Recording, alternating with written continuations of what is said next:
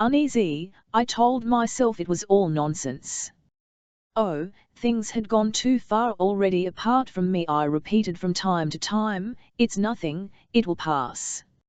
I shall get over it. I shall make up for this somehow, I've 50 years before me. But yet the idea haunted me. Part 2. Chapter 1. I pass over an interval of almost 2 months. The reader need not be uneasy, everything will be clear from the latter part of my story. I start again from the 15th of November, a day I remember only too well for many reasons. To begin with, no one who had known me 2 months before would have recognized me, externally anyway, that is to say, anyone would have known me but would not have been able to make me out. To begin with, I was dressed like a dandy. The conscientious and tasteful Frenchman, whom Versilov had once tried to recommend me, had not only made me a whole suit, but had already been rejected as not good enough.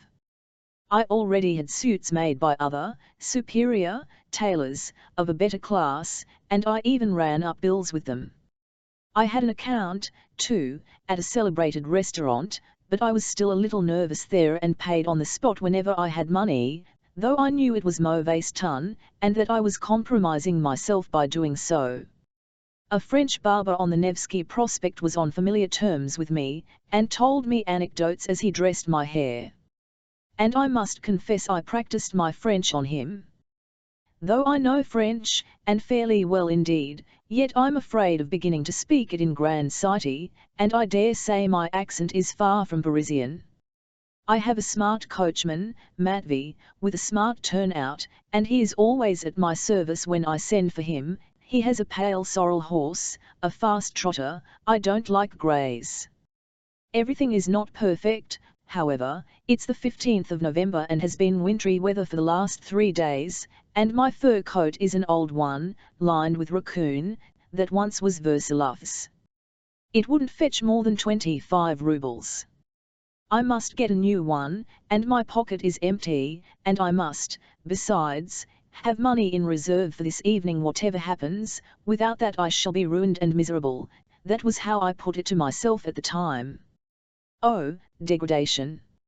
There had these thousands come from, these fast trotters, these expensive restaurants. How could I all at once change like this and forget everything? Shame! Reader, I am beginning now the story of my shame and disgrace, and nothing in life can be more shameful to me than these recollections. I speak as a judge, and I know that I was guilty. Even in the whirl in which I was caught up, and though I was alone without a guide or counsellor, I was, I swear, conscious of my downfall, and so there's no excuse for me.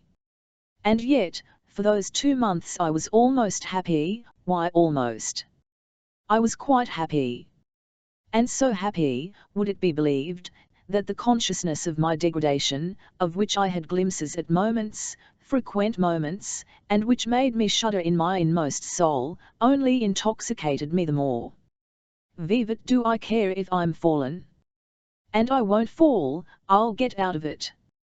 I have a lucky star. I was crossing a precipice on a thin plank without a rail, and I was pleased at my position, and even peeped into the abyss. It was risky and it was delightful. And my idea later, the idea would wait. Everything that happened was simply a temporary deviation. Why not enjoy oneself? That's what was amiss with my idea. I repeat, it admitted of all sorts of deviations. If it had not been so firm and fundamental I might have been afraid of deviating. And meanwhile I kept on the same humble lodging. I kept it on, but I didn't live in it. There I kept my trunk, my bag, and my various properties. But I really lived with Prince Sergei. I spent my days there and I slept there at night. And this went on for weeks. How this came to pass I'll tell in a minute, but meanwhile I will describe my little lodging. It was already dear to me. Versilov had come to see me there of himself, first of all after our quarrel, and often subsequently. I repeat, this was of shame but of great happiness. Yes, and everything at that time was so successful and so smiling. And what was all that depression in the past about? I wondered in some ecstatic moments, why those old painful self-lacerations, my solitary and gloomy childhood, my foolish dreams under my quilt, my vows, my calculations, even my idea? I imagined and invented all that, and it turns out that the world's not like that at all. See how happy and gay I am. I have a father, Versilov, I have a friend, Prince Sergei, I have besides, but that besides we'll leave. Alas, it was all done in the name of love, magnanimity, honor, and afterwards it turned out hideous, shameless and ignominious. Enough. He came to see me for the first time 3 days after our rupture. I was not at home, and he waited for me. Though I had been expecting him every day, when I went into my tiny cupboard of a room there was a mist before my eyes, and my heart beat so violently that I stopped short in the doorway. Fortunately my landlord was with him, having thought it necessary to introduce himself at once, that the visitor might not be bored with waiting. He was eagerly describing something to Versilov. He was a titular councillor, a man about 40, much disfigured by smallpox, very poor, and burdened with a consumptive wife and an invalid child. He was of a very communicative and unassuming character, but not without tact. I was relieved at his presence, which was a positive deliverance for me, for what could I have said to Versilov?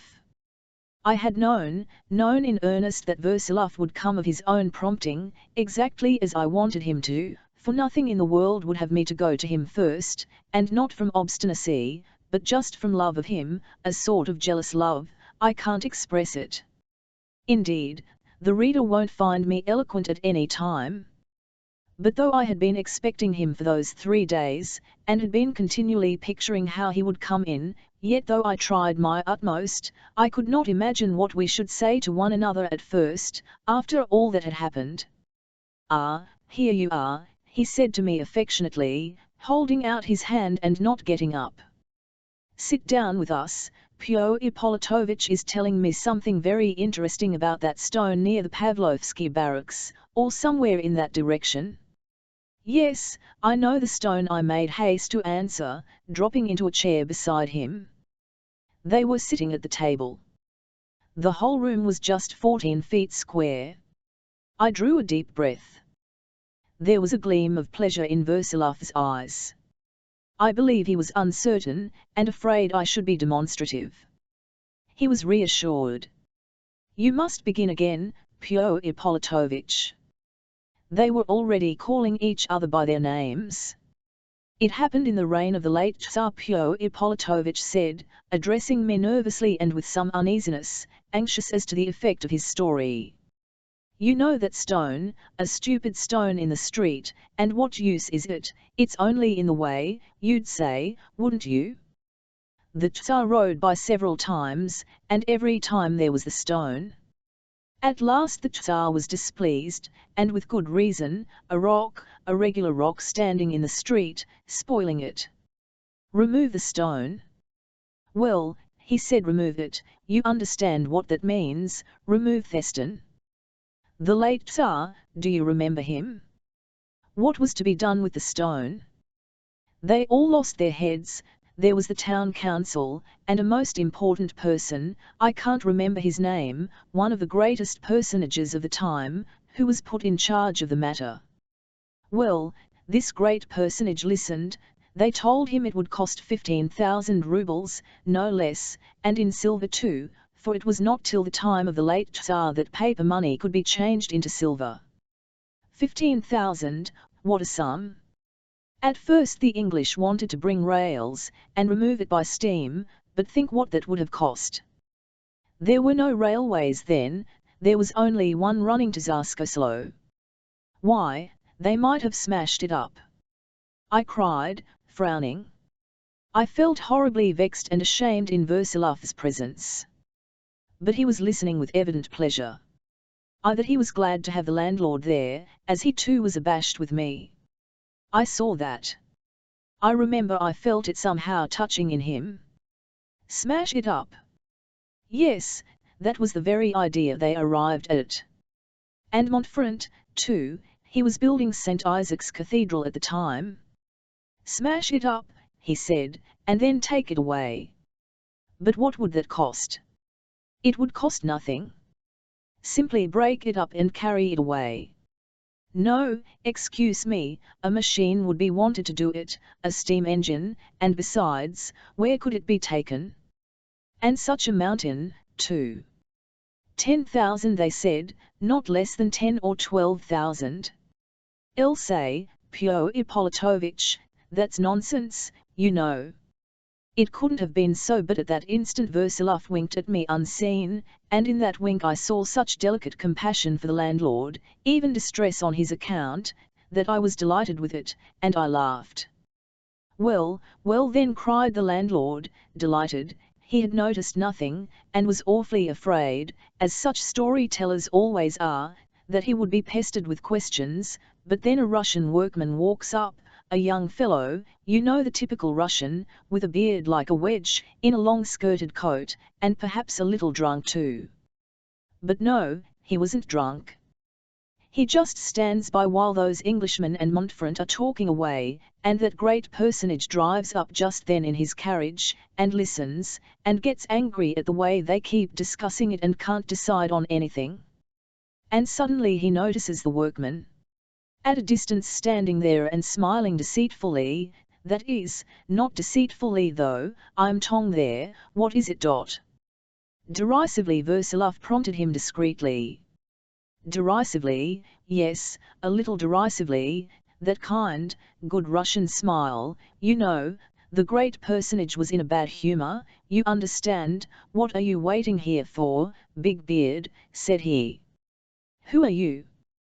Why, I'm looking at this stone here, your highness, says he.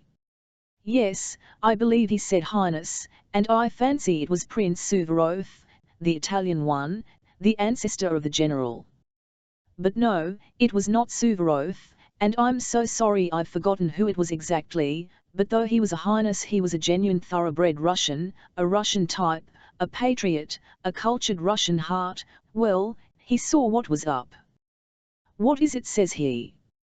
Do you want to take away the stone? What are you sniggering about? At the Englishmen, chiefly, your highness. They ask a prodigious price because the Russian purse is fat, and they've nothing to eat at home. Let me have 100 rubles, your highness, says he, by tomorrow evening we 11 move the stone. Can you imagine such a proposition? The English, of course, are ready to devour him, Montfort laughs. But that highness with the pure Russian heart says, give him 100 rubles. But surely you won't remove it, says he. Tomorrow evening, your highness, whem have it on the move, says he. But how will you do it? If you 11 excuse me, your highness, that's our secret, he says, and in that Russian way, you know. It pleased him, hey, give him anything he wants. And so they left it. What would you suppose he did? The landlord paused, and looked from one to the other with a face full of sentiment. I don't know, said Versilov, smiling. I scowled. Well, I'll tell you what he did, said the landlord, with as much triumph as though it were his own achievement. He hired some peasants with spades, simple Russians, and began digging a deep hole just at the edge of it. They were digging all night. They dug an immense hole as big as the stone and just about 1.5 inches, and when they dug it out he told them to dig out the earth from under the stone, cautiously, little by little. Well, naturally, as they dug the earth away the stone had nothing to stand upon, it began to overbalance, and as soon as it began to shake they pushed with their hands upon the stone, shouting hurrah, in true Russian style, and the stone fell with a crash into the hole. Then they shoveled earth on it, rammed it down with a mallet, paved it over with little stones.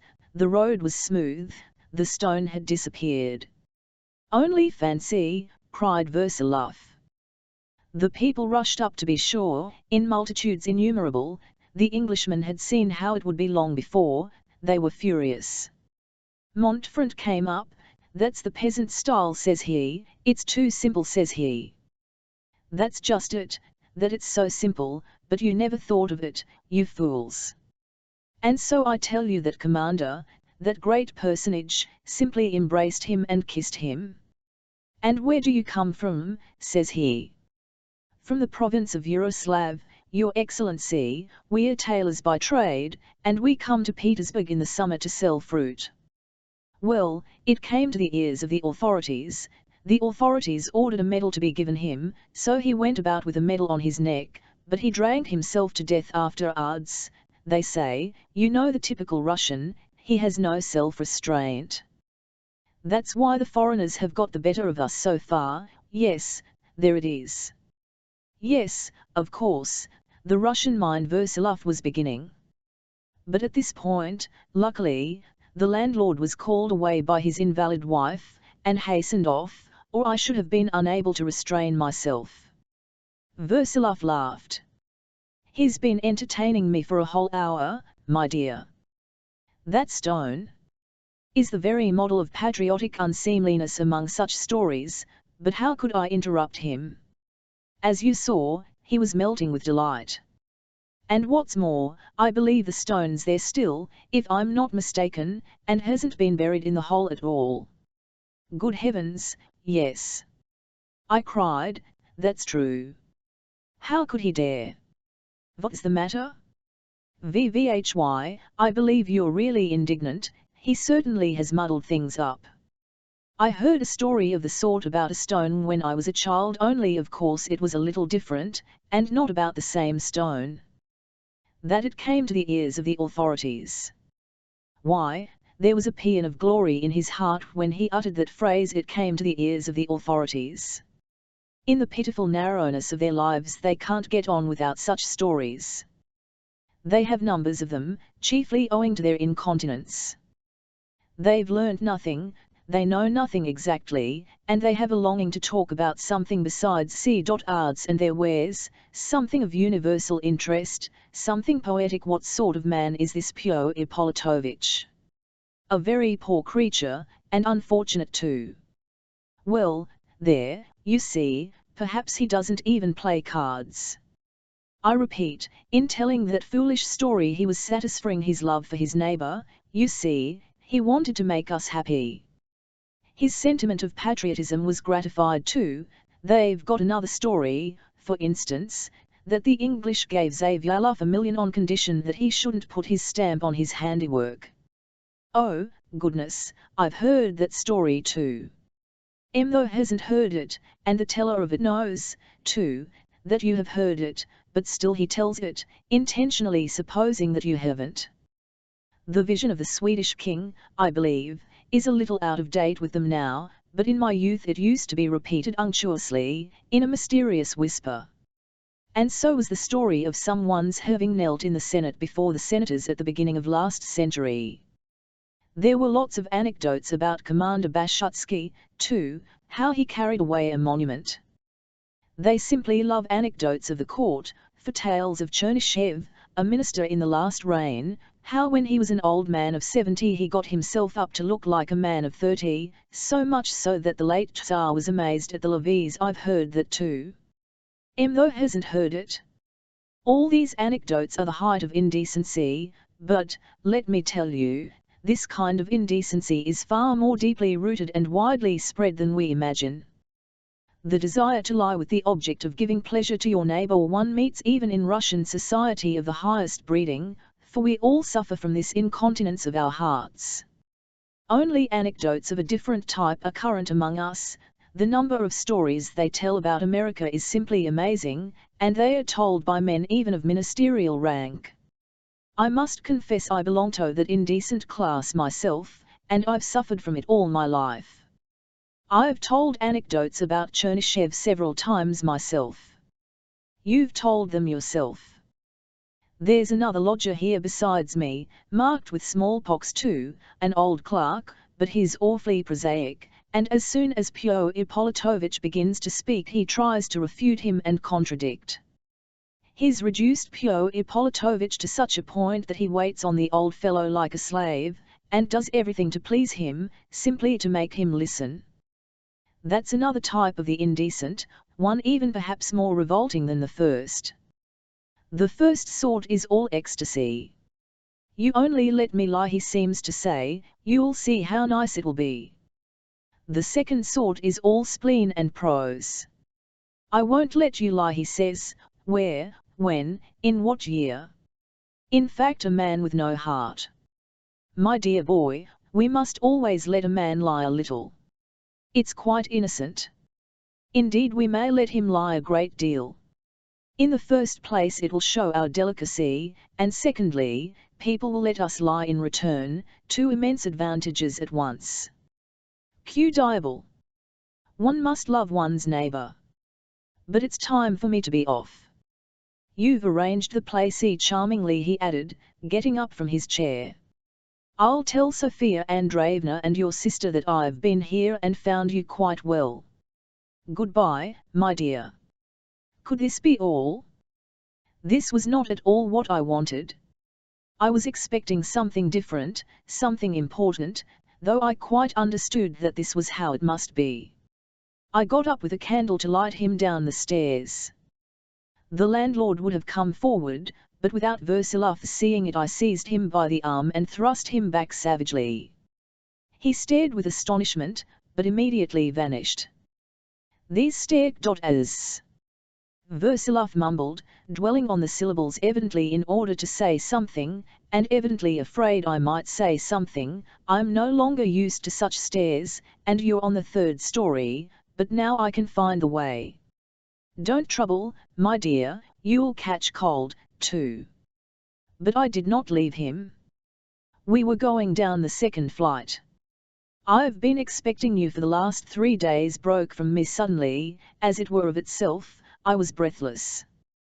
Thank you, my dear. I knew you'd be sure to come. And I knew that you knew I should be sure to come. Thank you, my dear. He was silent. We had reached the outer door, and I still followed him. The door, the wind rushing in, blew out my candle. Then I clutched his hand. It was pitch dark. He started but said nothing. I stooped over his hand and kissed it greedily several times, many times. My darling boy, why do you love me so much, he said, but in quite a different voice. His voice quivered, there was a ring of something quite new in it, as though it were not he who spoke. I tried to answer something, but couldn't, and ran upstairs. He stood waiting where he was, and it was only when I was back in the flat that I heard the front door open and shut with a slam. I slipped by the landlord, who turned up again, and went into my room, fastened the latch, and without lighting the candle threw myself on my bed, buried my in the pillow and cried and cried. It was the first time I had cried since I was at Touchard's. My sobs were so violent, and I was so happy, but why describe it? I write this now without being ashamed of it, for perhaps it was all good, in spite of its absurdity. But didn't I make him suffer for it? I became frightfully overbearing. There was no reference to this scene between us afterwards. On the contrary, we met 3 days later as though nothing had happened. What's more, I was almost rude that evening, and he too seemed rather dry. This happened in my room again. For some reason I had not been to see him in spite of my longing to see my mother. We talked all this time, that is throughout these 2 months, only of the most abstract subjects. And I can't help wondering at it, we did nothing but talk of abstract subjects, of the greatest interest and of vast significance for humanity, of course, but with no bearing whatever on the practical position. Yet many, many aspects of the practical position needed, and urgently needed, defining and clearing up, but of that we did not speak. I did not even say anything about my mother or Lisa or indeed about myself and my whole history.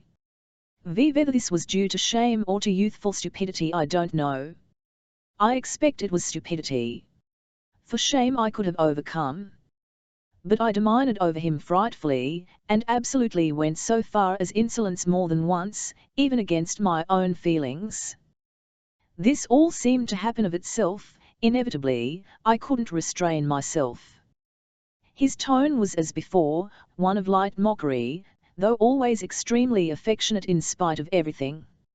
I was struck, by the fact that he preferred coming to me, so that at last I very rarely went to see my mother, not more than once a week, especially towards the latter part of the time, as I became more and more absorbed in frivolity. He used always to come in the evenings, to sit and chat with me. He was very fond of talking to the landlord too, which enraged me in a man like him. The idea struck me that he might have nowhere to go except to see me. But I knew for a fact that he had acquaintances, and that he had, indeed, of late renewed many of his old ties in society, which he had dropped the year before. But he did not seem to be particularly fascinated by them, and seemed to have renewed many of them simply in a formal way. He preferred coming to see me. I was sometimes awfully touched by the timid way in which he almost always my door, and for the first minute looked with strange anxiety into my eyes. "Am I in the way?" he seemed to ask. "Tell me, and I'll go." He even said as much sometimes. Once, for instance, towards the end he came in when I had just put on a suit, brand new from the tailor's, and was just setting off to Prince Sergei's, to go off somewhere with him, where, I will explain later. He sat down without noticing that I was on the point of going out. He showed at moments a remarkable absence of mind. As luck would have it, he began to talk of the landlord. I fired up. "Oh, damn the landlord." "Ah, my dear," he said, getting up, "I believe you're going out and I'm hindering you. Forgive me, please." And he meekly hastened to depart. Such meekness towards me from a man like him, a man so aristocratic and independent, who had so much individuality, at once stirred in my heart all my tenderness for him, and trust in him. But if he loved me so much, why did he not check me at the time of my degradation? If he had said one word I should perhaps have pulled up. Though perhaps I should not. But he did see my foppery, my flaunting swagger, my smart matvey. I wanted once to drive him back in my sledge, but he would not consent, and indeed it happened several times that he refused to be driven in it. He could see I was squandering money, and he said not a word, not a word. He showed no curiosity even. I'm surprised at that to this day, even now. And yet I didn't stand on ceremony with him, and spoke openly about everything, though I never gave him a word of explanation. He didn't ask and I didn't speak. Yet on 2 or 3 occasions we did speak on the money question. I asked him on one occasion, soon after he renounced the fortune he had won, how he was going to live now. "Somehow, my dear," he answered with extraordinary composure. "I know now that more than half of Tatiana Pavlovna's little capital of 5,000 rubles has been spent on Versilov during the last 2 years. Another time it somehow happened that we talked of my mother. My dear boy," he said mournfully, "I used often to say to Sophia Andreevna at the beginning of our life together, though indeed I've said it in the middle and at the end too, my dear, I worry you and torment you, and I don't regret it as long as you're before me, but if you were to die I know I should kill myself to atone for it." I remember, however, that he was particularly open that evening. If only I were a weak-willed nonentity and suffered from the consciousness of it. But you see that's not so. I know I'm exceedingly strong, and in what way do you suppose? Why, just in that spontaneous power of accommodating myself to anything whatever, so characteristic of all intelligent Russians of our generation. There's no crushing me, no destroying me, no surprising me. I've as many lives as a cat. I can with perfect convenience experience 2 opposite feelings at one and the same time, and not, of course, through my own will. I know, nevertheless, that it's dishonorable just because it's so sensible. I've lived almost to 50, and to this day I don't know whether it's a good thing I've gone on living or not. I like life, but that follows as a matter of course. But for a man like me to love life is contemptible. Of late there has been a new movement, and the crafts won't accommodate themselves to things, and shoot themselves. But it's evident that the crafts are stupid. We, to be sure, are clever, so that one can draw no parallel, and the question remains open anyway. And can it be that the earth is only for such as we? In all probability it is, but the idea is a comfortless one. However, the question remains open, anyway. He spoke mournfully, and yet I didn't know whether he was sincere or not. He always had a manner which nothing would have made him drop. Then I besieged him with questions. I fell upon him like a starving man on bread. He always answered me readily and straightforwardly, but in the end always went off into the widest generalizations, so that in reality one could draw no conclusions from it. And yet these questions had worried me all my life, and I frankly confess that even in Moscow I had put off settling them till I should meet him in Petersburg. I told him this plainly, and he did not laugh at me. On the contrary, I remember he pressed my hand. On general politics and social questions I could get nothing out of him, and yet in connection with my idea those subjects troubled me more than anything. Of men like Dergachev I once drew from him the remark that they were below all criticism, but at the same time he added strangely that he reserved the right of attaching no significance to his opinions. For a very long time he would say nothing on the question how the modern state would end, and how the social community would be built up anew, but in the end I literally wrenched a few words out of him. "I'll imagine that all that will come about in a very commonplace way," he said once. Simply Matin, in spite of all the balance sheets on budget days, and the absence of deficits, all the states without exception will be unable to pay, so that they'll all be landed in general bankruptcy. At the same time all the conservative elements of the whole world will rise up in opposition to everything, because they will be the bondholders and creditors, and they won't want to allow the bankruptcy. Then, of course, there will follow a general liquidation, so to speak. The Jews will come to the fore and the reign of the Jews will begin, and then all those who have never had shares in anything, and in fact have never had anything at all, that is all the beggars, will naturally be unwilling to take part in the liquidation.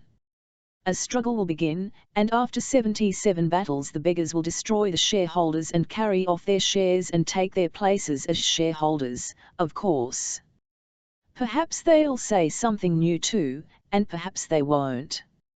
Most likely they'll go bankrupt further than that. My dear boy, I can't undertake to predict the destinies by which the face of this world will be changed. Look in the apocalypse though. But can it all be so materialistic? Can the modern world come to an end simply through finance? Oh, of course, I've only chosen one aspect of the picture, but that aspect is bound up with the whole by indissoluble bonds, so to speak. What is to be done? Oh dear, don't be in a hurry, it's not all coming so soon. In any case, to do nothing is always best. One's conscience is at rest anyway, knowing that one's had no share in anything. Do stop that, talk sense. I want to know what I'm to do and how I'm to live. What you are to do, my dear. Be honest, never lie, don't covet your neighbor's house. In fact, read the 10 Commandments, it's written there once for all. Don't talk like that, all that's so old, and besides it's all words. I want something real.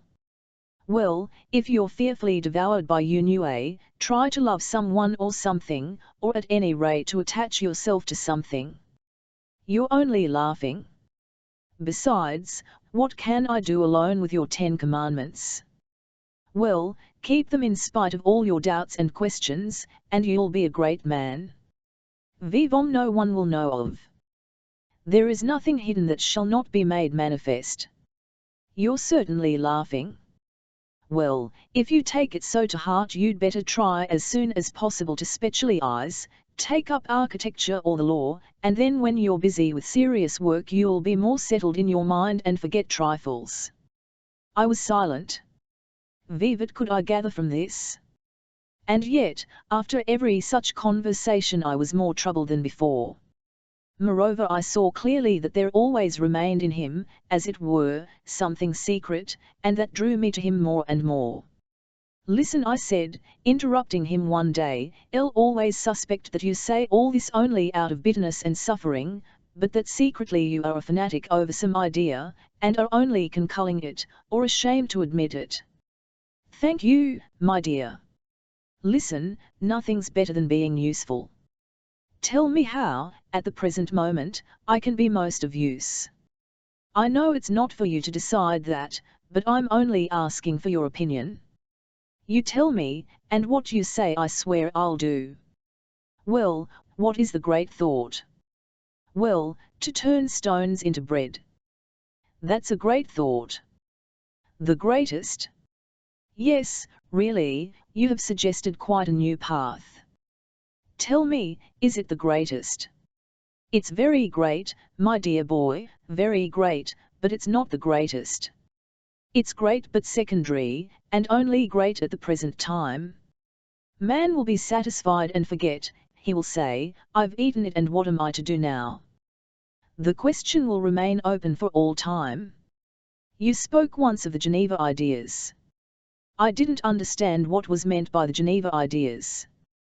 The Geneva idea is the idea of virtue without Christ, my boy, the modern idea, or, more correctly, the ideas of all modern civilization. In fact, it's one of those long stories which it's very dull to begin, and it will be a great deal better if we talk of other things, and better still if we're silent about other things. You always want to be silent. My dear, remember that to be silent is good, safe, and picturesque. Picturesque. Of course. Silence is always picturesque, and the man who is silent always looks nicer than the man who is speaking. Talking as we do is no better than being silent. Damn such picturesqueness, and still more damn such profitableness. My dear, he said suddenly, rather changing his tone, speaking with real feeling and even with a certain insistence, I don't want to seduce you from your ideals to any sort of bourgeois virtue. I'm not assuring you that happiness is better than heroism, on the contrary, heroism is finer than any happiness, and the very opacity for it alone constitutes happiness. That's a settled thing between us.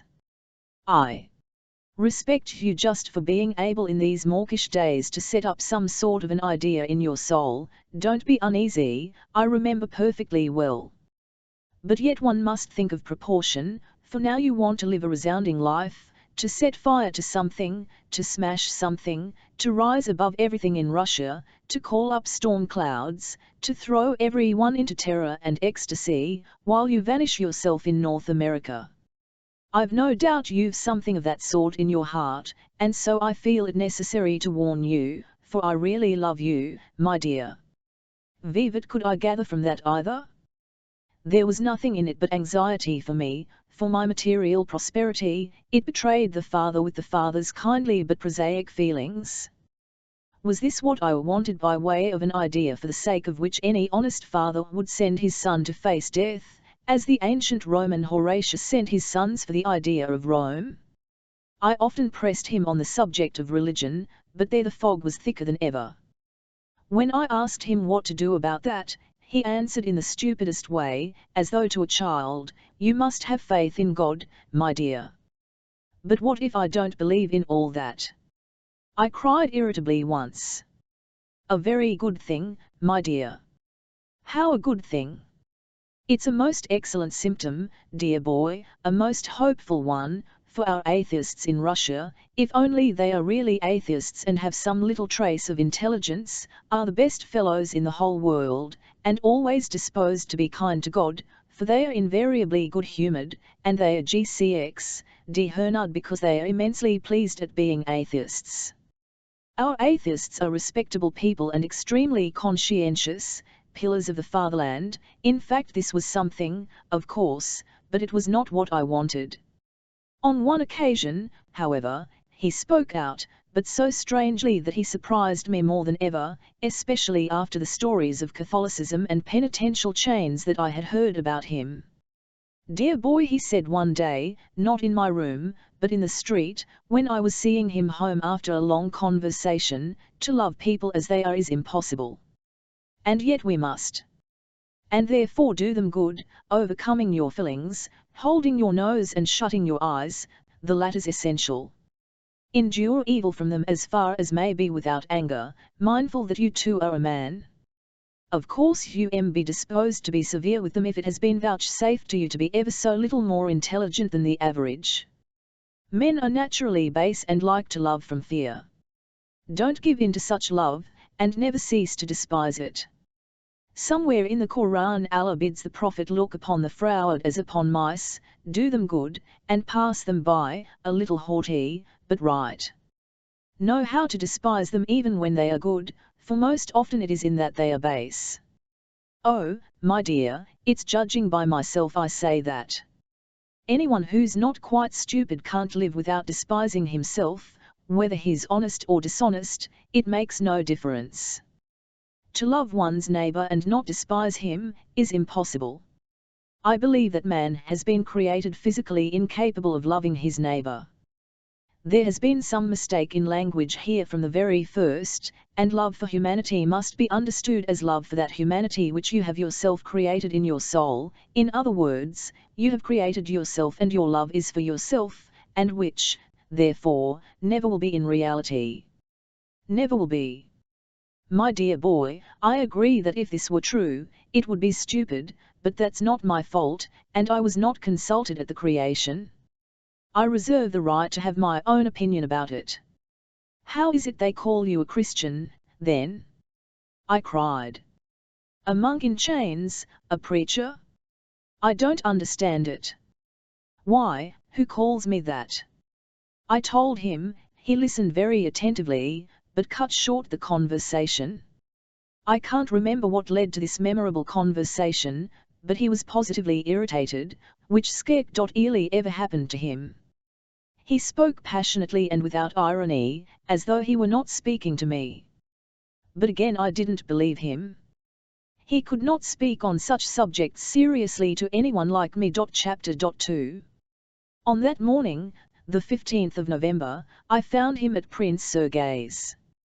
I had brought the prince and him together, but they had ties apart from me, I mean the affair abroad, and all that. Moreover, the prince had promised to divide the disputed fortune with him, giving him a third, which would mean 20,000 at least. I remember at the time I thought it awfully strange that he was giving him only a third and not the full half, but I said nothing. Prince Sergei gave this promise of his own accord. Versilov had not said a syllable to suggest it, had not dropped a hint. Prince Sergei came forward himself and Versilov only let it pass in silence, never once alluded to it, and showed no sign that he had the least recollection of a promise. I may mention, by the way, that Prince Sergei was absolutely enchanted with him at first and still more with the things he said. He fell into positive raptures about him, and several times expressed his feelings to me. Sometimes when he was alone with me he exclaimed about himself, almost with despair, that he was so ill-educated, that he was on the wrong track. Oh, we were still so friendly then. I kept trying to impress Versilov with Prince Sergei's good points only, and excused his defects though I saw them myself, but Versilov listened in silence, or smiled. If he has faults he has at least as many virtues as defects. I once exclaimed to Versilov when I was alone with him. Goodness, how you flatter him, he said laughing. How do I flatter him? I said, not understanding. As many virtues. Vvhy he must be a saint if he has as many virtues as defects. But, of course, that was not his opinion. In general he avoided speaking of Prince Sergei at that time, as he did indeed of everything real, but of the prince particularly. I suspected, even then, that he went to see Sergei without me, and that they were on rather peculiar terms, but I did not go into that. I was not jealous either at his talking to him more seriously than to me, more sensitively, so to speak, with less mockery. I was so happy at the time that I was actually pleased at it. I explained it too by Prince Sergei's being of rather limited intelligence, and so being fond of verbal exactitude, some jests he absolutely failed to see. But of late he had, as it were, begun to emancipate himself. His feelings for Versilov seemed beginning to change. Versilov with his delicate perception noticed it. I may mention at this point that Prince Sergei's attitude to me, too, became different at the same time, rather too obviously, in fact. Only the lifeless forms of our warm earlier relations were maintained. Yet I went on going to see him, I could not indeed help it, having once been drawn into it. Oh, how clumsy and inexperienced I was then, it is almost beyond belief that mere foolishness of heart could have brought anyone to such humiliation and lack of perception. I took money from him and thought that it didn't matter, that it was quite right. Yet that is not true, even then I knew that it was not right, but it was simply that I thought very little about it. I did not go to the prince to get money, though I needed the money so much. I knew I did not go for the sake of the money, but I realized that I went every day to borrow money. But I was in a whirl then, and besides all that I had something very different in my soul, it was singing with joy. Then I went in at 11 o'clock in the morning. I found Versilov just finishing a long tirade. Prince Sergei was walking about the room listening, and Versilov was sitting down. Prince Sergei seemed in some excitement. Versilov was almost always able to work him into a state of excitement. He was exceedingly impressionable, to a degree of simplicity, indeed, which had often made me look down on him. But, I repeat, of late I had detected in him something like a resentful sneer. He stopped short, seeing me, and a quiver seemed to pass over his face. I knew in my heart to what to attribute the shadow over him that morning, but I had not expected that his face would be so distorted by it. I knew that he had an accumulation of anxieties, but it was revolting that I didn't know more than a tenth part of them, the rest had been kept so far a dead secret from me. What made it stupid and revolting was that I often obtruded my sympathy on him, gave advice and often laughed condescendingly at his weakness at being so upset about such trifles. He used to be silent, but he must have detested me at those moments. I was in an utterly false position and had no suspicion of it. Oh, I call God to witness that of the chief trouble I had no suspicion. He courteously held out his hand to me, however. Versilov nodded, without interrupting himself. I stretched myself on the sofa. My tone and manners were horrible at that time. My swagger went even further. I used to treat his acquaintances as though they were my own. Oh, if it could only be done all over again, I should know how to behave very differently. 2 words, that I may not forget. Prince Sergei was still living in the same flat, but now occupied almost the whole of it. Stendhal, whose flat it was, after staying only a month, had gone away again. They were talking of the aristocracy. I may mention that Prince Sergei grew sometimes much excited over this subject in spite of his progressive notions. I suspect indeed that many of his misdoings had their source and origin in this idea. Attaching great significance to his princely rank, he threw money away in all directions although he was a beggar, and became involved in debt. Versilov had more than once hinted that this extravagance was not the essence of princeliness, and tried to instill into him a higher conception of it, but Prince Sergei had begun to show signs of resentment at being instructed. Evidently there had been something of the same sort that morning, but I hadn't arrived in time for the beginning of it. Versilov's words struck me at first as reactionary, but he made up for that later on. The word honor means duty, he said. It'll only give the sense as far as I remember it, when the upper class rules in a state the country is strong. The upper class always has its sense of honor, and its code of honor, which may be imperfect but almost always serves as a bond and strengthens the country, an advantage morally and still more politically. But the slaves, that is all those not belonging to the ruling class, suffer. They are given equal rights to prevent their suffering. That's what has been done with us, and it's an excellent thing. But in all experience so far, in Europe that is to say, a weakening of the sense of honor and duty has followed the establishment of equal rights. Egoism has replaced the old consolidating principle and the whole system has been shattered on the rock of personal freedom. The emancipated masses, left with no sustaining principle, have ended by losing all sense of cohesion, till they have given up defending the liberties they have gained. But the Russian type of aristocrat has never been like the European nobility. Our nobility, even now that it has lost its privileges, might remain the leading class as the upholders of honor, enlightenment, science, and higher culture, and, what is of the greatest importance, without cutting themselves off into a separate caste, which would be the death of the idea. On the contrary, the entrance to this class has been thrown open long ago among us, and now the time has come to open it completely. Let every honorable and valiant action, every great achievement in science enable a man to gain the ranks of the highest class. In that way the class is automatically transformed into an assembly of the best people in a true and literal sense, not in the sense in which it was said of the privileged caste in the past. In this new, or rather renewed form, the class might be retained. The prince smiled. What sort of an aristocracy would that be? It's some sort of Masonic lodge you're sketching, not an aristocracy. Prince Sergei had been, I repeat, extremely ill-educated. I turned over with vexation on the sofa, though I was far from agreeing with Versilov. Versilov quite understood that the prince was sneering. I don't know in what sense you talk of a Masonic lodge, he answered. Well, if even a Russian prince recoils from such an idea, no doubt the time for it has not arrived.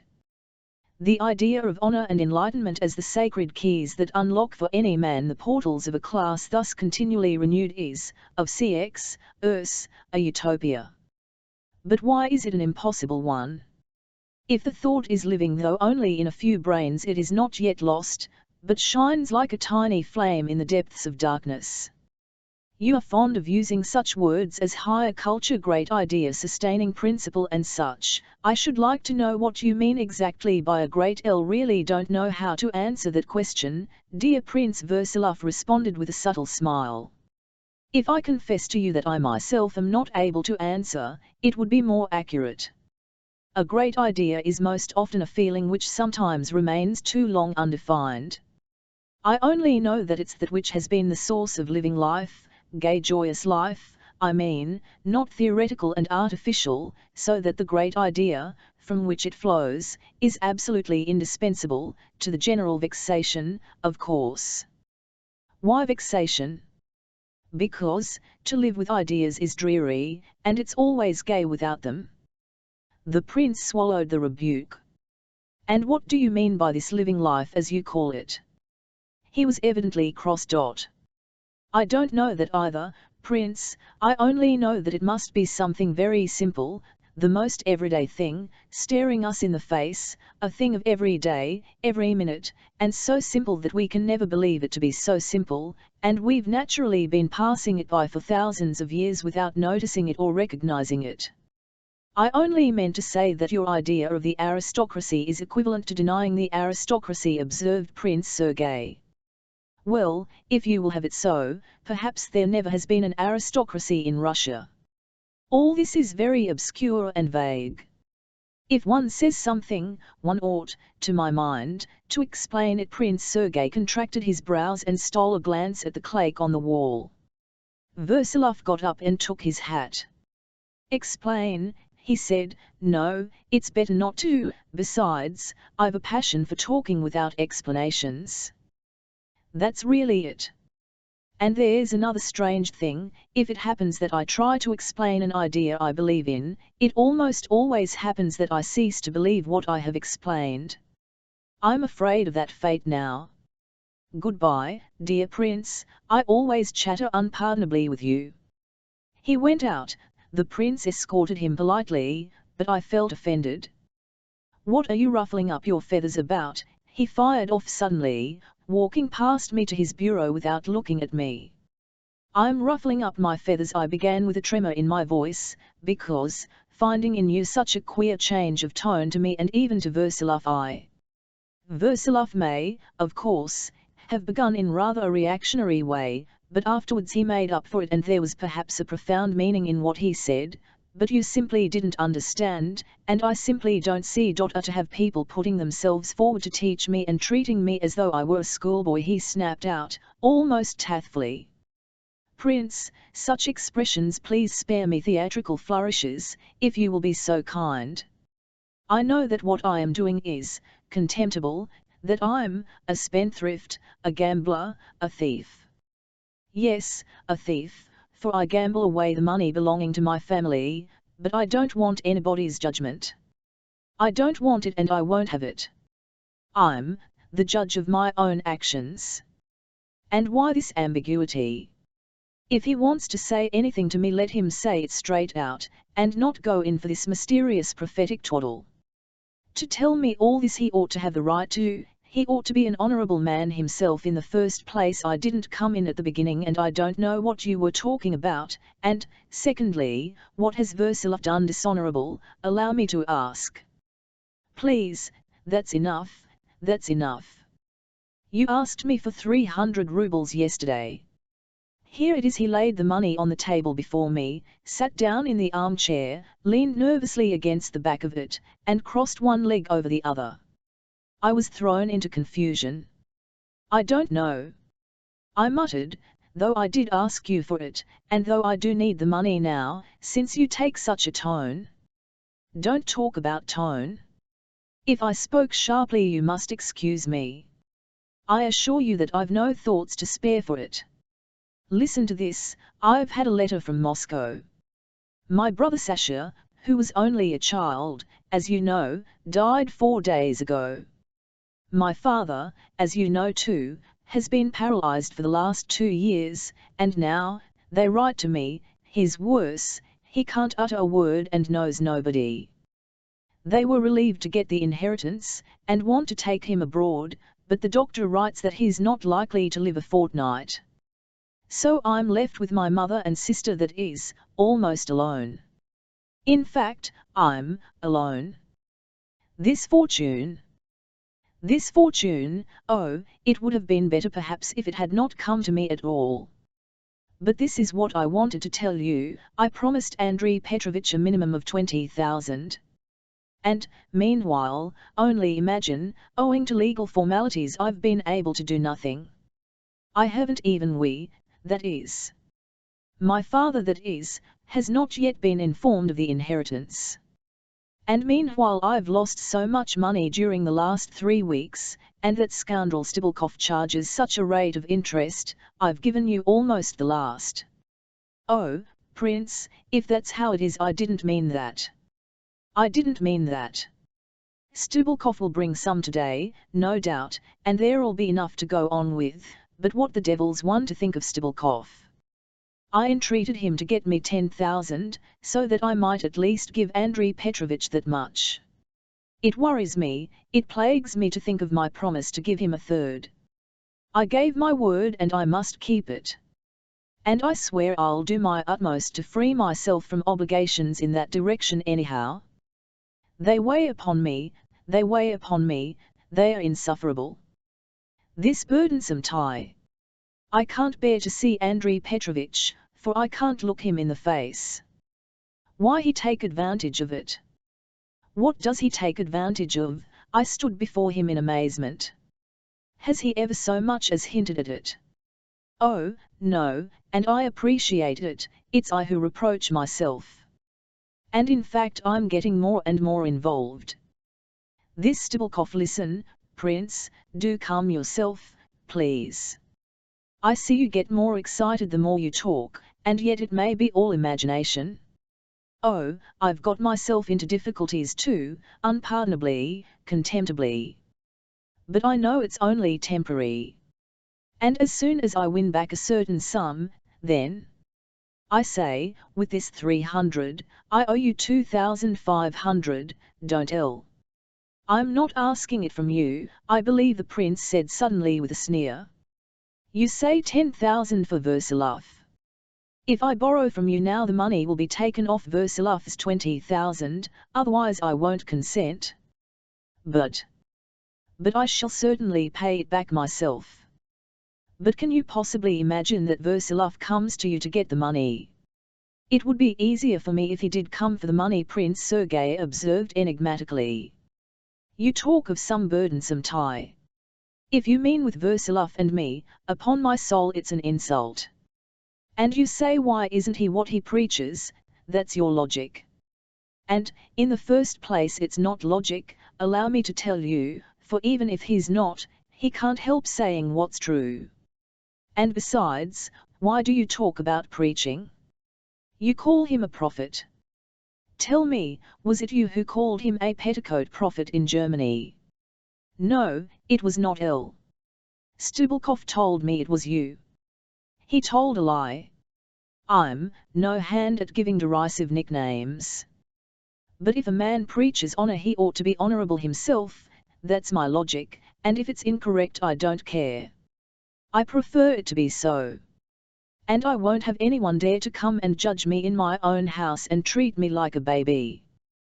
That's enough, he shouted, waving his hand to stop me. At last. The door opened and Stubelkopf walked in. He was exactly the same, just as jauntily dressed, and squared his chest and stared into one's face as stupidly as ever, imagining that he was being very sly, and exceedingly well satisfied with himself. On this occasion he looked about him in a strange way on entering. There was a look of peculiar caution and penetration in his face, as though he wanted to guess something from our countenances. He instantly subsided, however, and his face beamed with a self-satisfied smile, that pardonably insolent smile, which was yet unspeakably repulsive to me. I had known for a long time that he was a great torment to Prince Sergei. He had come or twice when I was present. I too had had a transaction with him during that month, but on this occasion I was rather surprised at the way he came in.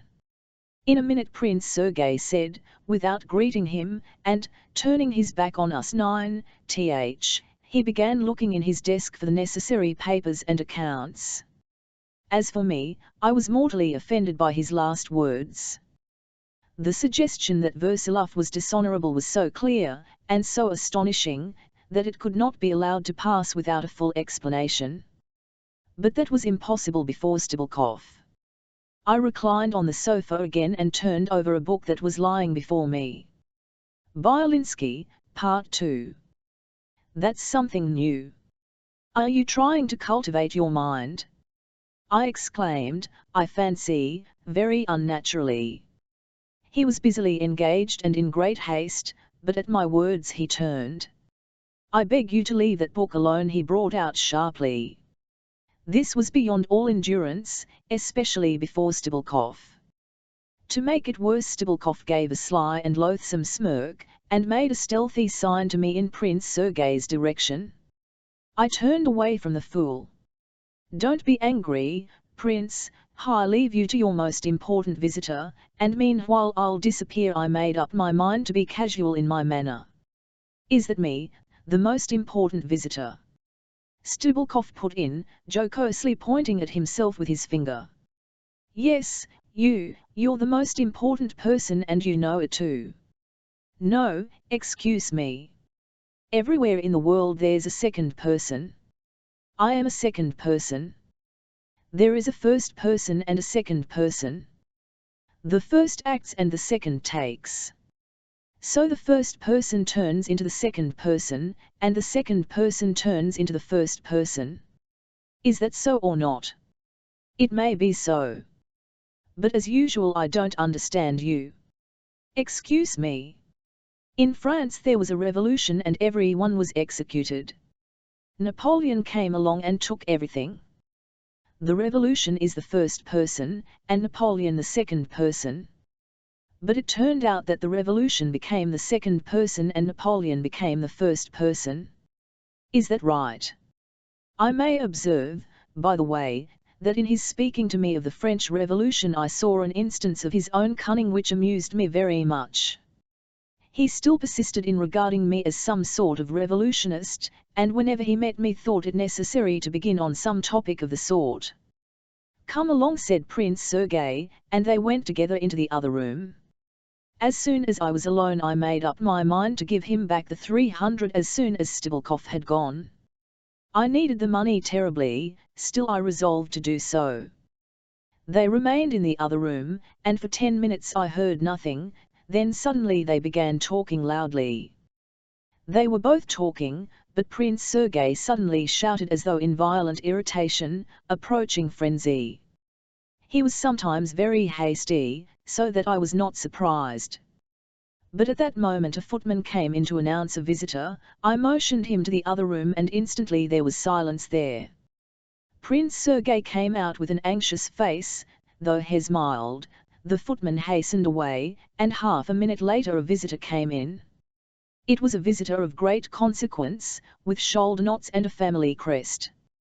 He was a gentleman not over 30, of high rank, and of a severe appearance. I may remark that Prince Sergei did not yet really belong to the highest circles in Petersburg. In spite of his passionate desire to do so, I was aware of this desire, and so he must have been glad to see a visitor like this. There had, as I knew, only been formed through great efforts on the part of Prince Sergei. The guest was returning Prince Sergei's visit, and unhappily came upon him at the wrong moment. I saw Prince Sergei look at Stebelkov with an agonized and hopeless expression, but Stebelkov encountered his eyes as though nothing whatever were the matter, and without the faintest idea of effacing himself, sat down on the sofa with a free and easy air and began passing his hand through his hair, probably to display his independence. He even assumed an important countenance. In fact he was utterly impossible. As for me, I knew, of course, how to behave, decently even then, and should never have disgraced anyone, but what was my amazement when I caught on Prince Sergei's face the same hopeless, miserable and vindictive look directed at me. He was ashamed of us both then, and put me on a level with Stebelkov. That idea drove me to fury. I lolled even more at my ease, and began turning over the leaves of the book, as though the position were no concern of mine. Stebelkov, on the contrary, bent forward open-eyed to listen to their conversation, probably supposing that this was a polite and affable thing to do. The visitor glanced once or twice at Stebelkov, and at me too, indeed. They talked of family news. This gentleman had at some time known Prince Sergei's mother, who was one of a distinguished family. From what I could gather, in spite of his politeness and the apparent good nature of his tone, the visitor was very formal and evidently valued his own dignity so highly as to consider a visit from him an honor to anyone whatever. Had Prince Sergei been alone, that is had we not been present, he would certainly have been more dignified and more resourceful. As it was, something tremulous in his smile, possibly an excess of politeness, and a strange absent-mindedness, betrayed him. They had hardly been sitting there 5 minutes when another visitor was announced, also of the compromising kind. I knew this one very well and had heard a great deal about him, though he did not know me at all. He was still quite a young man, though 23, who was handsome and elegantly dressed and at a fine house, but moved in distinctly doubtful circles. A year before he had been serving in one of the smartest cavalry regiments, but had been forced to give up his commission, and everyone knew for what reason. His relations had even advertised in the papers that they would not be responsible for his debts, but he still continued his profligate manner of life, borrowing money at 10% a month, playing desperately in gambling circles, and squandering his money on a notorious Frenchwoman. A week before, he had succeeded one evening in winning 12,000 rubles and was triumphant. He was on friendly terms with Prince Sergei. They often played together tête-à-tête, but Prince Sergei positively shuddered seeing him now. I noticed this from where I lay. This youth made himself at home everywhere, talked with noisy gaiety, saying anything that came into his head without restraint. And of course it could never have to him that our host was in such a panic over the impression his associates would make upon his important visitor. He interrupted their conversation by his entrance, and began at once describing his play on the previous day, before he had even sat down.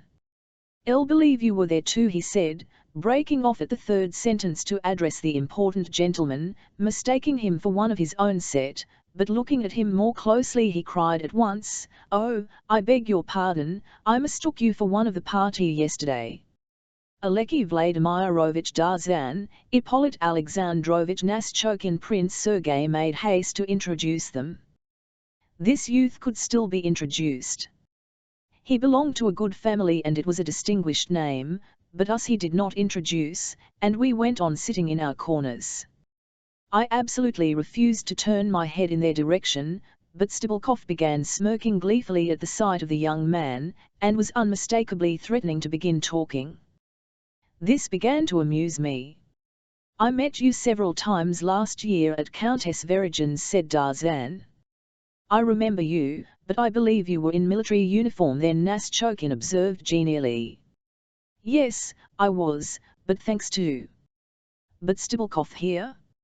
How does he come here?" "It's just thanks to these pretty gentlemen here that I'm not in the army now." He pointed to Stibulkov, and burst out laughing. Stibulkov laughed gleefully too, probably taking it as a compliment. Prince Sergei blushed and made haste to address a question to Nastchokin, and Tarzan, going up to Stibulkov, began talking of something very warmly, though in a whisper. "I believe you saw a great deal of Katerina Nikolaevna Armakov abroad?" the visitor asked Prince Sergei. "Oh yes, I knew her. I believe we shall soon be hearing of news about her. They say she's engaged to Baron Burning." "That's true," cried Tarzan. "Do you know it for a fact?"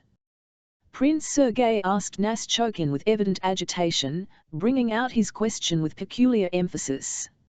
"I've been told so, and people are talking about it, but I don't know it for a fact." "Oh, it is a fact," said Tarzan, going up to him. "Dubasov told me so yesterday. He's always the first to know news like that." "Yes, and the prince ought to know." Nastchokin waited till Tarzan had finished, and turned to Prince Sergei again. "She's not very often seen now." "Her father has been ill for the last month," Prince Sergei observed dryly.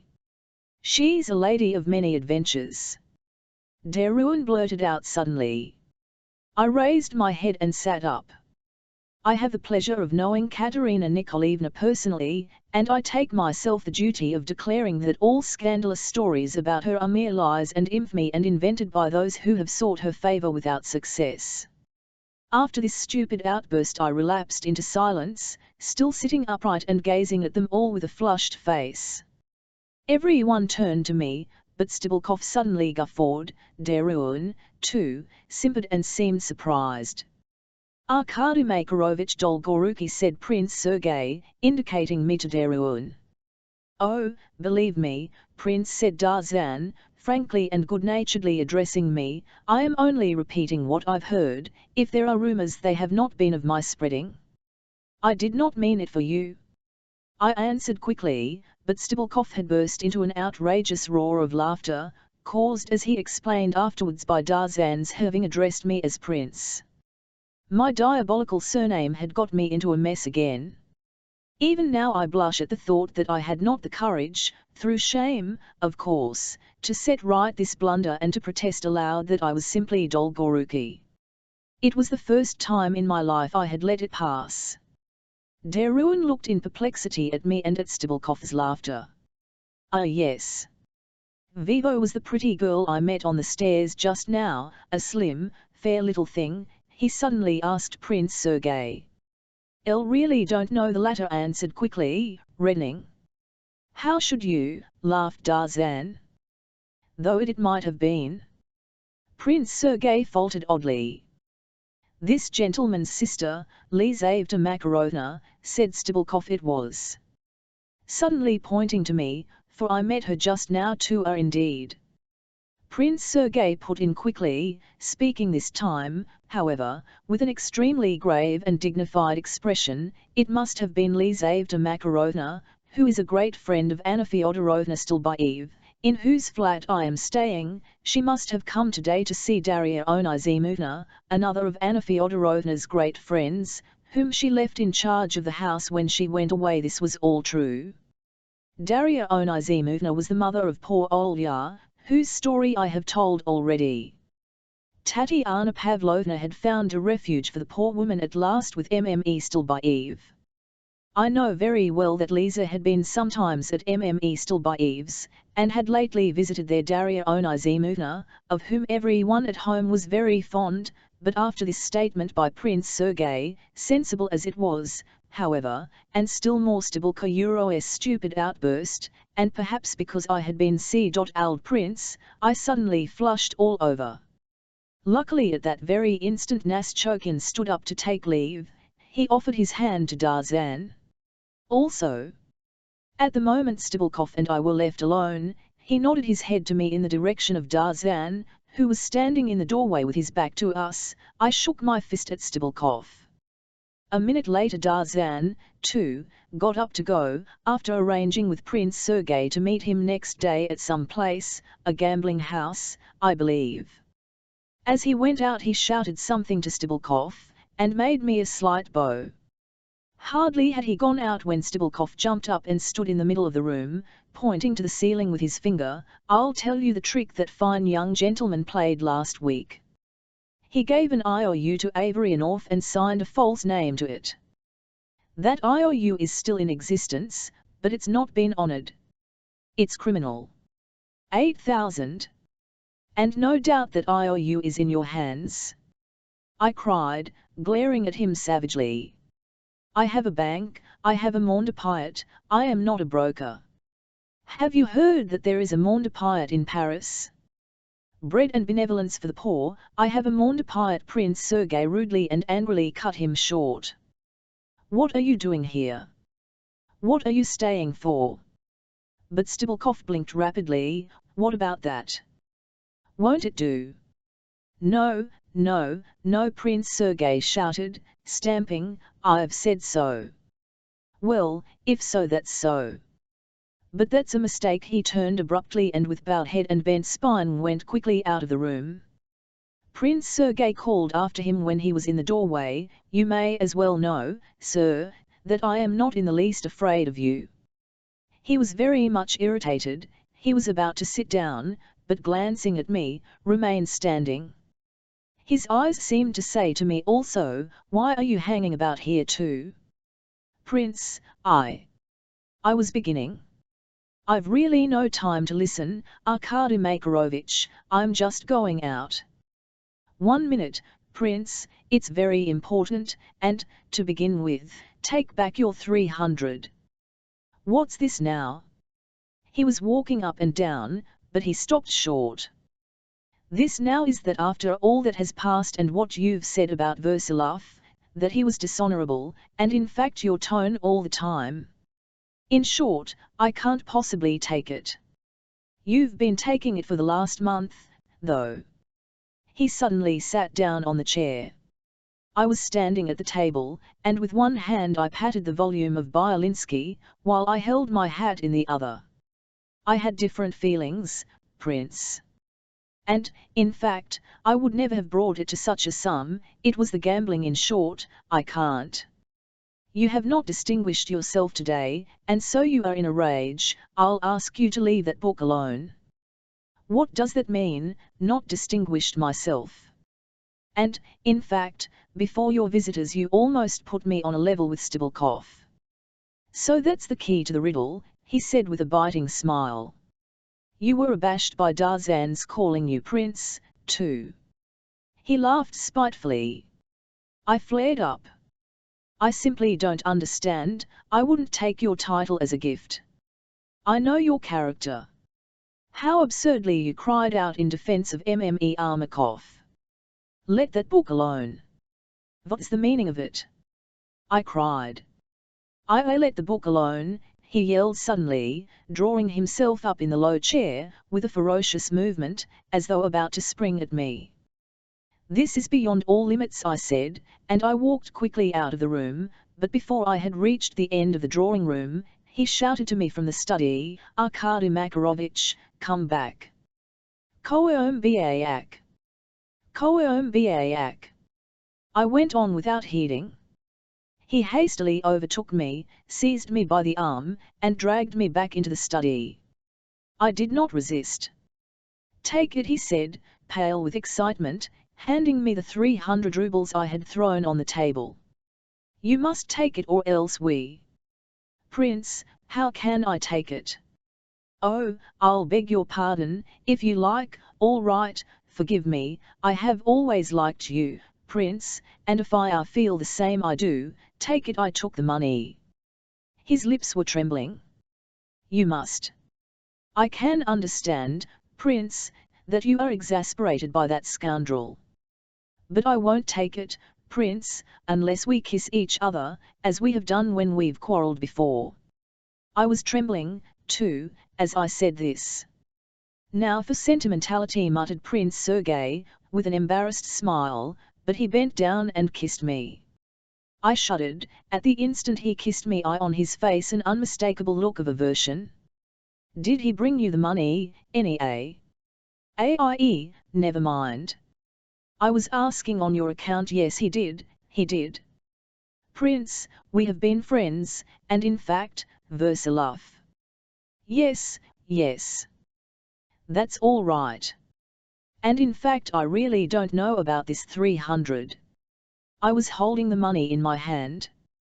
Take it, take it, he smiled again, but there was something very vicious in his smile.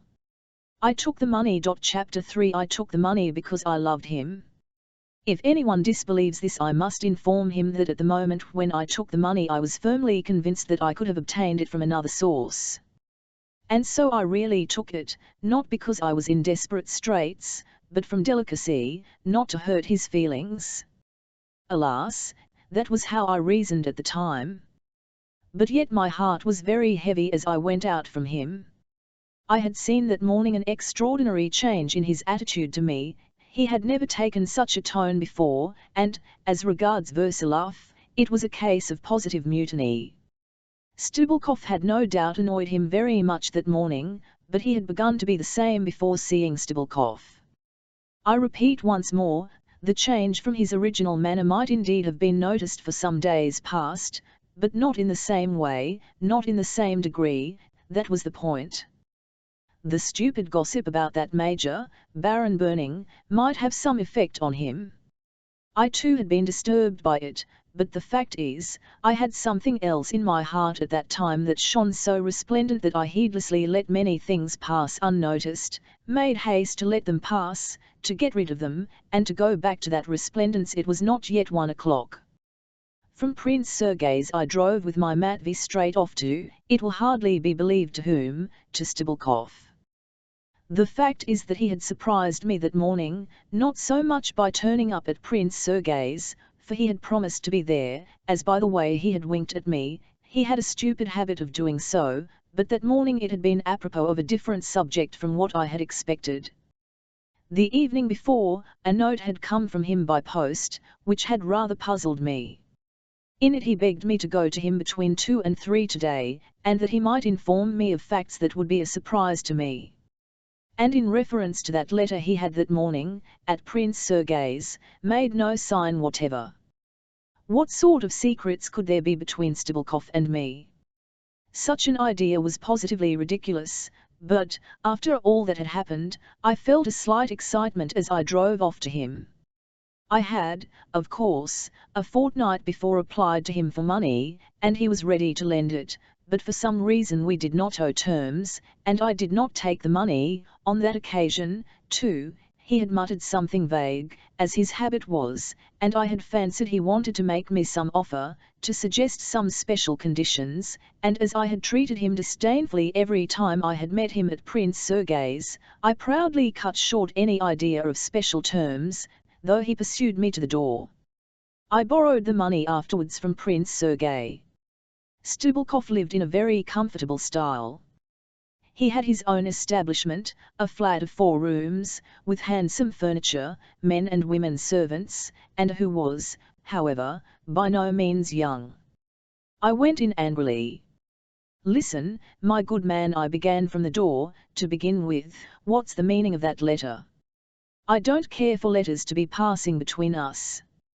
And why did you not make any statement you wanted to make at Prince Sergei's this morning? I was at your service.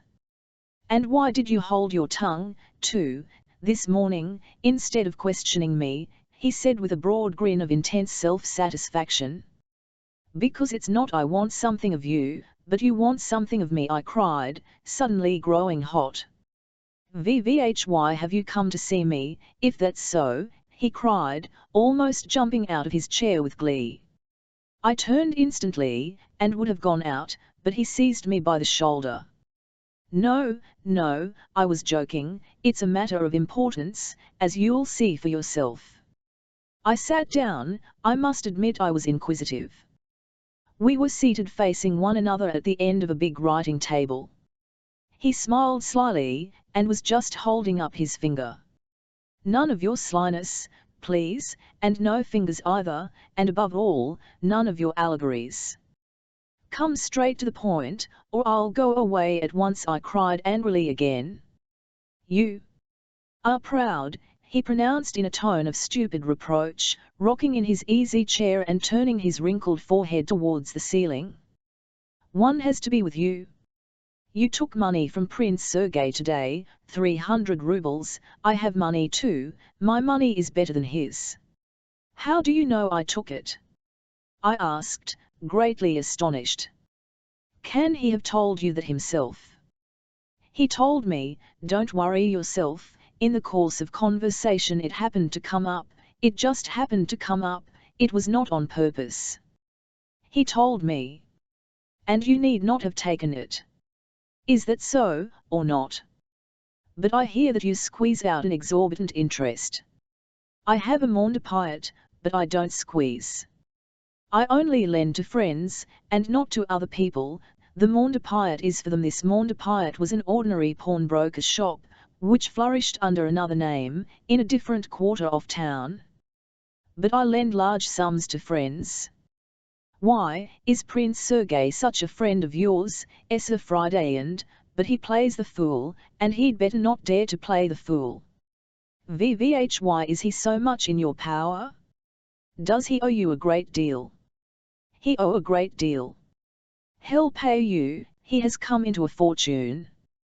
That is not his fortune, he owes money, and owes something else, too. The fortune's not enough. I'll lend to you without interest. As though I were a friend too. How have I earned that? I laughed. You will earn it. Again he rocked his whole person forward on a level with me, and was again holding up his fingers. Stubulkov. Speak without flourishing your fingers or I go. I say, he may marry Anna Andreevna, and he screwed up his left eye fiendishly. Listen, Stubulkov, your conversation is taking such a scandalous turn. How dare you utter the name of Anna Andreevna? Don't lose your temper. I am listening, though it's against the grain, for I see clearly you have something up your sleeve, and I want to find out what it is, but you may try impatience too far, Stubulkov. Don't be angry, don't be proud. Humble your pride a little and listen, and then you'll be proud again. You know, of course, about Anna Andreevna. The prince may make a match, you know, of course. I have heard of the idea, of course, I know all about it, but I have never spoken to Prince Sergei about it. I only know that the idea originated with old Prince Sokolsky, who is ill now, but I have never talked to him about it and I have had nothing to do with it. I tell you this, simply to make things clear. I will ask you in the first place, what is your object in mentioning it to me? And secondly, can Prince Sergei possibly discuss such subjects with you? He does not discuss them with me, he does not want to discuss them with me, but I mention them to him, and he does not want to listen. He shouted at me this morning. I should think so. I commend him. Old Prince Sokolsky will give Anna Andreevna a good dowry, she is a favourite. Then when the prince marries her, he'll repay me all the money he owes. And he will pay other debts as well. I'll certainly pay them. But now he has nothing to pay with. What do you want of me? To answer the great question, everywhere, you can find out anything. Oh, damnation, find out what, you are known everywhere, you go whether Prince Sergei wishes it, whether Anna Andreevna wishes it, whether the old prince wishes it. And you dare to propose that I should be your spy, and, for money. I burst out indignantly. Don't be too proud, don't be too proud, humble your pride only a little, only for 5 minutes. He made me sit down again. He was evidently not intimidated by my words or gestures, but I made up my mind to hear him out. I must find out quickly, because it will soon be too late. You saw how he swallowed the pill this morning, when the Efik mentioned the Baron for Mme Armakov. I certainly demeaned myself by listening further, but my curiosity was irresistibly aroused. Listen, you worthless fellow, I said resolutely. Though I'm sitting here listening, and allow you to speak of such persons, and even answer you, it's not in the least that I admit your right to do so. I simply see in it some peak.e of rascality, and in the first place, what hopes can Prince Sergei have in reference to Katerina Nikolaevna? None whatever, yet he is furious. That's untrue. Yes, he is. Mme Armakov is no go, then, now. He has lost that stake. Now he has only Anna Andreevna to fall back on. I will give you 2,000 without interest and without an IOU. Having delivered himself of this, he sat back in his chair, with a determined and important expression, and stared goggle-eyed at me. I too stared. You've a suit from Bolshaya Millionaire, you need money, you want money, my money's better than his. I will give you more than 2,000.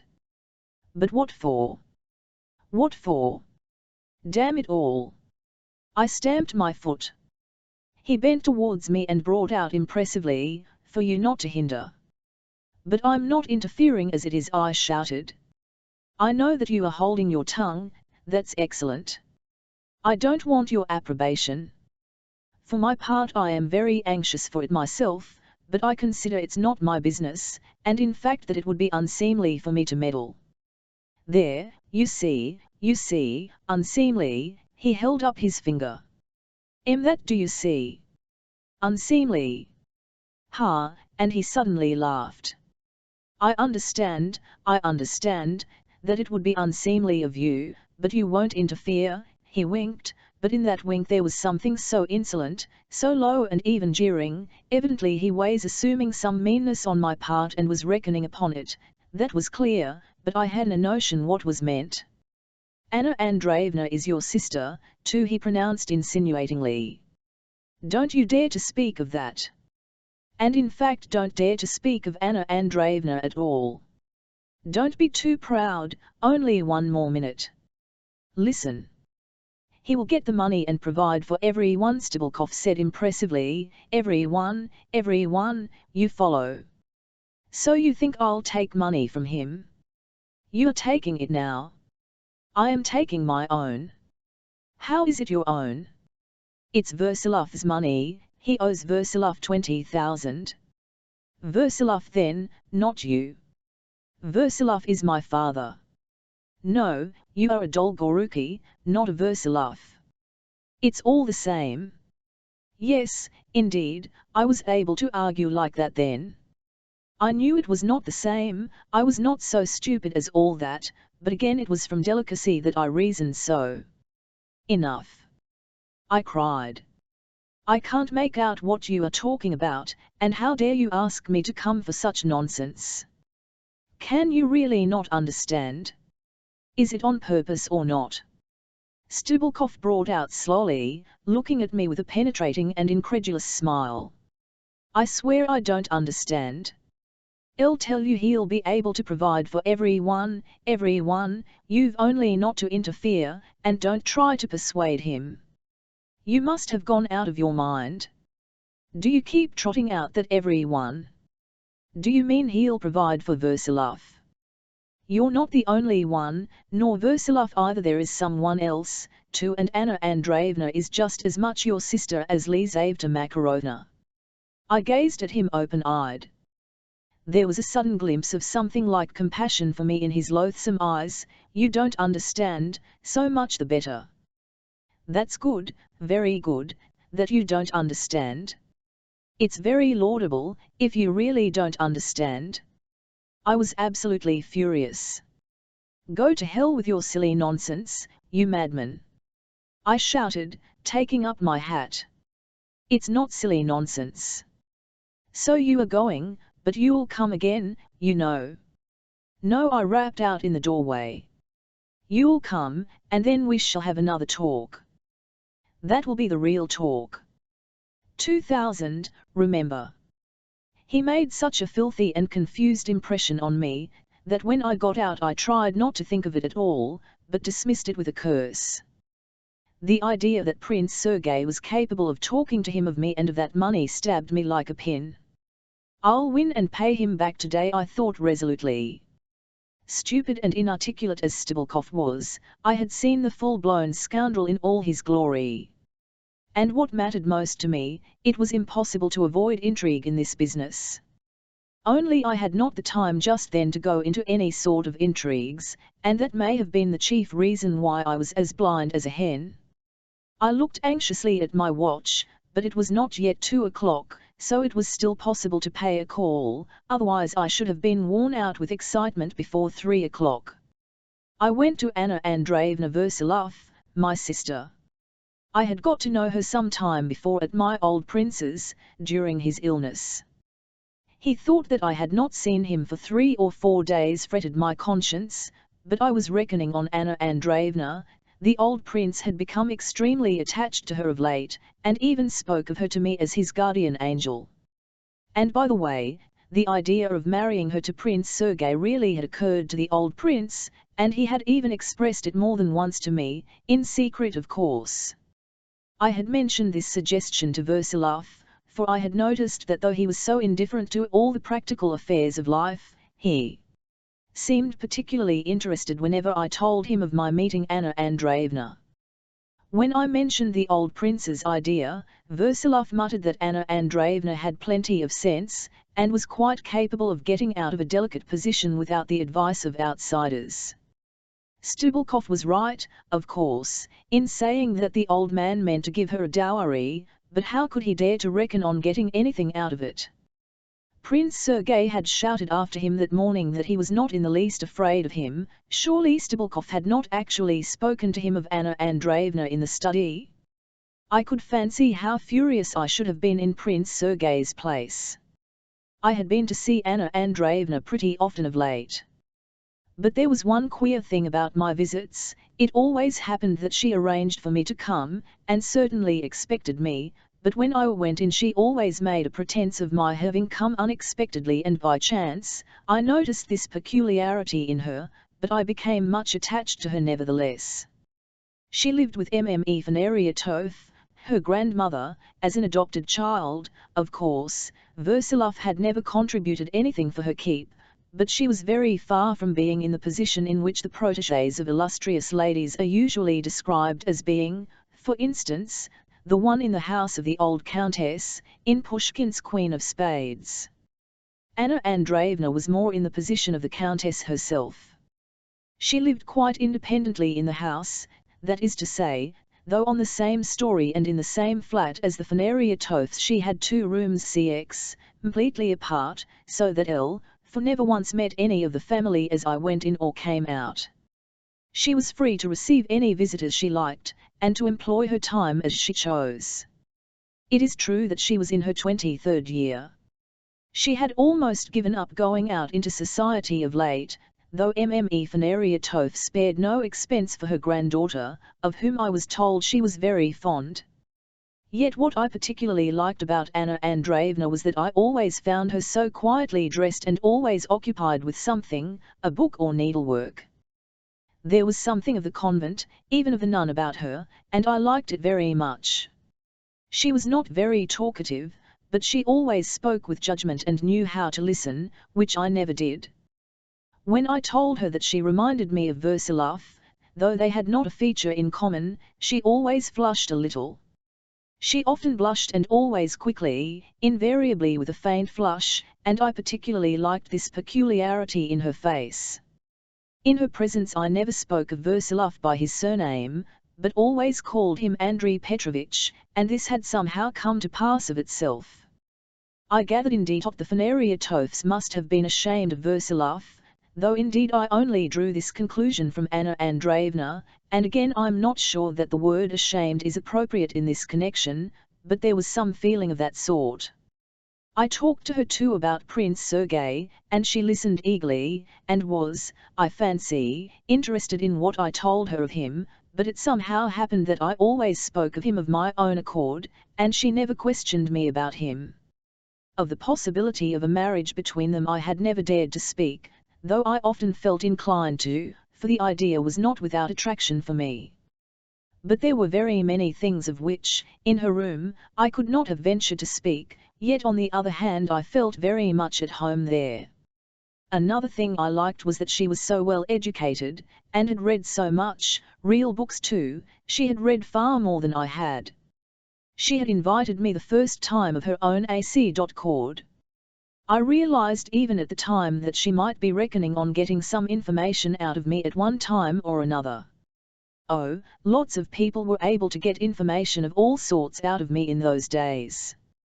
But what of it, I thought, it's not only for that she's asking me.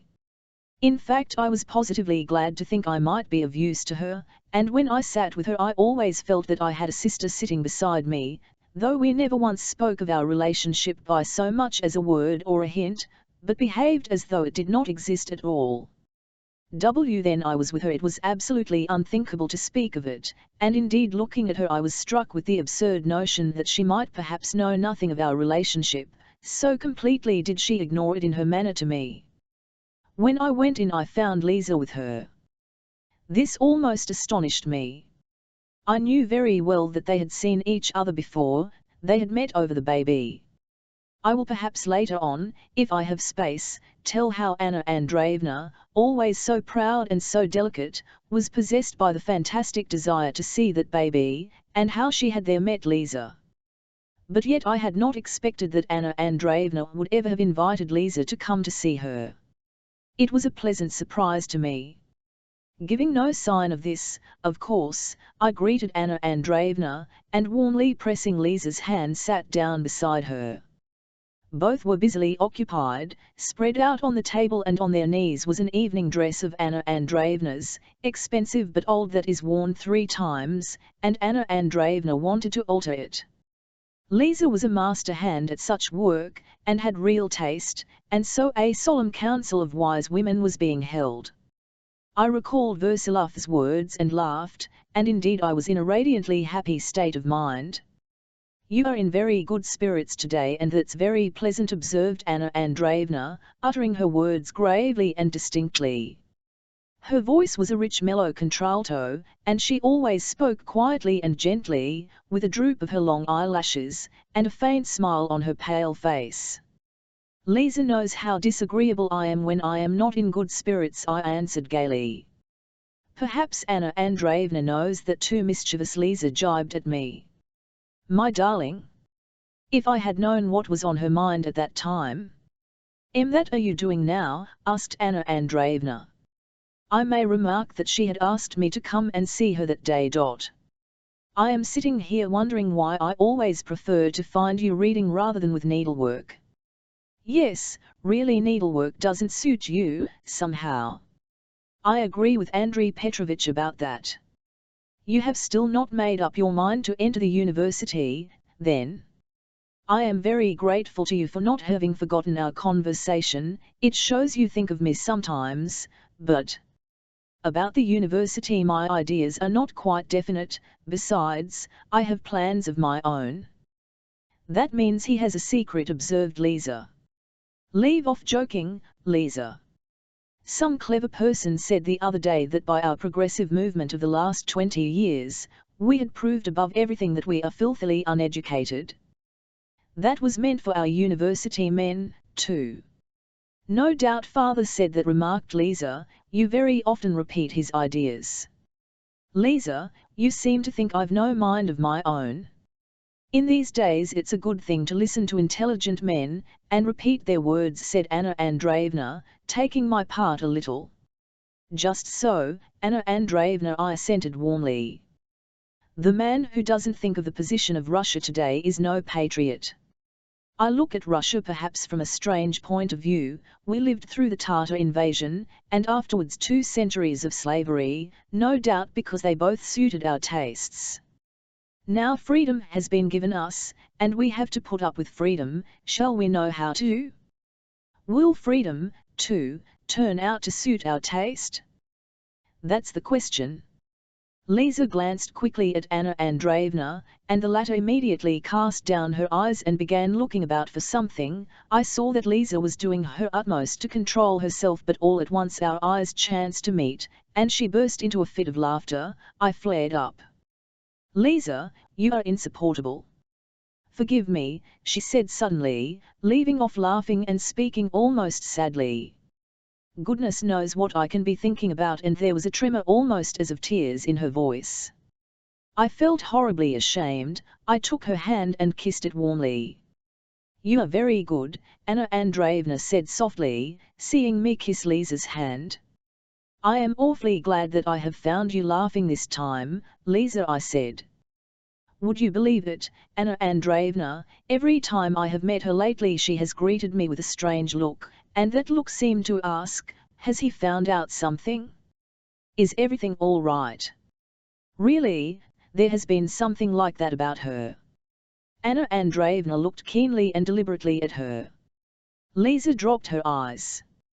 I see very clearly, however, that they were on much closer and more intimate terms than I could have possibly imagined. The thought was pleasant. "You told me just now that I am good. You would not believe, Anna Andreevna, how much I change for the better when I'm with you, and how much I like being with you," I said with warmth. "I am awfully glad that you say that just now," she answered with peculiar significance. I must mention that she never spoke to me of the reckless way I was living, and the depths to which I was sinking. Although I knew it, she was not only aware of all this, but even made inquiries about it indirectly. So that this now was something like the first hint on the subject, and my heart turned to her more warmly than ever. "How is our patient?" I asked. "Oh, he is much better. He is up, and he went for a drive yesterday and again today." "You don't mean to say you have not been to see him today?" "He is eagerly expecting you. I have behaved very badly to him, but now you're looking after him, and have quite taken my place. He is a gay deceiver, and has thrown me over for you." A serious look came into her face, very possibly because my tone was rather too flippant. "I have just been at Prince Sergei's," I muttered, "and by the way, Lisa, you went to see Daria Onizimovna this morning, didn't you?" "Yes," she answered briefly, without raising her head. "But you do go to see the invalid every day, I believe, don't you?" she asked suddenly, probably in order to say something. "Yes, I go to see him, but I don't get there," I said laughing. "I go in and turn to the left. Even the prince has noticed that you go to see Katerina Nikolaevna very often." "He was speaking of it yesterday and laughing," said Anna Andreevna. What did he laugh at?" "He was joking, you know his way. He said that, on the contrary, the only impression that a young and beautiful woman makes on a young man of your age is one of anger and indignation." Anna Andreevna broke into sudden laughter. "Listen, that was a very shrewd saying of his," I cried. "Most likely it was not he said it, but you said it to him." "Why so?" "No, it was he said it." "Well, but suppose the beautiful lady takes notice of him, in spite of his being so insignificant, of his standing in the corner and fuming at the thought that he is only a boy, suppose she suddenly prefers him to the whole crowd of admirers surrounding her, what then?" I asked with a bold and defiant air. My head was throbbing. "Then you are completely done for," laughed Lisa. "Done for?" I cried. "No, I'm not done for. I believe that's false. If a woman stands across my path she must follow me. I am not going to be turned aside from my path with impunity." I remember Lisa once happened to mention long afterwards that I pronounced this phrase very strangely, earnestly, and as though reflecting deeply, and at the same time it was so absurd, it was impossible to keep from laughing. Anna Andreevna did, in fact, laugh again. "Laugh at me, laugh away," I cried in exultation, for I was delighted with the whole conversation and the tone of it. "From you it's a pleasure to me." I love your laugh, Anna Andreevna. It's a peculiarity of yours to keep perfectly quiet, and then suddenly laugh, all in 1 minute, so that an instant before one could not guess what was coming from your face. I used to know a lady in Moscow. I used to sit in a corner and watch her from a distance. She was almost as handsome as you are, but she did not know how to laugh like you. Her face was as attractive as yours, but it lost all its attractiveness when she laughed. What's so particularly attractive in you, is just that faculty. I have been meaning to tell you so for a long time. When I said of this Moscow lady that she was as handsome as you, I was not quite ingenuous. I pretended that the phrase had dropped from me unawares, without my noticing it. I knew very well that such unconscious praise is more highly valued by a woman than the most polished compliment. And though Anna Andreevna might flush, I knew that it pleased her. And indeed I invented the lady. I had known no such lady in Moscow. I had said so simply to compliment Anna Andreevna, and give her pleasure. One really might imagine, she said with a charming laugh, that you had come under the influence of some fair lady during the last few days. I felt I was being carried away. I longed indeed to tell them something, but I refrained. By the way, only lately you spoke of Katerina Nikolaevna with very hostile feelings. If I did speak ill of her in any way, I cried with flashing eyes, what's to blame for it is the monstrous slander, that she is an enemy of Andrei Petrovitch's. There's a libelous story about him, too, that he was in love with her, made her an offer and other absurdities of the sort. The notion is as grotesque as the other scandalous story, that during her husband's lifetime she promised Prince Sergei to marry him as soon as she should be a widow, and afterwards would not keep her word. But I have it first hand that it was not so at all, and that it was all only a joke. I know it first hand. She did, in fact, when she was abroad, say to him in a playful moment, perhaps in the future, but what did that amount to beyond an idle word? I know very well that the prince on his side can attach no sort of consequence to such a promise, and indeed he has no intention of doing so, I added on second thoughts.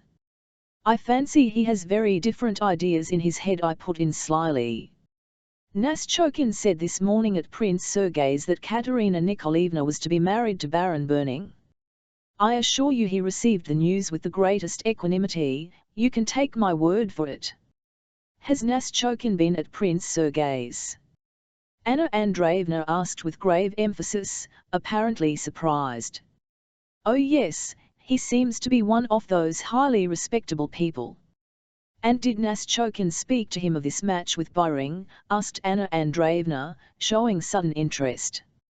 Not of the match, but of the possibility of one. He spoke of it as a rumour. He said there was such a rumour going the round of the drawing rooms. For my part I am certain it's nonsense. Anna Andreevna pondered a moment and bent over her sewing. I love Prince Sergei, I added suddenly with warmth. He has his failings, no doubt, I have told you so already, especially a certain tendency to be obsessed by one idea, and, indeed, his faults are a proof of the generosity of his heart, aren't they? But we almost had a quarrel with him today about an idea. It's his conviction that one must be honourable if one talks of what's honourable, if not, all that you say is a lie. Now, is that logical? Yet it shows the high standard of honesty, duty, and truth in his soul, doesn't it? Oh, good heavens, what time is it? I cried, suddenly happening to glance at the clock on the wall. 10 minutes to 3, she responded tranquilly, looking at the clock. All the time I had talked of Prince Sergei she listened to me with her eyes cast down, with a rather sly but charming smile. She knew why I was praising him. Lisa listened with her head bent over her work. For some time past she had taken no part in the conversation.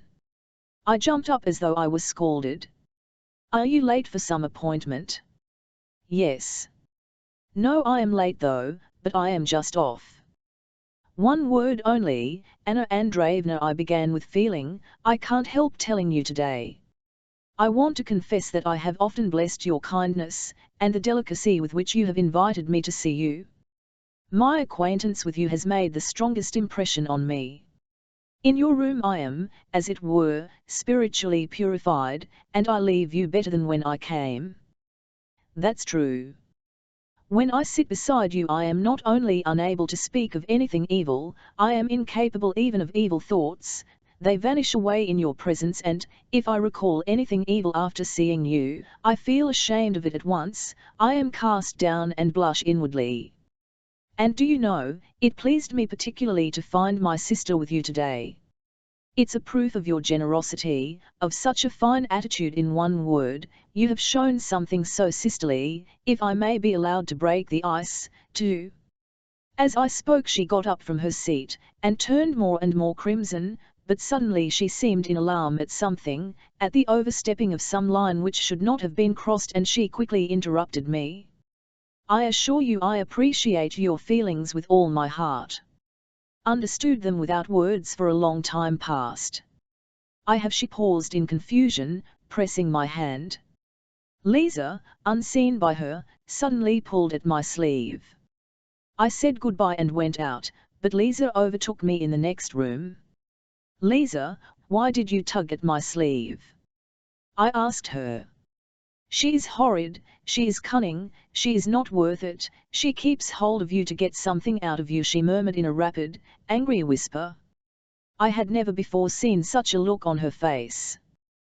For goodness sake, Lisa. She is such a delightful girl. Well, then, I'm horrid. What's the matter with you? I am very nasty. She may be the most delightful girl, and I am nasty. That's enough, let me alone. Listen, Mother implores you about something of which she not dare to speak, so she said, Arkady darling. Give up gambling, dear one, I entreat you, and so does Mother. Lisa, I know, but... I know that it's pitiful cowardice, but it's all of no consequence, really. You see, I've got into debt like a fool, and I want to win simply to pay it off. I can win, for till now I've been playing at random, for the fun of the thing, like a fool, but now I shall tremble over every rouble. It won't be me if I don't win. I have not got a passion for it, it's not important, it's simply a passing thing. I assure you I am too strong to be unable to stop when I like. I'll pay back the money and then I shall be altogether yours, and tell Mother that I shall stay with you always, that 300 rubles cost you something this morning. How do you know? I asked, startled. Darya Onizimovna heard it all this morning. But at that moment Lisa pushed me behind the curtain, and we found ourselves in the so-called lantern, that is a little circular room with windows all round it. Before I knew where we were I caught the sound of a voice I knew, and the clang of spurs, and recognized a familiar footstep. Prince Sergei, I whispered. Yes, she whispered. Why are you so frightened? It's nothing, I don't want him to meet me. Tiens, you don't mean to say he's trying to flirt with you? I said smllng. I'd give it to him if he did. Year are you going? Let us go, I will come with you. Have you said goodbye?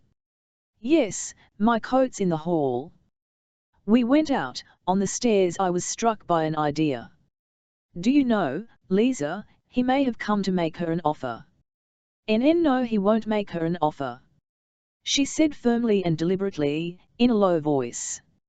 You don't know, Lisa, though I quarrelled with him this morning, since you've been told of it already, yet on my honor I really love him and wish him success. We made it up this morning. When we are happy we are so good-natured, one sees in him many fine tendencies, and he has humane feelings, the rudiments anyway, and in the hands of such a strong and clever girl as Anna Andreevna, he would rise to her level and be happy. I am sorry I've no time to spare, but let us go a little way together. I should like to tell you something. No, you go on, I'm not going that way. Are you coming to dinner? I am coming as I promised. Listen, Lisa, a low brute, a loathsome creature in fact, called Stabelkov, has a strange influence over his doings, an IOU in short he has him in his power, and he has pressed him so hard, and Prince Sergei has humiliated himself so far that neither of them see any way out of it except an offer to Anna Andreevna. And really she ought to be warned, though that's nonsense, she will set it all to rights later. But what do you think, will she refuse him? Goodbye, I am late, Lisa muttered, and in the momentary look on her face I saw such hatred that I cried out in horror, Lisa, darling, what is it? I am not angry with you, only don't gamble. Oh, you are talking of that, I'm not going to. You said just now, when we are happy. Are you very happy then? Awfully, Lisa, awfully. Good heavens, why it's past 3 o'clock. Goodbye, Lisa. Lizochka darling, tell me, can one keep a woman waiting?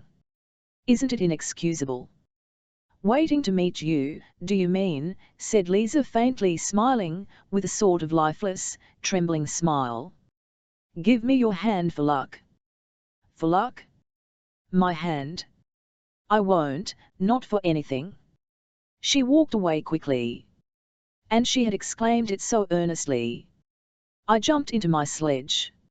Yes, yes, this was happiness, and it was the chief reason why I was as blind as a mole, and had no eyes or understanding, except for myself. Chapter 4. Now I am really afraid to tell my story. It all long ago, and it is all like a mirage to me now. How could such a woman possibly have arranged a rendezvous with such a contemptible urchin as I was then? Yet so it seemed at first sight. When, leaving Lisa, I raced along with my heart throbbing, I really thought that I had gone out of my mind. The idea that she had granted me this interview suddenly appeared to me such an obvious absurdity, that it was impossible for me to believe in it. And yet I had not the faintest doubt of it. The more obviously absurd it seemed, the more implicitly I believed in it. The fact that it had already struck 3 troubled me. If an interview has been granted me, how can I possibly be late for it, I thought. Foolish questions crossed my mind, too, such as, Vivek was my better course now, boldness or timidity. But all this only flashed through my mind because I had something of real value in my heart, which I could not have defined. What had been said the evening before was this: tomorrow at 3 o'clock I shall be at Tatiana Pavlovna's, that was all. But in the first place, she always received me alone in her own room, and she could have said anything she liked to me there, without going to Tatiana Pavlovna's for the purpose, so why have appointed another place of meeting? And another question was, would Tatiana Pavlovna be at home or not? If it were a tryst, then Tatiana Pavlovna would not be at home. And how could this have been arranged without telling Tatiana Pavlovna beforehand? Then was Tatiana Pavlovna in the secret? This idea seemed to me wild, and in a way indelicate, almost coarse. And, in fact, she might simply have been going to see Tatiana Pavlovna, and have mentioned the fact to me the previous evening with no object in view, but I had misunderstood her. And, indeed, it had been said so casually, so quickly, and after a very tedious visit. I was for some reason overcome with stupidity the whole evening. I sat and mumbled, and did not know what to say, raged inwardly, and was horribly shy, and she was going out somewhere, as I learnt later, and was evidently relieved when I got up to go. All these reflections surged into my mind.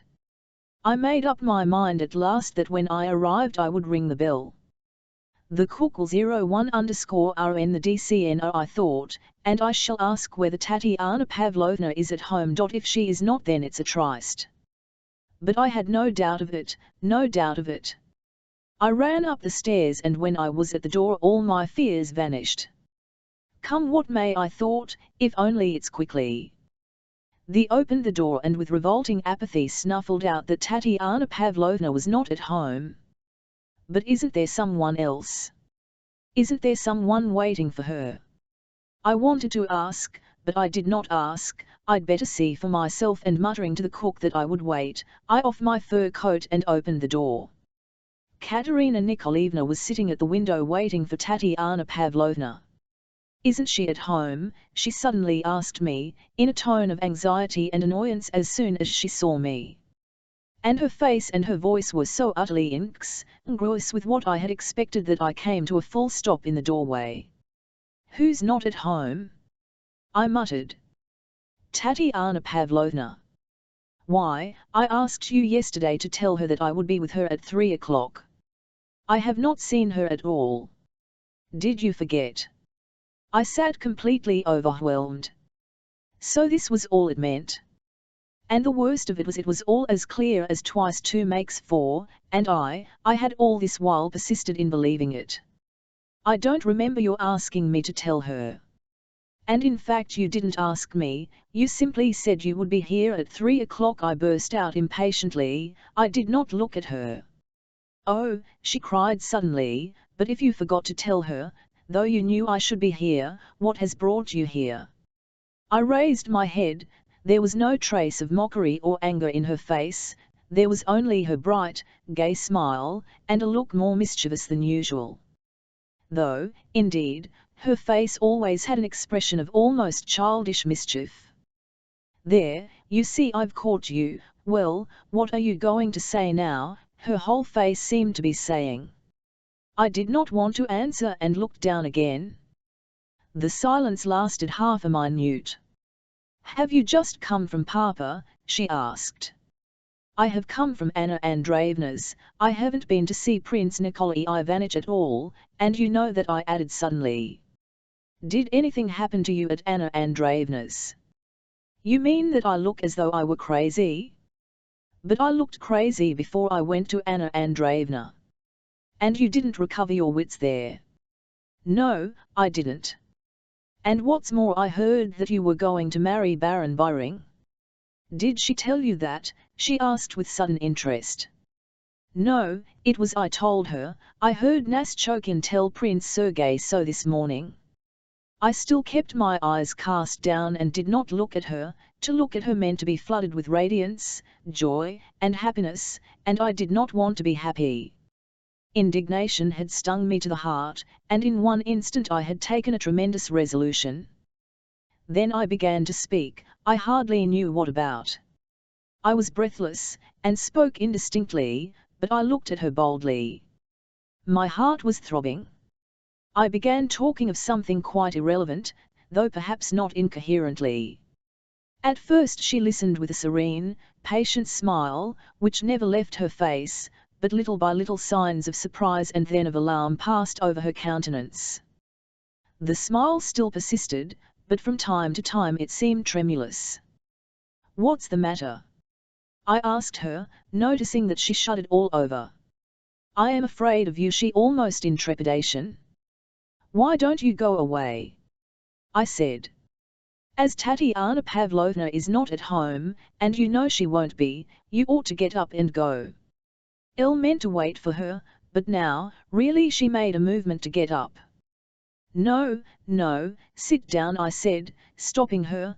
There, you shuddered again, but you smile even when you're frightened, you always have a smile. There, now you are smiling all over, you are raving. Yes, Wonham. I am frightened. She whispered again. Frightened of what?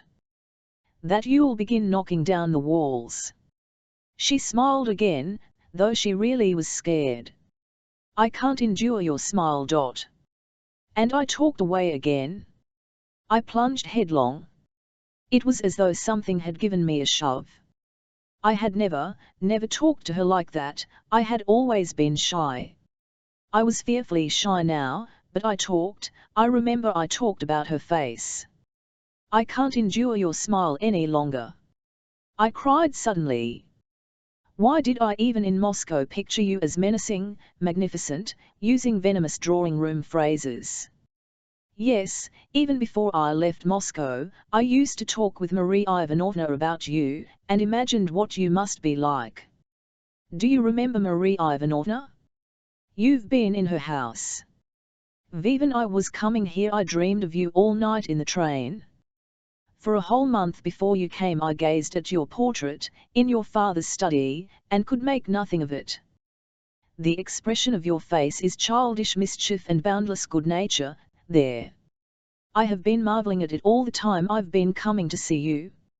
Oh, and you know how to look haughty and to crush one with a glance. I remember how you looked at me at your father's that day or when you had arrived from Moscow.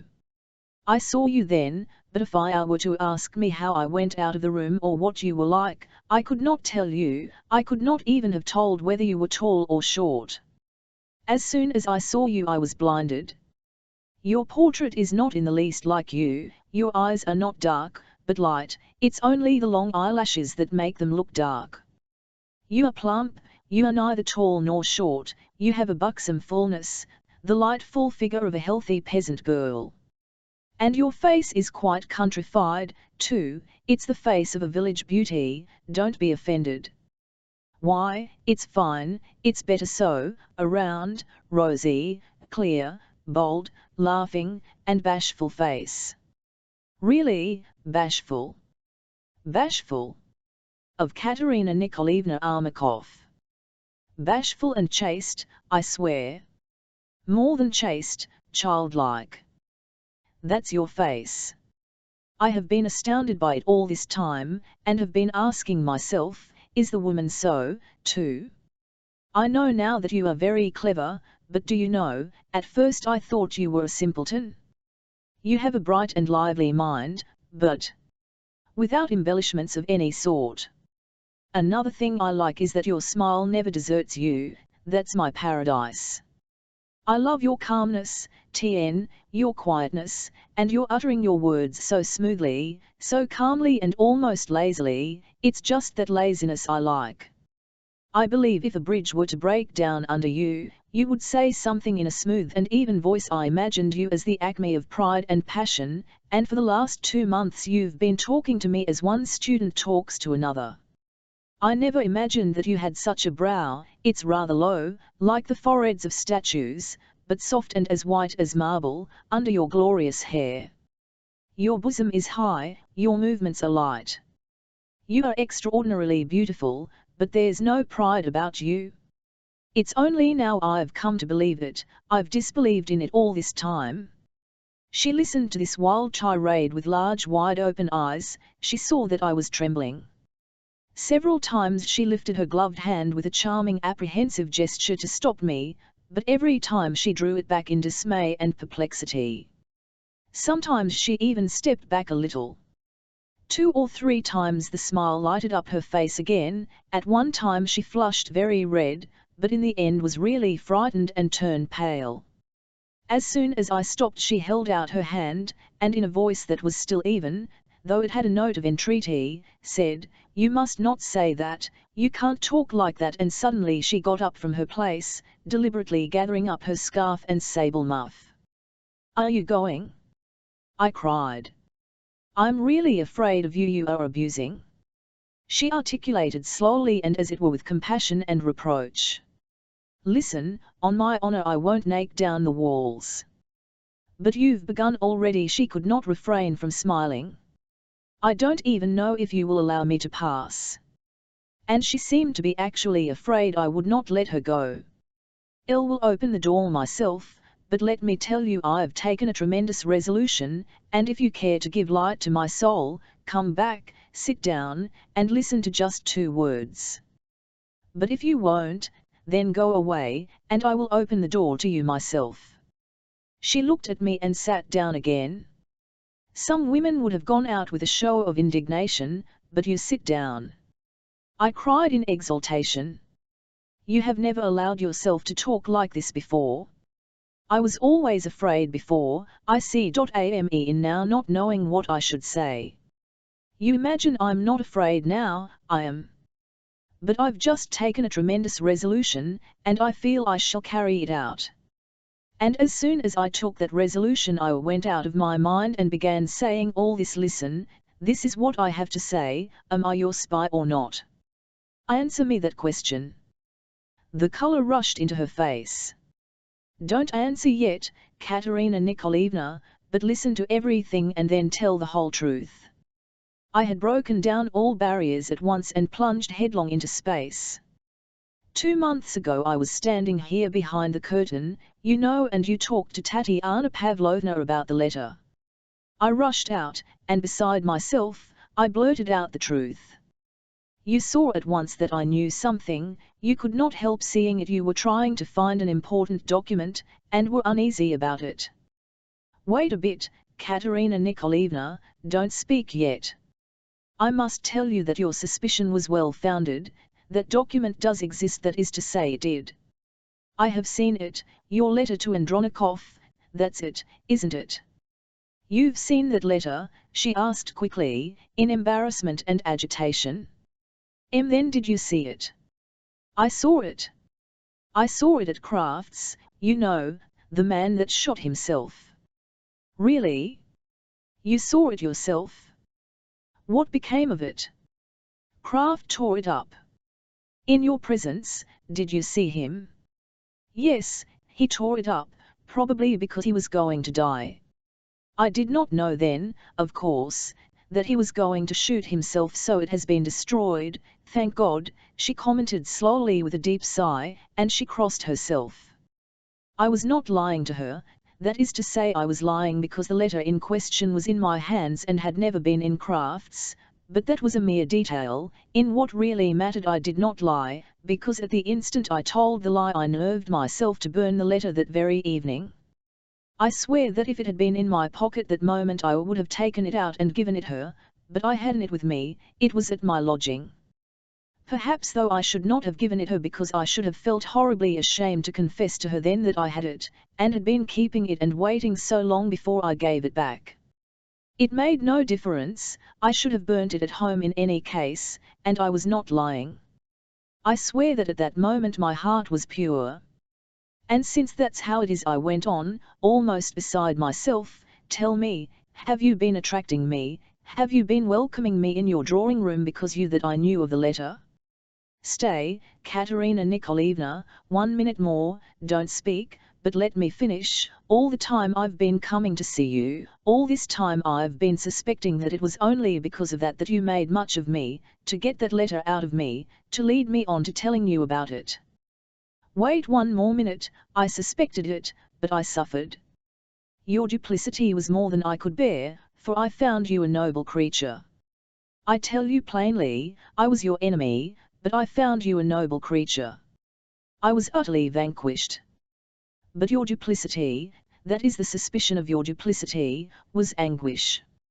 Now everything must be settled, everything must be explained, the time has come for it. But wait yet a little longer, don't speak, let me tell you how I look at it myself, just now at this moment, I tell you plainly, if it has been so I don't resent it, that is, I mean, I'm not offended, for it's so natural, I understand, you see. What is there unnatural or wrong about it? You were worried about a letter, you suspected that so-and-so knew all about it, well, you might very naturally desire so-and-so to speak out. There's no harm in that, none at all. I am speaking sincerely. Yet now you must tell me something. You must confess, forgive the word, I must have the truth. I want it for a reason. And so tell me, why did you make much of me? Was it to get that letter out of me? Katerina Nikolaevna. I spoke as though I were falling from a height, and my forehead was burning. She was listening to me now without apprehension, on the contrary, her face was full of feeling, but she looked somehow abashed, as though she were ashamed. It was for that she said slowly and in a low voice. Forgive me, I did wrong, she added suddenly, with a faint movement of her hands towards me. I had never expected this, had expected anything rather than those 2 words, even from her whom I knew already. And you tell me you did wrong? So simply, I did wrong, I cried. Oh, for a long time I've been feeling that I was not treating you fairly, and, indeed, I'm glad to be able to have it. For a long time you've been feeling that? Why did you not speak of it before? Oh, I did not know how to say it, she smiled, that is, I should have known how. She smiled again, but I always felt ashamed because at first it really was only on that account that I attracted you, as you expressed it, but very soon afterwards I felt disgusted and sick of all this deception, I assure you, she added with bitter feeling, and of all this troublesome business. And why couldn't you have asked me then straightforwardly? You should have said, you know about the letter, why do you pretend? And I should have told you at once, I should have confessed at once. Oh, I was a little afraid of you. I must admit I did not trust you either. And after all, if I dissembled, you did the same, she added with a laugh. Yes, yes, I have been contemptible, I cried, overwhelmed. Oh, you don't know yet the abyss into which I have fallen. An abyss already. I recognize your style, she smiled softly. That letter, she added mournfully, was the saddest and most indiscreet thing I ever did. The consciousness of it was a continual reproach. Moved by circumstances and apprehension, I had doubts of my dear generous-hearted father.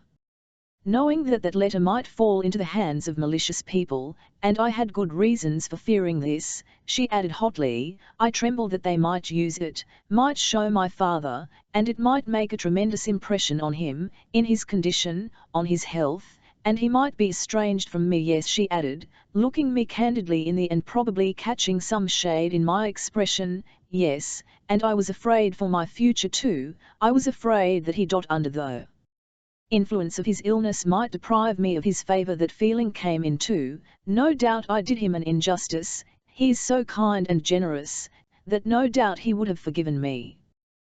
That's all. But I ought not to have treated you as I did, she concluded, again seeming suddenly abashed. You have made me feel ashamed. No, you have nothing to be ashamed of, I cried. I certainly did reckon on your impulsiveness, and I recognize it, she brought out, looking down. Katerina Nikolaevna. Who forces you to make such confessions to me, tell me that? I cried, as though I were drunk. Wouldn't it have been easy for you to get up, and in the most exquisite phrases to prove to me subtly and as clearly as twice to make four that though it was so, yet it was nothing of the sort, you understand, as people of your world know how to deal with the truth? I am crude and lish, you know, I should have believed you at once, I should have believed anything from you, whatever you said. It would have cost you nothing to behave like that, of course. You are not really afraid of me, you know.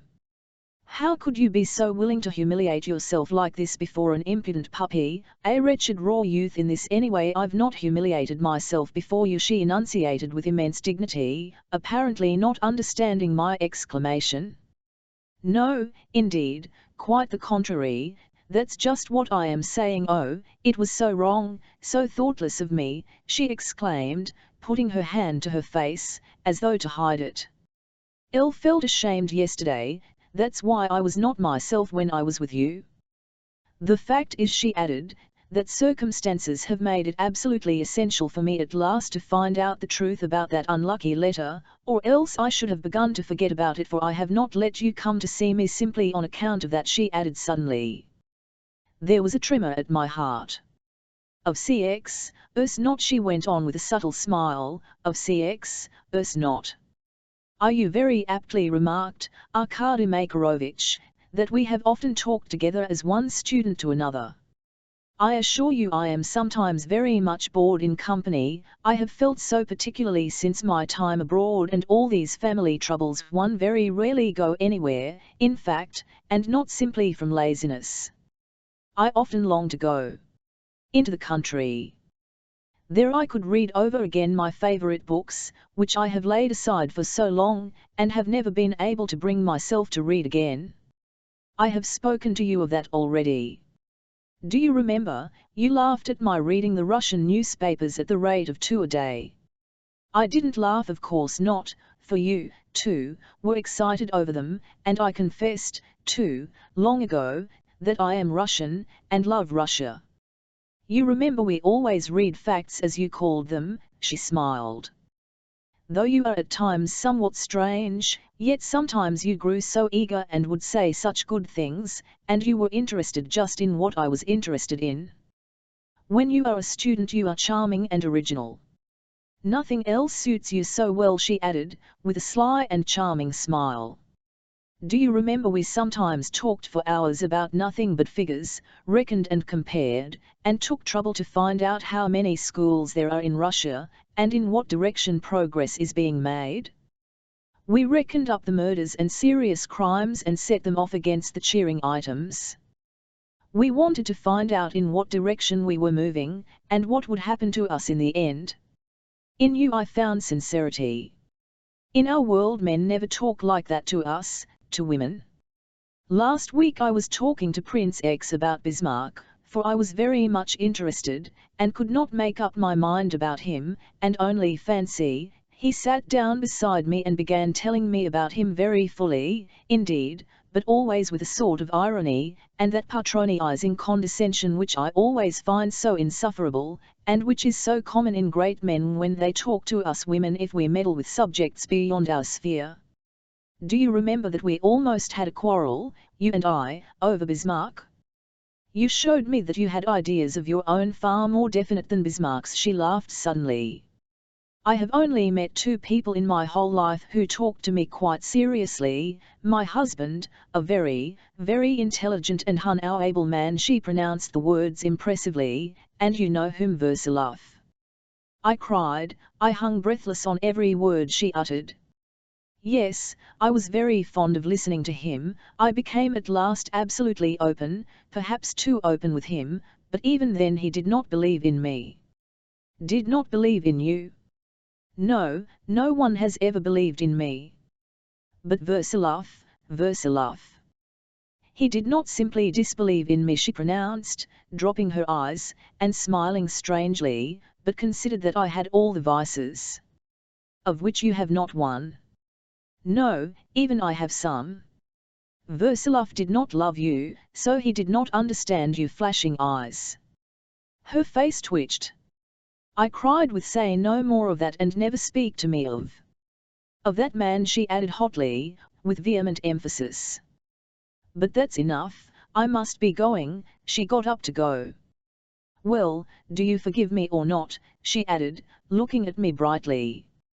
Me, forgive you? Listen, Katerina Nikolaevna, and don't be angry, is it true that you are going to be married? That's not settled, she said in confusion, seeming frightened of something. Is he a good man? Forgive me that question. Yes, very. Don't answer further, don't vouchsafe me an answer. I know that such questions from me are impossible. I only wanted to know whether he is worthy of you or not, but I will find out for myself. Ah, listen, she said in dismay. No, I won't. I'll step aside. Only this one thing I want to say, God grant you every happiness according to your choice for having given me so much happiness in this 1 hour. Your image is imprinted on my heart forever now. I have gained a treasure, the thought of your perfection. I expected duplicity and coarse coquetry and was wretched because I could not connect that idea with you. I've been thinking day and night lately, and suddenly everything has become clear as daylight. As I was coming here I thought I should bear away an image of Jesuitical cunning, of deception, of an inquisitorial serpent, and I found honor, magnificence, a student. You laugh. Laugh away. You are holy, you know, you cannot laugh at what is sacred. Oh no, I'm only laughing because you use such wonderful expressions. But what is an inquisitorial serpent? She laughed. You let slip today a priceless sentence, I went on ecstatically. How could you to my face utter the words? I reckoned on your impulsiveness. Well, granted you are a saint, and confess even that, because you imagined yourself guilty in some way and want to punish yourself, though there was no fault of any sort, for, if there had been, from you everything is holy. But yet you need not have uttered just that word, that expression. Such unnatural candor only shows your lofty purity, your respect for me, your faith in me. I cried incoherently. Oh, do not blush, do not blush. And how could anyone slander you, and say that you are a woman of violent passions? Oh, forgive me, I see a look of anguish on your face, forgive a frenzied boy his clumsy words. Besides, do words matter now?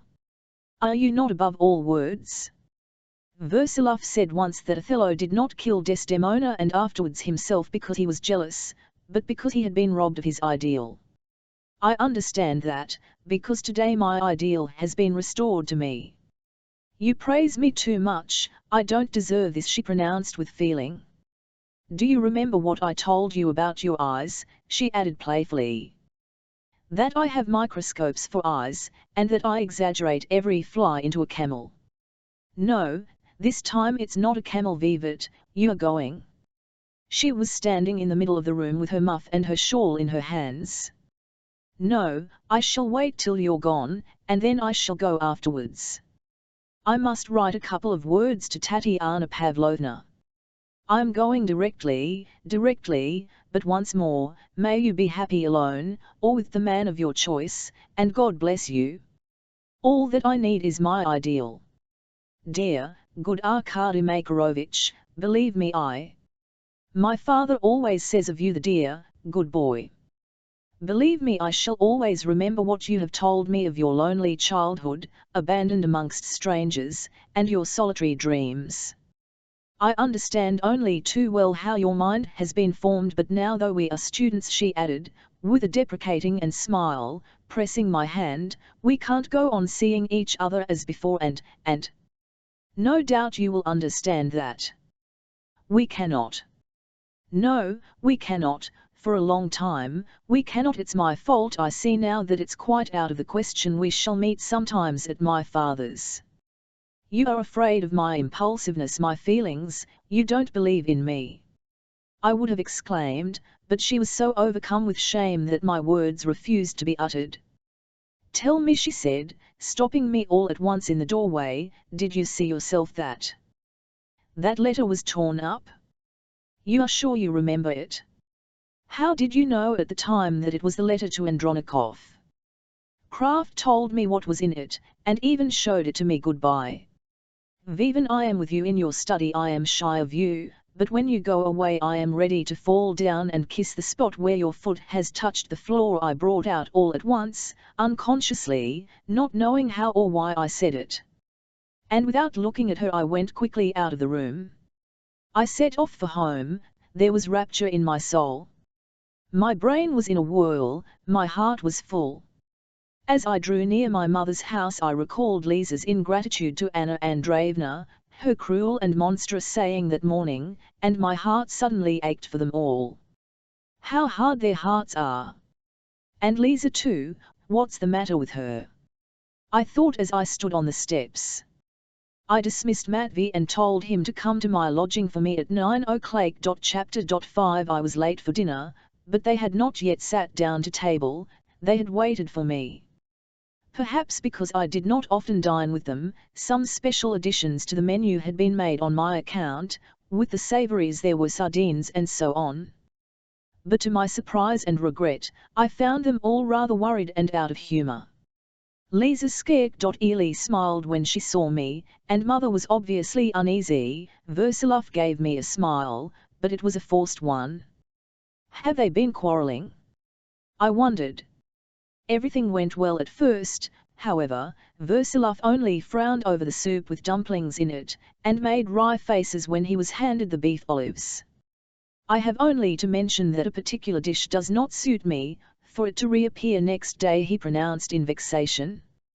But H0I-S1 to invent things, Andrei Petrovich? There's no inventing a new dish of any sort, my mother answered timidly. Your mother is the exact opposite of some of our newspapers, to whom whatever is new is good. Versilov tried to make a joke in a more playful and amiable voice, but it somehow fell flat, and only added to the discomfiture of my mother, who of course could make nothing of the comparison of herself with the newspapers, and looked about her in perplexity.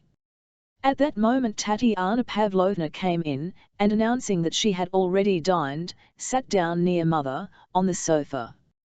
I had not yet succeeded in gaining the good graces of that lady, quite the CX, Drury in fact. She used to fall foul of me more than ever, for everything, and about everything.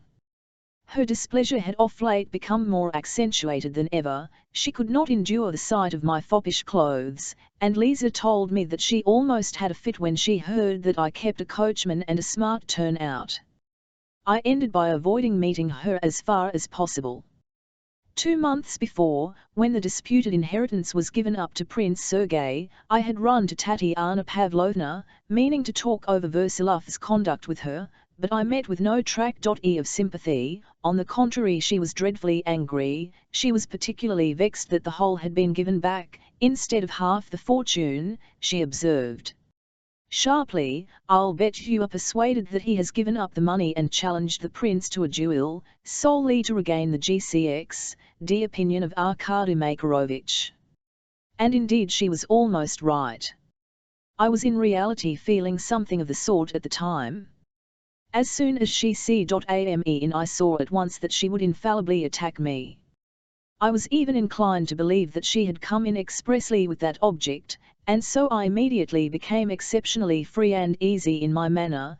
This was no effort to me, for what had just happened had left me still radiant and joyful. I may mention once and for all that a free and easy manner never has been right for me, that is to say, it never suits me, but always covers me with disgrace. So it happened now. I instantly said the wrong thing, with no evil intent, but simply from thoughtlessness. Noticing that Lisa was horribly depressed, I suddenly blurted out, without thinking of what I was saying, "I haven't dined here for such ages, and now I have CX, me, see how bored you are, Lisa." "My head aches," answered Lisa. "Good gracious," said Tatiana Pavlovna, instantly catching at it. "What if you are ill? Arkady Makarovich has deigned to come to dinner, you must dance and be merry. You really are the worry of my life, Tatiana Pavlovna. I will never come again when you are here," and I brought my hand down on the table with genuine vexation. Mother started, and Versilov looked at me strangely. I laughed at once and begged their pardon.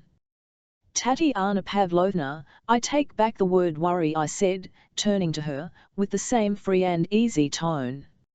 "No, no," she snapped out, "it's much more flattering to be a worry to you than to be the opposite, you may be sure of that." "My dear boy, one must learn to put up with the small worries of life," Versilov murmured with a smile. "Life is not worth living without them." "Do you know, you are sometimes a fearful reactionary," I cried, laughing nervously. "My dear boy, it doesn't matter." "Yes, it does. Why not tell the blunt truth to an ass, if he is an ass? Surely you are not speaking of yourself? To begin with, I can't judge anyone, and I don't want to." "Why don't you want to? Why can't you?" "Laziness and distaste. A clever woman told me once that I had no right to judge others because I don't know how to suffer, that before judging others, one must gain the right to judge, from suffering." Rather exalted, but, as applied to me, perhaps it's true, so that I very readily accepted the criticism. "Wasn't it Tatiana Pavlovna who told you that?" I cried. How do you know?" said Versilov, glancing at me with some surprise. I knew it from Tatiana Pavlovna's face. She gave a sudden start. "I guessed by chance." The phrase, as it appeared later, actually had been uttered by Tatiana Pavlovna, the evening before, in a heated discussion. And indeed, I repeat, I had, brimming over with joy and expansiveness, down upon them at an unfortunate moment. All of them had their separate troubles, and they were heavy ones. "I don't understand it," I went on, "because it's all so abstract. It's dreadful how fond you are of abstract discussion, Andrei Petrovich. It's a sign of egoism. Only egoists are fond of generalization." "That's not a bad saying, but don't persecute me." "But let me ask," I insisted expansively, "what's the meaning of gaining the right to judge? Anyone who is honest may be a judge, that's my idea." "You won't find many judges in that case." "I know one anyway." "Who's that?" "He is sitting and talking to me now." Versilov laughed strangely. He stooped down to my ear, and taking me by the shoulder whispered, He's always lying to you. I don't know to this day what was in his mind, but evidently he was in some agitation at the time, in consequence of something he had learned, as I found out later. But those words, "He's always lying to you," were so unexpected and uttered so earnestly, and with such a strange and far from playful expression, that it gave me a nervous shudder. I was almost alarmed and looked at him wildly, but Versilov made haste to laugh. "Well, thank God," murmured my mother, who was uneasy at seeing him whisper to me. I was almost thinking, "Don't be angry with us, Arkasha, you'll have clever friends apart from us, but who is going to love you, if we don't love one another?" The love of one's relations is immoral, mother, just because it's undeserved. Love ought to be earned. You'll earn it later on, but here you are loved without. Everyone suddenly laughed. "Well, mother, you may not have meant to shoot, but you hit your bird," I cried, laughing, too. "And you actually imagined that there's something to love you for," cried Tatiana Pavlovna, falling upon me again. "You are not simply loved for nothing, you are loved in spite of loathing." "Oh, not a bit of it," I cried gaily. "Do you know, perhaps, someone told me today I was loved." "Said it laughing at you?" Tatiana Pavlovna said suddenly with a sort of unnatural malignity, as though she had just been waiting for me to say that, yes, a person of delicacy, a woman, would be moved to disgust by the uncleanness of your soul. "Your hair is done with a smart parting, you have fine linen, and a suit made by a French tailor, but it's all uncleanness really. Who's paid your tailor's bill, who keeps you, and gives you money to play roulette with? Think who it is you've been so shameless as to sponge on." My mother flushed painfully, and I had never seen a look of such shame on her face before. Everything seemed to be giving way within me. "If I am spending money it's my own, and I am not bound to give an account of it to anyone," I blurted out, turning crimson. "Whose own? What money's your own? If it's not mine, it's Andrei Petrovich's. He won't refuse it me, L borrowed from what Prince Sergei owes Andrei Petrovich, my dear." "9, why," Versilov said firmly, all of a sudden, "not a farthing of that money is mine." The phrase was horribly significant. I was dumbfounded. Oh, of course, considering my paradoxical and careless attitude at that time, I might quite well have turned it off with some outburst of generous feeling, or high-sounding phrase, or something, but I suddenly caught on Lisa's face a resentful accusing expression, an expression I had not deserved, almost a sneer, and a devil seemed to prompt me. "You seem," I said, turning to her suddenly, "to visit Darya Onizimovna very often at Sergei's flat, miss, so will you be pleased to give her this 300 rubles, which you've given me such a nagging about already today?" I took out the money and held it out to her. But will it be believed that those mean words were uttered entirely without motive, that is, without the faintest allusion to anything? And indeed there could have been no such allusion, for at that moment I knew absolutely nothing. Perhaps I had just a desire to vex her by something comparatively most innocent, by way of a jibe. "Since you are such an interfering young lady, wouldn't you like to return the money yourself to the prince, a charming young man and a Petersburg officer, as you are so anxious to meddle in young men's business?" But what was my amazement when my mother got up, and, with a menacing gesture, cried, "How dare you? How dare you?" I could never have conceived of anything like it from her, and I too jumped up from my seat, not exactly in alarm, but with a sort of anguish, a ignorant wound in my heart, suddenly realizing that something dreadful had happened. But unable to control herself, mother hid her face in her hands and ran out of the room. Lisa followed her out without so much as a glance at me. Tatiana Pavlovna gazed at me for half a minute in silence. "Can you really have meant to jeer?" she exclaimed enigmatically, looking at me in profound astonishment, but without waiting for me to answer, she, too, ran out to join them. With an unsympathetic, almost angry expression, Versilov got up from the table, and took his hat from the corner. I imagine that you are not so much a fool as an innocent, he mumbled to me ironically.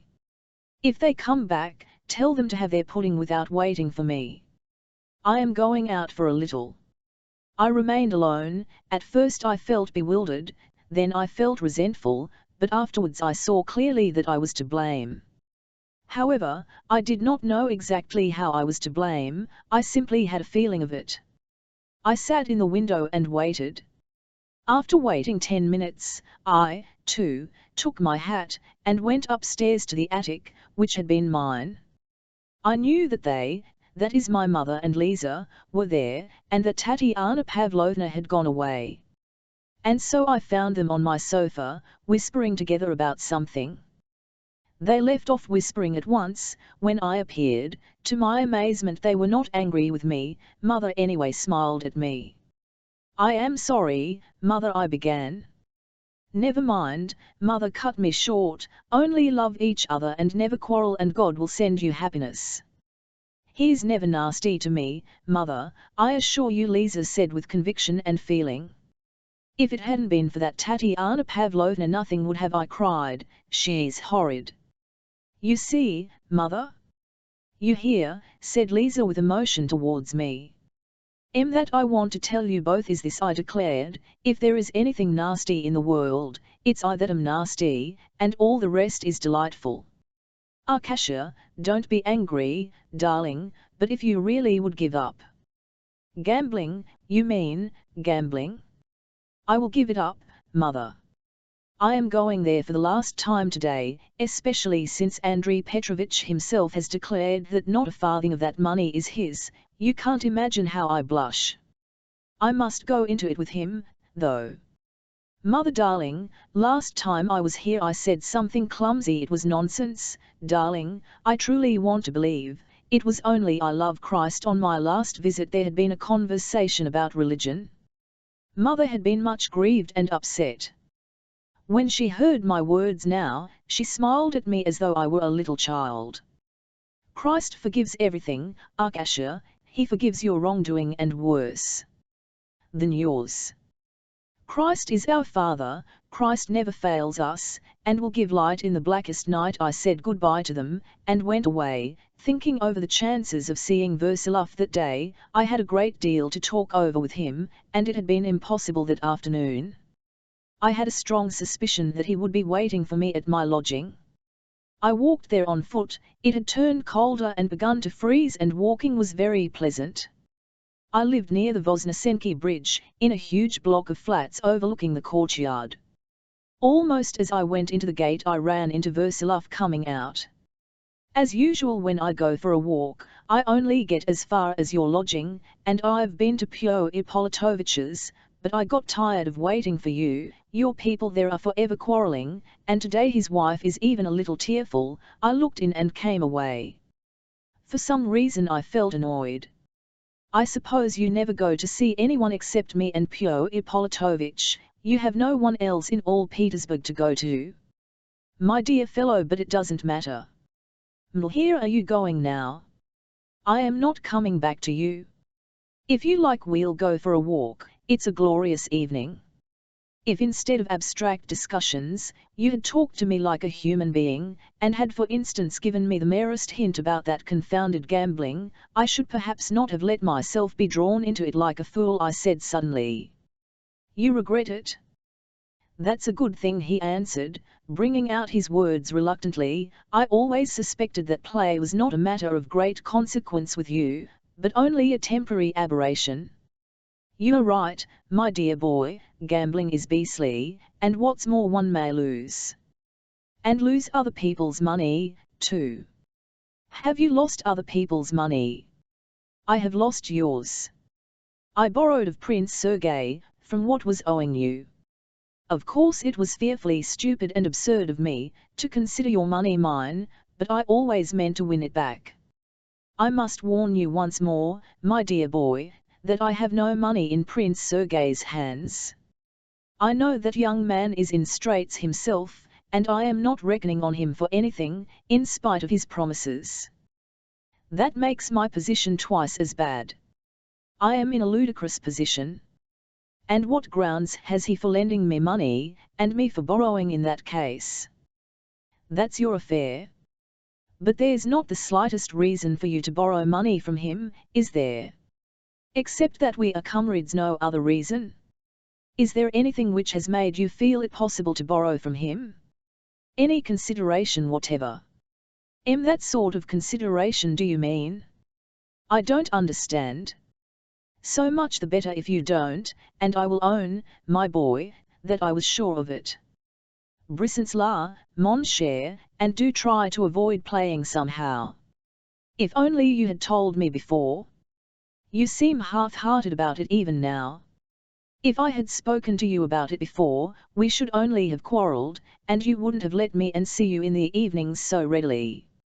And let me tell you, my dear, that all such saving counsels and warnings are simply an intrusion into another conscience, at another expense. I have done enough meddling with the consciences of others, and in the long run I get nothing but taunts and rebuffs for it.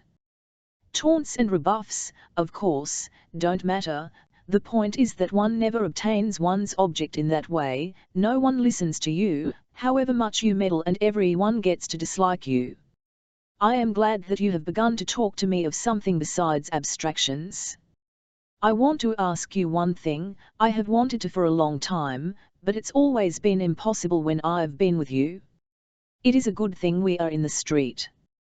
Do you remember that evening, the last evening I spent in your house, 2 months ago, how we sat upstairs in my coffin and I questioned you about Mother and Marka Ivanovich? Do you remember how free and easy I was with you then?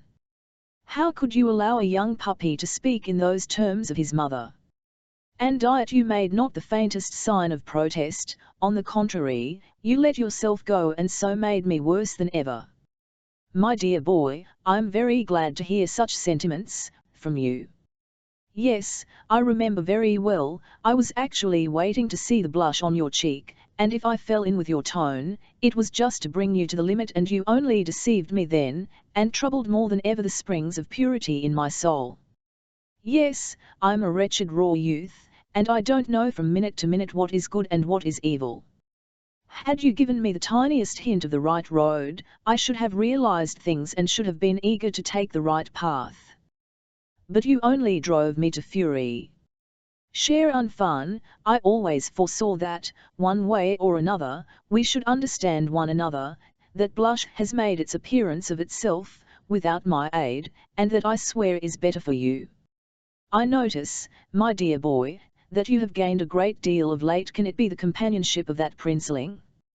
Don't praise me, I don't like it. Don't leave me with a painful suspicion that you are flattering me without regard for truth, so as to go on pleasing me. Well, lately, you see I've been visiting ladies. I am very well received, you know, by Anna Andreevna, for instance. I know that from her, my dear boy. Yes, she's very charming and intelligent. Mais brissons la, mon cher. It's odd how sick I feel of everything today. Spleen, I suppose. I put it down to hemorrhoids. How are things at home? All right? You made it up, of course, and embraces followed? Silver Sandia. It's melancholy sometimes to go back to them, even after the nastiest walk. In fact, I sometimes go a longer way round in the rain, simply to delay the moment of returning to the bosom of my family, and how bored I am there, GCX, dear God, how bored. Mother. Your mother is a most perfect and delightful creature, mais in short I am probably unworthy of them. By the way, what's the matter with them today? For the last few days they've all been out of sorts somehow. I always try to ignore such things, you know, but there is something fresh brewing today. Have you noticed nothing? No, nothing positive, and in fact I should not have noticed it at all if it hadn't been for that confounded Tatiana Pavlovna, who can never resist trying to get her knife in. You are right, there is something wrong. I found Lisa at Anna Andreevna's this morning, and she surprised me in fact. You know, of course, that she visits Anna Andreevna. I know, my dear. And you, When were you at Anna Andreevna's, today? At what time? I want to know for a reason. From 2 till 3. And only fancy, as I was going out Prince Sergei arrived. Then I described my whole visit very circumstantially. He listened without speaking. He made no comment whatever on the possibility of a match between Prince Sergei and Anna Andreevna. In response to my enthusiastic praise of Anna Andreevna, he murmured again that she was very charming. I gave her a great surprise this morning, with the latest bit of drawing-room gossip that Mme Armakov is to be married to Baron Byring, I said all of a sudden, as though something were torn out of me. Yes. Would you believe it, she told me that news earlier in the day, much earlier than you can have surprised her with it. What do you mean? I was simply struck dumb. From whom could she have heard it? Though after all, there's no need to ask, of course she might have heard it before I did, but only imagine, she listened to me when I told her as though it were absolutely news to her. But what of it? Hurrah for breadth! One must take a broad view of people's characters, mustn't one? I, for instance, should have poured it all out at once, and she shuts it up in a snuff-box, and so be it, so be it. She's none the less a most delightful person, and a very fine character. Oh, no doubt of it, everyone must go his own way. And something more original, these fine characters can sometimes baffle one completely. Just imagine. Anna Andreevna took my breath away this morning by asking whether I were in love with Katerina Nikolaevna Armakov or not. Am that a wild and incredible question? I cried, dumbfounded again. There was actually a mist before my eyes. I had never yet broached this subject with him, and here he had begun on it himself. In what way did she put it? No way, my dear boy, absolutely no way. The snuff-box shut again at once more closely than ever, and what's more, observe, I've never admitted the conceivability of such questions being addressed to me, nor has she. However, you say yourself that you know her, and therefore you can imagine how far such a question is characteristic. Do you know anything about it by chance? I am just as puzzled as you are. Curiosity, perhaps, or a joke? Oh, quite the contrary, it was a most serious question, hardly a question in fact, more a cross-examination, and evidently there were very important and positive reasons for it. Won't you be going to see her? Couldn't you find out something? I would ask you as a favor, do you see? But the strangest thing is that she could imagine you to be in love with Katerina Nikolaevna. Forgive me, I can't get over my amazement. I should never have ventured to speak to you on this subject, or anything like it. And that's very sensible of you, my dear boy. Your intrigues and your relations in the past, well, of course, the subject's out of the question between us, and indeed it would be stupid of me, but of late, the last few days, I have several times exclaimed to myself that if you had ever loved that woman, if only for a moment, oh, you could never have made such a terrible mistake in your opinion of her as you did. I know what happened, I know of your enmity, of your aversion, so to say, for each other. I've heard of it, I've heard too much of it, even before I left Moscow I heard of it, but the fact that stands out so clearly is intense aversion, intense hostility, the very opposite of love. And Anna Andreevna suddenly asks 9int blank, do you love her? Can she have heard so little about it? It's wild. She was laughing, I assure you she was laughing. But I observe, my dear boy, said Versilov, and there was something nervous and sincere in his voice, that went to one's heart, as his words rarely did, that you speak with too much heat on this subject. You said just now that you have taken to visiting ladies. Expressed it.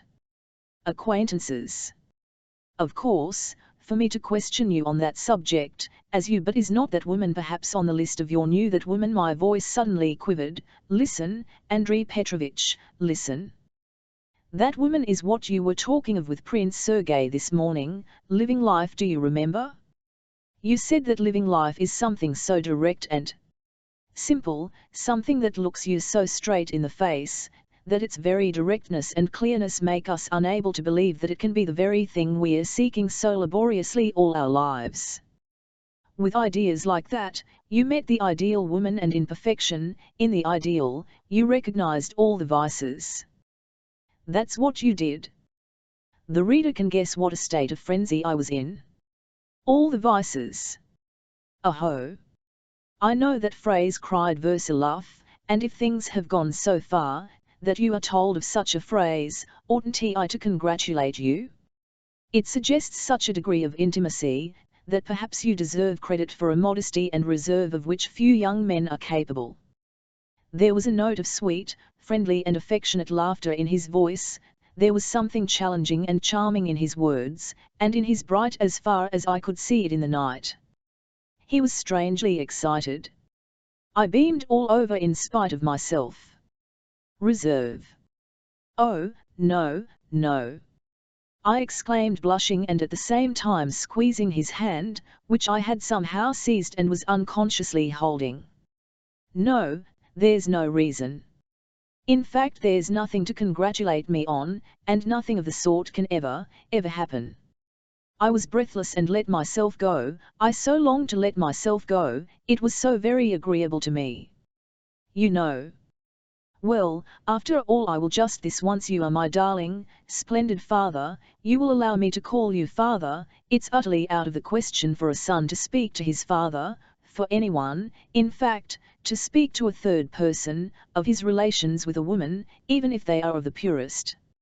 In fact, the purer they are, the greater the obligation of silence. It would be distasteful, it would be coarse, in short, a confidant is out of the question. But if there's nothing, absolutely nothing, then surely one may speak, mayn't one? As your heart tells you. An indiscreet, a very indiscreet question. I suppose in the course of your life you've known women, you've had intimacies. I only ask generally, I don't mean anything particular. I blushed, and was almost choking with delight. We will assume there have been transgressions. Well then, I want to ask you this, and you tell me what you think of it, as a man of more. A woman suddenly says, as she is taking leave of you, casually, looking away, tomorrow at 3 o'clock I shall be at a certain place.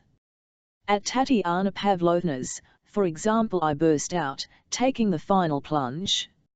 My heart throbbed and stcxd still, I even ceased speaking, I could not go on. He listened eagerly. And so next day at 3 o'clock I went to Tatiana Pavlovna's, and this is what I thought. When the cook opens the door, you know her cook, I shall ask first thing whether Tatiana Pavlovna is at home. And if the cook says Tatiana Pavlovna is not at home, but there's a visitor waiting for her, what ought I to conclude? Tell me if it were you, in short, if you. Simply that an appointment had been made you. Then I suppose that did happen, and it happened today. Yes. Oh no, nothing of the sort. It did happen, but it wasn't that, it was an appointment, but not of that sort, and I hasten to say so or I should be a blackguard. It did happen, but my dear fellow, all this begins to be so interesting that I suggest I used to give away 10 roubles and 25 roubles at a time to those who be aid of me. For a drink. Just a few coppers. It's a lieutenant implores your aid, a former lieutenant begging Ophiao.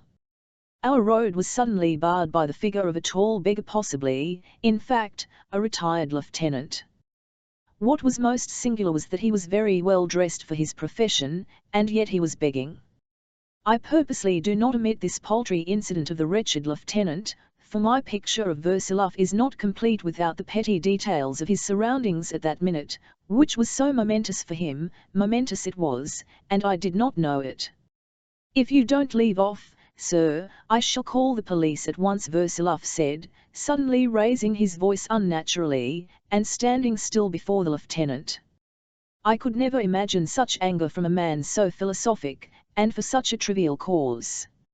And, note, our conversation was interrupted at the point of most interest to him, as he had just said himself.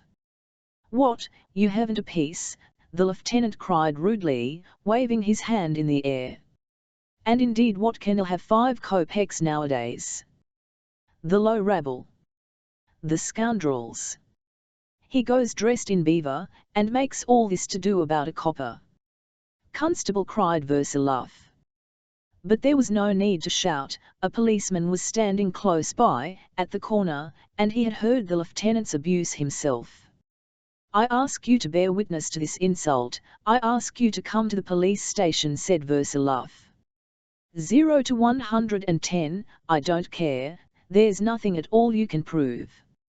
You won't show yourself so wonderfully clever. Keep hold of him, constable, and take us to the police station, Versaloff decided emphatically. Surely we are not going to the police station?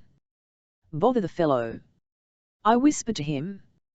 Certainly we are, dear boy.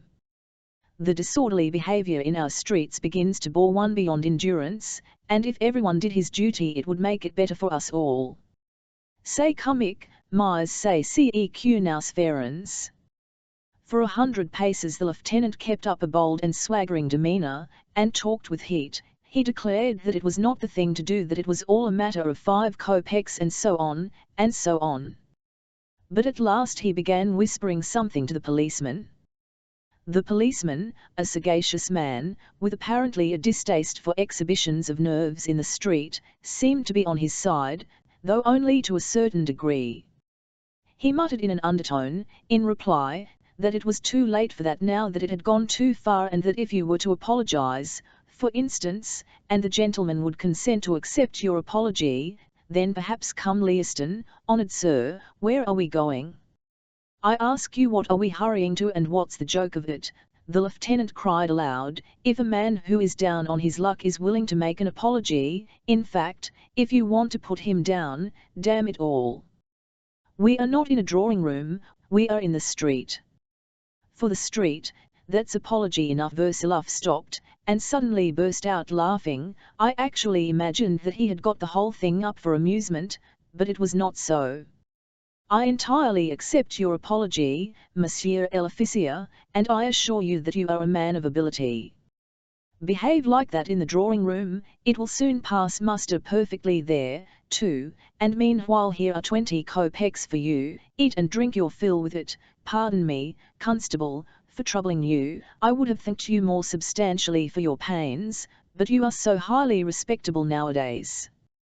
My dear boy, he added, turning to me, there's an eating house close here, it's really a horrible sewer, but one could get tea there, and I invite you to a cup, this way, quite close, come along.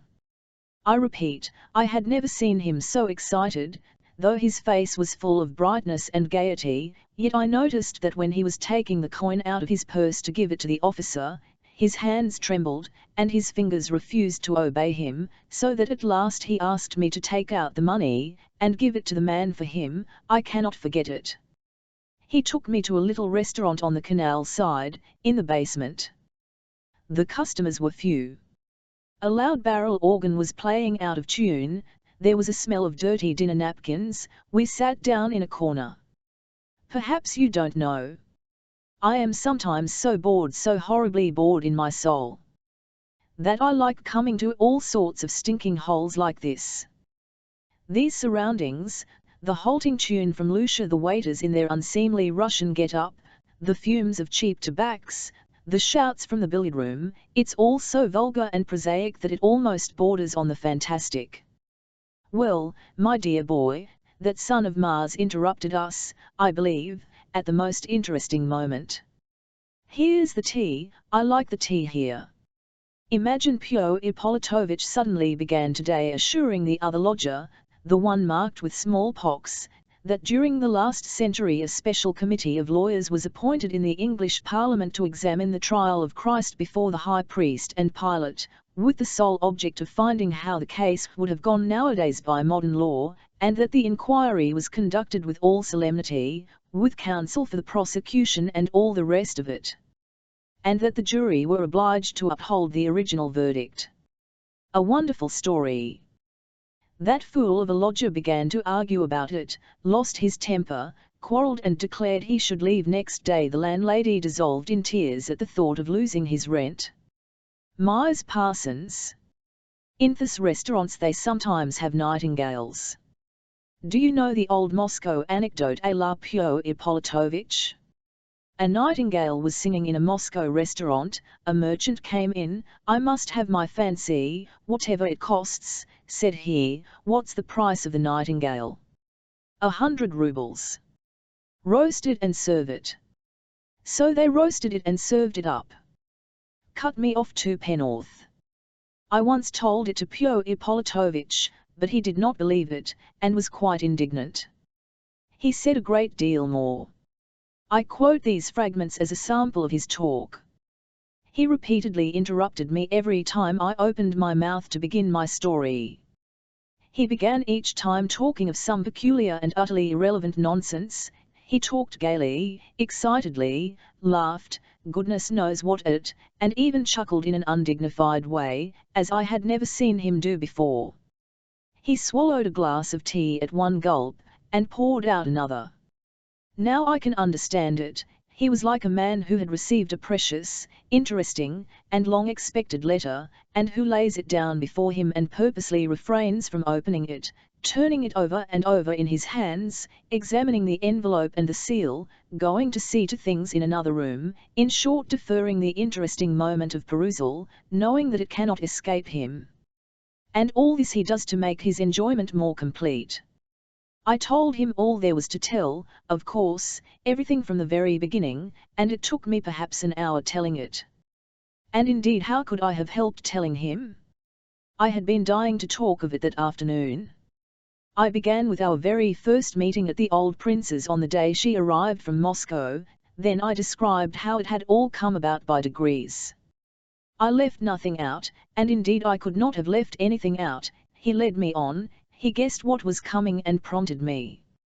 At moments it seemed to me that something fantastic was happening, that he must have been sitting or standing behind the door. For those 2 months, he knew beforehand every gesture I made, every feeling I had felt.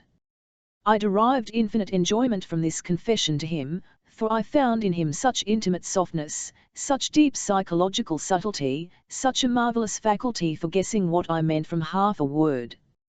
He listened as tenderly as a woman.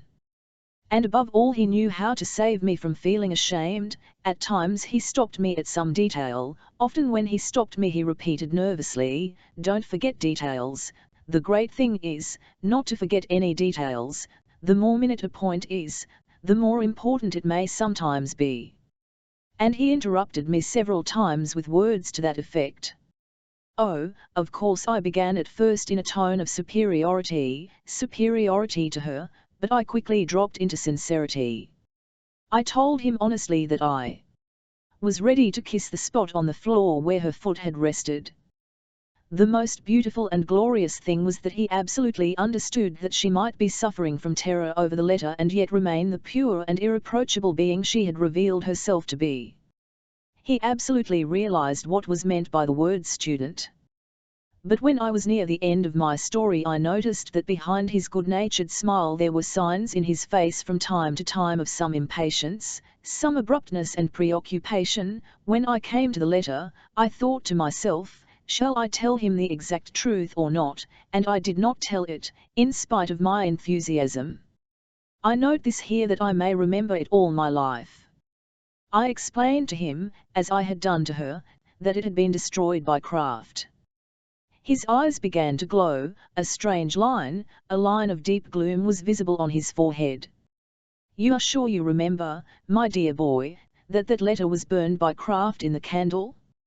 You are not mistaken. I am not mistaken, I repeated.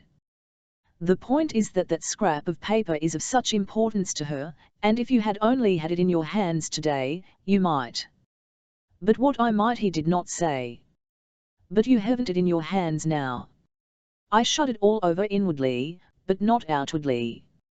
Outwardly I did not betray myself, I did not turn a hair, but I was still unwilling to believe in the question, haven't it in my hands? In my hands now? How could I since craft burned it that day? Yes. A glowing intent look was fastened upon me, a look I shall never forget. He smiled, however, but all his good nature, all the feminine softness that had been in his expression suddenly vanished. It was replaced by something vague and troubled. He became more and more preoccupied. If he had controlled himself at that moment, as he had till then, he would not have asked me that question about the letter. He had asked it, no doubt, because he was carried away himself.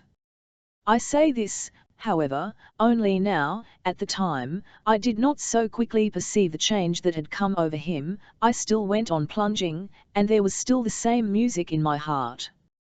But my story was over. I looked at him. "It's strange," he said suddenly, when I had told him everything to the minutest detail. "It's a very strange thing, my dear boy. You say that you were from 3 o'clock till 4 and that Tatiana Pavlovna was not at home." "From 3 o'clock till 4:30 exactly." "Well, only fancy, I went to see Tatiana Pavlovna exactly at 4:30 to the minute, and she met me in the kitchen. I nearly always go to see her by the back entrance." "Mlut, she met you in the kitchen?" I cried, staggering back in amazement. "And she told me she could not ask me in. I only stayed 2 minutes, I only looked in to ask her to come to dinner." "Perhaps she had only just come home from somewhere." "I don't know, of course not, though she was wearing a loose dressing gown." "That was at 4:30 exactly." "But Tatiana Pavlovna didn't tell you I was there." "No, she did not tell me you were there, otherwise I should have known it, and should not have asked you about it." "Listen, that's awfully important." "Yes, from a certain point of view, and you've turned quite white, my dear, but, after all, what is there important in it? They've been laughing at me as though I were a baby. It's simply that she was afraid of your impulsiveness, as she expressed it herself, and so she felt safer with Tatiana Pavlovna there. But, good God, what a trick! Think, she let me say all that before a third person, before Tatiana Pavlovna, so she heard everything I said. It's horrible to conceive of. C'est salon, mon cher. Besides, you spoke just now of breadth of view in regard to women and exclaimed hurrah for breadth. If I were Othello and you Jago, you could not have done better. I am laughing though. There can be no sort of Othello, because there have been no relations of the kind. And why laugh indeed? It matter. I believe she's infinitely above me all the same, and I have not lost my ideal. If it was a joke on her part, I forgive her. A joke with a wretched raw youth doesn't matter. Besides, I did not pose as anything, and the student was there in her soul, and remained there in spite of everything. It was in her heart, it exists there, and will always exist there. Enough. Listen, what do you think? Shall I go to her at once to find out the whole truth or not?" I said I am laughing, but there were tears in my eyes. "Well, my dear boy, go if you want to. I feel as though I were defiled in soul, from having told you all this. Don't be angry, dear, but, I repeat, one can't tell things about a woman to a third person. No confidant will understand. Even an angel wouldn't understand. If you respect a woman, don't confide in anyone. If you respect yourself, don't confide in anyone. Now I don't respect myself. Goodbye for the present, I can't forgive myself." "Nonsense, my dear boy, you exaggerate. You say yourself that there was nothing in it. We came out on the canal bank and said goodbye. Will you never give me a real warm kiss, as a child kisses its father?" he said, with a strange quiver in his voice. I kissed him fervently. "Dear boy, may you be always as pure in heart as you are now." I had never kissed him before in my life. I never could have conceived that he would like me to. Chapter 6. I go, of course. I made up my mind as I hurried home, I'll go at once. Very likely I shall find her at home alone. Whether she is alone or with someone else makes no difference. I can ask her to come out to me. She will receive me, she'll be surprised, but she will receive me. And if she won't see me 111 insist on her seeing me, I'll send in word that it's most urgent. She will think it's something about that letter and will see me. And I'll find out all about Tatiana there. And what then? If I am not right I will be her servant, if I am right and she is to blame it's the end of everything. In any case it's the end of everything. What am I going to lose? I can lose nothing. I'll go. I'll go. I shall never forget and I recall with pride that I did not go. It will never be known to anyone, it will die with me, but it's enough that I know of it and at such a moment I was capable of an honourable impulse. This is a temptation, and I will put it behind me. I made up my mind at last, on second thoughts. They had tried to terrify me with a fact, but I refused to believe it, and had not lost my faith in her purity. And what had I to go for, what was there to find out about? Why was she bound to believe in me as I did in her, to have faith in my purity, not to be afraid of my impulsiveness and not to provide against all risks with Tatiana? I had not yet, as far as she could see, deserved her confidence. No matter that she does not know that I am worthy of it, that I am not seduced by temptations, that I do not believe in malicious calumnies against her, I know it and I shall respect myself for it. I shall respect my own feeling. Oh, yes, she had allowed me to utter everything before Tatiana, she had allowed Tatiana to be there, she knew that Tatiana was sitting there listening, for she was incapable of not listening, she knew that she was laughing at me out there, that was awful, awful. But what if it were impossible to avoid it? What could she have done in her position, and how could one blame her for it? Why, I had told her a lie about craft, I had deceived her because that, too, could not be helped, and I had lied innocently against my will. My God! I cried suddenly, flushing painfully, what have I just done myself? Haven't I exposed her, too, before Tatiana, haven't I repeated it all to Versilov just now? Though, after all, there was a difference. It was only a question of the letter. I had in reality only told Versilov about the letter because there was nothing else to tell, and could be nothing else. Was not I the first to declare that there could not be? He was a man of insight. H.M. But what hatred there was in his heart for this woman even to this day. And what sort of drama must have taken between them in the past, and about what? All due to vanity, of course. Versilov cannot be capable of any feeling but boundless vanity. That last thought rose spontaneously in my mind and I did not even remark it. Such were the thoughts that floated through my mind one after another, and I was straightforward with myself, I did not cheat or deceive myself, and if there was anything I did not understand at that moment, it was not from sophistry with myself but only from lack of brains. I returned home in great excitement, and, I don't know why, in a very cheerful, though confused state of mind. But I was afraid of analyzing my feelings and did my utmost to distract my mind. I went in at once to see my landlady. It turned out that a terrible quarrel really had taken place between her husband and her. She was in advanced consumption, and though, perhaps, she was a good-natured woman, like all consumptives she was of uncertain temper. I began trying to reconcile them at once. I went to the lodger, who was a very vain little bank clerk, called Chervik, a coarse pock-marked fool. I disliked him very much, but I got on with him quite well, for I often was so mean as to join him in turning Pyotr Ippolitovitch into ridicule. I at once persuaded him to keep on the lodgings, and indeed he would not in any case have really gone so far as to move. It ended in my reassuring the landlady completely, and even succeeding in very deftly putting a pillow under her head. Pyotr Ippolitovitch would never have known how to do it, she commented malignantly. Then I busied myself in the kitchen preparing mustard plasters for her and succeeded in making 2 capital ones with my own hand.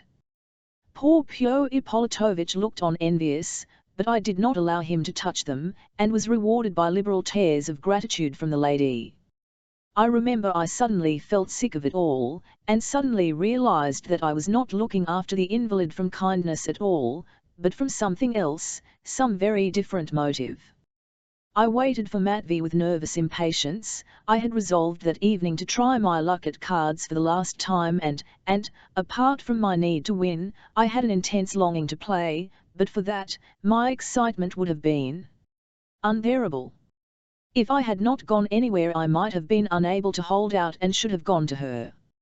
It was almost time for Matvi to come, when the door was opened and an visitor, Daria Onizimovna, walked in.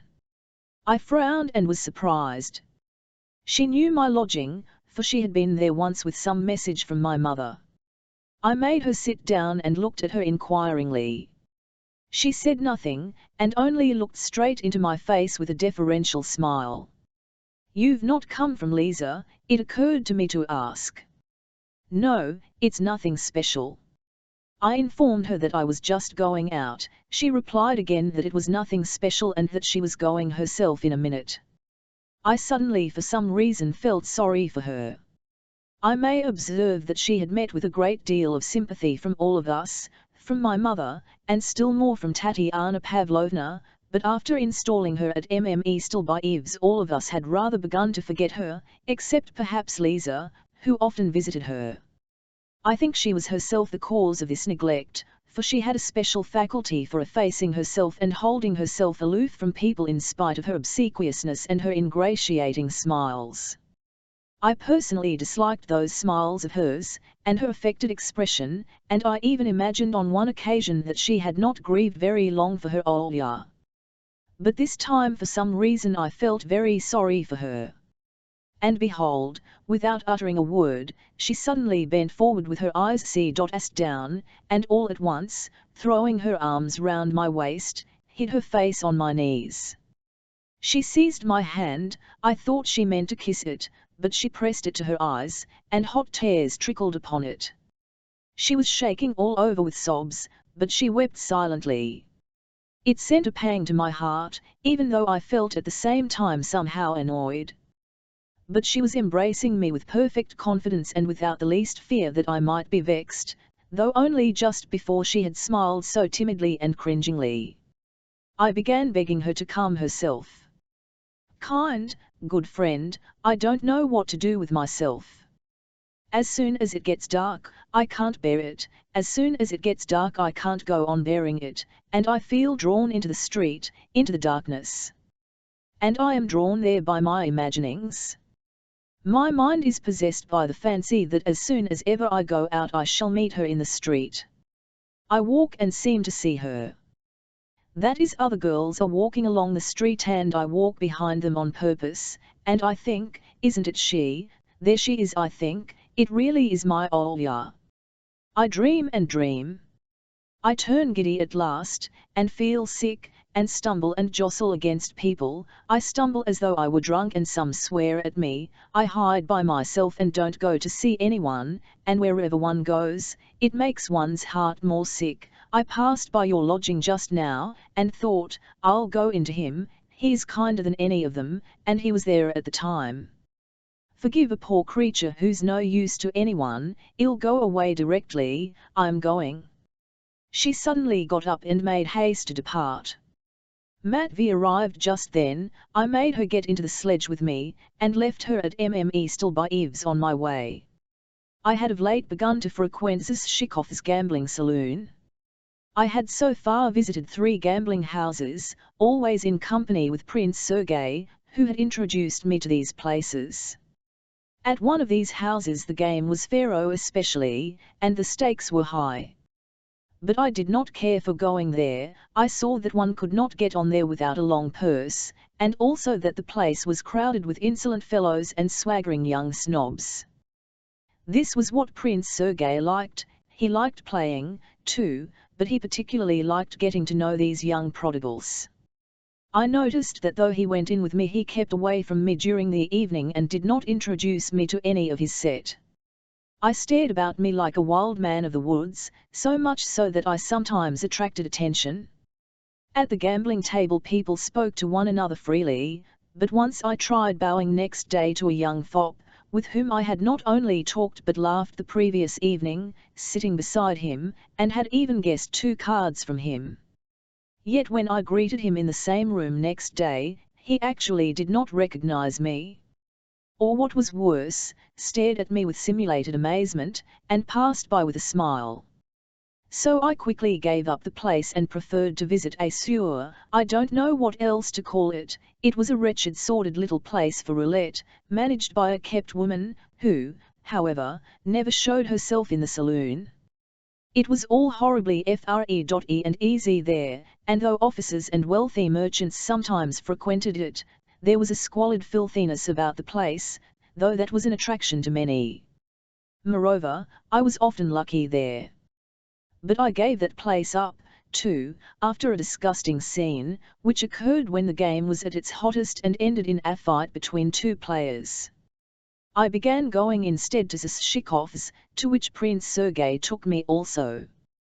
The man was a retired captain, and the tone at his rooms was very tolerable, military, curt, and businesslike, and there was a fastidiously scrupulous keeping up of the forms of punctilio. No boisterous practical jokers or very fast men frequented it. Moreover, the stakes played for were often considerable. Both faro and roulette were played. I had only been there twice before that evening, the 15th of November, but I believe Zashikov already knew me by sight. I had made no acquaintances there, however.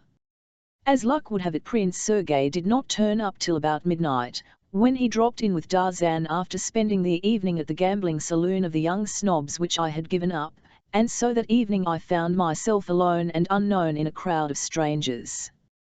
If I had a reader and he had read all I have written so far of my adventures, there would be certainly no need to inform him that I am not created for any sort of society.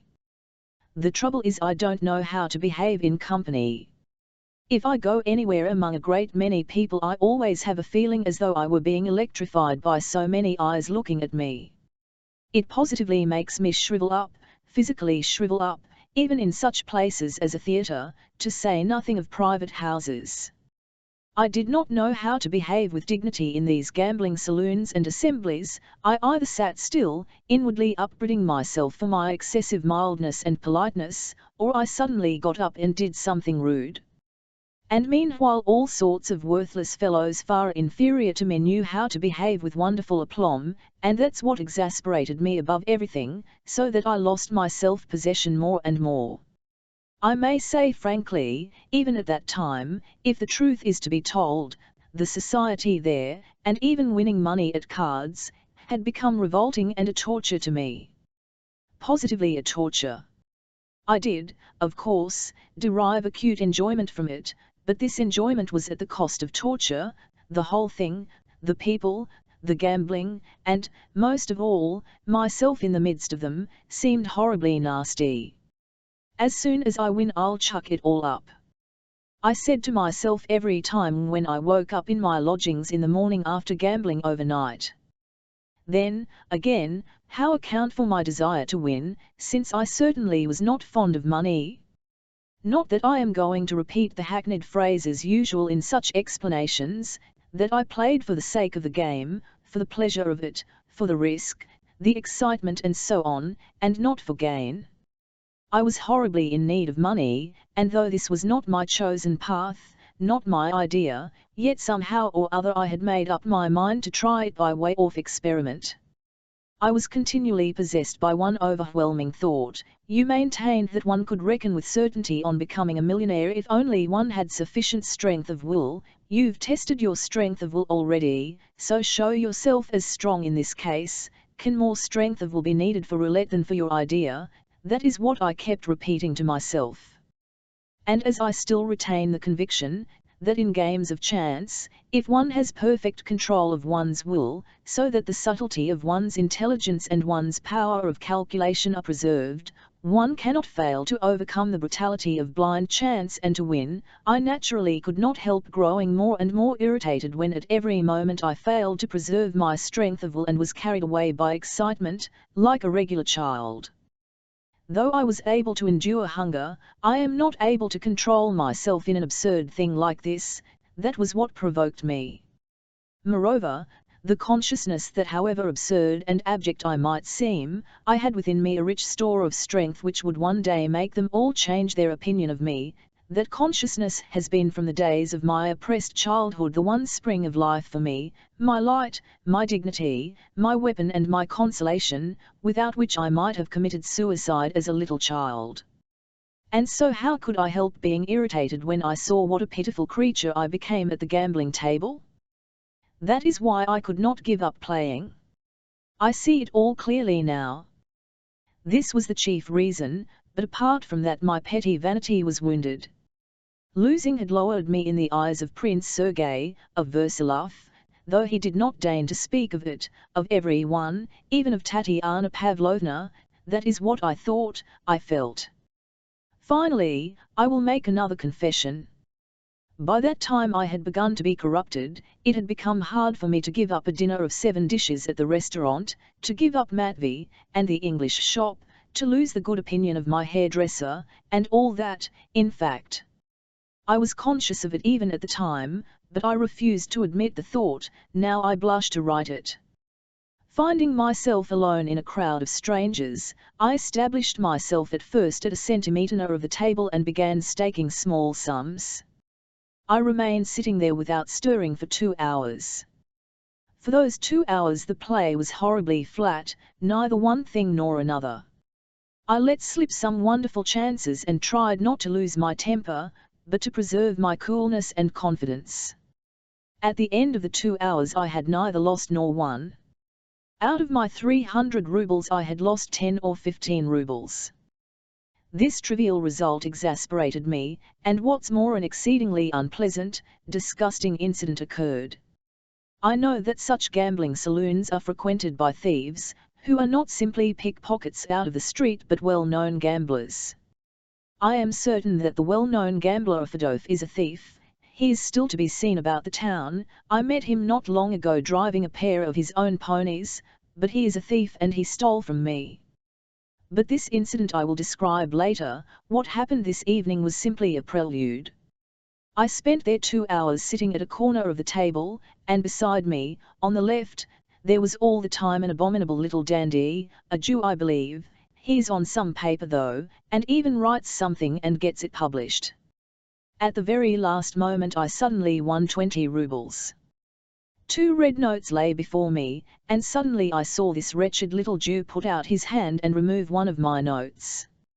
I tried to stop him, but with a most impudent air he immediately informed me, without raising his in the least, that it was what he had won, that he had just put down a stake and won it. He declined to continue the conversation and turned away. As ill luck would have it, I was in a state of extreme stupidity at that moment. I was brooding over a great idea, and with a curse I got up quickly and walked away. I did not want to dispute, so made him a present of the red note. And indeed it would have been difficult to go into the matter with an impudent thief, for I had let slip the right moment, and the game was going on again. And that was my great mistake, the effect of which was apparent later on. 3 or 4 players near us saw how the matter ended, and noticing how easily I had given way, took me for another of the same sort. It was just 12 o'clock. I walked into the other room, and after a little reflection formed a new plan. Going back I changed my notes at the bank for half imperials. I received over 40 of them. I divided them into 10 lots, and resolved to stake 4 half imperials 10 times running on the 0. If I win it's my luck. If I lose, so much the better, I'll never play again. I may mention that 0 had not turned up once during those 2 hours, so that at last no one was staking on 0. I put down my stakes standing, silent, frowning and clenching my teeth. At the 3rd round, Zashikov called aloud 0, which had not turned up all day. 140 half imperials were counted out to me in gold. I had 7 chances left and I went on, though everything seemed whirling round, and dancing before my eyes. "Come here!" I shouted right across the table to a player beside whom I had been sitting before, a grey-headed man with a moustache, and a purple face, wearing evening dress, who had been for some hours staking small sums with ineffable patience and losing stake after stake, come this end. There's luck here. Are you speaking to me? The mustached gentleman shouted from the other end of the table, with a note of menacing surprise in his voice. Yes, you. You'll go on losing forever there. That's not your business, please not to interfere. But I could not restrain myself. An elderly officer was sitting facing me at the other side of the table. Looking at my stake, he muttered to his neighbour, "That's queer, 0. No, I won't venture on 0. Do, Colonel," I shouted, laying down another stake. "Kindly leave me alone, and don't force your advice upon me," he rapped out sharply. "You are making too much noise. I am giving you good advice. Would you like to bet on zeros turning up directly, 10 gold pieces? I'll bet that. Will you take it?" And I laid down 10 half imperials. A bet of 10 gold pieces. "That I can do," he brought out dryly and severely. "I'll bet against you that 0 won't turn up." 10 louis d'or, Colonel." "What do you mean by 10 louis d'or?" 10 half imperials, Colonel, and, in grand language, 10 louis d'or." "Well, then, say they are half imperials, and please don't joke with me." I did not of course hope to win the bet. There were 36 chances against 1 that 0 would not turn up again, but I proposed it out of swagger, and because I wanted to attract everyone's attention. I quite saw that for some reason nobody here liked me, and that they all would have taken particular pleasure in letting me know it. The roulette wheel was sent spinning, and what was the general amazement when it stopped at 0 again? There was actually a general shout. The glory of my success dazed me completely. Again 140 half imperials were counted out to me. Zshikov asked me if I would not like to take part of them in notes, but I mumbled something inarticulate in reply, for I was literally incapable of expressing myself in a calm and definite way. My head was going round and my legs felt weak. I suddenly felt that I would take a fearful risk at once. Moreover, I had a longing to do something more, to make another bet, to carry off some thousands from someone. Mechanically I scooped up my notes and gold in the hollow of my hand, and could not collect myself to count them. At that moment I noticed Prince Sergei and Darzan behind me. They had only just come from their faro saloon, where, as I heard afterwards, they had lost their last farthing. "Ah! Darzan," I cried, "there's luck here. Stake on 0. "I've been losing, I've no money," he answered dryly. Prince Sergei actually appeared not to notice or recognize me. "Here's money," I cried, pointing to my heap of gold. "As much as you like." "Hang it all," cried Darzan, flushing crimson, "I didn't ask you for money, I believe." "You are being called," said Zshikov, pulling my arm. The colonel, who had lost 10 half imperials to me, had called to me several times, almost abusingly.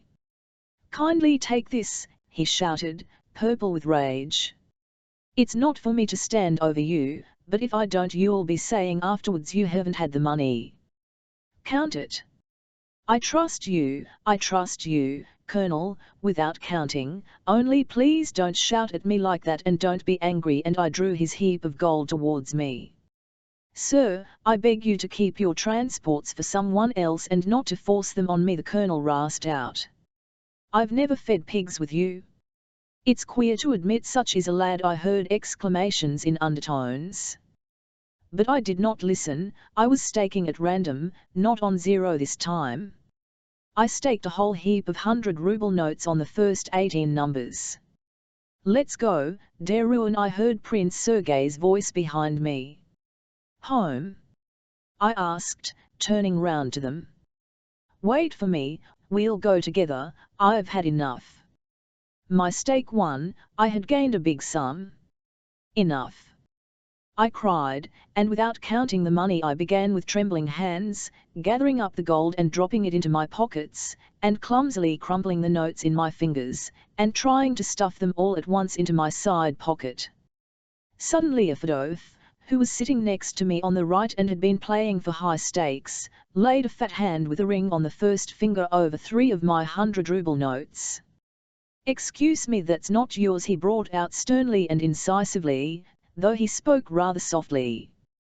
This was the prelude, which was destined a few days afterwards to have such a serious sequel. Now I swear on my honor those 3 notes were mine, but to my misfortune, at the time, though I was convinced they were mine, I still had the fraction of a doubt, and for an honest man, that is enough, and I am an honest man. What made all the difference was that I did not know at the time that a Fedotov was a thief. I did not even know his name then, so that at that moment I might very well imagine I had made a mistake, and that those 3 notes were really not in the heap that had just been paid me.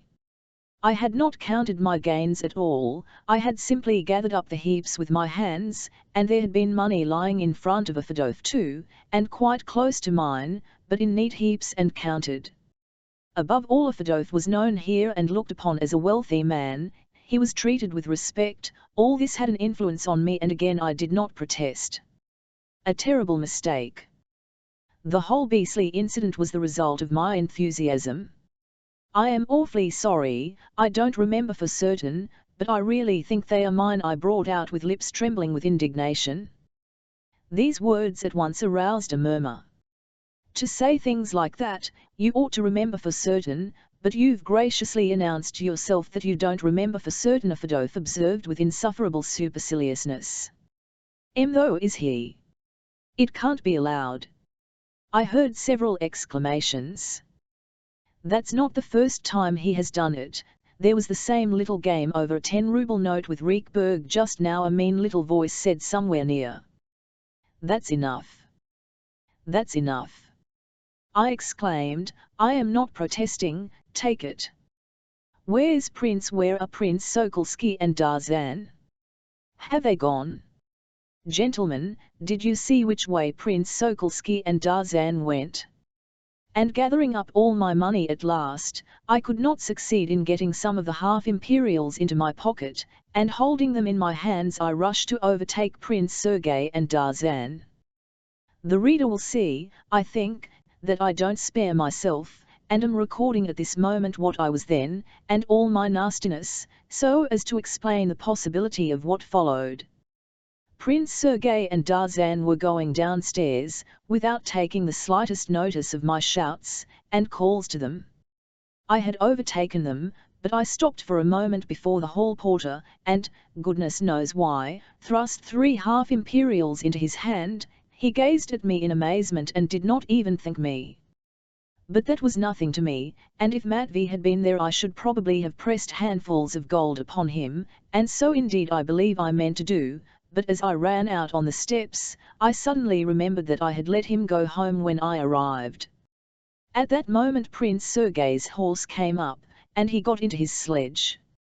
I am coming with you, Prince, and to your flat, I cried, clutching the fur cover and throwing it open, to get into the empty seat, but all at once Darzan skipped past me into the sledge, and the coachman snatched the fur cover out of my hands, and tucked it round them.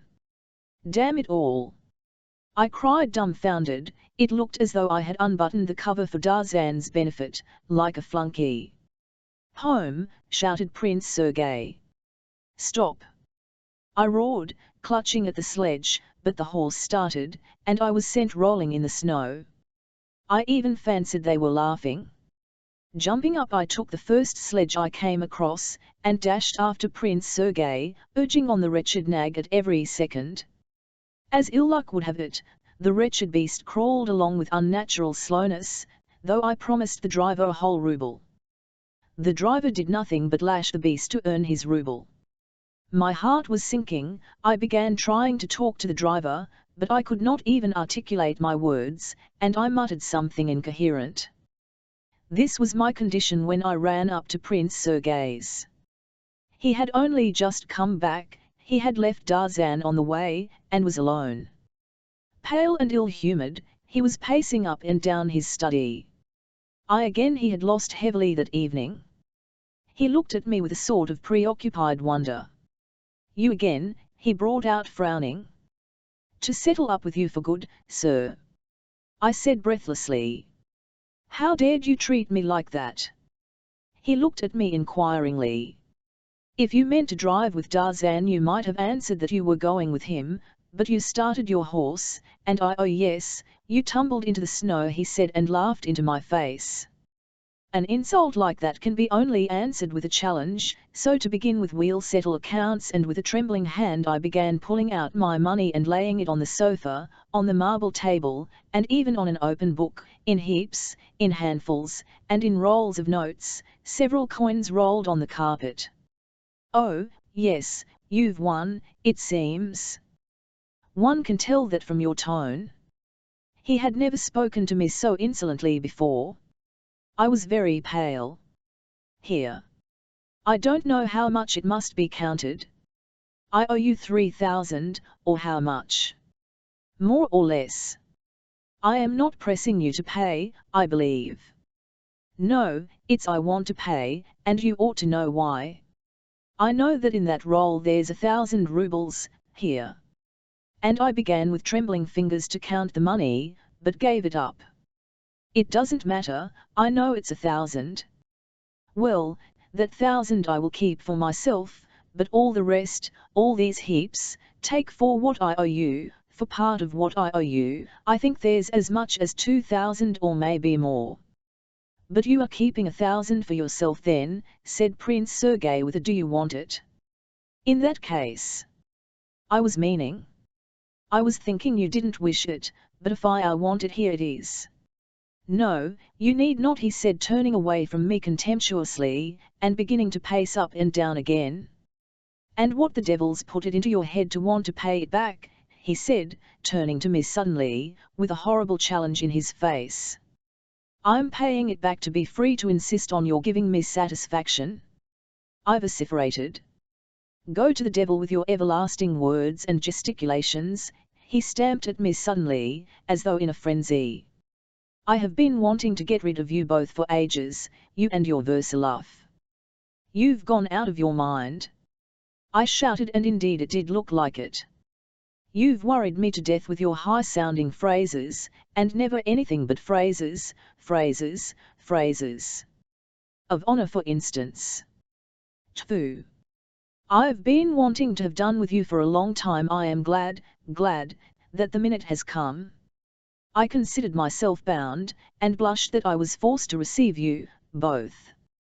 But now I don't consider myself bound in any way, let me tell you. Your Versalov induced me to attack Madame Armakov and to cast aspersions on her. Don't dare to talk of honor to me after that. For you are dishonorable people, both of you. I wonder you weren't ashamed to take my money. There was a darkness before my eyes. I borrowed from you as a comrade, I began, speaking with a dreadful quietness.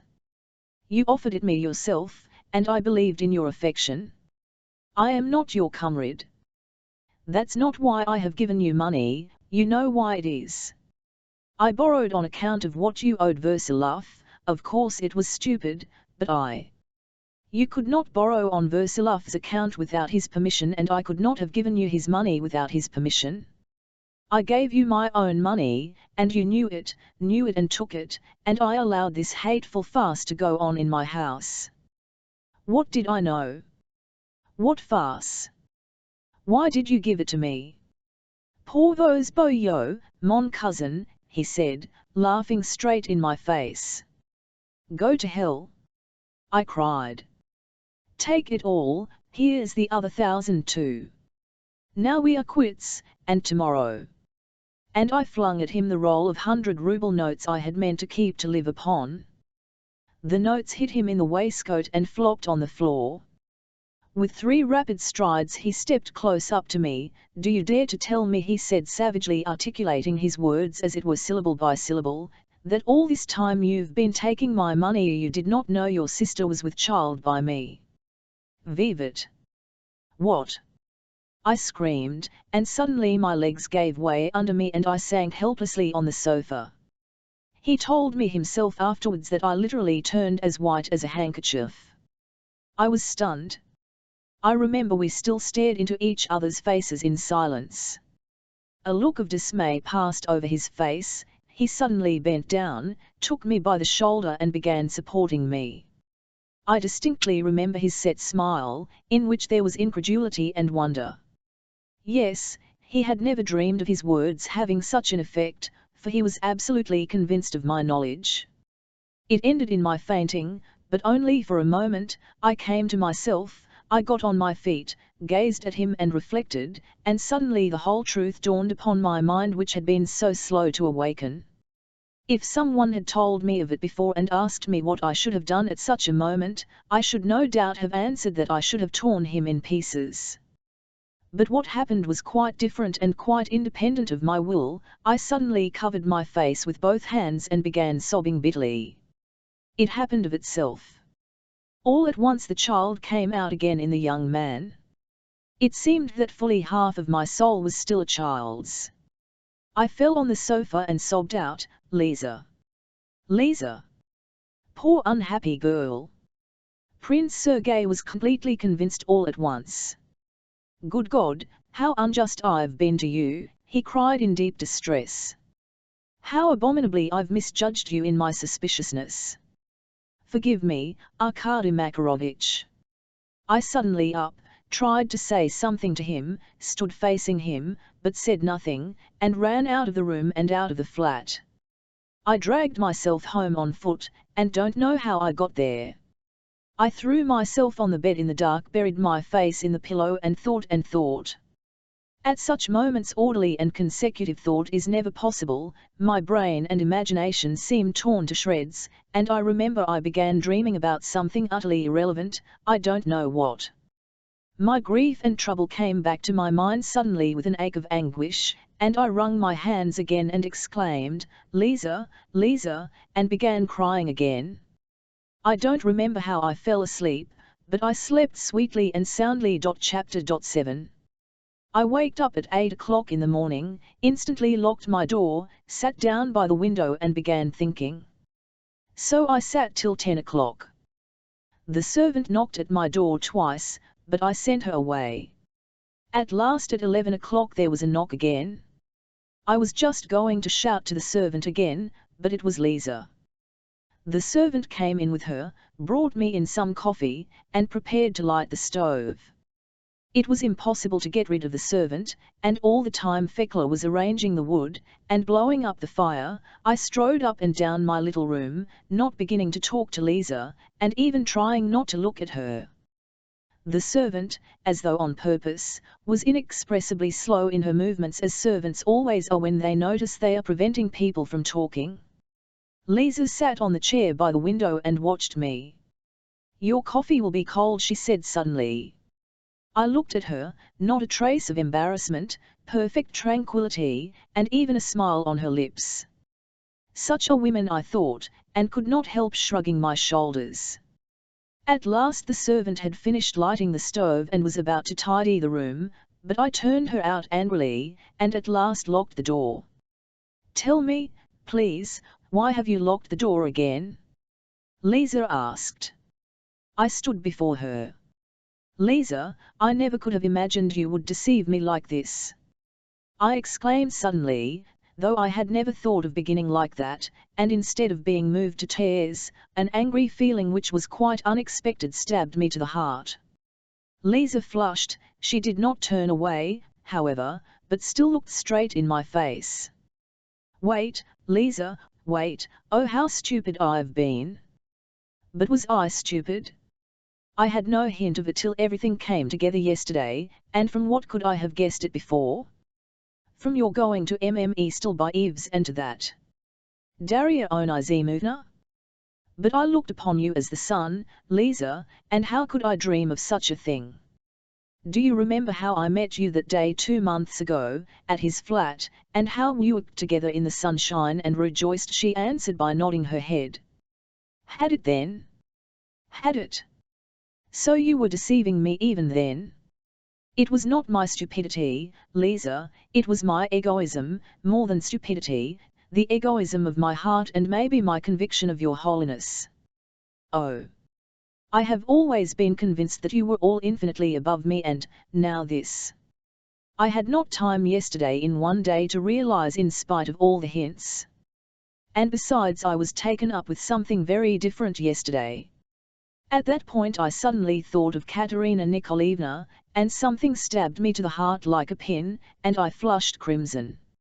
It was natural that I would not be kind at that moment. But what are you justifying yourself for? You seem to be in a hurry to defend yourself, Arkady. What for? Lisa asked softly and gently, though her voice was firm and confident. Vivat for? What am I to do now? If it were nothing but that question. And you ask what for? I don't know how to act. I don't know how brothers do act in such cases. I know they go with pistols in their hands and force them to marry. I will behave as a man of honor ought.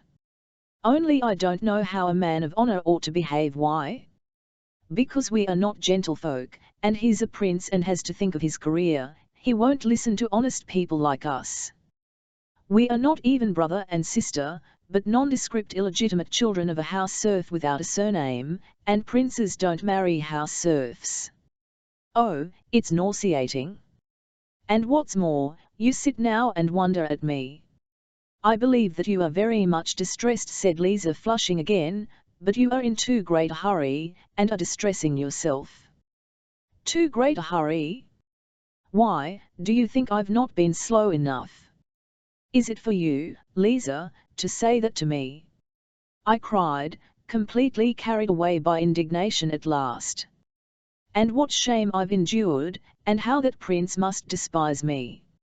It's all clear to me now, and I can see it all like a picture. He quite imagined that I had guessed long ago what his relation was to you, but that I held my tongue or even turned up my nose while I bragged of my honor. That's what he may well have thought of me. And that I have been taking his money for my sister's shame. It was that he loathed so, and I think he was quite right, too, to have every day to welcome a scoundrel because he was her brother, and then to talk of honor. It would turn any heart to stone, even his. And you allowed it all. You did not warn me. He despised me so utterly that he talked of me to Stebelkov, and told me yesterday that he longed to get rid of us both, Versilov and me. And Stebelkov too. Anna Andreevna is as much your sister as Lizaveta Makarovna. And then he shouted after me, my money's better than his. And I insolently lolled on his sofa, and forced myself on his acquaintances as though I were an equal, damn them. And you allowed all that. Most likely Darzan knows by now, judging, at least, by his tone yesterday evening. Everyone knew it except me. No one knows anything, he has not told any one of his acquaintances, and he could not, Lisa added. And about Stebelkov, all I know is that Stebelkov is worrying him, and that it could only have been a guess on Stebelkov's part. I have talked to him about you several times, and he fully believed me anyway that you know nothing, and I can't understand how this happened yesterday. Oh, I paid him all I owed him yesterday, anyway, and that's a load off my heart. Lisa, does mother know? Of course she does. Why, yesterday she stood up for you against me. Oh, Lisa. Is it possible that in your heart of hearts you think yourself absolutely right, that you really don't blame yourself in the least? I don't know how these things are considered nowadays, and what are your ideas, I mean as regards me, your mother, your brother, your father. Does Versilov know? Mother has told him nothing. He does not ask questions, most likely he does not want to ask. He knows, but not want to know, that's it, it's like him. Well, you may laugh at a brother, a stupid brother, when he talks of pistols, but your mother. Surely you must have thought, Lisa, that it's a reproach to mother? I have been tortured by that idea all night. Mother's first thought now will be, it's because I did wrong, and the daughter takes after the mother. Oh, what a cruel and spiteful thing to say, cried Lisa, while the tears gushed from her eyes. She got up and walked rapidly towards the door. Stay, stay. I caught her in my arms, made her sit down again, and sat down beside her, still keeping my arm round her. I thought it would be like this when I came here, and that you would insist on my blaming myself. Very well, I do blame myself. It was only through pride I was silent just now, and did not say so. I am much sorrier for you and mother than I am for myself. She could not go on, and suddenly began crying bitterly. Don't, Lisa, you mustn't, I don't want anything. I can't judge you. Lisa, what mother say? Tell me, has she known long? I'll believe she has, but I only told her a little while ago. When this happened, she said softly, dropping her eyes. What did she say? She said, bear it, Lisa said still more softly. Ah, Lisa, yes, bear it. Don't do anything to yourself, God keep you. I am not going to, she answered firmly, and she raised her eyes and looked at me. Don't be afraid, she added, it's not at all like that. Lisa, darling, all I can see is that I know nothing about it, but I've only found out now how much I love you. There's only one thing I can't understand, Lisa, it's all clear to me, but there's one thing I can't understand at all. What made you love him? How could you love a man like that? That's the question. And I suppose you've been worrying yourself all night about that too, said Lisa, with a gentle smile. Stay, Lisa, that's a stupid question, and you are laughing. Laugh away, but one can't help being surprised. You know, you and he, you are such opposite extremes. I have studied him. He's GLCXNNY, suspicious. Perhaps he is very good-hearted, he may be, but on the other hand, he's above all extremely inclined to see evil in everything, though in that he is exactly like me. He has a passionate appreciation of what's noble, that I admit, but I fancy it's only in his ideal. Oh, he is apt to feel remorse. He has been all his life continually cursing himself, and repenting, but he will never reform. That's like me, too, perhaps. Thousands of prejudices and false ideas and no real ideas at all. He is always striving after something heroic and spoiling it all over trifles. Forgive me, Lisa, I'm a fool though, I say this and wound you and I know it. I understand it would be a true portrait, smiled Lisa, but you are too bitter against him on my account, and that's why nothing you say is true. From the very beginning he was distrustful with you, and you could not see him as he is, but with me, even he has had no eyes for anyone but me, ever since those days at Luga. Luga? Yes, he is suspicious and morbid, and but for me he would have gone out of his mind, and if he gives me up, he will go out of his mind, or shoot himself. I believe he has realized that and knows it, Lisa added dreamily as though to herself. Yes, he is weak continually, but such weak people are capable at times of acting very strongly. How strangely you talked about a pistol, Arkady, nothing of that sort is wanted and I know what will happen. It's not my going after him, it's his coming after me. Mother cries and says that if I marry him I shall be unhappy, that he will cease to love me. I don't believe that. Unhappy, perhaps, I shall be, but he won't cease to love me. That's not why I have refused my consent all along, it's for another reason. For the last 2 months I've refused, but today I told him yes, I will marry you. Arkasha, do you know yesterday, her eyes shone and she threw her arms round my neck. He went to Anna Andreevna's and told her with absolute frankness that he could not love her. Yes, he had a complete explanation with her, and that idea's at an end. He had nothing to do with the project. It was all Prince Nikolai Ivanovitch's notion, and it was pressed upon him by those tormentors, Stubulkov and someone else, and today for that I've said yes. Dear Arkady, he is very anxious to see you, and don't be offended because of what happened yesterday. He's not quite well this morning, and will be at home all day. He's really unwell, Arkady, don't think it's an excuse. He has sent me on purpose, and told me to say that he needs you, that he has a great deal he must tell you, and that it would be awkward to say it here, in your lodging. Well, goodbye. Oh, Arkady, I am ashamed to say it, as I was coming here I was awfully afraid that you would not love me any more. I kept crossing myself on the way, and you've been so good and kind. I shall never forget it. I am going to Mother. And you try and like him a little, won't you? I embraced her warmly, and told her, I believe, Lisa, you're a strong character. And I believe that it's not you who are going after him, but he who is going after you, only, what made you love him, that's the question.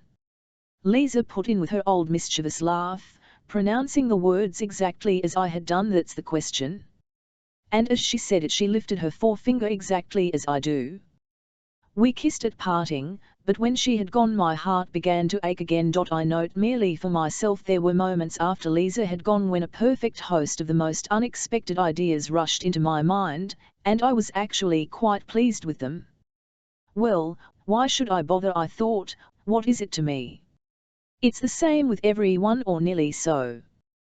What of it if it has happened to Lisa? Am I bound to save the honor of the family? I mention all these details to show how far I was from a sound understanding of the difference between good and evil. It was only feeling saved me. I knew that Lisa was unhappy, that Mother was unhappy, and I knew this by my feeling when I thought of them, and so I felt that what had happened must be wrong. Now I may mention beforehand that from that day, right up to the catastrophe of my illness, events followed one another with such rapidity that recalling them now I feel surprised myself that I was able to stand up against them, crushing as they were. They clouded my mind, and even my feelings, and if in the end I had been overwhelmed by them, and had committed a crime, I was within an ace of it, the jury might well have acquitted me. But I will try to describe it all in the exact order of events, though I forewarn the reader that there was little order in my thoughts at that time. Events came rushing on me like the wind, and my thoughts whirled before them like the dead leaves in autumn. Since I was entirely made up of other people's ideas, where could I find principles of my own when they were needed to form independent decisions? I had no guide at all. I decided to go to see Sergei that evening, that we might be perfectly free to talk things over, and he would be at home till evening. But when it was getting dark I received again a note by post, a note from Stendhal. It consisted of 3 lines, containing an urgent and most persuasive request that I would call on him next morning at 11 o'clock on most important business, and you will see for yourself that it is business. Thinking it over I resolved to be guided by circumstances, as there was plenty of time to decide before tomorrow. It was already 8 o'clock, I should have gone out much earlier, but I kept expecting Versilov. I was longing to express myself to him, and my heart was burning. But Versilov was not coming and did not come. It was out of the question for me to go to see my mother and Lisa for a time, and besides I had a feeling that Versilov certainly would not be there all day. I went on foot, and it occurred to me on the way to look in at the restaurant on the canal side where we had been the day before. Sure enough, Versilov was sitting there in the same plaque. I thought you would come here, he said, smiling strangely and looking strangely at me. His smile was an unpleasant one, such as I had not seen on his for a long time. I sat down at the little table and told him in full detail about the Prince and Lisa, and my scene with Prince Sergei the evening before. I did not forget to mention how I had won at roulette. He listened very attentively, and questioned me as to Prince Sergei's intention to marry Lisa. Pauvre enfant, she won't gain much by that perhaps. But very likely it won't come off, though he is capable of it. Tell me, as a friend, you knew it, I suppose, had an inkling of it. My dear boy, what could I do in the matter? It's all a question of another person's conscience and a feeling, even though only on the part of that poor girl. I tell you again, I meddled enough at one time with other people's consciences, a most unsuitable practice. I don't refuse to help in misfortunes so far as I'm able, and if I understand the position myself. And you, my dear boy, did you really suspect nothing all this time? But how could you? I cried, flaring up. How could you, if you'd a spark of suspicion that I knew of Lisa's position, and saw that I was taking money at the same time from Prince Sergei, how could you speak to me, sit with me, hold out your hand to me, when you must have looked on me as a scoundrel, for I bet anything you suspected I knew all about it and borrowed money from Prince Sergei knowingly. Again, it's a question of conscience, he said with a smile. And how do you know, he added distinctly, with unaccountable emotion, how do you know I wasn't afraid, as you were yesterday, that I might lose my ideal and find a worthless scamp instead of my impulsive, straightforward boy? I dreaded the minute and put it off. Why not, instead of indolence or duplicity, imagine something more innocent in me, stupid, perhaps, but more honourable, Diable? I am only often stupid, without being honourable. What good would you have been to me if you had had such propensities? To persuade and try to reform in that case would be degrading. You would have lost every sort of value in my eyes even if you were reformed. And Lisa? Are you sorry for her? I am very sorry for her, my dear. What makes you think I am so unfeeling? On the contrary, I will try my very utmost, and you? What of your affair? Never mind my affair, I have no affairs of my own now. Tell me, why do you doubt that marry her? He was at Anna Andreevna's yesterday and positively refused that, is disowned the foolish idea that originated with Prince Nikolai Ivanitch of making a match between them. He disowned it absolutely. Yes. When was that? And from whom did you hear it? He inquired with interest. I told him all I knew. He pronounced as it were dreamily and pondering, then it must have happened just about an hour before another explanation. Oh well, of course, such an interview may have taken place between them. Although I know that nothing was said or done either on his side or on hers, though, of course, a couple oath words would be enough for such an explanation. But I tell you what, it's strange, he laughed suddenly, I shall certainly interest you directly with an extraordinary piece of news. If your prince did make his offer yesterday to Anna Andreevna, and, suspecting about Lisa, I should have done my utmost to oppose his suit, enter now sought it, Anna Andreevna would in any case have refused him. I believe you are very fond of Anna Andreevna, you respect and esteem her. That's very nice on your part, and so you will probably rejoice on her account. She's engaged to be married, my dear boy, and judging from her character I believe she really will get married, while I give her my blessing, of course. Going to be married? To whom? I cried, greatly astonished. Ah, guess. I won't torment you, to Prince Nikolai Ivanovitch, to your dear old man. I gazed at him with open eyes. She must have been cherishing the idea for a long time, and no doubt worked it out artistically in all its aspects. He went on languidly, dropping out his words one by one. Imagine this was arranged just an hour after Sergei's visit. You see how inappropriate was his dashing in? She simply went to Prince Nikolai Ivanovitch and made him a proposal.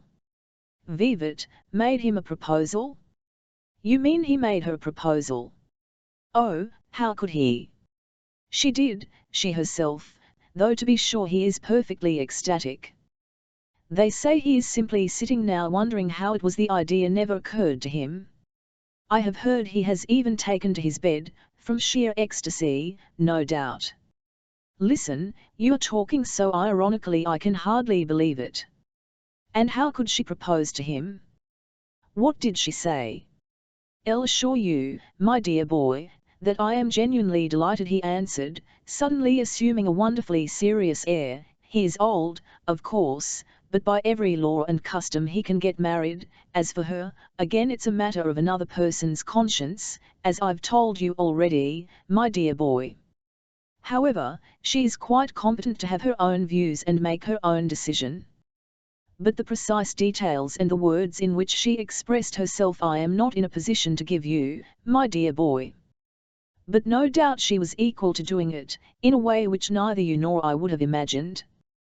The best of it all is that there's nothing sc.andalus in it, it's altas com ill fout in the eyes of the world. Of course, it's quite evident that she was eager for a good position in the world, but you know she deserves it. All this, my dear boy, is an entirely worldly matter. And no doubt she made her proposal in a magnificent and artistic style.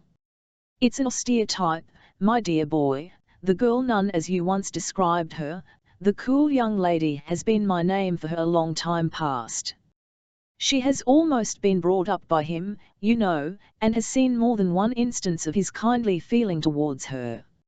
She assured me some time ago that she had such a respect for him and such a high opinion of him, such feeling for him and such sympathy with him and all the rest of it, so that I was to some extent prepared. I was informed of all this morning in her name and at her request by my son, her brother Andrei Andreevich, whom I believe you don't know, and whom I see regularly twice a year. He respectfully approves of the step she has taken. Then it is public already? Good heavens, I am amazed. No, it's certainly not public yet, not for some time. I don't know, I am altogether out of it, in fact. But it's all true. But now Katerina Nikolaevna. Tastes, will it? What do you think? It won't suit Burnings. I don't know actually that he will dislike it, but you may be sure that on that side Anna Andreevna is a highly respectable person. But what a girl she is! Yesterday morning, immediately before this, she inquired of me whether I were in love with the widow Armakov. Do you remember I told you of it yesterday with surprise? It would have been impossible for her to marry the father if I had married the daughter. Do you understand now? Oh, to be sure, I cried, but CX, Anna Andreevna really have imagined that you could possibly want to marry Katerina Nikolaevna. Evidently she could, my dear boy, but, however, I believe it's time for you to go where you were going. My head aches all the time, you know. I'll tell them to play Lucia. I love the solemnity of its dreariness, but I've told you that already. I repeat myself unpardonably. Perhaps I'll go away from here though. I love you, my dear boy, but goodbye. Whenever I have a headache or toothache I thirst for solitude. A line of suffering came into his face. I believe now he really was suffering with his head particularly. Till tomorrow, I said. Why till tomorrow, and what is to happen tomorrow? He said with a wry smile. Elle shall go to see you, or you come to see me. No, I shan't come to you, but you'll come running to me. There was something quite malevolent in his face, but I had no thoughts to spare for him. What an event! Prince Sergei was really unwell, and was sitting alone with his head wrapped in a wet towel. He was very anxious to see me, but he had not only a headache, he seemed to be aching morally all over. To anticipate events again, all that latter time, right up to the catastrophe, it was somehow my fate to meet with people who were one after another so excited that they were all almost mad, so that I couldn't help being infected with the same malady myself. I came, I must confess, with evil feelings in my heart, and I was horribly ashamed, too, of having cried before him the previous night. And anyway, Lisa and he had so clearly succeeded in deceiving me that I could not help seeing myself as a fool. In short, my heart was vibrating on false notes as I went in. But all this affectation and false feeling vanished quickly. I must do him the justice to say that his suspiciousness had quickly disappeared, that he surrendered himself completely, he betrayed almost childish affection and love. He kissed me with tears and began talking of the position. Yes, he really did need me. His words and the sequence of his ideas betrayed great mental disorder. He announced with great firmness his intention to marry Lisa, and as soon as possible. The fact that she is not of noble birth does not trouble me in the least. Believe me, he said to me, my grandfather married a serf girl who sang in a neighbouring landowner's private theatre. My family, of course, have rested certain expectations upon me, but now they'll have to give way, and it will not lead to strife. I want to break with my present life for good, for good. To have everything different, everything new. I don't understand what made your sister love me, but if it had not been for her I should not have been alive to this day. I swear from the depth of my soul that my meeting her at Luga was the finger of Providence. I believe she loved me because I had fallen so low. Can you understand that though, Arkady Makarovich? Perfectly, I declared in a voice of full conviction. I sat at the table, and he walked about the room. Il must tell you the whole story of our meeting, without reserve. It began with a secret I had guarded in my heart, of which she alone heard, because only to her could I bring myself to trust it. And to this day no one else knows it. I went to Luga then with despair in my heart, and stayed at Mme still by Eves, I don't know why, seeking solitude perhaps. I had only just resigned my commission in the regiment, which I had entered on my return from abroad, after my meeting with Andrei Petrovich out there. I had some money at the time, and in the regiment I led a dissipated life, and spent freely. Well, the officers, my comrades, did not like me, though I tried not to offend anyone. And I will confess it to you, no one has ever liked me. There was a certain Cornet Stepanov, I must admit an extremely empty-headed worthless fellow not distinguished in any way. There was no doubt he was honest though. He was in the habit of coming to see me, and I did not stand on ceremony with him. He used to sit in a corner, mute but dignified, for days together, and he did not get in my way at all. One day I told him a story that was going the round, with many foolish additions of my own, such as that the colonel's daughter was in love with me, and that the colonel had his eye upon me for her and so would do anything to please me. In short, I will pass over the details, but it led to a very complicated and revolting scandal. It was not Stepanov who spread it but my orderly, who had overheard and remembered it all, for I had told an absurd story compromising the young lady. So, when there was an inquiry into the scandal, and this orderly was questioned by the officers, he threw the blame on Stepanov, that is, he said that it was to Stepanov I'd told the story. Stepanov was put in such a position that he could not deny having heard it, it was a question of honor.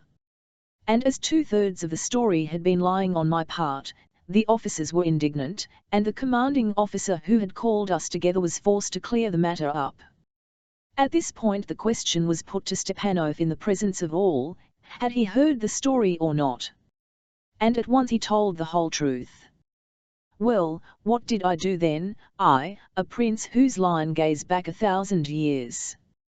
I denied it, and told Stepanov to his face that he was lying, in the most polite way, suggesting that he had misunderstood my words and so on.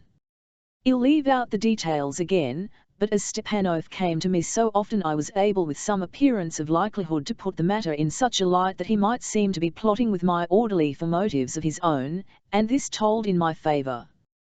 Stepanov merely looked at me in silence and shrugged his shoulders. I remember the way he looked at me and shall never forget it. Then he promptly resigned his commission, but how do you suppose it ended? Every officer without exception called on him and begged him not to resign. A fortnight later too, left the regiment, no one turned me out, no one suggested my resigning, I alleged family reasons for my leaving the army. That was how the matter ended. At first I didn't mind, and even felt angry with them. I stayed at Luga, made the acquaintance of Lizaveta Makarovna, but a month afterwards I began to look at my revolver and to think about death. I looked at everything gloomily, Arkady Makarovich. I composed a letter to the commanding officer and my former comrades, with a full confession of my lie, and a vindication of Stepanov's honor. When I had written the letter I asked myself the question, should I send it and live, or should I send it and die? I should never have decided that question. Chance, blind chance brought me near to Lizaveta Makarovna after a strange and rapid conversation with her. She had been at Mme still by Eves before that, we had met and parted with bows and had rarely spoken. I suddenly told her everything. It was then she held out a hand to me. How did she settle the question? I didn't send the letter. She decided that I should not send it. She argued that if I did send the letter I should, of course, have been doing an honourable action, sufficient to wash away all the filth of the past, and far more, but she doubted my having the strength to endure it. It was her idea that no one would have the strength to bear it, for then the future would be utterly ruined, and no new life would be possible. It is true Stepanov had suffered for it, but he had been acquitted by public opinion, as it was. It was a paradox, of course, but she restrained me, and I gave myself into her hands completely. Her reasoning was Jesuitical but feminine. I cried, she had begun to love you already. It was my regeneration into a new life. I vowed to change, to begin a new life, to be worthy of myself and of her, and this is how it has ended. It has ended in my going with you to roulette, in my playing faro. I could not resist the fortune. I was delighted at being in the swim, delighted with all these people, with race horses. I tortured Lisa, to my shame. He rubbed his forehead with his hand and walked up and down the room. We are both, you and I, stricken by the same Russian curse, Arkady Makarovich. You don't know what to do, and I don't know what to do. If a Russian deviates ever so little from the rut of routine laid down for him by tradition, at once he is at a loss what to do.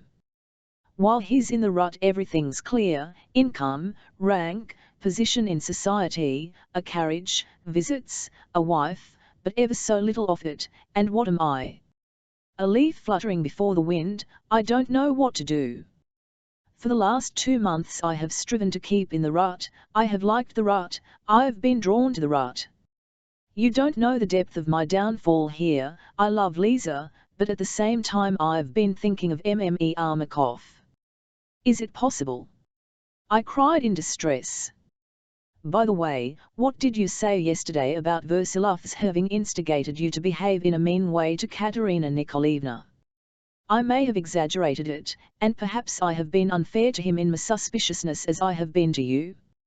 Let us drop the subject. Why, do you suppose that I have not been brooding over a lofty ideal of life all this time, ever since Luga, perhaps? I swear that ideal has never left me, it has been with me continually, and has lost none of its beauty in my heart.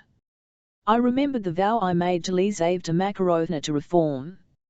Vivan Andrei Petrovich talked about the aristocracy to me yesterday. He said nothing new, I can assure you. My ideal is firmly established, a few score acres, and only a few score, for I've scarcely anything left of the fortune, then absolutely complete abandonment of the world and a career, a rural home, a family, and myself a tiller of the soil or something of the sort. Oh, in our family it's nothing new. My uncle, my grandfather, too, tilled the soil with their own hands. We have been princes for 1,000 years, as aristocratic and as ancient a name as the Rohans, but we are beggars. And this is how I will train my children. Remember always, all your life, that you are a nobleman, that the sacred blood of Russian princes flows in your veins, but never be ashamed that your father tilled the soil with his own hands. He did it like a prince. I should not leave them property, nothing but that strip of land, but would bring them up in the loftiest principles, that I should consider a duty. Oh, I should be helped by Lisa, by work, by children. Oh, how we have dreamed of this together, dreamed of it here in this room. And would you believe it? At the same time I was thinking of Mme Armakov, and of the possibility of a worldly and wealthy marriage, though I don't care for the woman in the least. And only after what Naschokhin said about miring, I resolved to turn to Anna Andreevna. But you went to decline the match. That was an honourable action anyway, I suppose. You think so? He stopped short before me. No, you don't know my nature, or else there is something I don't know myself, because it seems I have more than one nature. I love you sincerely, Arkady Makarovich, and besides I am terribly to blame for the way I've treated you for the last 2 months, and so I want you as Lisa's brother to know all this. I went to Anna Andreevna to make her an offer of marriage, not to disown the idea. Is it possible? But Lisa told me I deceived Lisa. Tell me, Please, you made a formal offer and Anna Andreevna refused it. Was that it? Was that it? The facts are of great to me, Prince. No, I did not make an offer at all, but that was only because I hadn't time. She forestalled me, not in direct words, of course, though the meaning was clear and unmistakable. She delicately gave me to understand that the idea was henceforth out of the question. So it was the same as your not making her an offer, and your pride has not suffered. How can you reason like that? My own conscience condemns me, and what of Lisa, whom I have deceived, and meant to abandon? And the vow I made to myself and my forefathers to reform and to atone for all my ignoble past. I entreat you not to tell her that. Perhaps that is the one thing she would not be able to forgive me. I have been ill since what happened yesterday. And now it seems that all is over, and the last of the Sokolskis will be sent to prison. Poor Lisa! I have been very anxious to see you all day, Arkady Makarovich, to tell you as Lisa's brother what she knows nothing of as yet. I am a criminal. I have taken part in forging railway shares. Something more. Vivat, you are going to prison. I cried, jumping up and looking at him in horror. His face wore a look of the deepest gloom and utterly hopeless sorrow.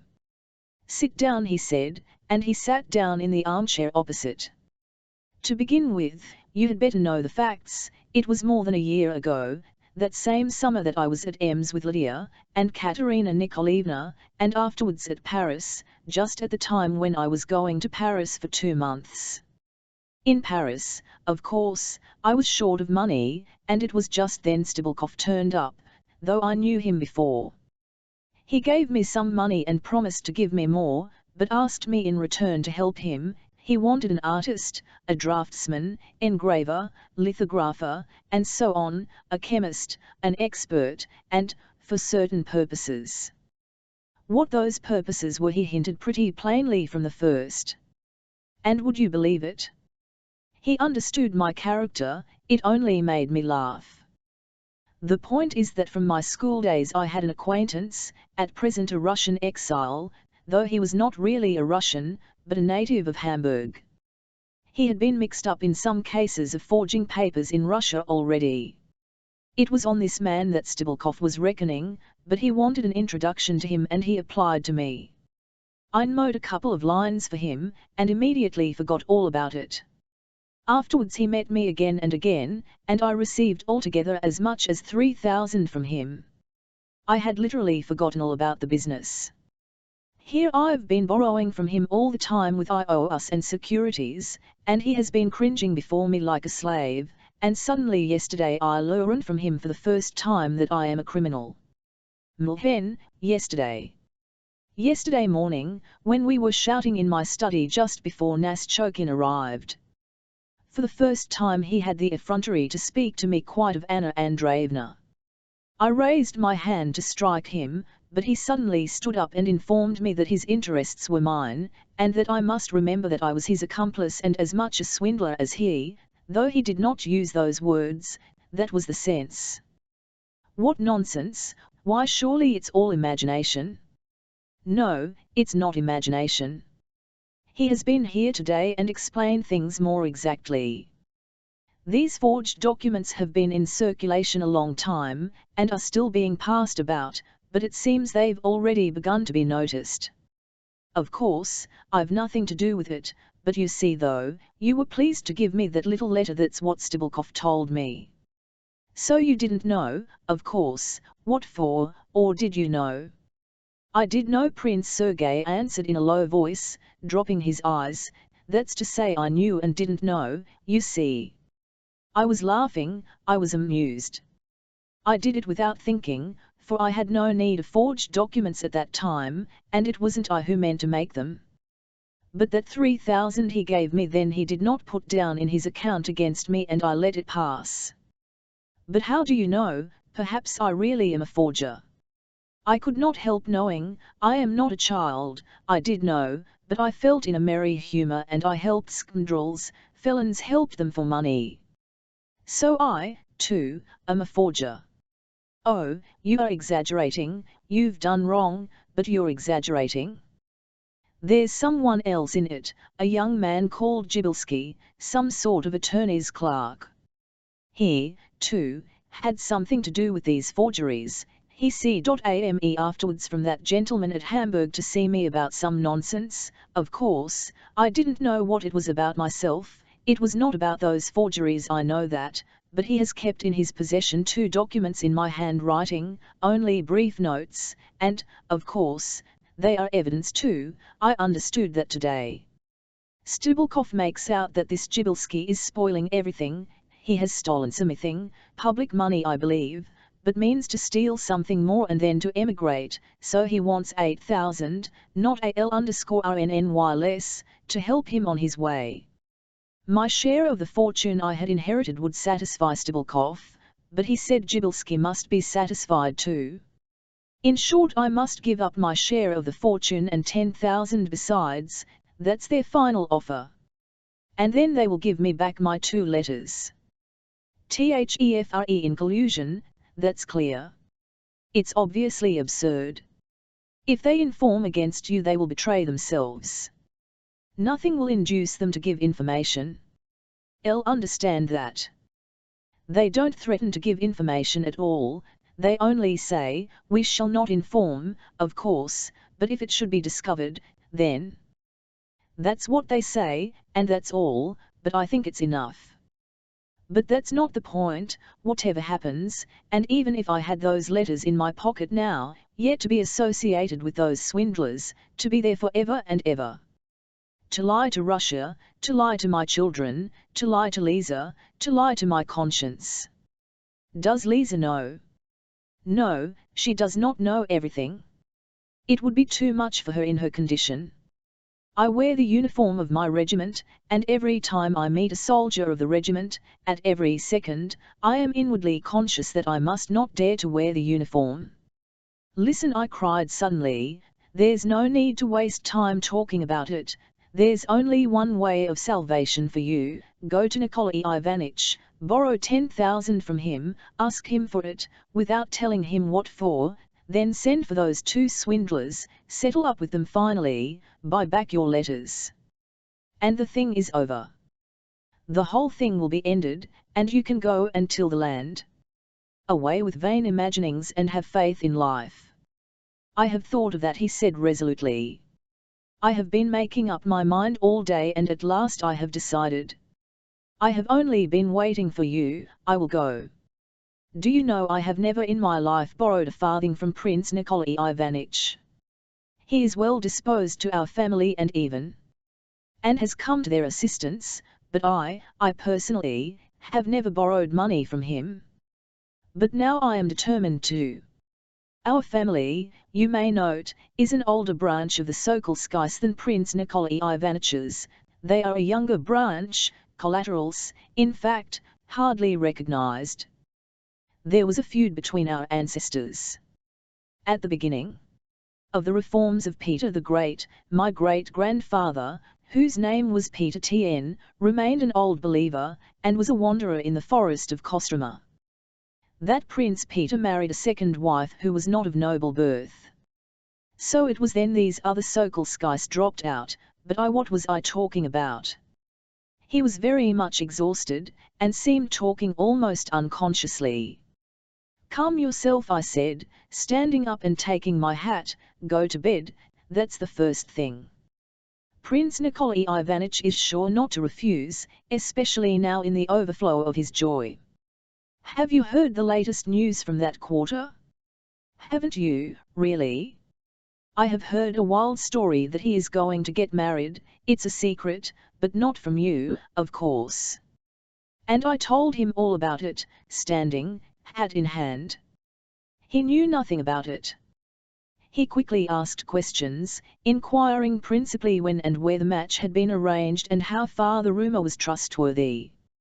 I did not, of course, conceal from him that it had been settled immediately after his visit to Anna Andreevna.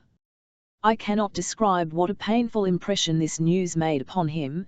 His face worked and was almost contorted, and his lips twitched convulsively in a wry smile. At the end he turned horribly pale and sank into a reverie, with his eyes on the floor. I suddenly saw quite clearly that his vanity had been deeply wounded by Anna Andreevna's refusal of him the day before.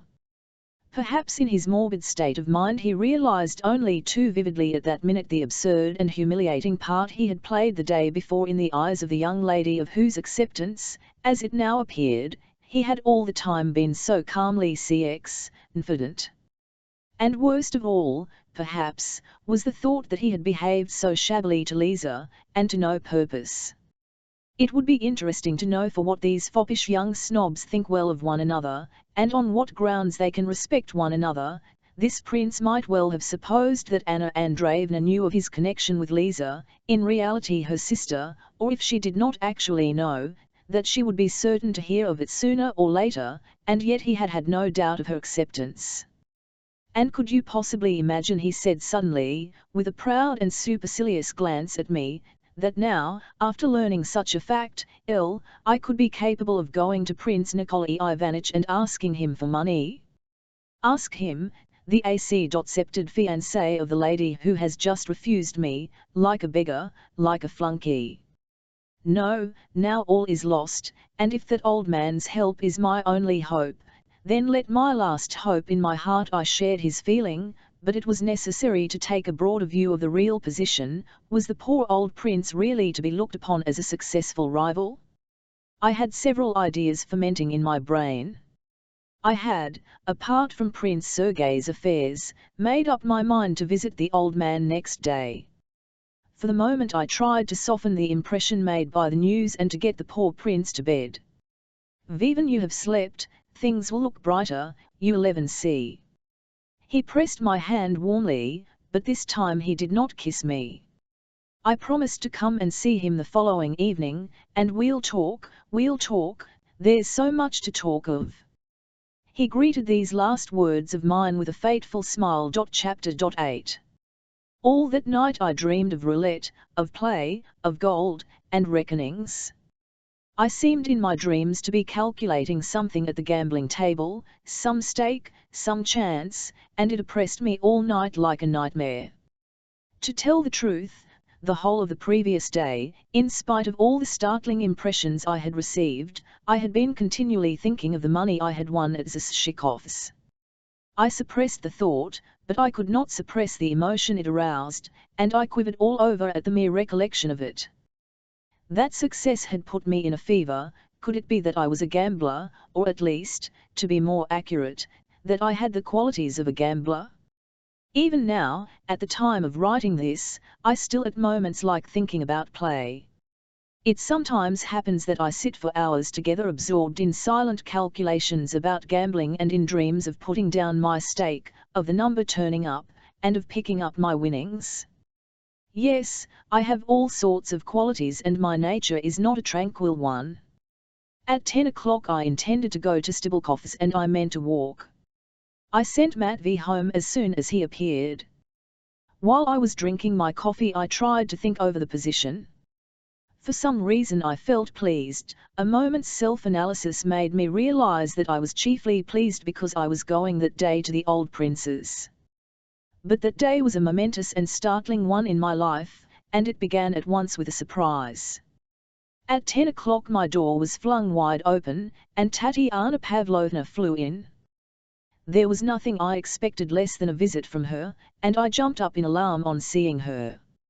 Her face was ferocious, her manner was incoherent, and I dare say if she had been asked she could not have said why she had hastened to me.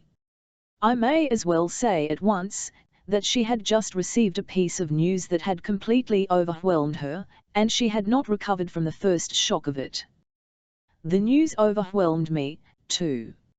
She stayed, however, only half a minute, or perhaps a minute, but not more. She simply pounced upon me. "So this is what you've been up to," she said, standing facing me and bending forward. "SR, you young puppy. What have you done? What, you don't even know?" Goes on drinking his coffee. "Oh, you babbler, you chatterbox, oh, you imitation lover boys like you are whipped, whipped, whipped. Tatiana Pavlovna, what has happened? What is the matter? Is mother? You will know, she shouted menacingly, ran out of the room, and was gone. I should certainly have run after her, but I was restrained by one thought, and that was not a thought but a vague misgiving. I had an inkling that of all her imitation lover was the most significant phrase. Of course I could not guess what it meant, but I hastened out, that I might finish with Stebelkov and go as soon as possible to Nikolai Ivanitch. The key to it all is there.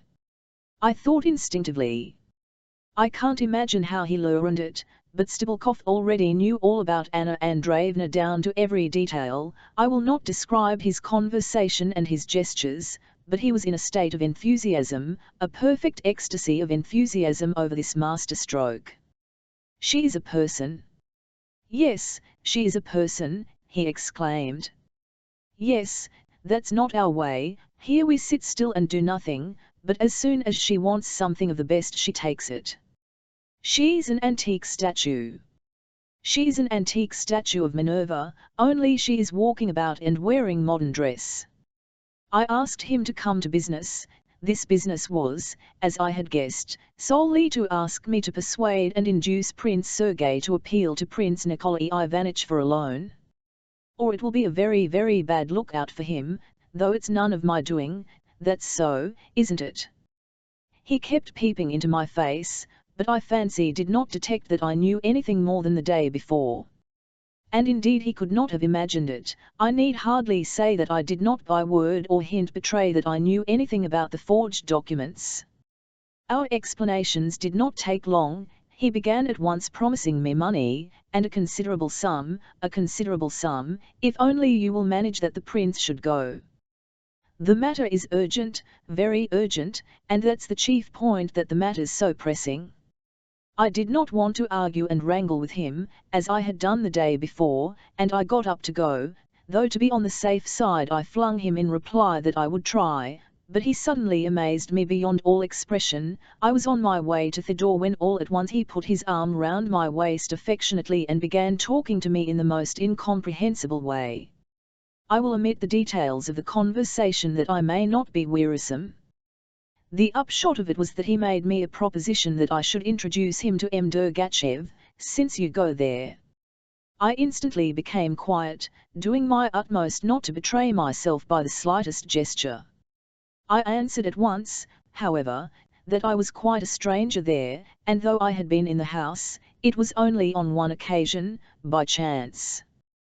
But if you've been admitted once, you might go a second time, isn't that so? I asked him point blank, and with great ccx-lness, why he wanted it. And to this day I can't understand such a degree of simplicity in a man who was apparently no fool, and who was a businessman as Vassin had said of him. He explained to me quite openly that he suspected that something prohibited and sternly prohibited was going on at Dergachev's, and so if I watch him I may very likely make something by it. And with a grin he winked at me with his left eye. I made no definite answer, but pretended to be considering it and promised to think about it, and with that I went hastily away. The position was growing more complicated. I flew to Vassin, and at once found him at home. "What, you too?" he said enigmatically on seeing me. Without inquiring the significance of this phrase, I went straight to the point and told him what had happened. He was evidently impressed, though he remained absolutely cool. He cross-examined me minutely. "It may very well be that you misunderstood him." "No, I quite understood him, his meaning was quite clear. In any case I am extremely grateful to you," he added with sincerity. "Yes, indeed, if that is so, he imagined that you could not resist a certain sum of money. And, besides, he knows my position. I've been playing all this time, and behaving badly, Vassin. I have heard about that. What puzzles me most of all is that he knows you go there constantly, too. 1. Venture to observe." "He knows perfectly well," Vassin answered quite simply, "that I don't go there with any object. And indeed all those young people are simply chatterers, nothing more. You have reason to remember that as well as anyone." I fancied that he did not quite trust me. In any case, I am very much obliged to you. I have heard that M. Stebelkoff's affairs are in rather a bad way. I tried to question him once more. I've heard, anyway, of certain shares. What shares have you heard about? I mentioned the shares on purpose, but of course not with the idea of telling him the secret Prince Sergei had told me the day before. I only wanted to drop a hint and see from his face, from his eyes, whether he knew anything about shares. I attained my object. From a momentary indefinable change in his face, I guessed that he did perhaps know something in this matter, too. I did not answer his question what shares. I was silent, and it was worth noting that he did not pursue the subject either. "How's Lizaveta Makarovna?" he inquired with sympathetic interest. "She's quite well. My sister has always thought very highly of you." There was a gleam of pleasure in his eyes. I had guessed long before that he was not indifferent to Lisa. "Prince Sergei Petrovich was here the other day," he informed me suddenly. "Vivan!" I cried. "Just 4 days ago. Not yesterday?" "No, not yesterday." He looked at me inquiringly. "Later I may describe our meeting more fully, but for the moment I feel I must warn you," Vasin said mysteriously, "that he struck me as being in an abnormal condition of mind, and of brain indeed. I had another visit, however," he added suddenly with a smile, "just before you came, and I was driven to the same conclusion about that visitor, too." "Has Prince Sergei just been here?" "No, not Prince Sergei. I am not speaking of the prince just now. Andrei Petrovich Versilov has just been here, and you've heard nothing? Hasn't something happened to him?" "Perhaps something has, but what passed between you exactly?" I asked hurriedly. "Of course, I ought to keep it secret. We are talking rather queerly, with too much reserve." He smiled again. "Andrei Petrovich, however, did not tell me to keep it secret. But you are his son, and as I know your feelings for him, I believe I may be doing right to warn you. Only fancy, he came to me to ask the question, in case it should be necessary for him very shortly, in a day or two, to fight a duel, would I cx to be his second? I refused absolutely, of course. I was immensely astonished. This piece of news was the most disturbing of all. Something was wrong, something had turned up, something had happened of which I knew nothing as yet. I suddenly recalled in a flash how Versilov had said to me the day before, "I shan't come to you, but you come running to me." I rushed off to Prince Nikolai Ivanitch, feeling more than ever that the key to the mystery lay there. As he said goodbye, Vasin thanked me again. The old prince was sitting before an open fire with a rug tapped round his legs. He met me with an almost questioning air, as though he were surprised that I had CMNE, yet almost every day he had sent messages inviting me. He greeted me affectionately, however. But his answers to my first questions sounded somewhat reluctant, and were fearfully vague. At times he seemed to deliberate, and looked intently at me, as though forgetting and trying to recall something which certainly ought to be connected with me. I told him frankly that I had heard everything and was very glad. A cordial and good-natured smile came into his face at once and his spirits rose. His mistrust and caution vanished at once as though he had forgotten them. And indeed he had, of course. "My dear young friend, I knew you would be the first to come, and do you know, I thought about you yesterday. Vivo will be pleased." "He will." "Well, no one else will indeed, but that doesn't matter. People are spiteful gossips, but that's no great matter. Cher enfant, this is so exalted and so charming. But, of course, you know her well. And Anna Andreevna has the highest opinion of you. It's a grave and charming face out of an English keepsake. It's the most charming English engraving possible. 2 years ago I had a regular collection of such engravings. I always had the intention, always. I only wonder why it was I never thought of it. You always, if I remember rightly, distinguished Anna Andreevna and were fond of her. My dear boy, we don't want to hurt anyone. Life with one's friends, with one's relations, with those dear to one's heart is paradise. In short, it has been well known from prehistoric times. In the summer you know we are going to Soden, and then to Bad Gastein. But what a long time it is since you've been to see me, my dear boy, what's been the matter with you? I've been expecting you. And how much has happened meanwhile, hasn't it? I am only sorry that I am uneasy, as soon as I am alone I feel uneasy. That is why I must not be left alone, must I? That's as plain as twice two make four. I understood that at once from her first word. Oh, my dear boy, she only spoke 2 words, but it was something like a glorious poem. But, of course, you are her brother, almost her brother, aren't you? My dear boy, it's not for nothing I'm so fond of you. I swear I had a presentiment of all this. I kissed her hand and wept. He took out his handkerchief as though preparing to weep again. He was violently agitated, suffering, I fancy, from one of his nervous attacks and one of the worst I remember in the whole course of our acquaintance. As a rule, almost always in fact, he was ever so much better and more good-humoured. I would forgive everything, my dear boy, he babbled on. I long to forgive everyone, and it's a long time since I was angry with anyone. Art, la poésie dans la vie, philanthropy, and she, a biblical beauty, quelle charmante person, eh? Les chants de Salomon non, c'est n'est pas Salomon, c'est David qui mettait un jeune belle dans son lit pour se chauffer dans sa vieillesse. Infant David, Salomon, all that keeps going round in my head, a regular jumble. Everything, cher enfant, may be at the same time grand and ridiculous. Cette jeune belle de la vieillesse de David, c'est tout un poème, and Paul de Kock would have made of it a scène de bassinois, and we should all have laughed.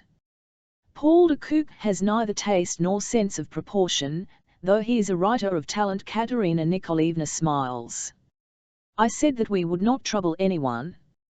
We have begun our romance and only ask them to let us finish it. Maybe it is a dream, but don't let them rob me of this dream. How do you mean it's a dream, Prince? A dream? How a dream? Well, let it be a dream, but let me die with that. Oh, why talk of dying, Prince? You have to live now, only to live. What did I say? That's just what I keep saying. I simply can't understand why life is so short. To avoid being tedious, no doubt, for life, too, is the creator's work of art, in a perfect and irreproachable form like a poem of Pushkin's. Brevity is the first essential of true art. But if anyone is not bored, he ought to be allowed to live longer. Tell me, Prince, is it public property yet? No, my dear boy, certainly not. We have all agreed upon that. It's private, private, private. So far I've only disclosed it fully to Katerina Nikolaevna, because I felt I was being unfair to her. Oh, Katerina Nikolaevna is an angel, she is an angel. Yes, yes. Yes, and you say yes? Why, I thought that you were her enemy, too. By the way, she asked me not to receive you any more.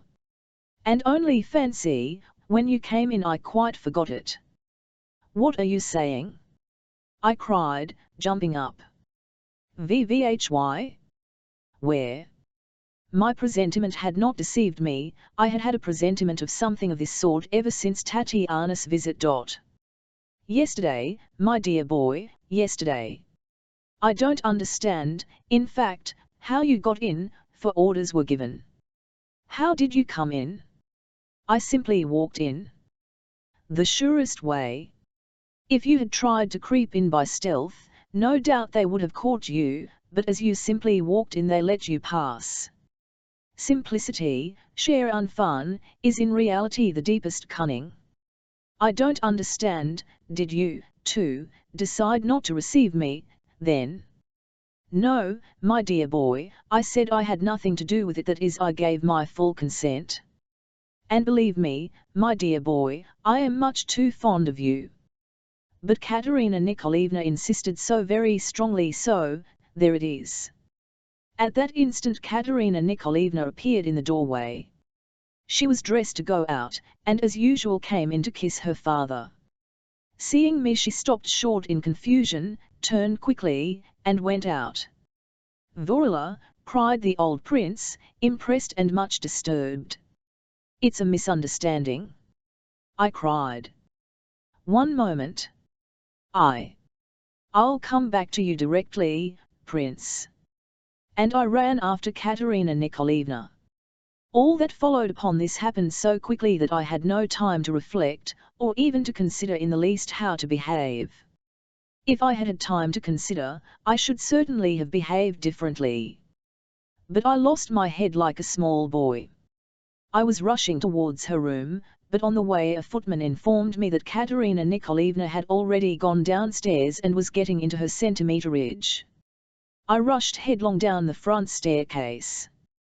Katerina Nikolaevna was descending the stairs, in her fur coat, and beside her, or rather arm in arm with her, walked a tall and severe-looking officer, wearing a uniform and a sword, and followed by a footman carrying his great coat. This was the Baron, who was a colonel of 35, a typical smart officer, thin, with rather too long a face, ginger moustache and even eyelashes of the same sex, lower. Though his face was quite ugly, it had a resolute and defiant expression. I describe him briefly, as I saw him at that moment. I had never seen him before. I ran down the stairs after them without a hat or coat. Katerina Nikolaevna was the first to notice me, and she hurriedly whispered something to her companion. He slightly turned his head and then made a sign to the footman and the hall porter. The footman took a step towards me at the front door, but I pushed him away and rushed after them out on the steps. Burning was assisting Katerina Nikolaevna into the carriage. "Katerina Nikolaevna! Katerina Nikolaevna!" I cried senselessly like a fool. Like a fool. Oh, I remember it all, I had no hat on. Byring turned savagely to the footman again and shouted something to him loudly, 1 or 2 words, I did not take them in. I felt someone clutch me by the elbow. At that moment the carriage began to move, I shouted again and was rushing after the carriage. I saw that Katerina Nikolaevna was peeping out of the carriage window, and she seemed much perturbed. But in my hasty movement I jostled against Byring unconsciously, and trod on his foot, hurting him a good deal, I fancy.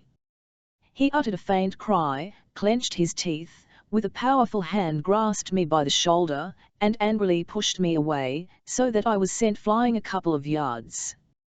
At that instant his great coat was handed him. He put it on, got into his sledge, and once more shouted angrily to the footman and the porter, pointing to me as he did so. Thereupon they seized me and held me. One footman flung my great coat on me, while a second handed me my hat and, I don't remember what they said something, and I stood and listened, understanding nothing of it. All at once I left them and ran away. Seeing nothing and jostling against people as I went, I ran till I reached Tatiana Pavlovna's flat. It did not even occur to me to take a cab. Myring had pushed me away before her eyes.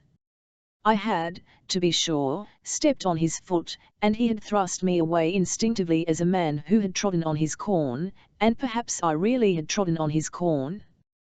But she had seen it, and had seen me seized by the footman. It had all happened before her. When I had reached Tatiana Pavlovna's, for the first minute I could say nothing and my lower jaw was trembling, as though I were in a fever. And indeed I was in a fever, and what's more I was crying, oh, I had been so insulted.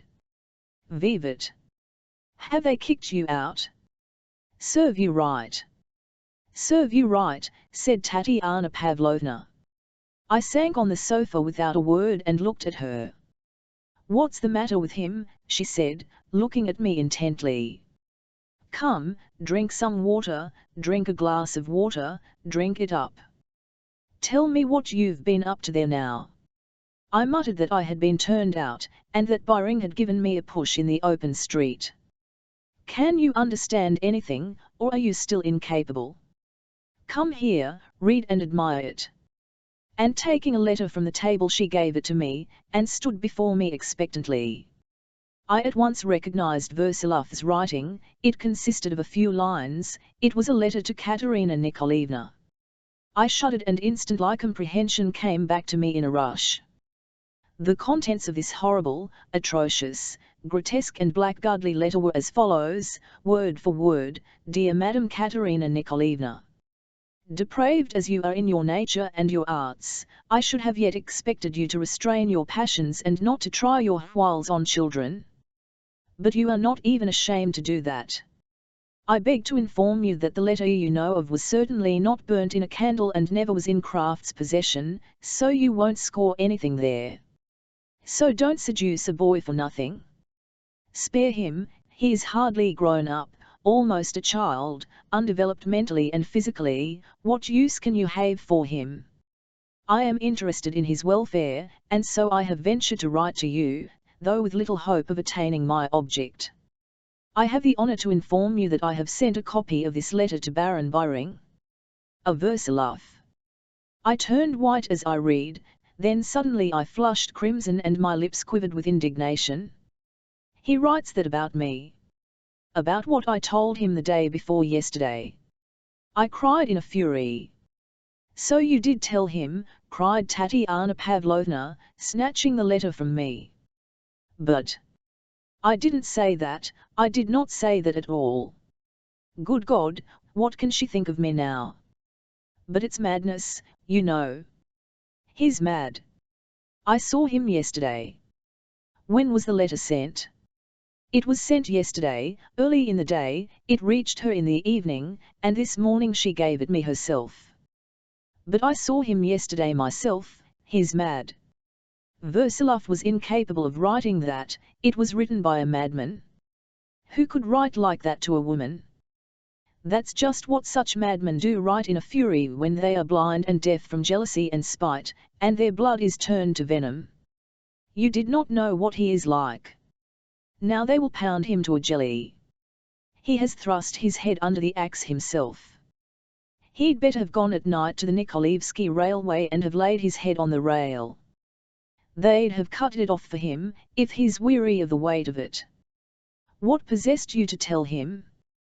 What induced you to tease him? Did you want to boast? But what hatred! What hatred!" I cried, clapping my hand on my head. "And what for, what for? Of a woman? What has she done to him? What can there have been between them that he can write a letter like that? Ha, Atrid!" Tatiana Pavlovna mimicked me with furious sarcasm. The blood rushed to my face again. All at once I seemed to grasp something new. I gazed at her with searching inquiry. "Get along with you," she shrieked, turning away from me quickly and waving me off. "I've had bother enough with you all. I've had enough of it now. You may all sink into the earth for all I care. Your mother is the only one I'm sorry for." I ran, of course, to Versilov. But what treachery! What treachery! Versilov was not alone. To explain the position beforehand, after sending that letter to Katerina Nikolaevna the day before and actually dispatching a copy of it to Baron Byring, God only knows why, naturally he was bound to expect certain consequences of his action in the course of today, and so had taken measures of a sort. He had in the morning moved my mother upstairs to my coffin together with Lisa, who, as I learned afterwards, had been taken ill when she got home, and had gone to bed. The other rooms, especially the drawing-room, had been scrubbed and tidied up with extra care. And at 2 o'clock in the afternoon a baron did in fact make his appearance. He was a colonel, a tall thin gentleman about 40, a little bald, of German origin, with ginger-coloured hair like Byring's, and a look of great physical strength. He was one of those Baron A.S. of whom there are so many in the Russian army, all men of the highest baronial dignity, entirely without means, living on their pay, and all zealous and conscientious officers. I did not come in time for the beginning of their interview. Both were very much excited, and they might well be. Versilov was sitting on the sofa facing the table, and the Baron was in an armchair on one side. Versilov was pale, but he spoke with restraint, dropping out his words one by one. The Baron raised his voice and was evidently given to violent gesticulation. He restrained himself with an effort, but he looked stern, supercilious, and even contemptuous, though somewhat astonished. Seeing me he frowned, but Versilov seemed almost relieved at my coming. "Good morning, dear boy." "Baron, this is the very young man mentioned in the letter, and I assure you he will not be in your way, and may indeed be of use." The Baron looked at me contemptuously. "My dear boy," Versilov went on, "I am glad that you've come, indeed, so sit down in the corner please, till the Baron and I have finished." "Don't be uneasy, Baron, he will simply sit in the corner." I did not care, for I had made up my mind, and besides all this impressed me. I sat down in the corner without as far back as I could, and went on sitting there without stirring or blinking an eyelid till the interview was over. "I'll tell you again, Baron," said Versilov, rapping out his words resolutely, "that I consider Katerina Nikolaevna Armakov, to whom I wrote that unworthy and insane letter, not only the soul of honor, but the acme of all perfection."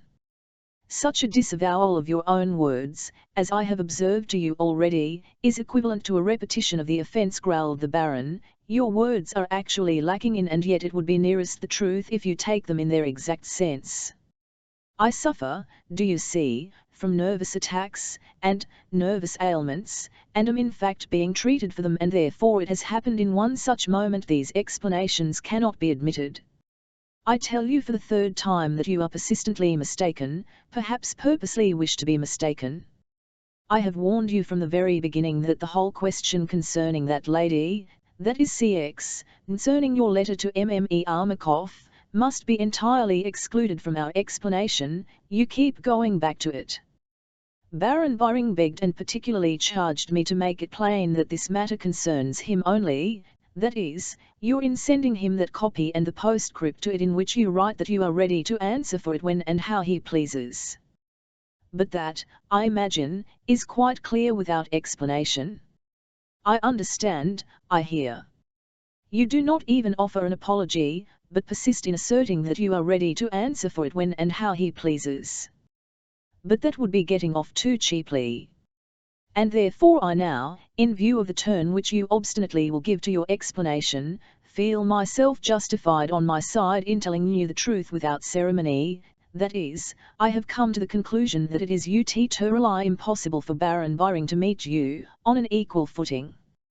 Such a decision is no doubt advantageous for your friend, Baron Boring, and I must confess you have not surprised me in the least. I was expecting it. I note in parenthesis, it was quite evident to me from the first word and the first glance that Versilov was trying to lead up to this outburst, that he was intentionally teasing and provoking this irascible Baron, and was trying to put him out of patience." The Baron bristled all over. "I have heard that you are able to be witty, but being witty is very different from being clever." "An extremely profound observation, Colonel." "I did not ask for your approbation," cried the Baron. "I did not come to bandy words with you.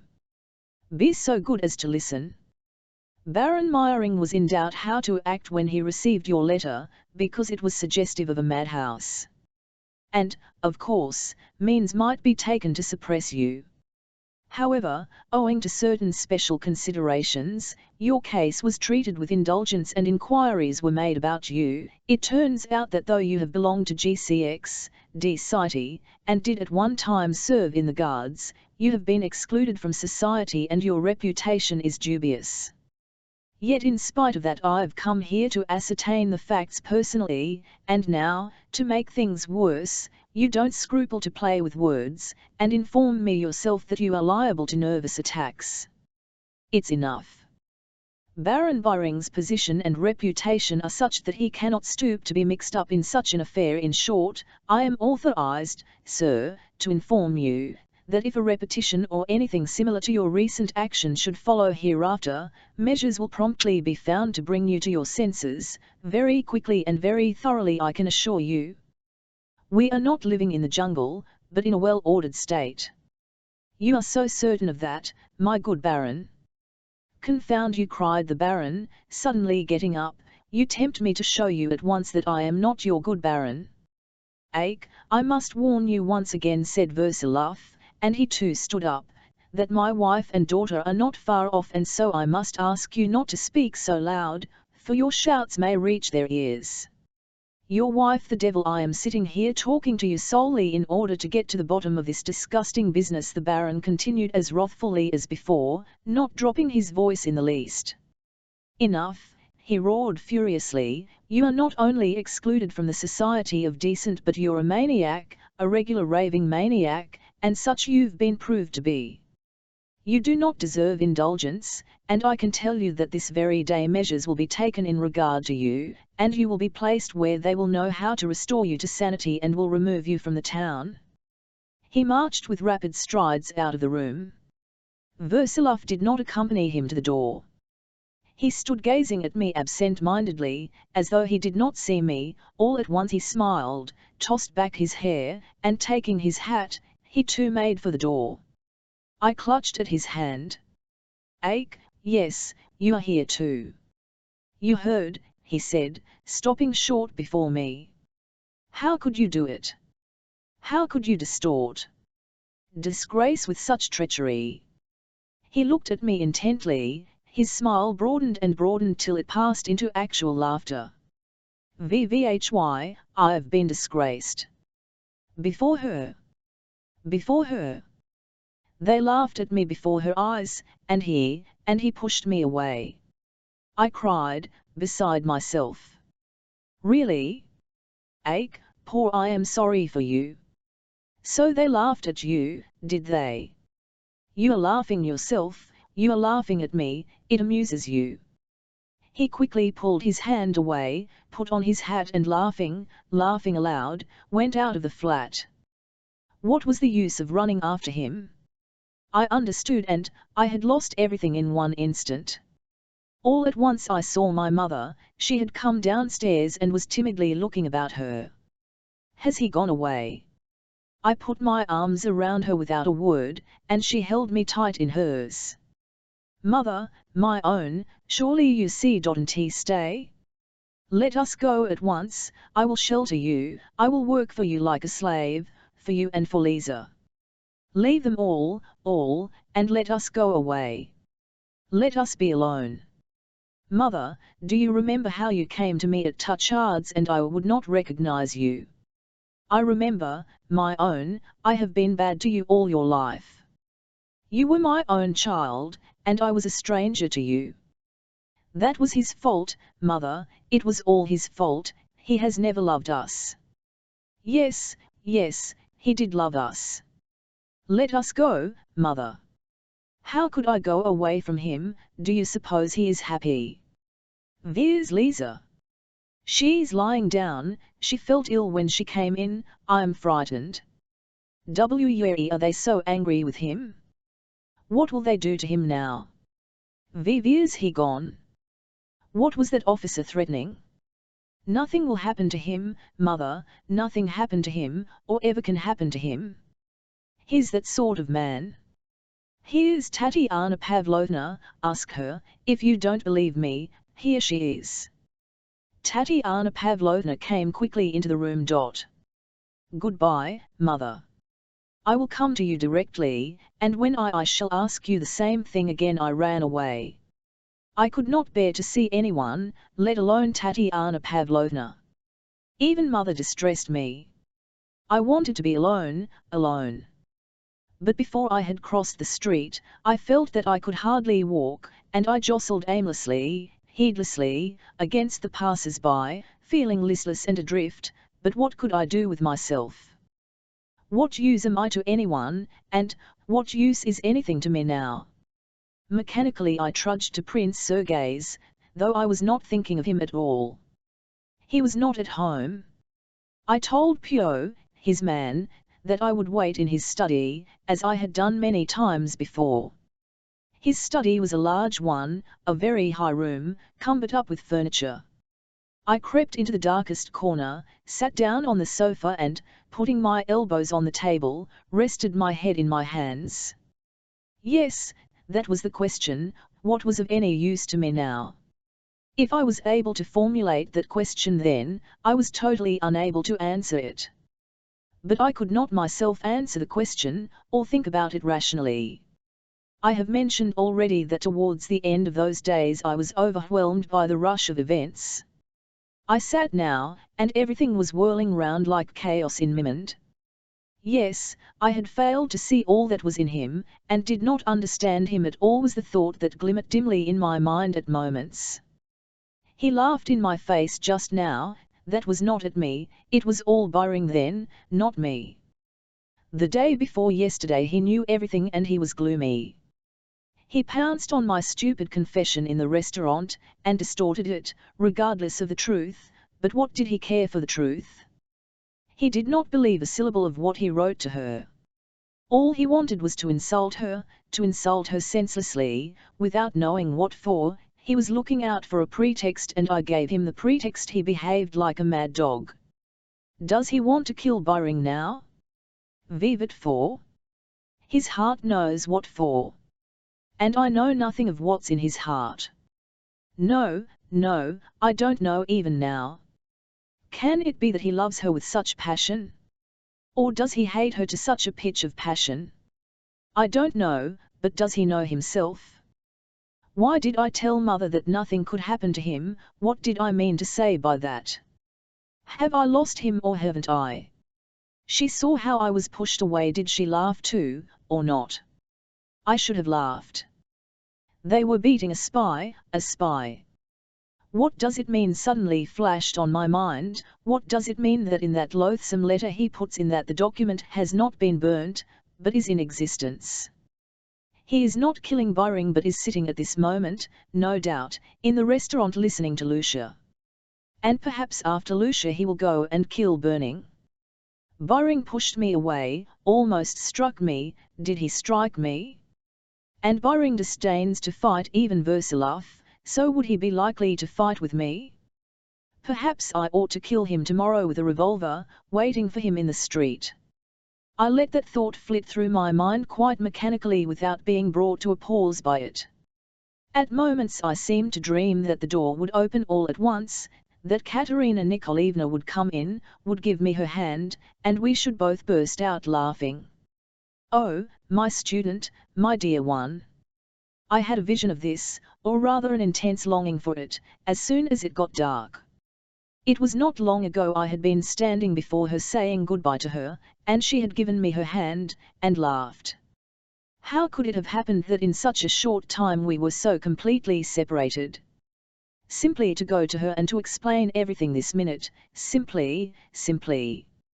Good heavens! How was it that an utterly new world had begun form so suddenly? Yes, a new world, utterly new. And Lisa, and Prince Sergei, that was all old. Here I was now at Prince Sergei's. And Mother, how could she go on living with him if it was like this? I can do anything, but she? What will be now? And the figures of Lisa, Anna Andreevna, Stubulkov, Prince Sergei, Fedov, kept disconnectedly whirling round in my sick brain. But my thoughts became more and more formless and elusive. I was glad when I succeeded in thinking of something and clutching at it. I have my idea. I thought suddenly, but have I? Don't I repeat that from habit?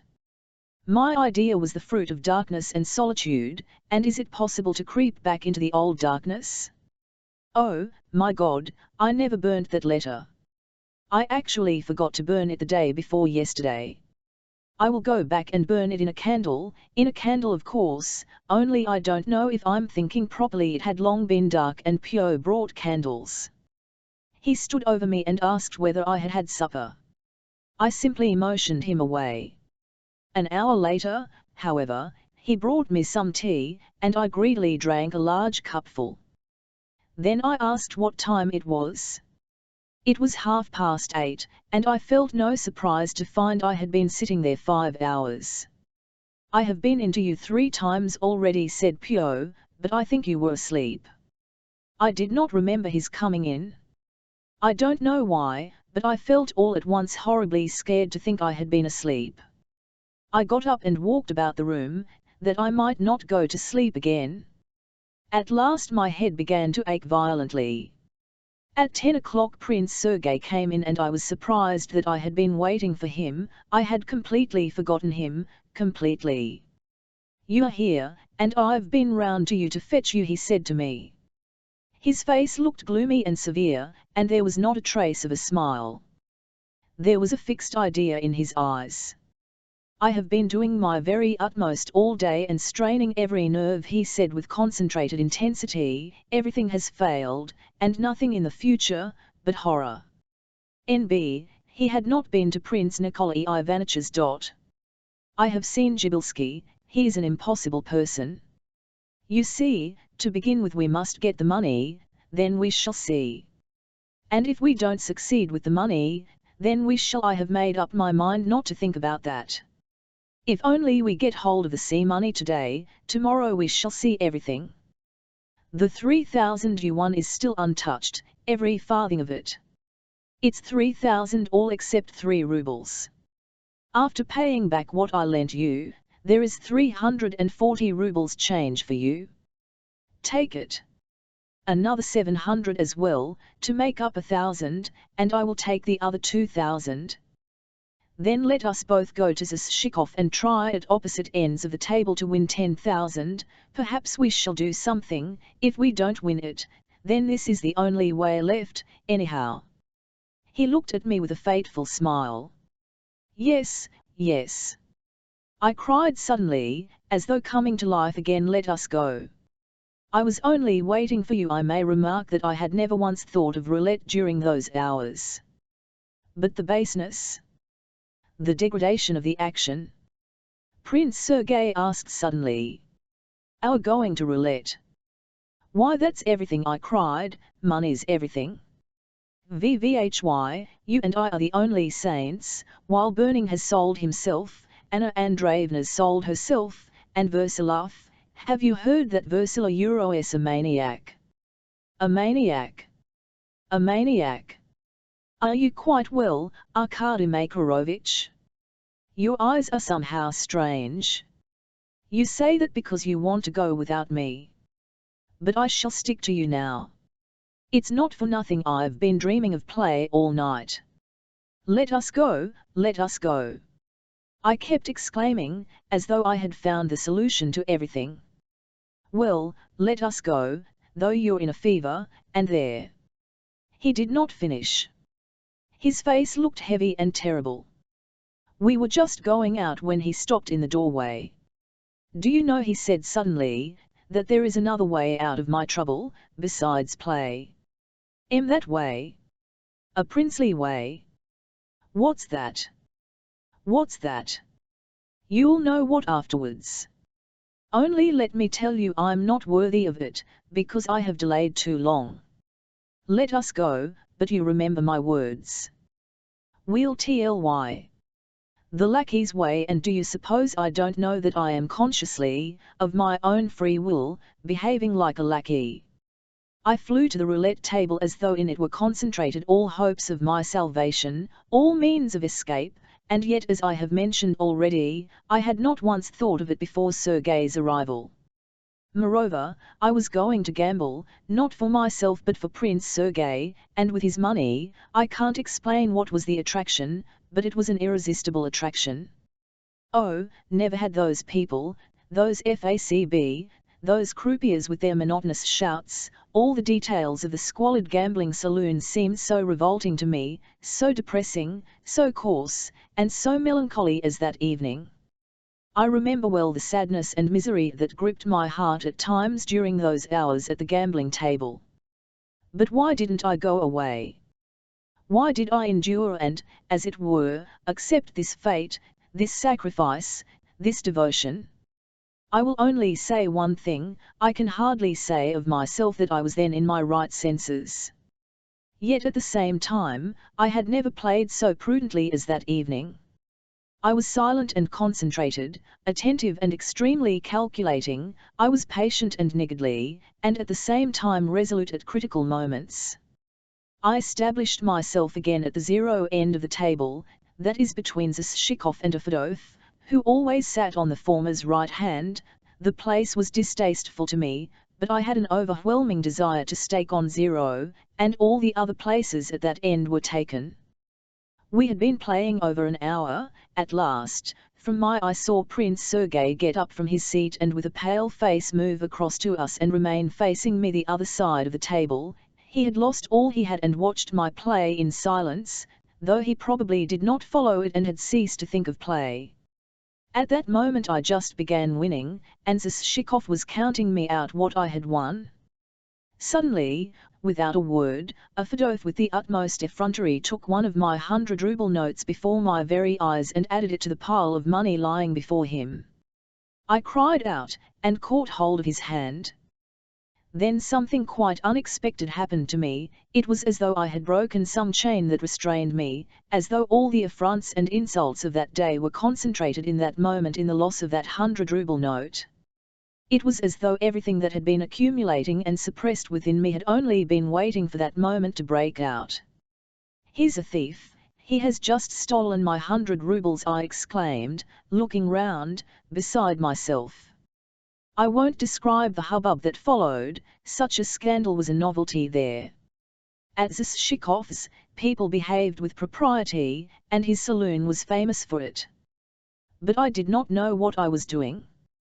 Zshikov's voice was suddenly heard in the midst of the clamour and din, "But the money's not here," and it was lying here. 400 rubles. Another scene followed at once. The money in the bank had disappeared under Zshikov's very nose, a roll of 400 rubles. Zshikov pointed to the spot where the notes had only that minute been lying, and that spot turned out to be close to me, next to the spot where my money was lying, much closer to me than to Fedov. "The thief is here.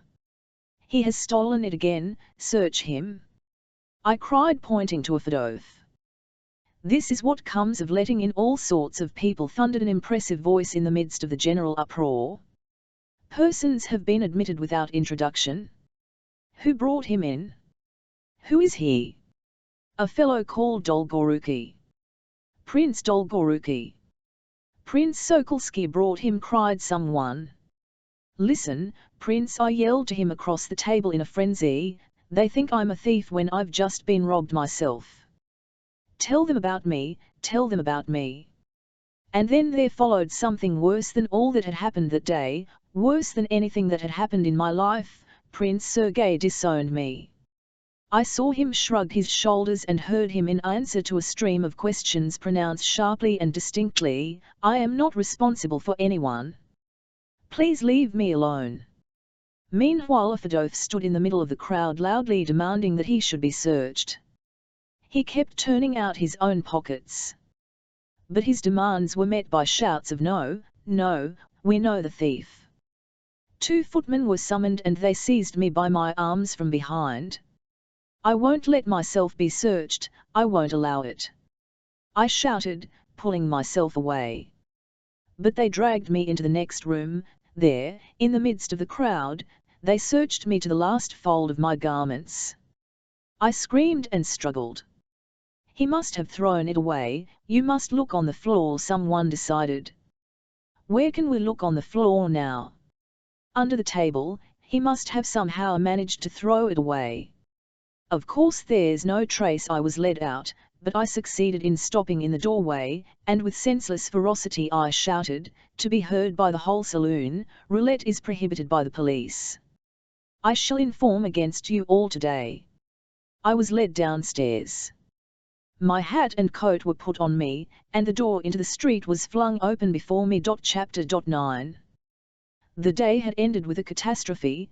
There remained the night, and this is what I remember of that night. I believe it was 1 o'clock when I found myself in the street. It was a clear, still and frosty night. I was almost running and in horrible haste, but not towards home. Why home? Can there be a home now? Home is where one lives. I shall wake up tomorrow to live, but is that possible now? Life is over, it is utterly impossible to live now, I thought. And as I wandered about the streets, not noticing where I was going, and indeed I don't know whether I meant to run anywhere in particular, I was very hot and I was continually flinging open my heavy raccoon-lined coat. No sort of action can have any object for me now, was what I felt at that moment. And strange to say, it seemed to me that everything about me, even the air I breathed, was from another planet, as though I had suddenly found myself in the moon. Everything, the town, the passers-by, the pavement I was running on, all of these were not mine. This is the square, and here is St. Isaac's, floated across my mind. But now I have nothing to do with them. Everything had become suddenly remote, it had all suddenly become not mine. I have Mother and Lisa, but what are Mother and Lisa to me now? Everything is over at one blow, except one thing, that I am a thief forever. How can I prove that I'm not a thief? Is it possible now? Shall I go to America? What should I prove by that? Versilov will be the first to believe I stole it. My idea? What idea? What is my idea now? If I go on for 50 years, for 100 years, someone will always turn up, to point at me and say, he's a thief. He began his idea by stealing money at roulette. Was there resentment in my heart? I don't know, perhaps there was. Strange to say, I always had, perhaps from my earliest childhood, one characteristic: if I were ill-treated, absolutely wronged and insulted to the last degree, I always showed at once an irresistible desire to submit passively to the insult, and even to accept more than my assailant wanted to inflict upon me, as though I would say, all right, you have humiliated me, so I will humiliate myself even more, look, and enjoy it. Touchard beat me and tried to show I was a lackey, and not the son of a senator, and so I promptly took up the role of a lackey. I not only handed him his clothes, but of my own accord I snatched up the brush and began brushing off every speck of dust, without any request or order from him, and ran after him brush in hand, in a glow of menial devotion, to remove some particle of dirt from his dress coat, so much so that he would sometimes check me himself and say, "That's enough, Arkady, that's enough." He would come and take off his overcoat, and I would brush it, fold it carefully, and cover it with a check silk handkerchief. I knew that my schoolfellows used to laugh at me and despise me for it, I knew it perfectly well, but that was just what gratified me, since they want me to be a lackey. Well, I am a lackey then. If I'm to be a cad, well, I will be a cad. I could keep up a passive hatred and underground resentment in that way for years. Well, at Zashikov's I had shouted to the whole room in an absolute frenzy, "I will inform against you all, roulette is forbidden by the police." And I swear that in that case, too, there was something of the same sort. I was humiliated, searched, publicly proclaimed a thief, crushed. Well then, I can tell you, you have guessed right, I am worse than a thief, I am an informer. Recalling it now, that is how I explain it. At the time I was incapable of analysis, I shouted that at the time unintentionally, I did not know indeed a second before that I should say it, it shouted itself, the characteristic was there already in my heart. There is no doubt that I had begun to be delirious while I was running in the streets, but I remember quite well that I knew what I was doing, and yet I can confidently assert that a whole cycle of ideas and conclusions were impossible for me at that time. I felt in myself even at those moments that some thoughts I was able to think, but others I was incapable of. In the same way some of my decisions, though they were formed with perfect consciousness, were utterly devoid of logic. What is more, I remember very well that at some moments I could recognize fully the absurdity of some conclusion and at the same time with complete consciousness proceed to act upon it. Yes, crime was hovering about me that night, and only by chance was not committed. I suddenly recalled Tatiana Pavlovna's saying about Versilov. He'd better have gone at night to the Nikolaevsky railway and have laid his head on the rails. They'd have cut it off for him. For a moment that idea took possession of all my feelings, but I instantly drove it away with a pang at my heart. If I lay my head on the rails and die, they'll even say tomorrow he did it because he stole the money, he did it from shame, no, for nothing in the world. And at that instant I remember a sudden flash of fearful anger. To clear my character is impossible floated through my mind, to begin a new life is impossible too, and so I must submit, become a lackey, a dog, an insect, an informer, a real informer, while I secretly prepare myself, and one day suddenly blow it all up into the air, annihilate everything and everyone, guilty and innocent alike, so that they will all know that this was the man they had all called a thief, and then kill myself. I don't remember how I ran into a lane somewhere near Konogvardsky Boulevard. For about 100 paces on both sides of this lane there were high stone walls enclosing backyards. Behind the wall on the left I saw a huge stack of wood, a long stack such as one sees in timber yards, and more than 7 feet higher than the wall. I stopped and began pondering. In my pocket I had wax matches in a little silver matchbox. I repeat, I realized quite distinctly at that time what I was thinking about and what I meant to do, and so I remember it even now, but why I meant to do it I don't know at all. I only know that I suddenly felt a great longing to do it. To climb over the wall is quite possible, I reflected. At that moment I caught sight of a gate in the wall not 2 paces away, probably barred up for months together.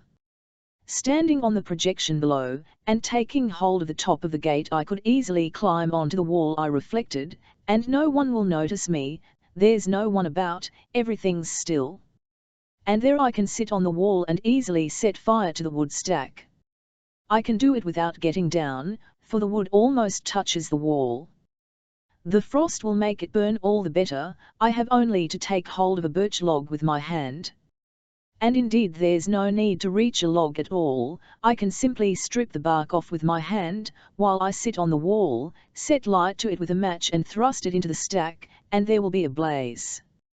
And I will jump down and walk away, there will be no need to run, for it won't be noticed for a long while.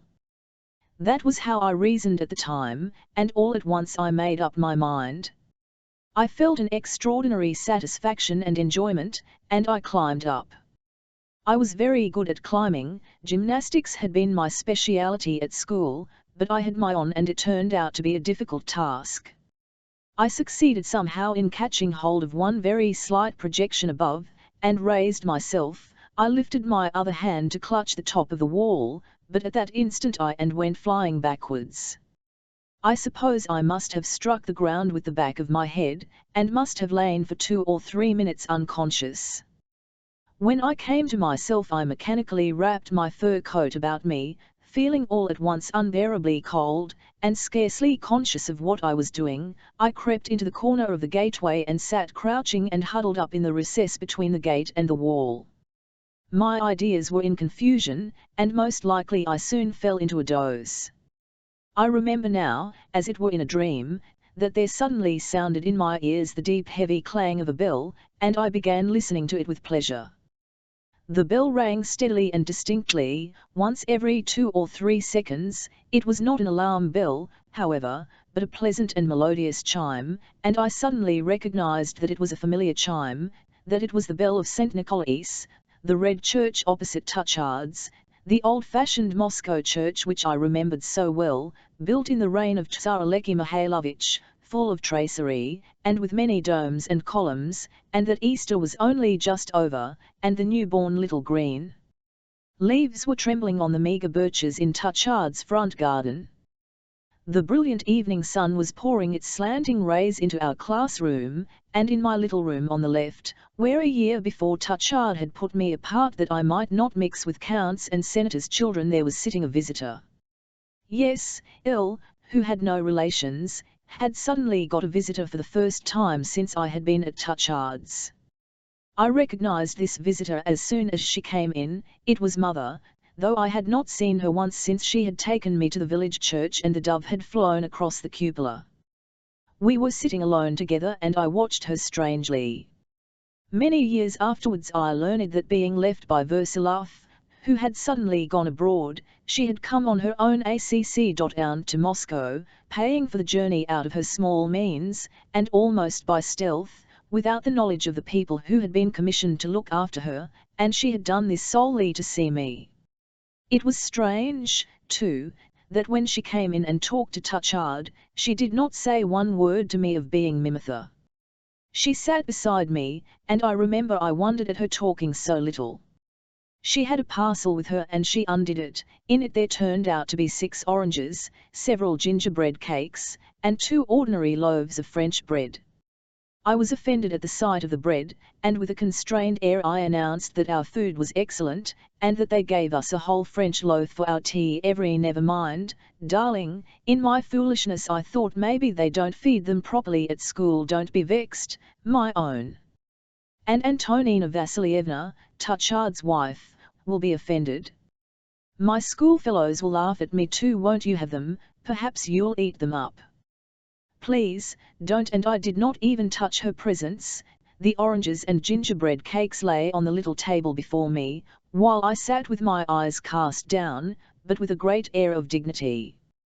Who knows, perhaps I had a great desire to let her see that her visit made me feel ashamed to meet my schoolfellows, to let her have at least a glimpse that she might understand, as though to say, see, you are disgracing me, and you don't understand what you are doing. Oh, by that time I was running after Touchard with a brush to flick off every speck of dust.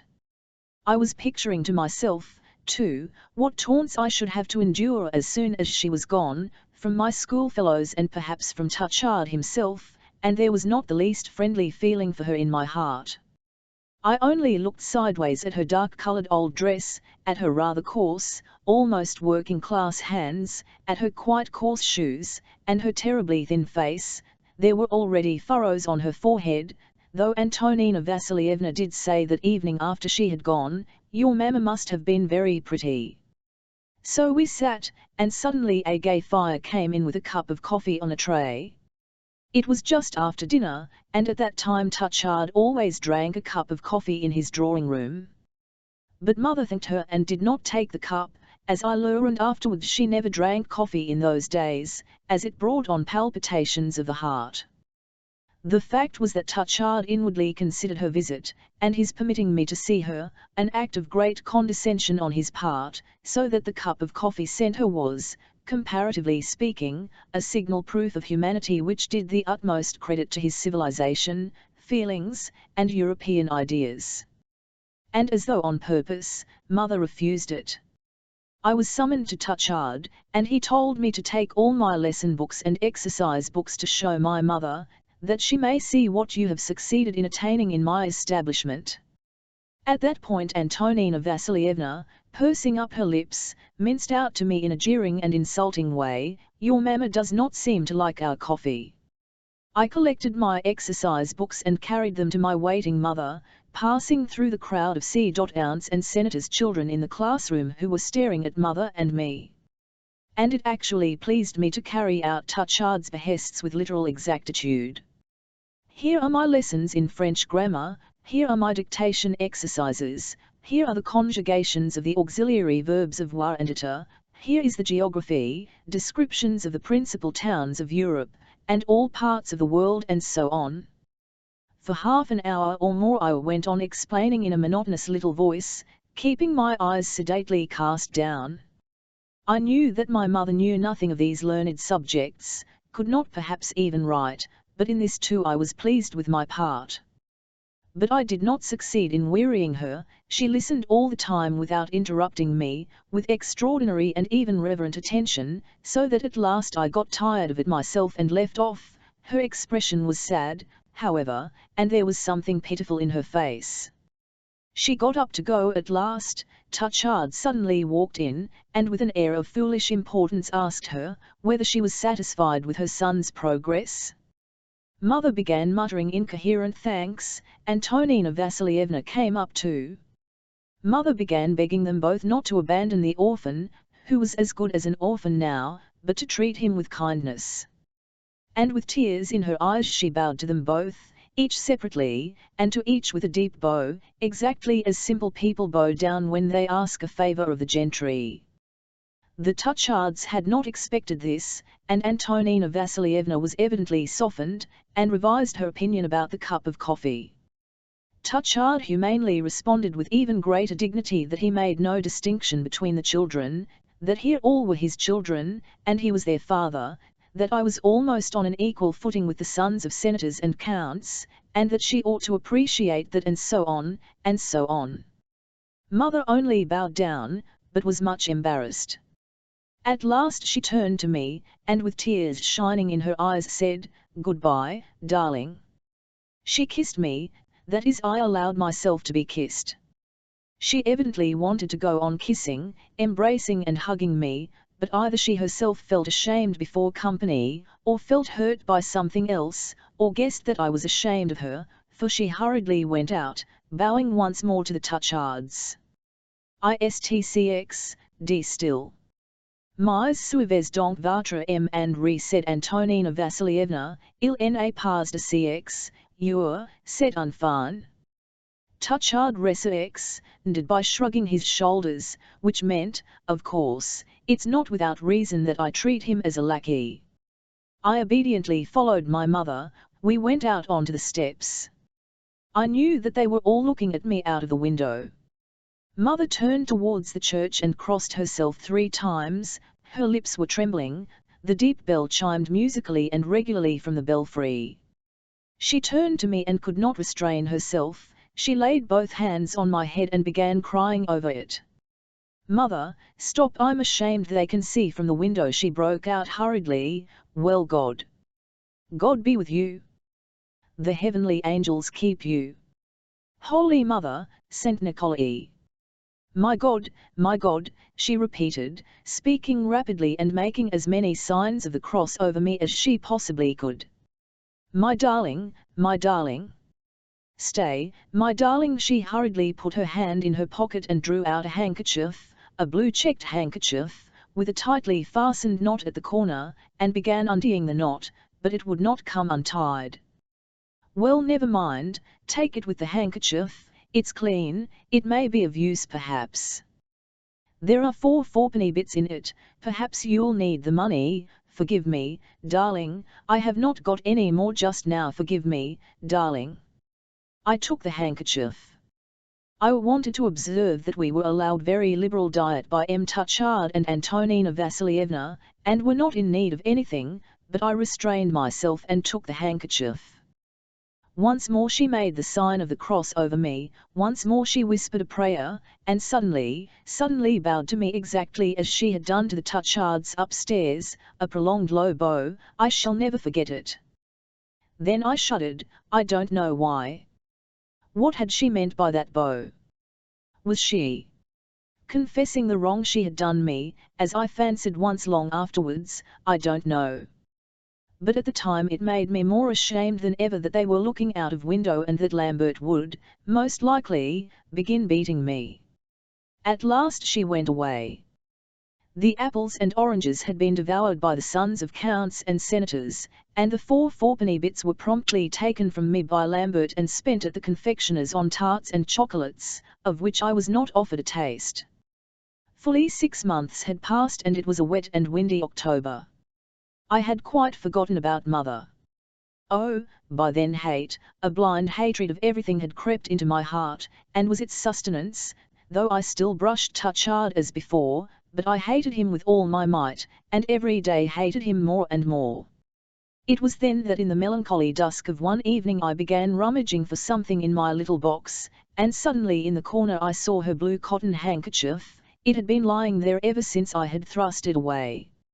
I took it out and even looked at it with some interest. The corner of the handkerchief still retained the creases made by the knot, and even the round impress of the money was distinctly visible. I put the handkerchief in again, however, and pushed the box back. It was the eve of a holiday, and the bells were ringing for the all-night service. The pupils had all gone to their homes after dinner, but this time Lambert had stayed for Sunday. I don't know why he hadn't been fetched. Though he used still to beat me, as before, he used to talk to me a great deal, and often needed me. We talked the whole evening about Lepidge's pistols, which neither of us had seen, and Sir Siang's swords and how they cut, how splendid it would be to establish a band of brigands, and finally Lambert passed to the familiar obscene subjects which were his favourite topics, and though I wondered at myself, I remember I liked listening. Suddenly I felt it unbearable, and I told him I had a headache. At 10 o'clock we went to bed. I turned away with my head under the quilt and took the blue handkerchief from under my pillow. I had for some reason fetched it from the box an hour before, and as soon as our beds were made I put it under the pillow. I put it to my face and suddenly began kissing it. "Mother, mother," I whispered, and my whole chest contracted as though in a vice. I closed my eyes, and saw her face with the quivering lips when she crossed herself facing the church, and afterwards made the sign of the cross over me, and I said to her, "I'm ashamed, they are looking at us." "Mother darling, mother, were you really with me once? Mother darling, where are you now, my faraway visitor?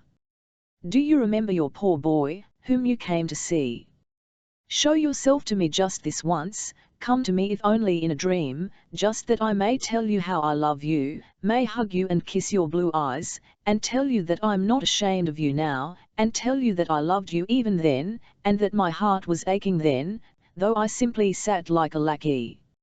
You will never know, mother, how I loved you then. Mother, where are you now? Do you hear me? Mother, mother, do you remember the dove in the country? Confound him, what's the matter with him?" Lambert grumbled from his bed.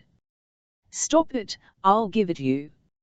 You won't let me sleep." He jumped out of bed at last, ran to me, and began pulling off the bedclothes, but I kept tight hold of the quilt, which I had wrapped round my head.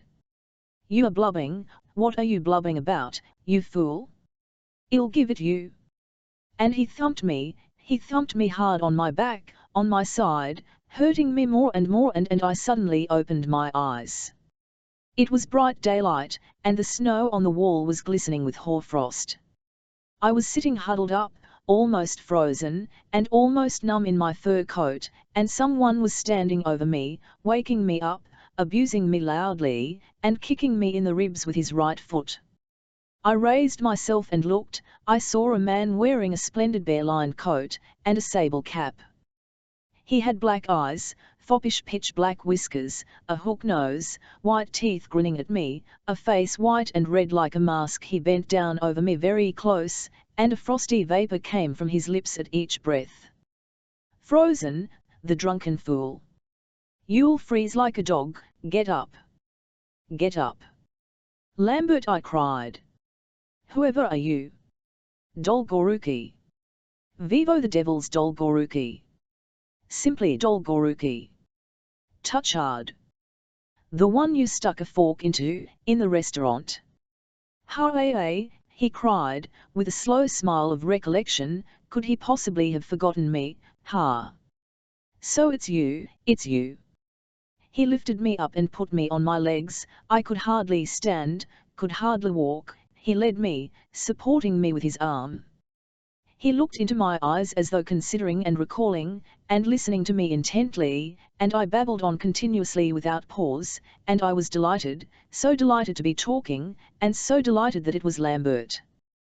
Whether for some reason I LCXKED on him as my salvation, or whether I pounced on him at that moment because I took him for someone of another world, I don't know. I did not consider it then, but I pounced on him without considering.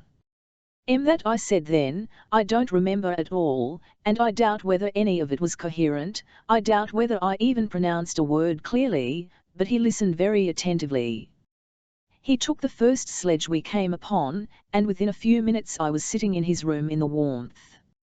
Every man, whoever he may be, must certainly preserve a recollection of something which has to him, upon which he looks, or is inclined to look, as something fantastic, exceptional, outside the common order of things, almost miraculous, whether it be a dream, a meeting, a divination, a presentiment, or anything of that kind. I am to this day inclined to look upon this meeting with Lambert as something almost supernatural. Judging, that is, from the circumstances and consequences of that meeting. It all happened from 1-9, into view, however, perfectly naturally. He was simply returning from one of his nocturnal pursuits. The nature of it will be explained later on, half drunk, and stopping at the gate for a moment, caught sight of me. He had only been in Petersburg a few days. The room in which I found myself was small and furnished in an unsophisticated style, a typical example of the ordinary Petersburg furnished lodgings of the middling sort. Lambert himself, however, was very well and expensively dressed. On the floor there lay 2 trunks, only half unpacked. A corner of the room was shut off by a screen which concealed the bed. "Alphonsine!" cried Lambert.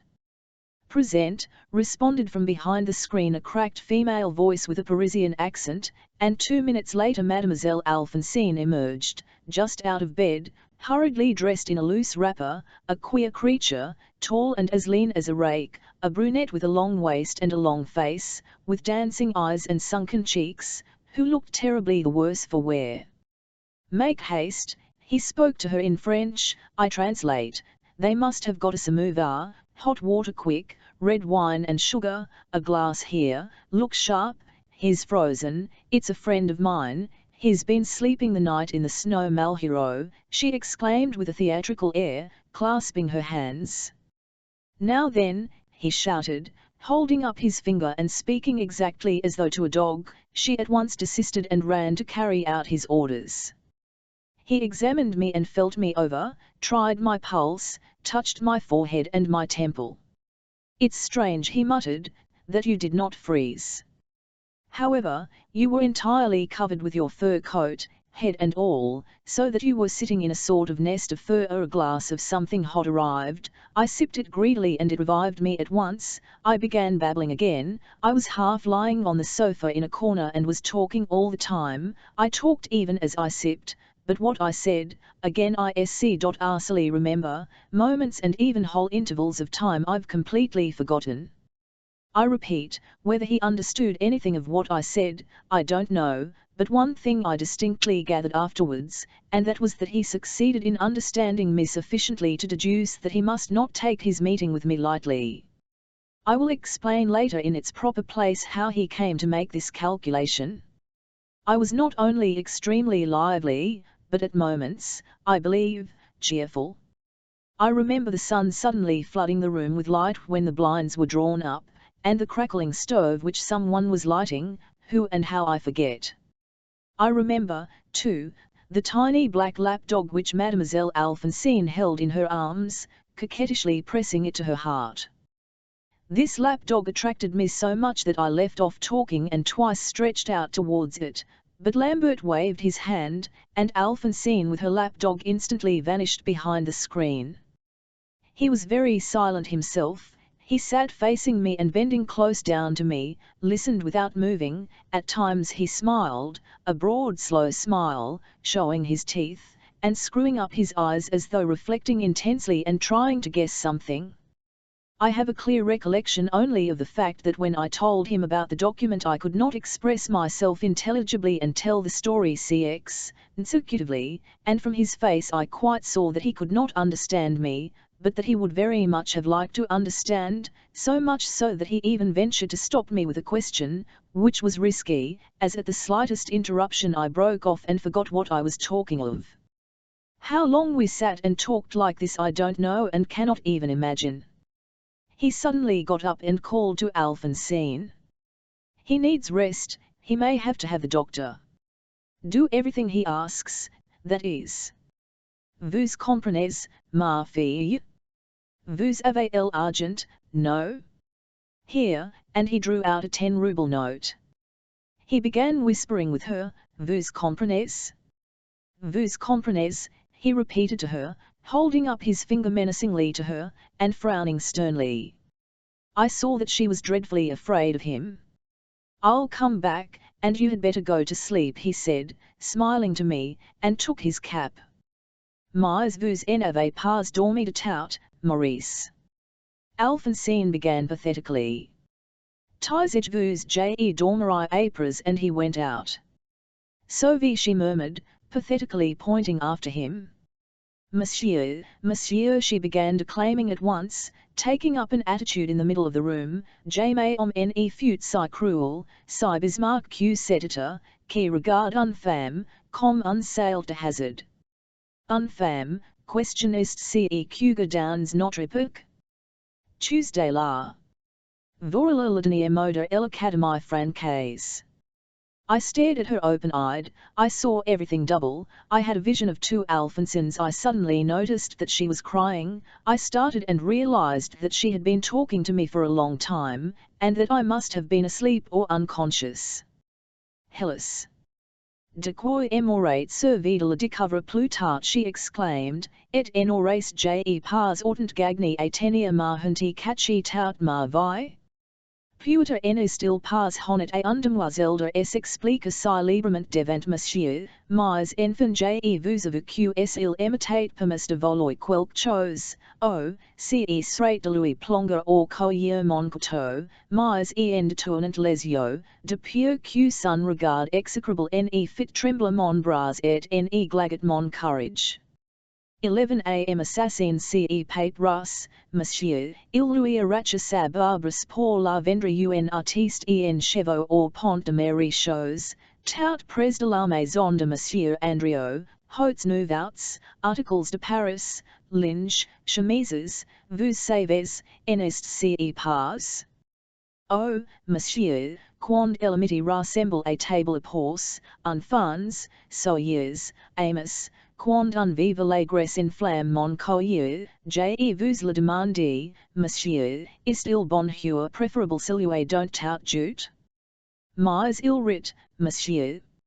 Ce monstre exécrable et inconcevable, et si n'était pas par l'intimus de monsieur Andriot, jamais, oh, jamais je ne serai. Mais quoi, monsieur, question avez-vous, monsieur? She rushed up to me. I believe I had an attack of shivering, perhaps a fainting fit. I cannot express what a painful and miserable impression this half-crazy creature made upon me. She imagined perhaps that she had been commanded to entertain me, at any rate she did not leave my side for one instant. She had perhaps at one time or another been on the stage. She declaimed in a terrible way, pirouetted, talked incessantly, while I had long been silent. All I could understand from her story was that she had been closely connected with La Maison de M. Andriot, Hautes Nouvelles, Articles de Paris, etc., and perhaps was one of the family of La Maison de M. Andriot, but she had somehow been torn forever from M. Andriot, par ce monstre furieux et inconceivable, and that was the point of the tragedy. She sobbed, but I fancied that this was all part of the and that she was not really crying at all. Sometimes I fancied that she would suddenly drop to pieces, like a skeleton. She articulated her words in a jangling, broken voice. The word preferable, for instance, she pronounced preferable, and on the syllable positively baa'd like a sheep. Coming to myself on one occasion I found her executing a pirouette in the middle of the room, but she was not actually dancing.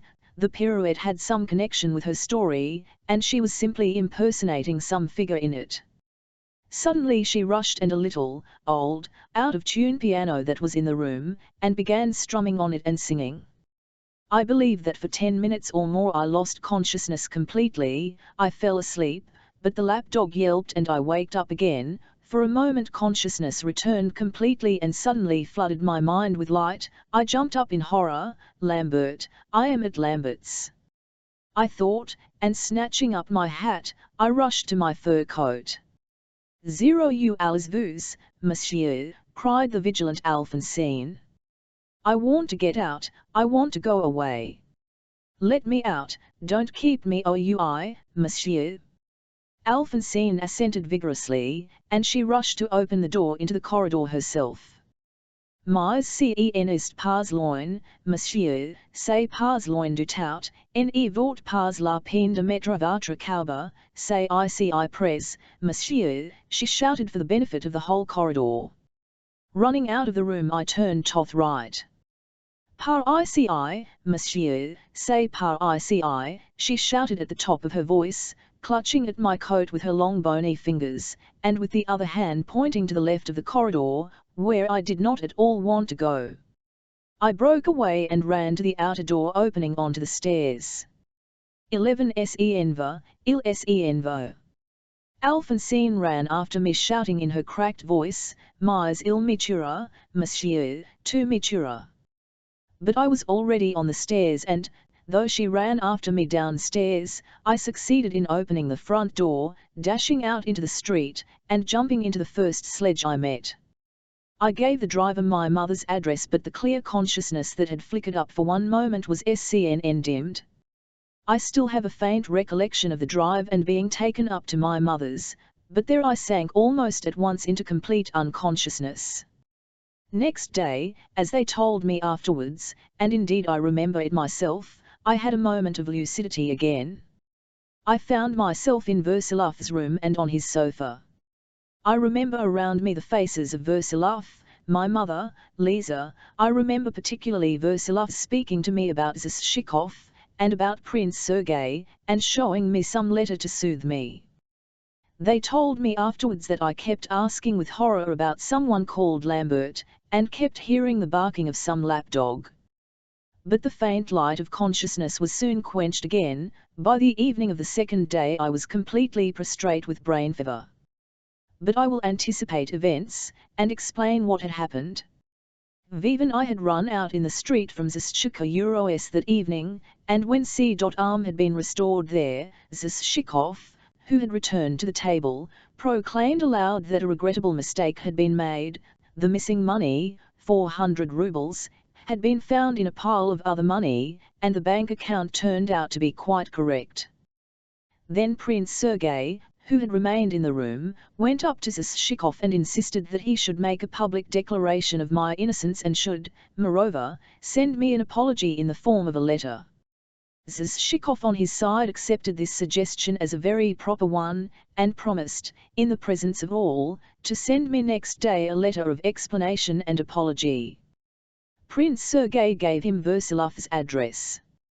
And Versilov did in fact receive next day a letter addressed to me in Zashikov's hand, and more than 1,300 rubles belonging to me, which I had left on the roulette table. And so the affair with Zashikov ended. This joyful news did much to hasten my recovery. When I regained consciousness, Then Prince Sergei returned from the gambling saloon that night. He wrote 2 letters, one to me, and the other to his old regiment, in which he had behaved so scandalously to Cornet Stepanov. He dispatched both letters next morning. After that, he wrote a report for the authorities, and with that report in his hand he went early in the morning to the officer in command of his regiment and announced to him that he, a common criminal, who had taken part in the forging of the railway shares, surrendered to justice and asked to be tried. Therewith he handed him the report in which all this was set out in writing. He was arrested. Here is the letter he wrote to me that night, word for word: Precious Arkady Makarovich, having tried the lackey's way of escape, I have lost the right to comfort my soul a little with the thought that I was able in the end to dare to do what was just and fine.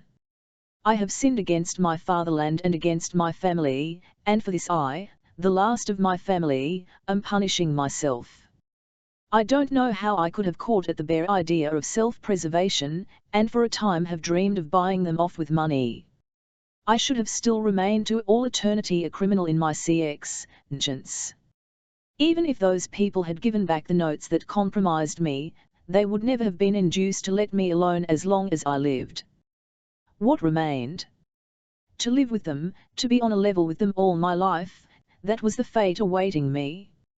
I could not accept it, and have at last found in myself strength enough, or perhaps only despair enough, to act as I am acting now.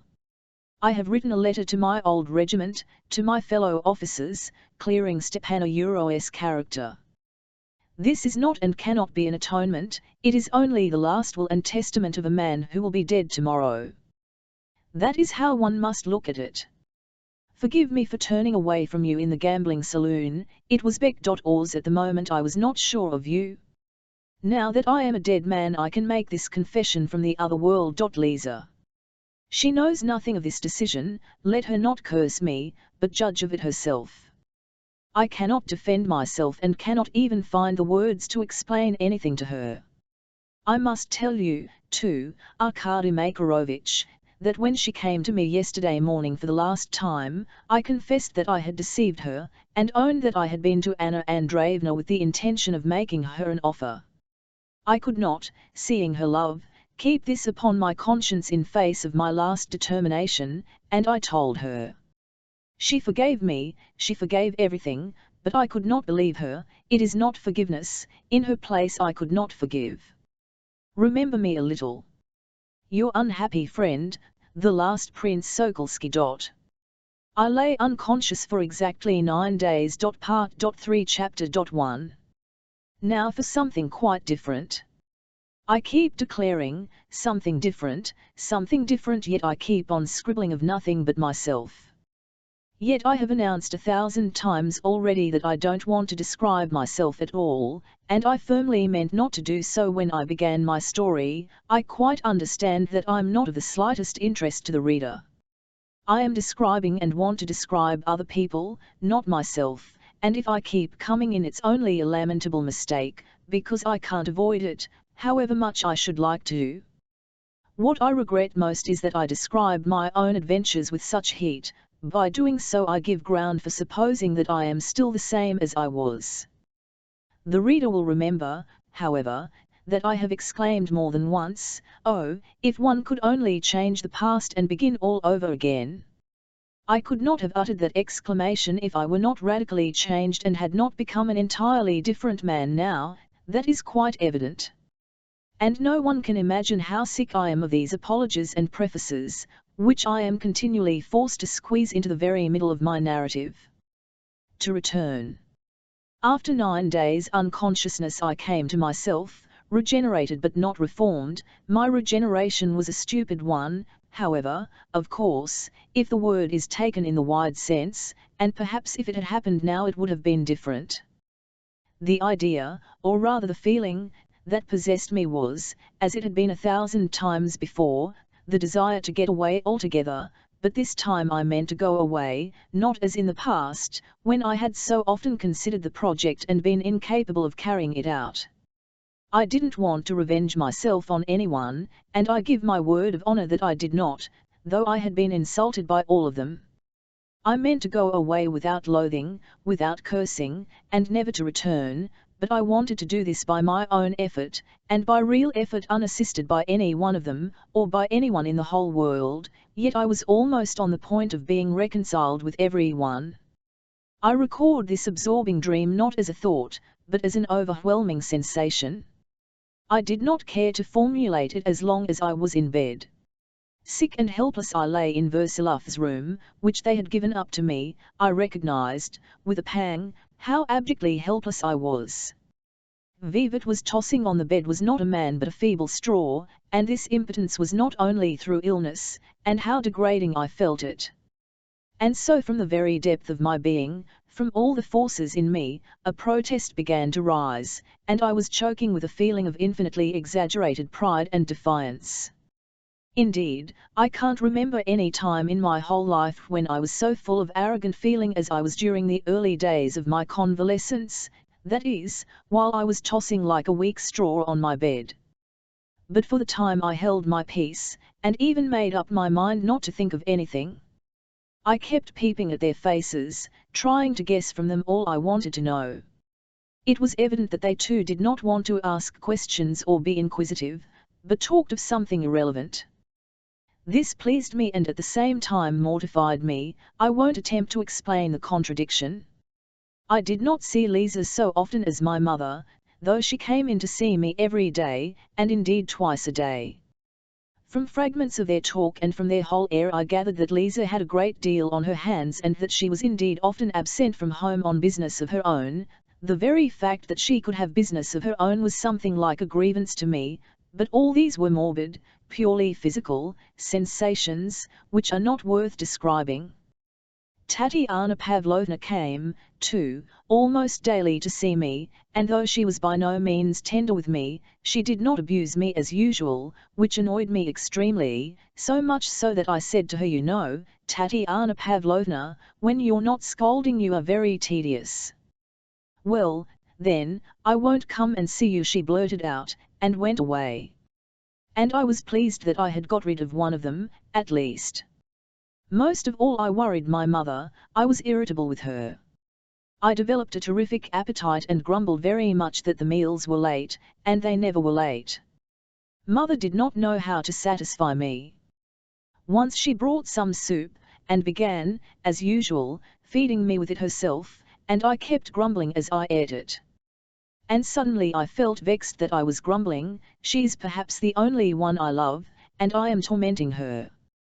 But I was none the less ill-humoured, and I suddenly began to cry from ill-humour, and she, poor darling, thought I was crying from tenderness, stooped down and began kissing me. I restrained myself and endured it, but at that instant I positively hated her. But I always loved my mother, and at that very time I loved her and did not hate her at all, but it happened as it always does, that the one you love best you treat worst. The only person I hated in those days was the doctor. He was a young man with a conceited air, who talked abruptly and even rudely, as though all these scientific people had only yesterday discovered something when in reality nothing special had happened, but the mediocrity, the man in the street, is always like that. I restrained myself for a long time, but at last I suddenly broke out and informed him before everyone that he was hanging about unnecessarily, that I should get better just as well without him, that, though he looked like a scientific man, he was filled with nothing but conventional ideas and did not even understand that medicine had never cured anyone, that, in fact, he was in all probability grossly ill-educated, like all the specialists who had become so high and mighty among us of late years. The doctor was very much offended, showing by that very fact that he was that sort of person. However, he still came as before. I told Versilov at last that if the doctor did not give up coming, that I should say something to him 10 times as disagreeable. Versilov only observed that it was impossible to say anything even twice as disagreeable as I had said, let alone 10 times. I was pleased at his saying that. He was a man, though. I am speaking of Versilov. He was the sole cause of it all, and, strange to say, he was the only one towards whom I did not feel resentful. It was not only his manner to me that won me over. I imagine that we felt at that time that we owed each other many explanations. And for that very reason it would be our best course never to explain. It's extremely pleasant in such situations to have to do with a man of intelligence. I have mentioned already, in the second part of my story, that he told me briefly and clearly of Prince Sergei's letter to me about Zashikov, about what he, Prince Sergei, had said to the latter, and so on. As I had made up my mind to keep quiet, I only asked him 2 or 3 brief questions. He answered them clearly and exactly, but entirely without superfluous words and, what was best of all, without feeling. I was afraid of superfluous feeling at that time. I said nothing about Lambert, but the reader will readily understand that I thought a great deal about him. In my delirium I spoke more than once about Lambert, but, recovering from my delirium and looking about me, I quickly reflected that everything about Lambert remained a secret, and that everyone, even Versilov, knew nothing about him. Then I was relieved and my fears passed away, but I was mistaken, as I found out later to my astonishment.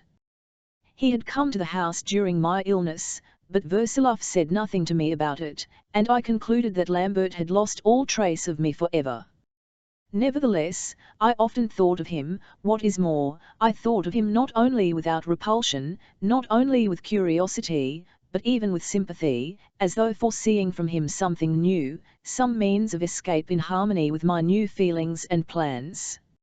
In short, I made up my mind to think over Lambert as soon as I should be ready to think over anything. I will note one strange fact: I had entirely forgotten where he lived and in what street it had all happened. The room, Alphonsine, the lapdog, the corridor, all I remembered, so that I could have sketched them at once, but where it had all happened, that is, in what street and in what house, I had utterly forgotten. And, what is strangest of all, I only realized this 3 or 4 days after I had regained complete consciousness, when I had been occupied with the thought of Lambert for a long time. These, then, were my first sensations on my resurrection. I have noted only what was most on the surface, and most probably I was not able to detect what was most important. In reality, perhaps, what was really most important was even then taking shape and becoming defined in my heart. I was not, of course, always vexed and resentful simply at my brothers not being brought me. Oh, I remember how sad I was then and how depressed, especially at moments when I had remained a long while alone. As ill luck would have it, they soon saw that I was dreary with them and that their sympathy irritated me, and they began more and more often to leave me alone, a superfluous delicacy of perception on their part. On the 4th day of consciousness I was lying in my bed at 3 o'clock in the afternoon, and there was no one with me. It was a bright day, and I knew that at 4 o'clock, when the sun would set, its slanting red rays would fall on the corner of my wall, and throw a patch of glaring light upon it. I knew that from the days before, and that would certainly happen in an hour's time, and above all, that I knew of this beforehand, as certainly as twice 2 make 4, exasperated me to fury. I turned round impulsively and suddenly, in the midst of the profound stillness, I clearly distinguished the words, "Lord Jesus Christ, have mercy upon us." The words were pronounced in a half-whisper, and were followed by a deep-drawn sigh, and then everything was still again. I raised my head quickly. I had before, that is the previous day, and even the day before that, noticed something special in our 3 rooms downstairs. In the little room beyond the dining room where Mother and Lisa were accustomed to sleep, there was evidently now someone else. I had more than once heard sounds, both by day and by night, but only for brief moments, and complete stillness followed immediately and lasted for several hours, so that I took no notice of the sounds. The thought had occurred to me the evening before that Versaloff was in there, as he soon afterwards came into me, though I knew for a fact from their conversation that during my illness Versaloff had been sleeping out in another lodging.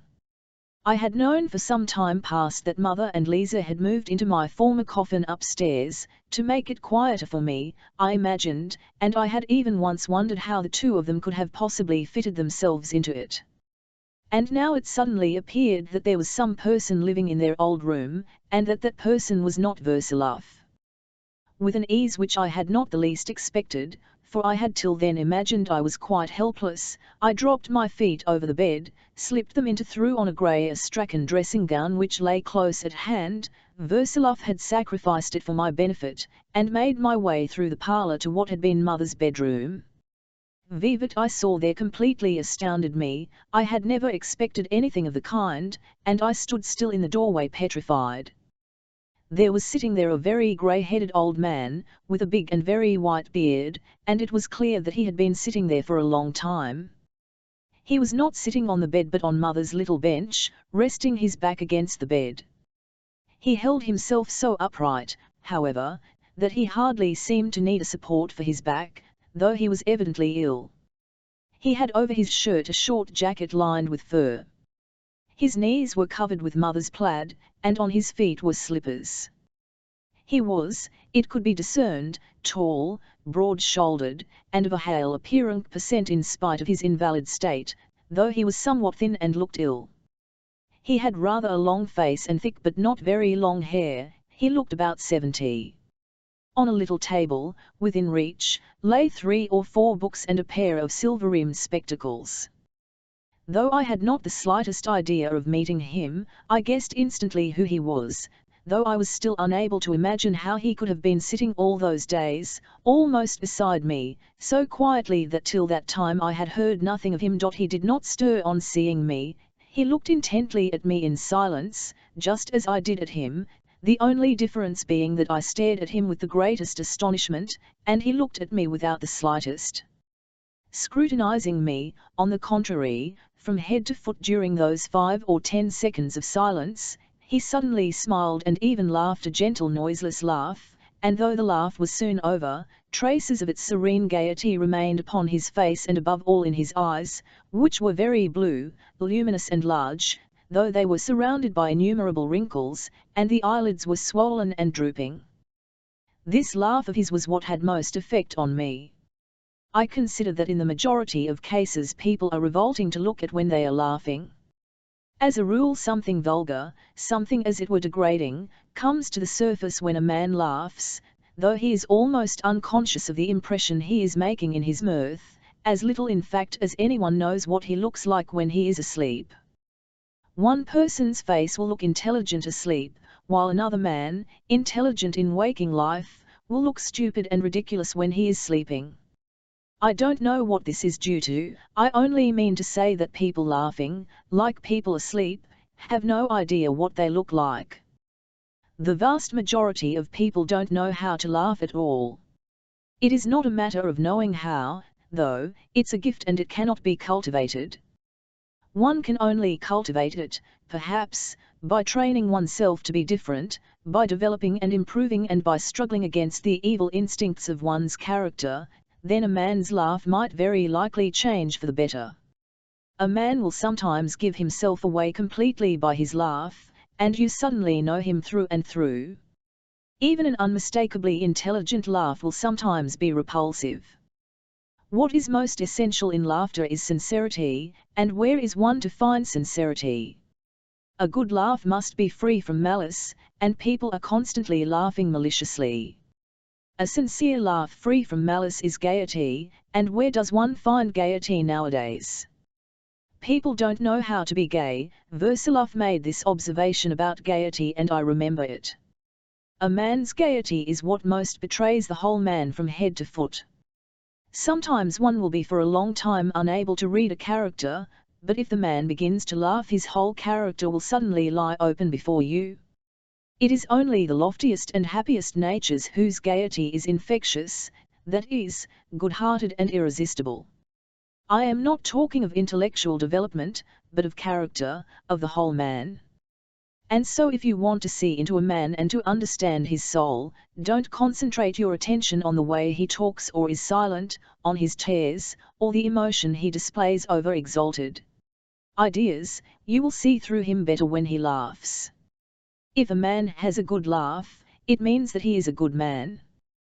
Take note of every shade. A man's laugh must never, for instance, strike you as stupid, however gay and good-humoured he may be. If you notice the slightest trace of stupidity in his laughter, you may be sure that that man is of limited intelligence, though he is continually dropping ideas wherever he goes. Even if his laugh is not stupid, but the man himself strikes you as being ever so little ridiculous when he laughs, you may be sure that the man is deficient in personal dignity, to some extent anyway. Or if the laughter, though infectious, strikes you for some reason as vulgar, you may be sure that that man's nature is vulgar, and all the generous and lofty qualities you have observed in him before are either intentionally assumed or unconsciously borrowed, and that the man is certain to deteriorate, to go in for the profitable, and to cast off his noble ideas without regret as the errors and enthusiasm of youth. I am intentionally introducing here this long tirade on the subject of laughter and am sacrificing the continuity of my story for the sake of it, for I consider it one of the most valuable deductions I have drawn from life, and I particularly recommend it to the attention of girls who are ready to accept the man of their choice, but are still hesitating and watching him mistrustfully, unable to make their final decision, and don't let them jeer at a wretched raw youth for obtruding his moral reflections on marriage, a subject which he knows nothing about. But I only understand that laughter is the surest test of the heart.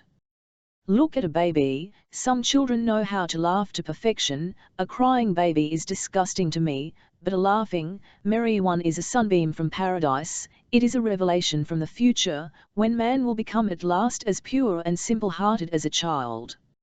And, indeed, there was something childlike and incredibly attractive in the momentary laughter of this old man. I went up to him at once. Sit down a bit, you can stand on your legs, I dare say he urged me, motioning me to a seat beside him, and still gazing into my face with the same luminous gaze. I sat down beside him and said, no you are Marko Ivanovich. Yes, darling. It's very good that you are up. You are young, it is good for you. The old monk looks towards the grave, but the young must live. But are you ill? Yes, dear, chiefly in my legs, my feet brought me as far as the door, and here I've sat down and they are swollen.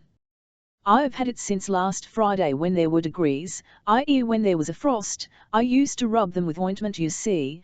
The year before last the doctor, Edmund Karlovich, prescribed it me in Moscow, and the ointment did good, it did good, but now it's no use. And my chest is choked up.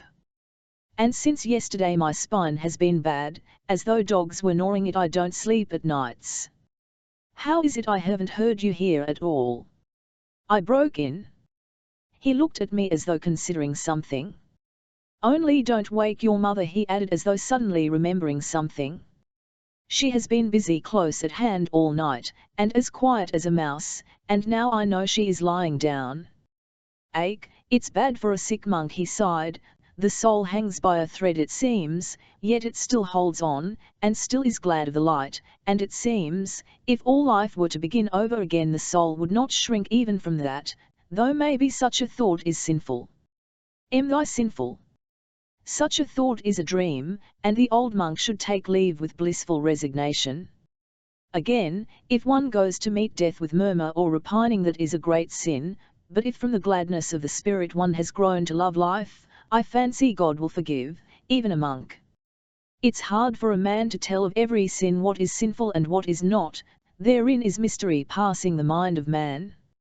A monk must be content at all times, and ought to die in the full light of his understanding, in holy peace and blessedness, filled full with days, yearning for his last hour, and rejoicing when he is gathered as the ear of wheat to the sheaf, and has fulfilled his mystery.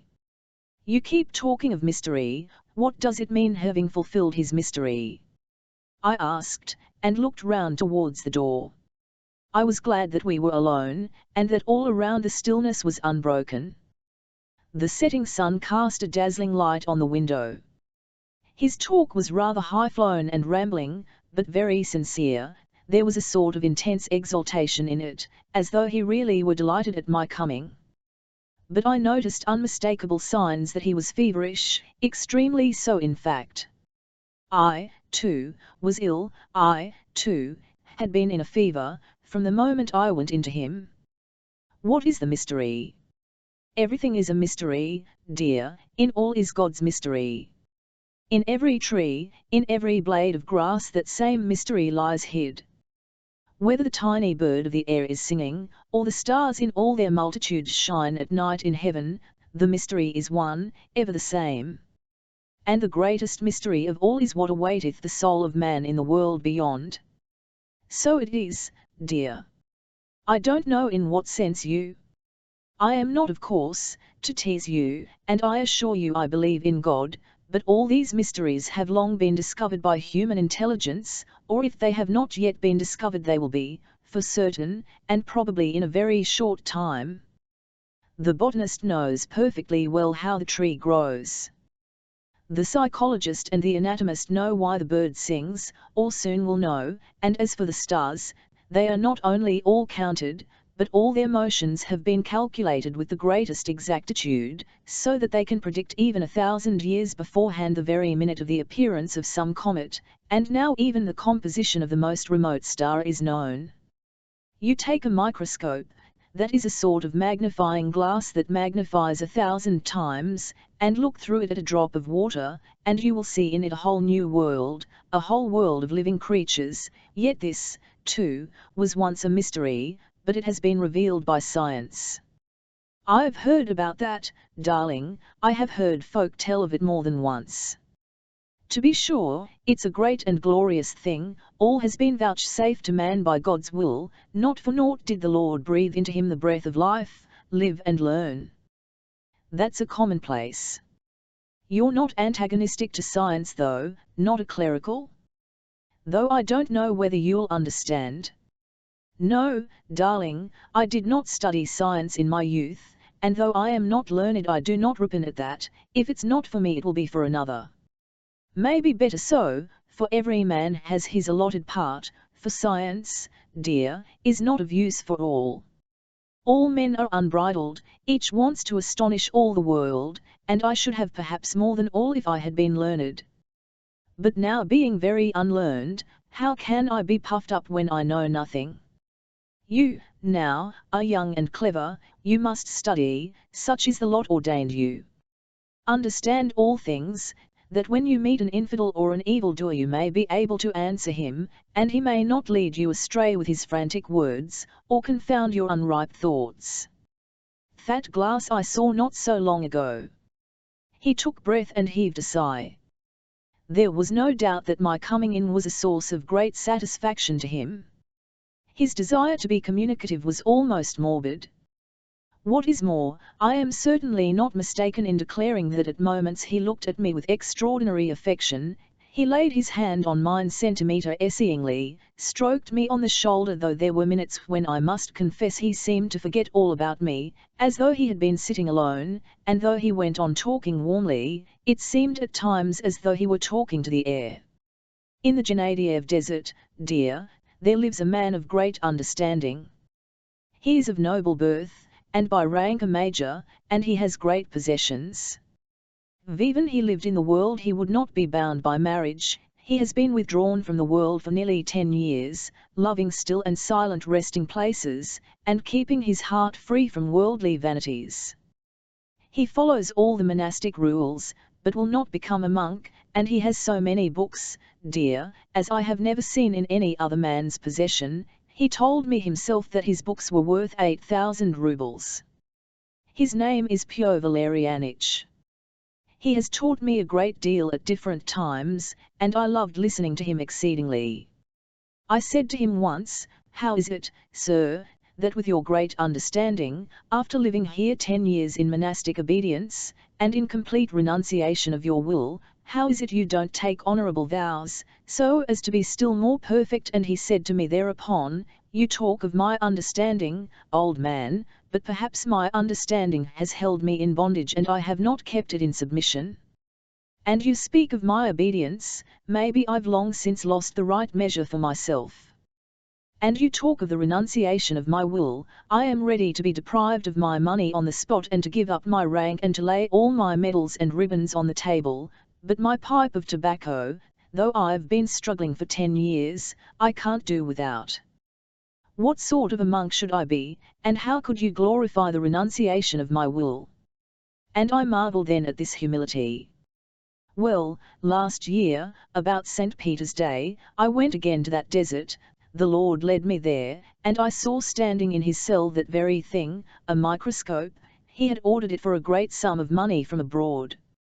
"Stay," said he, "old man, I'll show you a marvellous thing you have never hitherto looked upon. You see a drop of water as pure as a tear. Well, look what is in it and you will see that the mechanicians will soon seek out all the mysteries of God and not leave one for either you or me."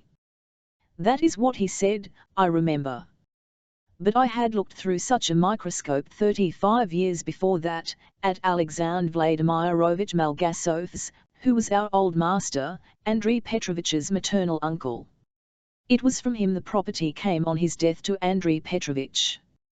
He was a grand gentleman, a great general, and he used to keep a pack of hounds, and I lived many years with him as huntsman, so he, too, set up this microscope.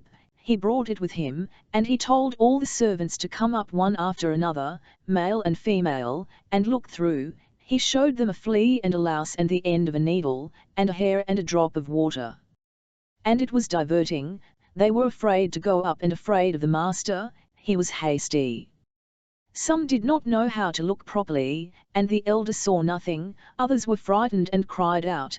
The elder Savin Makarov covered his eyes with both hands and cried, "Do what you will with me, I won't go near." There was much foolish laughter. I didn't confess to Pyotr Valerianich, though, that I had seen this marvel before more than 35 years ago, because I saw it was a great pleasure to him showing it, I began, on the contrary, admiring it and marveling. He waited a bit and asked, "Well, old man, what do you say now?" And I lifted myself up and said to him, "The Lord said, 'Let there be light,' and there was light, and thereupon he said to me all at once, 'And was there not darkness?'" And he said that so strangely, he did not even laugh. I wondered at him then, and he seemed to be angered and said no more. The fact of the matter is your Pio Valerianich is eating rice and raisins in the monastery, and bowing to the ground, while he does not believe in God, and you hit on the wrong moment, that's all I said. And what's more, he is rather an absurd person. I suppose he must have seen that microscope a dozen times before. Why should he go off his head when he saw it for the 13th? Vivat nervous susceptibility, he must have got that from living in a monastery. He was a man of pure life and lofty mind, the old man pronounced impressively, and he was not an infidel. There was a cloud over his mind and his heart was not at peace. Very many such men have come nowadays from the ranks of the gentry and learned. And something more I will tell you, a man punishes himself. But you watch them and do not worry them, and before you lie down to sleep at night remember them in your prayers, for such are seeking God. Do you pray at night? No, I regard it as an empty ceremony. I must own, though, that I like your Pio Valerianich. He's not a man of straw, anyway, but a real person, rather like a man very near and well known to us both. The old man only paid attention to the first part of my answer.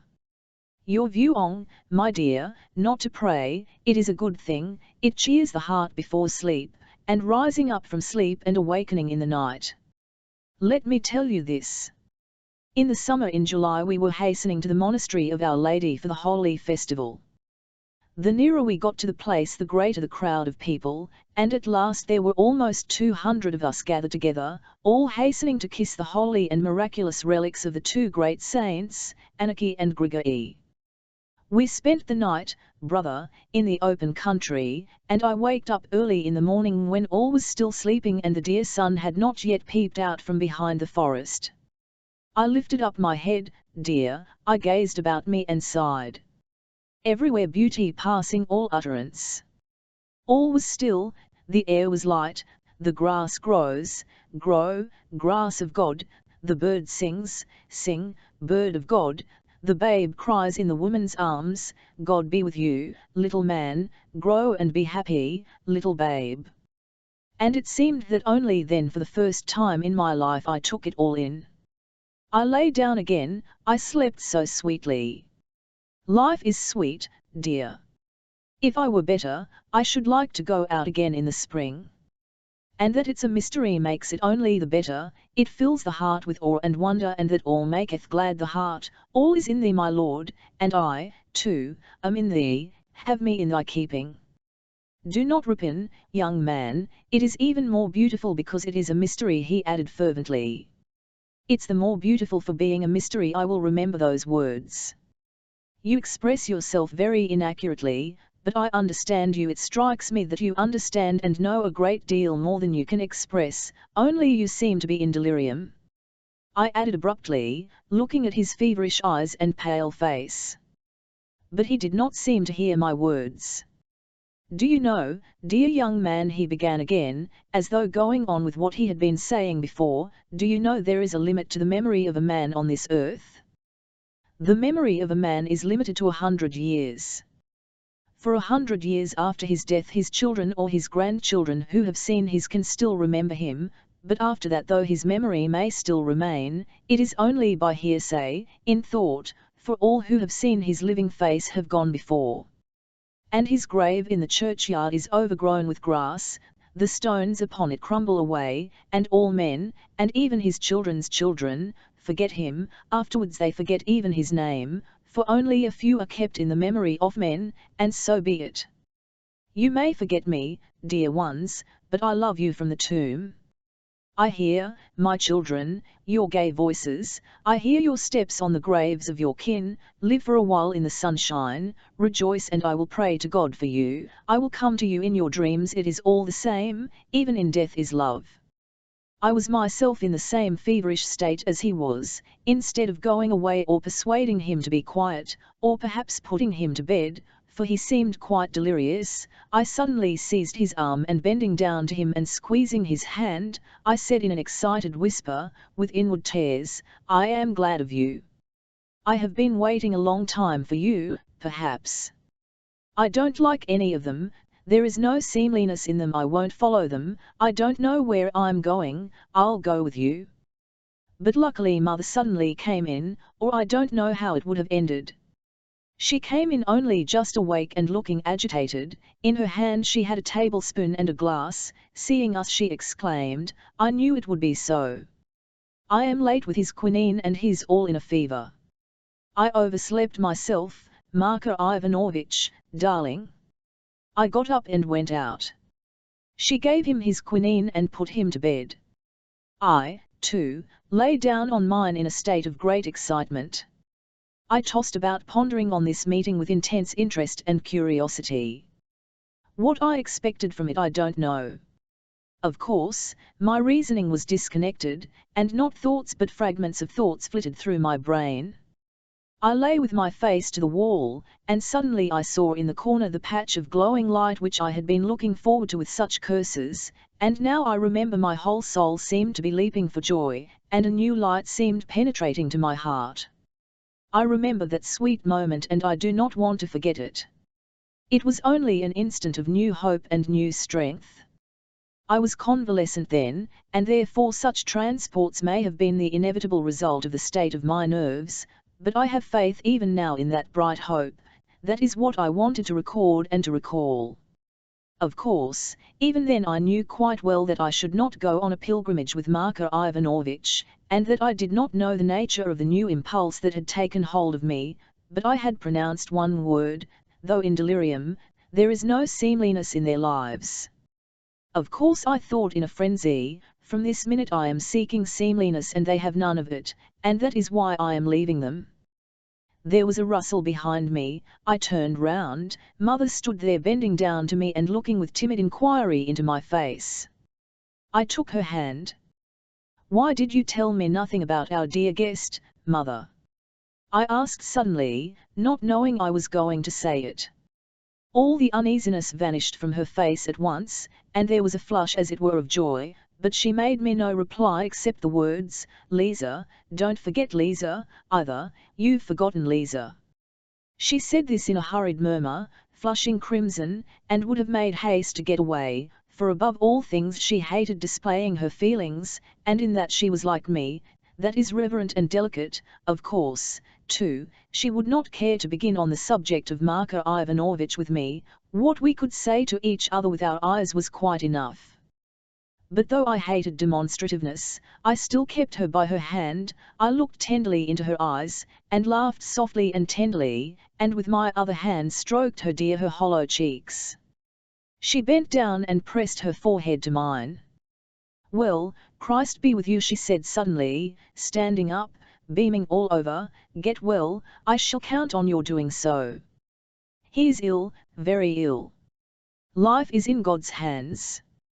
Ache, what have I said? Oh, that could not be. She went away.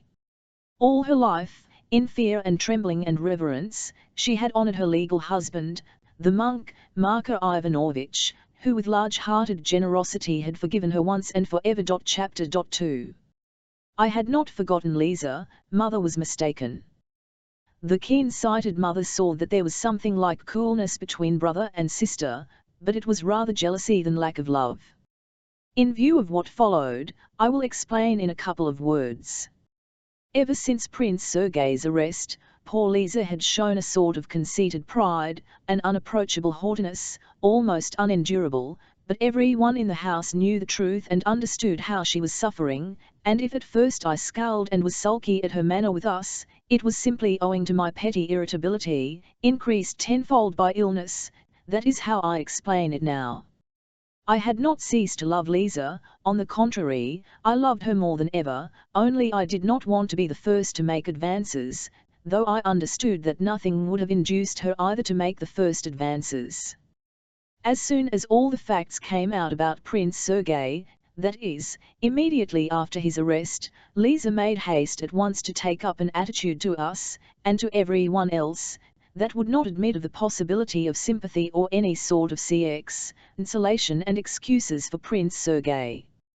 On the contrary, she seemed continually priding herself on her luckless lover's action as though it were the loftiest heroism, though she tried to avoid all discussion of the subject.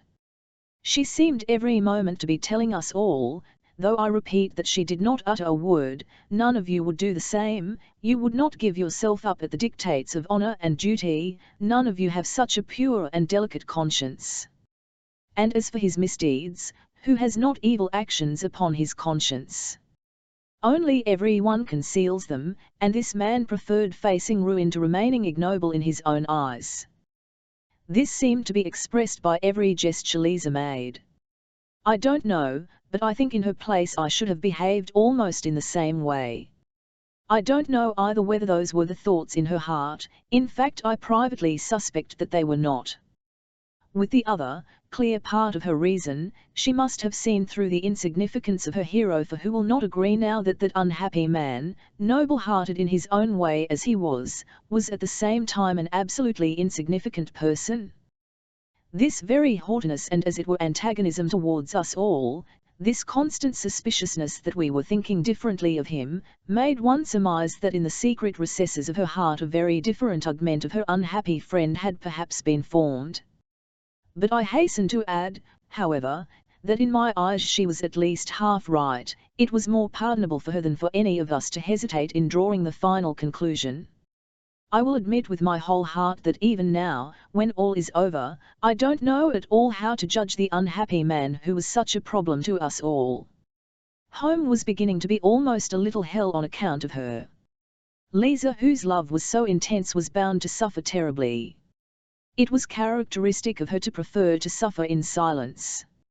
Her character was like mine, proud and domineering, and I thought then, and I think now, that it was that made her love Prince Sergei, just because he had no will at all, and that from the first word, from the first hour, he was utterly in subjection to her. This comes about of itself, in the heart, without any preliminary calculation, but such a love, the love of the strong woman for the weak man, is sometimes incomparably more intense and more agonizing than the love of equal characters, because the stronger unconsciously undertakes responsibility for the weaker. That is what I think at any rate. All the family from the first surrounded her with the tenderest care, especially mother, but Lisa was not softened, she did not respond to sympathy, and seemed to repulse every sort of help. At first she did talk to mother, but every day she became more reluctant to speak, more abrupt and even more harsh. She asked Versilov's advice at first, but soon afterwards she chose Vasin for her counselor and helper, as I learned afterwards with surprise. She went to see Vasin every day, she went to the law courts, too, by Prince Sergei's instructions, she went to the lawyers, to the crown prosecutor, she came in the end to being absent from home for whole days together. Twice a day, of course, she visited Prince Sergei, who was in prison, in the division for noblemen, but these interviews, as I was fully convinced later, were very distressing to Lisa. Of course no third person can judge of the relations of two lovers. But I know that Prince Sergei was always wounding her deeply, and by what do you suppose? Strange to say, by his continual jealousy.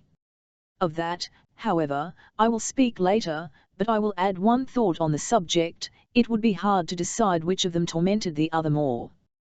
Though with us she prided herself on her hero, Lisa perhaps behaved quite differently alone with him, I suspect so indeed from various facts, of which, however, I will also speak later. And so, as regards my feeling and my attitude towards Lisa, any external change there was only simulated, a jealous deception on both sides, but we had never loved each other more than at that time. I must add, too, that though Lisa showed surprise and interest when Marko Ivanovich first arrived, she had since for some reason begun to treat him almost disdainfully, even contemptuously. She seemed intentionally to take not the slightest notice of him. Having inwardly vowed to be silent as I explained in the previous chapter, I expected, of course theoretically, that is in my dreams, to keep my word. Oh, with Versilov, for instance, I would have sooner begun talking of zoology or of the Roman emperors, than of her for example, or of that most important line in his letter to her, in which he informed her that the document was not burnt but in existence, a line on which I began pondering to myself again as soon as I had begun to recover and come to my senses after my fever. But alas! From the first steps towards practice, and almost before the first steps, I realized how difficult and impossible it was to stick to such resolutions. The day after my first acquaintance with Marko Ivanovich, I was fearfully excited by an unexpected circumstance. I was excited by an unexpected visit from Daria Onizimovna, the mother of the dead girl, Olya. From my mother I had heard that she had come once or twice during my illness, and that she was very much concerned about my condition. Whether that good woman, as my mother always called her when she spoke of her, had come entirely on my account, or whether she had come to visit my mother in accordance with an established custom, I did not ask. Mother usually told me all the news of the household to entertain me when she came with my soup to feed me. Before I could feed myself I always tried to appear uninterested in these domestic details, and so I did not ask about Daria Onizimovna, in fact, said nothing about her at all. It was about 11 o'clock, I was just meaning to get out of bed and install myself in the armchair by the table, when she came in. I purposely remained in bed. Mother was very busy upstairs and did not come down, so that we were left alone. She sat down on a chair by the wall facing me, smiled and said not a word. I foresaw this pause, and her entrance altogether made an irritating impression on me. Without even nodding to her, I looked her straight in the face, but she too looked straight at me. "Are you dull in your flat now the prince has gone?" I asked, suddenly losing patience. "No, I am not in that flat now. Through Anna Andreevna I am looking after his honor's baby now." "Whose baby?" "Andrei Petrovich's," she brought out in a confidential whisper, glancing round towards the door. "Why, but there's Tatiana Pavlovna." "Yes, Tatiana Pavlovna, and Anna Andreevna, both of them, and Lizaveta Makarovna also, and your mamma, all of them.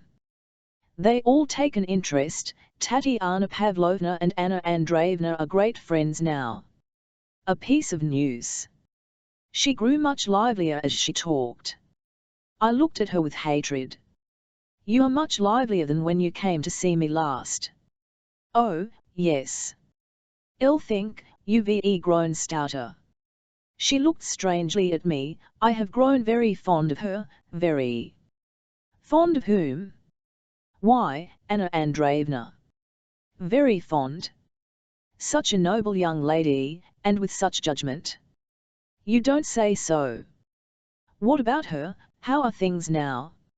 "She is very quiet, very." "She was always quiet." "Always." "If you've come here with scandal," I cried suddenly, unable to restrain myself, "let me tell you that I won't have anything to do with it. I have decided to drop everything, everyone. I don't care. I am going away." I ceased suddenly, for I realized what I was doing. I felt it degrading to explain my new projects to her. She heard me without surprise and without emotion. But again a pause followed. Again she got up, went to the door and peeped into the next room. Having assured herself that there was no one there, and we were alone, she returned with great composure and sat down in the same place as before. "You did that prettily." I laughed suddenly. "You are keeping on your lodging at the clerk's?" she asked suddenly, bending a little towards me, and dropping her voice as though this question were the chief object for which she had come. "Lodging?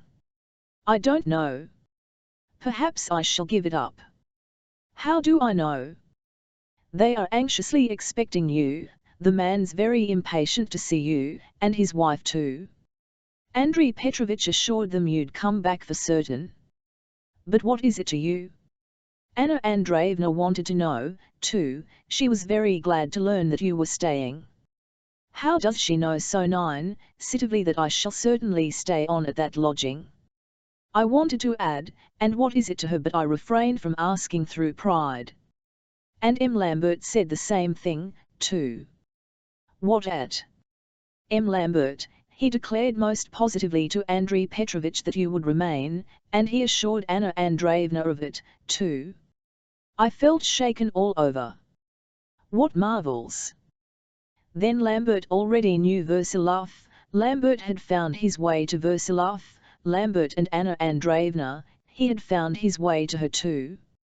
I felt overcome with fever, but I kept silent. My soul was flooded with a terrible rush of pride or I don't know what. But I suddenly said to myself at that moment, if I ask for one word in explanation, I shall be involved in that world again, and I shall never have done with it. There was a glow of hate in my heart. I resolutely made up my mind to be mute, and Tolly without moving, she was silent too, for a full minute. What of Prince Nikolai Ivanovich? I asked suddenly, as though I had taken leave of my senses. The fact is, I asked simply to change the subject, and again I chanced to ask the leading question. Like a madman I plunged back again into that world from which I had just before, with such a shudder, resolved to flee. His honor is at Zarsko Silo. He is rather poorly, and as the hot days have begun in town, they all advised him to move to their house at Zarsko for the sake of the air. I made no answer. Madame and Anna Andreevna visit him there twice a week, they go together. Anna Andreevna and Madame, that is she, were friends then. They go together. I did not speak. They have become so friendly, and Anna Andreevna speaks so highly of Katerina Nikolaevna. I still remain silent. And Katerina Nikolaevna is in a whirl of society again, it's one feat after another, she is making quite a stir, they say all the gentlemen at court are in love. And everything's over with Byring, and there's to be no wedding, with her. So everybody declares it's been off ever since then. That is since Versilov's letter. I trembled all over, but I did not utter a word. Anna Andreevna is so sorry about Prince Sergei, and Katerina Nikolaevna Tn, and they all say that he will be acquitted and that Stabelkov will be condemned. I looked at her with hatred. She got up and suddenly bent down to me. Anna Andreevna particularly told me to find out how you are, she said quite in a whisper, and she particularly begged you to go and see her as soon as you begin to go out, make haste and get well, and I'll tell her. She went away. I sat on the edge of the bed, a sweat came out on my forehead, but I did not feel terror. The incredible and grotesque news about Lambert and his machinations did not, for instance, fill me with horror in the least, as might have been expected from the dread, perhaps unaccountable, with which during my illness and the early days of my convalescence I recalled my meeting with him on that night. On the contrary, in that first moment of confusion, as I sat on the bed after Darya Onizimovna had gone, my mind did not dwell on Lambert, but more than all I thought about the news of her rupture with Byring, and of her success in society, of her fetus, of her triumphs, of the stir she was making. "She's making quite a stir," Darya Onizimovna's phrase was ringing in my ears. And I suddenly felt that I had not the strength to struggle out of that whirlpool. I had known how to control myself, to hold my tongue and not to question Darya Onizimovna after her tales of marvels. An overwhelming thirst for that life, for their life, took possession of my whole spirit, and another blissful thirst which I felt as a keen joy and an intense pain. My thoughts were in a whirl, but I let them whirl. Vvhy be reasonable, I felt. Even mother kept Lambert's coming a secret, I thought, in incoherent snatches. Versilov must have told her not to speak of it. I would rather die than ask Versilov about Lambert. Versilov, the thought flashed upon me again. Versilov and Lambert. Oh, what a lot that's new among them. Bravo, Versilov. He frightened the German Meiring with that letter, he libelled her, la calomnie il en reste tunjus quelque chose, and the German courtier was afraid of the scandal. Ha! Ha! It's a lesson for her. Lambert, surely Lambert hasn't found his way to her? To be sure he has. Why shouldn't she have an intrigue with him? At this point I suddenly gave up pondering on this senseless tangle, and sank back in despair with my head on my pillow. But it shall not be, I exclaimed with sudden determination. I jumped out of bed, put on my slippers and dressing gown, and went straight to Marko Ivanovitch's room, as though there were in it a talisman to repel all enticements, a means of salvation, and an anchor to which I could cling. It may really have been that I was feeling this at the time with my whole soul, else why should I have leaped up with such a sudden and irresistible impulse and rushed into Marko Ivanovitch in such a state of mind? But to my surprise I found other people, my mother and the doctor, with Marko Ivanovitch. As I had for some reason imagined I should find the old man alone, as he had been yesterday, I stopped short in the doorway in blank amazement. Before I had time to frown, Versilov came in followed by Lisa, so they had all met for some reason in Marko Ivanovitch's room just when they were not wanted. I have come to ask how you are, I said, going straight up to Marko Ivanovitch. Thank you, my dear, I was expecting you, I knew you would CX1NE, I was thinking of you in the night. He looked into my face caressingly, and I saw that perhaps he liked me best of them all, but I could not help seeing instantly that, though his face was cheerful, his illness had made progress in the night. The doctor had only just been examining him very seriously.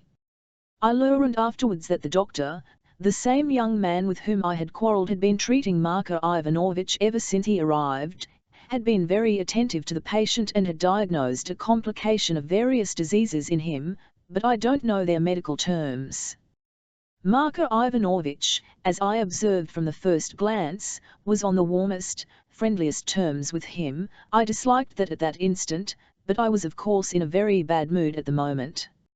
Yes, Alexander Semyonovitch, how is our dear invalid today? Inquired Versilov.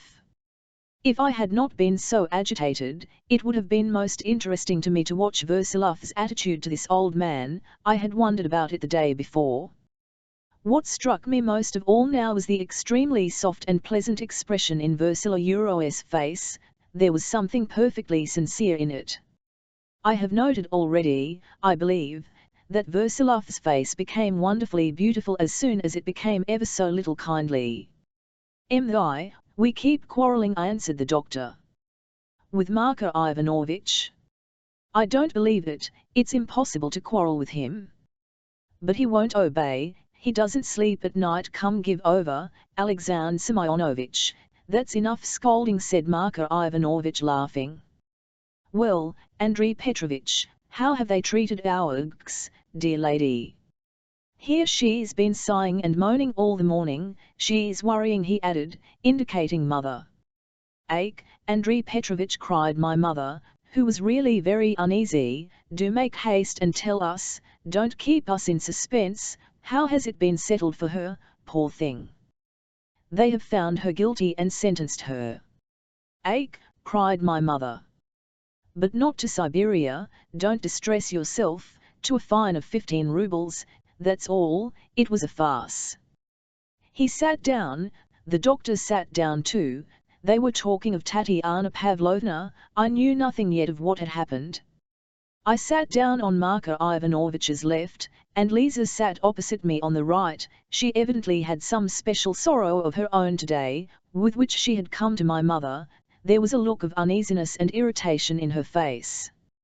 At that moment we exchanged glances, and I thought to myself, we are both disgraced, and I must make the first advances. My heart was suddenly softened to her. Versilov meanwhile had begun describing what had happened that morning. It seemed that Tatiana Pavlovna had had to appear before the justice of the peace that morning, on a charge brought against her by her cook.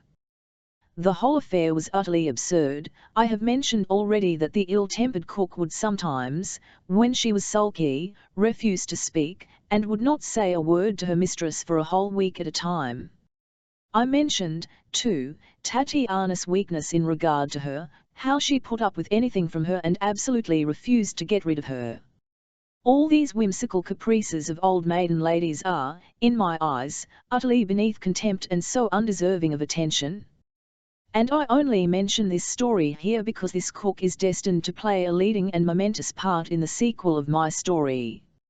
So Tatiana Pavlovna, driven out of all patience by the obstinate Finnish woman, who had refused to answer a word for several days, had suddenly at last struck her, a thing she had never done before.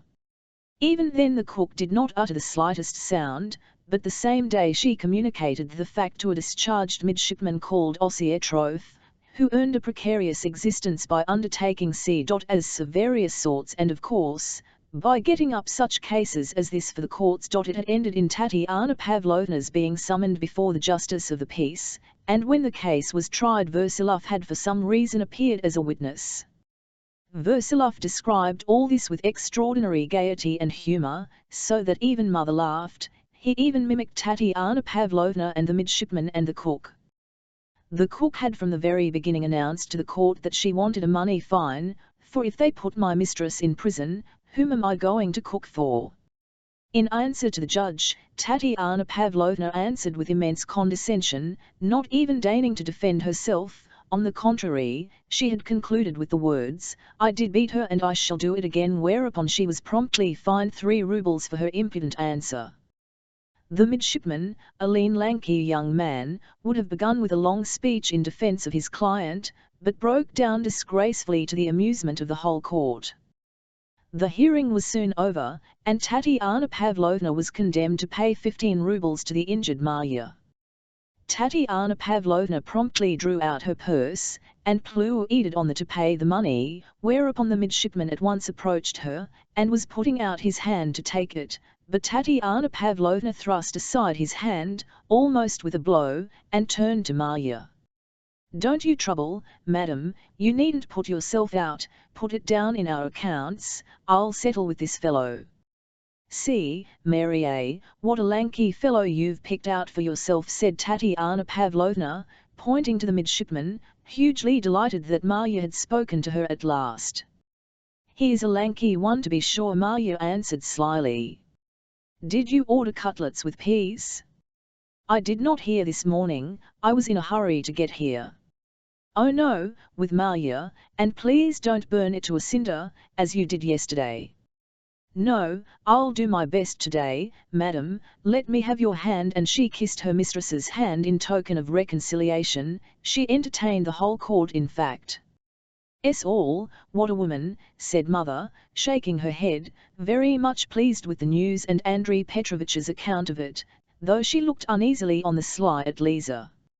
"She has been a self-willed lady from her childhood," smiled Marko Ivanovitch. "Spleen and idleness," opined the doctor. "Is it I am self-willed? Is it I am spleen and idleness?" asked Tatiana Pavlovna, coming in upon us suddenly, evidently very well pleased with herself. "It's not for you to talk nonsense, Alexander Semyonovitch. When you were 10 years old, you knew whether I was idle, and you've been treating yourself for spleen for the last year and have not been able to cure yourself, so you ought to be ashamed. Well, you've picked me to pieces enough. Thanks for troubling to come to the court, Andrei Petrovitch." "Well, how are you, Makerushka? It's only you I've come to see, not this fellow." She pointed to me, but at once gave me a friendly pat on the shoulder. I had never before seen her in such a good humour. "Well, how is he?" turning suddenly to the doctor and frowning anxiously. He won't lie in bed, and he only tires himself out sitting up like this." "Why, I only sit up like this a little, with company," Marko Ivanovitch murmured with a face of entreaty, like a child's. "Yes, we like this, we like this, we like a little gossip when our friends gather round us, I know, Makerushka," said Tatiana Pavlovna. "Yes, you're a quick one, you are. And there's no getting over you. Wait a bit, let me speak. I'll lie down, darling, I'll obey, but you know, to my thinking, if you take to your bed, you may never get up. That's what I've got at the back of my head, friend. To be sure, I knew that was it. Peasant superstitions. If I take to my bed, they say, 10 to 1 I shan't get up. That's what they very often fear, and they would rather keep on their legs when they are ill than go to a hospital. As for you, Marko Ivanovich, you're simply homesick for freedom, and the open road. That's all that's the matter with you. You've got out of the habit of staying long in one place. Why, you're what's called a pilgrim, aren't you? And tramping is almost a passion in our peasantry. I've noticed it more than once in them. Our peasants are tramps before everything. Then Marko is a tramp according to you? Tatiana Pavlovna caught him up. Oh, I did not mean that, I used the word in a general sense. Well, yes, a religious tramp, though he is a holy man, yet he is a tramp. In a good respectful sense, but a tramp. I speak from the medical point of view. I assure you, I addressed the doctor suddenly, that you and I and all the rest here are more like tramps than this old man from whom you and I ought to learn, too, because he has a firm footing in life, while we all of us have no firm standpoint at all. But how should you understand that, though? I 6K very cuttingly, it seemed, but I had come in feeling upset. I don't know why I went on sitting there, and felt as though I were beside myself. That are you saying, said Tatiana Pavlovna, looking at me suspiciously. How did you find him, Marko Ivanovich, she asked, pointing her finger at me. God bless him, he's a sharp one, said the old man, with a serious air, but at the words sharp one almost everyone laughed. I controlled myself somehow. The doctor laughed more than anyone. It was rather unlucky that I did not know at the time of a previous compact between them. Versilov, the doctor, and Tatiana Pavlovna had agreed 3 days before to do all they could to distract mother from brooding and apprehension on account of Marko Ivanovich, whose illness was far more dangerous and hopeless than I had any suspicion of then. That's why they were all making jokes, and trying to laugh. Only the doctor was stupid, and did not know how to make jokes naturally. That was the cause of all that followed. If I had known of their agreement at that time, I should not have done what I did. Lisa knew nothing either. I sat listening with half my mind. They talked and laughed, and all the time my head was full of Darya Onizimovna, and her news, and I could not shake off the thought of her. I kept picturing how she had sat and looked, and had cautiously got up, and peeped into the next room. At last they all suddenly laughed. Tatiana Pavlovna, I don't in the least know why, called the doctor an infidel. Vvhy, all you doctors are infidels. Marko Ivanovich, said the doctor, very stupidly pretending to be offended and to be appealing to him as an umpire, am I an infidel? You an infidel? No, you are not an infidel, the old man answered sedately, looking at him instantly. No, thank God, he said, shaking his head, you are a merry-hearted man. And if a man's merry-hearted, he's not an infidel, the doctor observed ironically. That's in its own way an idea, observed Versilov. He was not laughing. However, it's a great idea, I could not help exclaiming, struck by the thought. The doctor looked round inquiringly. These learned people, these same professors, probably they had been talking about professors just before, began Marko Ivanovich, looking down, at the beginning, off, I was frightened of them. I was in terror in their presence, for I dreaded an infidel more than anything. I have only one soul, I used to think, what if I lose it, I shan't be able to find another, but, afterwards, I plucked up heart. After all, I thought, they are not gods but just the same as we are, men of like passions with ourselves. And my curiosity was great. I shall find out, I thought, what this infidelity is like. But afterwards even that curiosity passed over. He paused, though he meant to go on, still with the same gentle sedate smile. There are simple souls who put complete trust in every one, and have no suspicion of mockery. Such people are always of limited intelligence, for they are always ready to display all that is precious in their hearts to every newcomer. But in Marko Ivanovich I fancied there was something else, and the impulse that led him to speak was different, and not only the innocence of simplicity, one caught glimpses as it were of the missionary in him. I even caught, with pleasure, some sly glances he bent upon the doctor, and even perhaps on Versilov. The conversation was evidently a continuation of a previous discussion between them the week before, but unluckily the fatal phrase which had so electrified me the day before cropped up in it again, and led me to an outburst which I regret to this day. I am afraid of the unbeliever, even now. Perhaps the old man went on with concentrated intensity, only, friend Alexander Semyonovich, I tell you what, I've never met an infidel, but I have met worldly men, that's what one must call them. They are of all sorts, big and little, ignorant and learned, and even some of the humblest class, but it's all vanity. They read and argue all their lives, filling themselves with the sweetness of books, while they remain in perplexity and can come to no conclusion. Some quite let themselves go, and give up taking notice of themselves. Some grow harder than a stone and their hearts are full of wandering dreams, others become heartless and frivolous, and all they can do is to mock and jeer. Another will, out of books, gather some flowers, and those according to his own fancy, but he still is full of vanity, and there is no decision in him. And then again, there is a great deal of dreariness. The small man is in want, he has no bread and naught to keep his babes alive with, he sleeps on rough straw, and all the time his heart is light and merry, he is coarse and sinful, yet his heart is light. But the great man drinks too much, and eats too much, and sits on a pile of gold, yet there is nothing in his heart but gloom. Some have been through all the sciences, and are still depressed, and I fancy that the more intellect a man has, the greater his dreariness.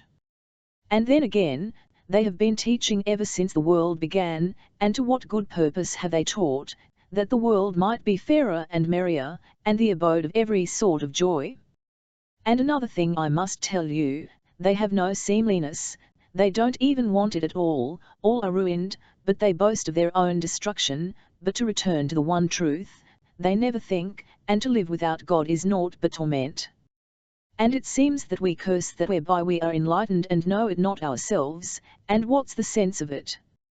It's impossible to be a man and not bow down to something, such a man could not bear the burden of himself, nor could there be such a man. If he rejects God, then he bows down to an idol, fashioned of waxel, or of gold, or of thought. They are all idolaters and not infidels, that is how we ought to describe them, though we can't say there are no infidels. There are men who are downright infidels, only they are far more terrible than those others, for they come with God's name on their lips.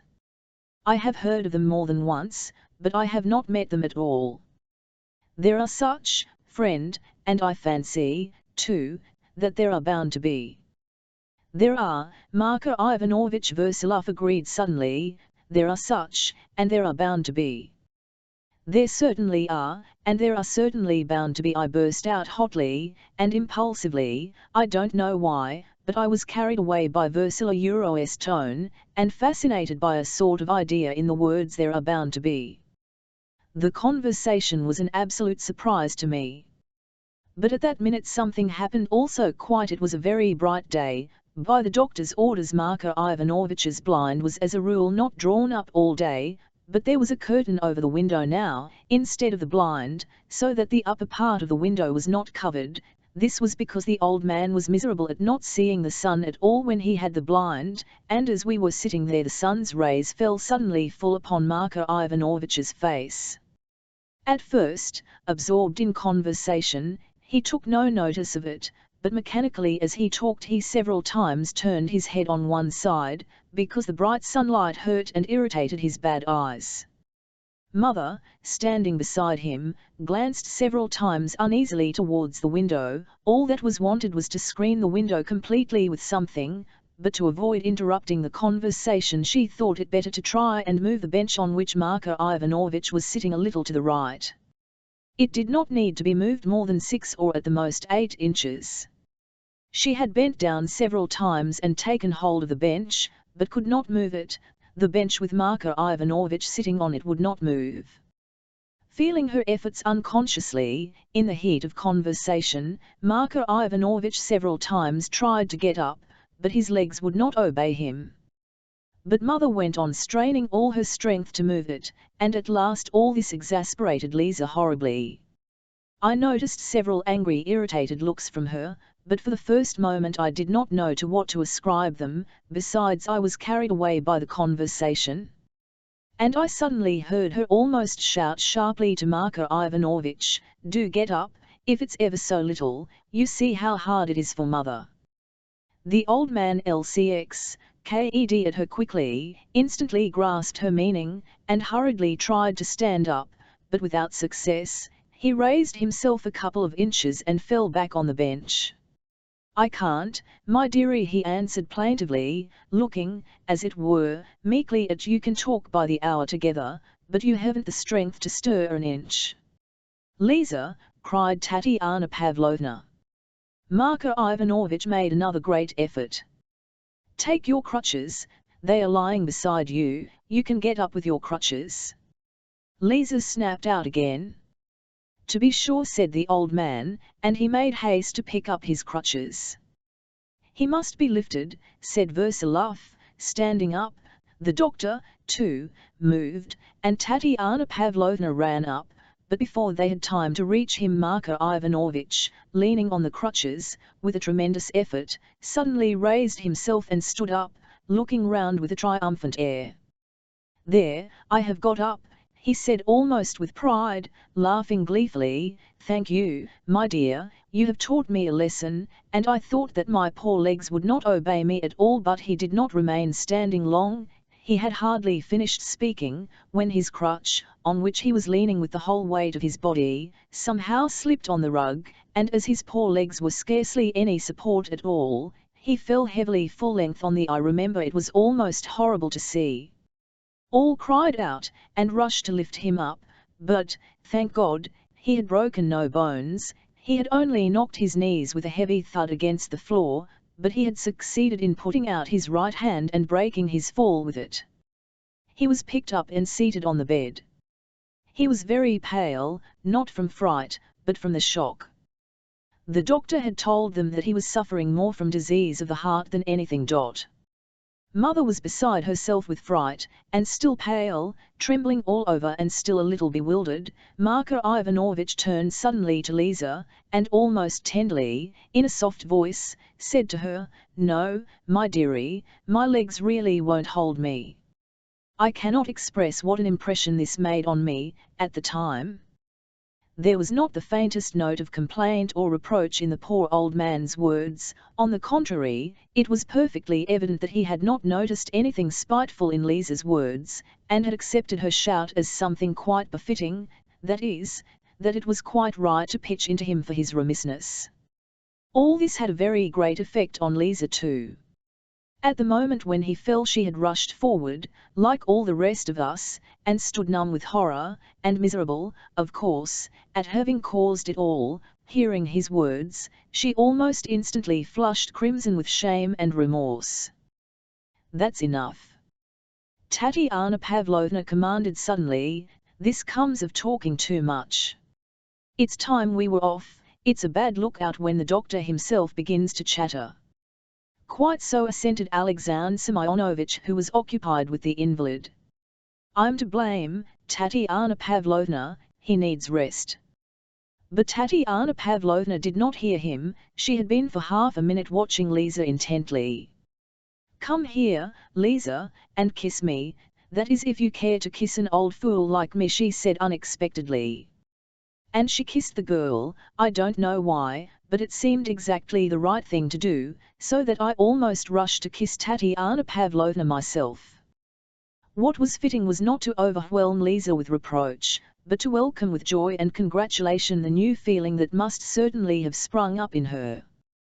But instead of all those feelings, I suddenly stood up and rapped out resolutely, "Marko Ivanovich, you used again the word seemliness, and I have been worrying about that word yesterday, and all these days, in fact, all my life I have been worrying about it, only I didn't know what it was. This coincidence I look upon as momentous, almost miraculous. I say this in your presence." But I was instantly checked. I repeat, I did not know their compact about mother and Marko Ivanovich. They considered me, of course judging from my doings in the past, capable of making a scene of any sort. Stop him, cried Tatiana Pavlovna, utterly infuriated.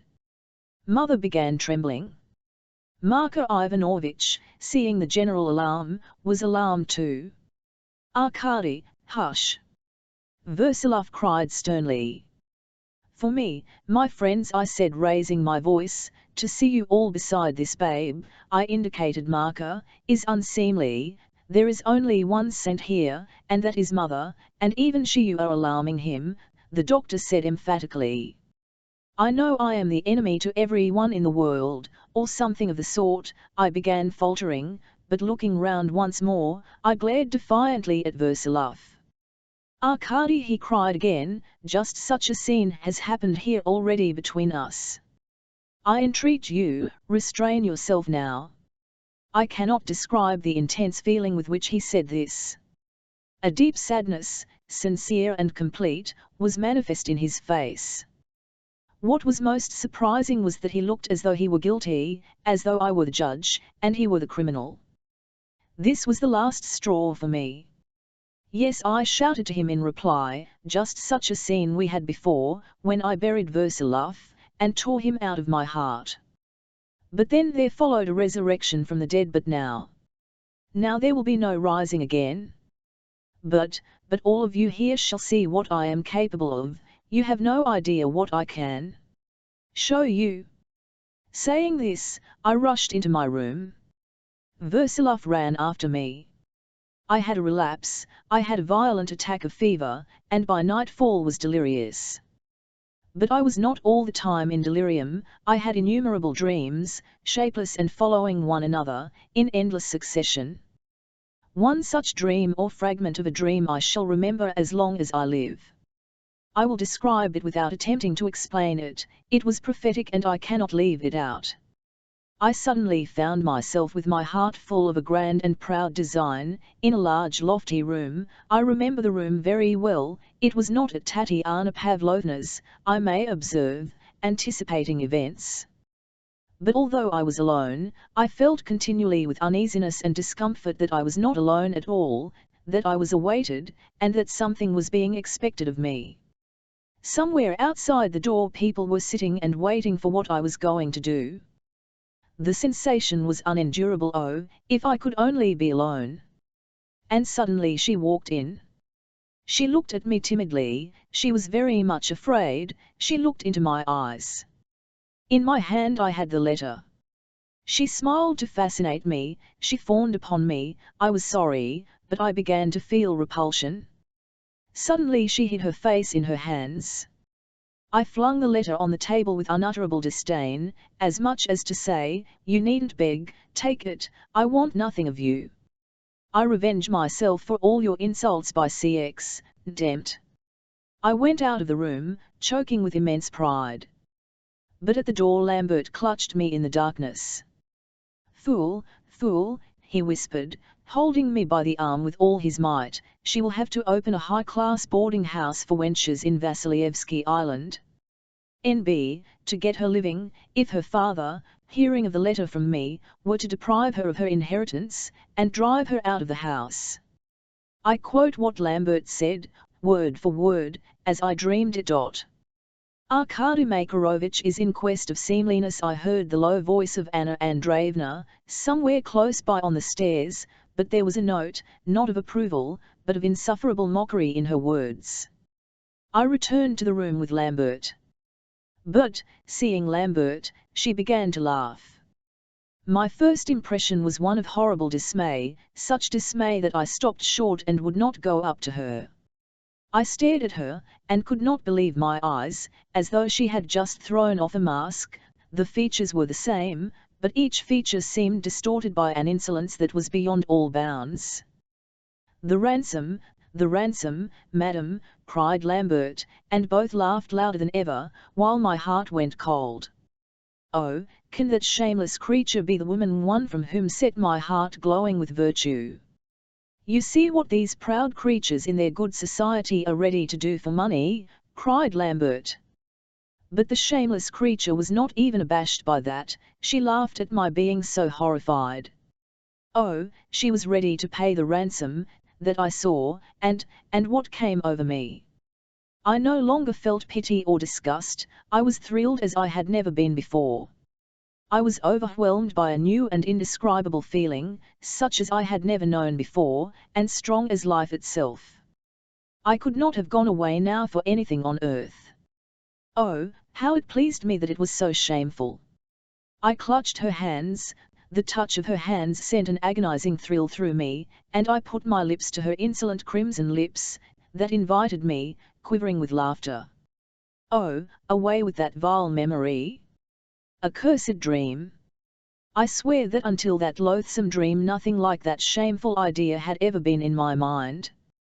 There had never been even an unconscious dream of the sort, though I had kept the letter sewn up in my night-kit, and I sometimes gripped my piquet with a strange smile. How was it all this came to me so complete? It was because I had the soul of a spider. It shows that all this had long ago been hatching in my corrupt heart, and lay latent in my desires, but my waking heart was still ashamed, and my mind dared not consciously picture anything of the sort. But in sleep the soul presented and laid bare all that was hidden in the heart, with the utmost accuracy, in a complete picture and in prophetic form. And was that what I had threatened to shove them, when I had run out of Marka Ivanovitch's room that morning? But enough, for the time no more of this. That dream is one of the strangest things that has in my life. Chapter 3 3 days later I got up from my bed, and as soon as I was on my legs I felt that I should not go back to it again. I felt all over that convalescence was at hand. All these little details perhaps would not be worth writing, but then several days followed which were not remarkable for anything special that happened, and yet have remained in my memory as something soothing and consolatory, and that is rare in my reminiscences. I will not for the time attempt to define my spiritual condition. If I were to give an account of it the reader would scarcely believe in it. It will be better for it to be made clear by facts themselves. And so I will only say one thing: let the reader remember the soul of the spider, and that in the man who longed to get away from them all, and from the whole world for the sake of seemliness. The longing for seemliness was still there, of course, and very intense, but how it could be linked with other longings of a very different sort is a mystery to me. It always has been a mystery, and I have marveled 1,000 times at that faculty in man, and in the Russian, I believe, more especially, of cherishing in his soul his loftiest ideal side by side with the most abject baseness, and all quite sincerely. Whether this is breadth in the Russian which takes him so far or simply baseness, that is the question. But enough of that. However that may be, a time of calm followed.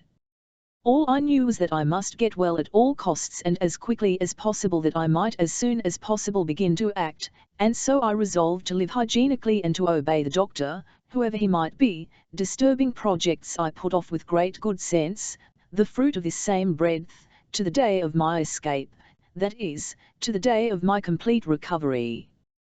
How all the impressions and sensations in that time of stillness were consistent with the painfully sweet and agitated throbbings of my heart when I dreamed of violent decisions I do not know, but again I put it all down to breadth.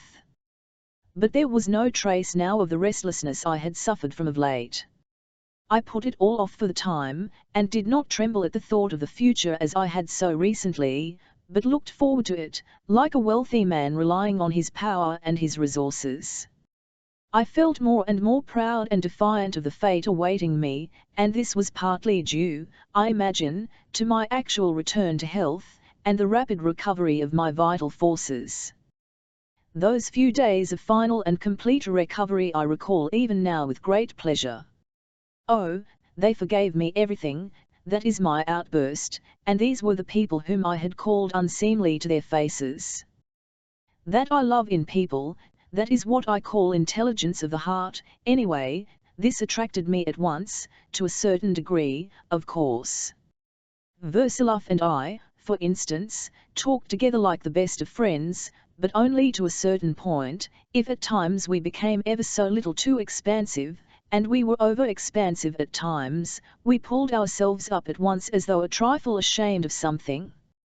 There are cases when the victor cannot help feeling abashed before the vanquished, and just because he has gained the upper hand over him. I was evidently the victor, and I was ashamed.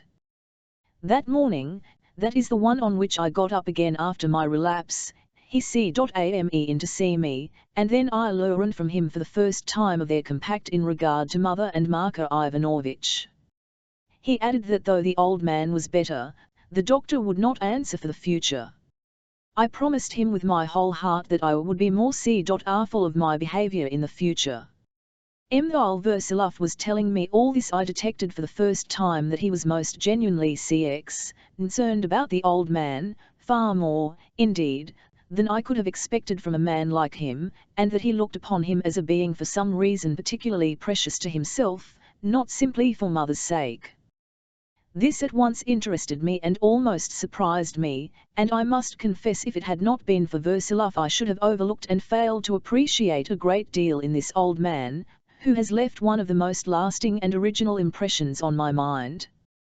Versilov seemed to be afraid of my attitude to Marko Ivanovitch, that is, he distrusted my intelligence and my tact, and he was therefore particularly pleased afterwards when he discerned that I knew how to behave with a man of quite different ideas and conceptions, could, in fact, be broad-minded and make allowances.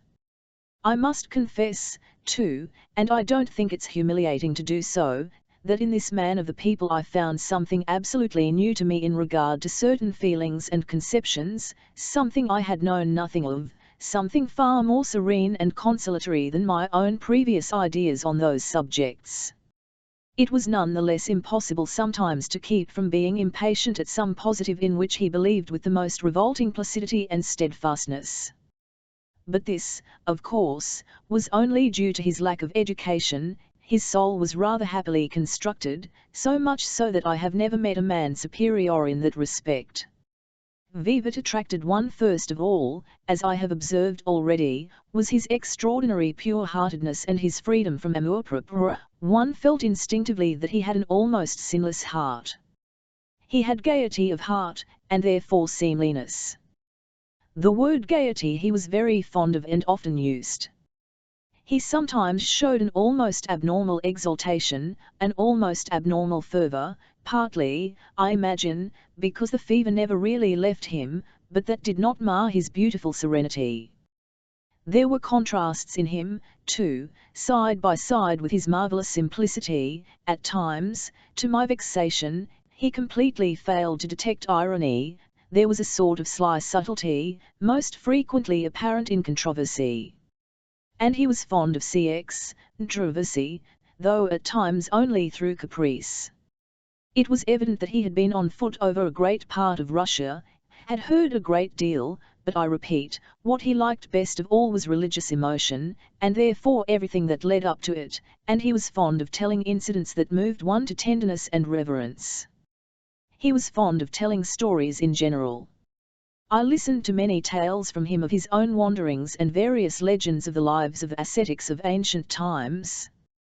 I am not familiar with these stories, but I believe that he told them all wrong, adapting them for the most part from the traditions current among the it was simply impossible to accept some of his versions. But together with evident distortions or even inventions there were continual flashes of something wonderfully complete, full of peasant feeling, and always touching. I recall, for instance, one long story out of the life of Maya of Egypt. Of this life and of all such lives I had had no idea at all till then. I frankly confess that it was almost impossible to hear the story without tears, not from tender feeling, but from a sort of strange ecstasy. one felt something strange and burning like the parched sandy desert upon which the holy woman wandered among lions. I don't want to talk of this though, and, indeed, I am not competent to do so.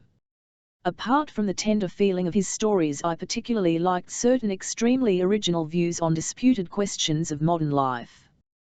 He told me once, for instance, of something that had happened recently with a retired soldier. He had almost witnessed the incident. A soldier had come home to his village from serving in the army and did not like going back to live with peasants. The peasants did not like him either. The man went wrong, took to drinking, and robbed someone. There was no strong evidence against him, but he was taken up and tried. The lawyer was defending him successfully. There was no proof against him, but suddenly, after listening a long time, the prisoner suddenly up and interrupted him. "No, you stop," said B, and then he told the whole story to the tiniest grain of dust. He confessed his full guilt with tears and penitence. The jury went out, were shut up to confer, and suddenly they all see.ame back. "No, not guilty." Everyone shouted, and rejoiced, and the soldier stood rooted to the spot. He seemed turned into a post, and couldn't make head or tail of it. He didn't understand a word of the judge's exhortation to him when he dismissed him. The soldier came out to freedom and still couldn't believe it. He began to fret, sank into brooding, gave up eating and drinking, spoke to no one, and on the 5th day he took and hanged himself. "That's what it is to live with sin on the soul," said Marko Ivanovich in conclusion. Of course that's a foolish story, and there are masses of such stories nowadays in all the newspapers, but I liked his tone, and most of all some phrases of quite a new significance. Describing, for instance, how the soldier was disliked by the peasants when he went back to the village, Marko Ivanovich used the expression, "And we know what a soldier is, a soldier's a peasant spoiled." Speaking afterwards of the lawyer who had almost won the case, he said, "We know what a lawyer is, a lawyer's a conscience for hire." Both these expressions he brought out without effort and almost without noticing them, and yet those two utterances revealed a complete and special attitude of mind on those subjects, not borrowed but peculiar to Marko Ivanovich if not to the whole peasantry.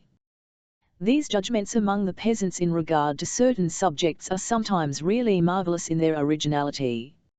"And how do you look upon the sin of suicide, Marko Ivanovich?" I asked him, apropos of the same story. "Suicide is the greatest human sin," he answered with a sigh, "but God alone is judge of it, for He alone knows all, every limit, every measure. We must pray without ceasing for such sinners.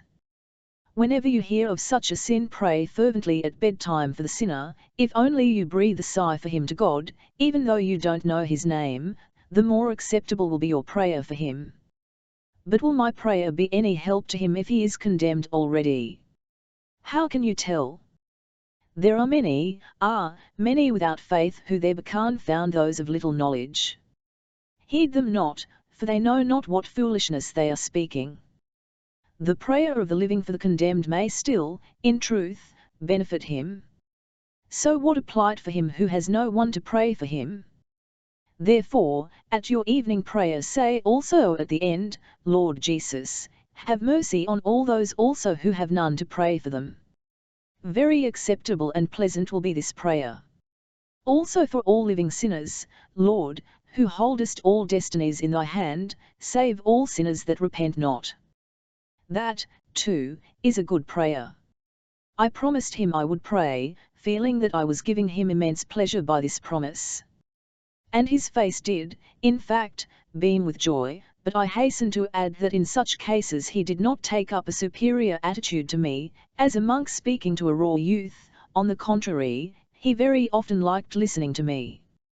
He was never weary in fact of hearing me talk on various subjects, realizing that though a youth I was immeasurably superior to him in education.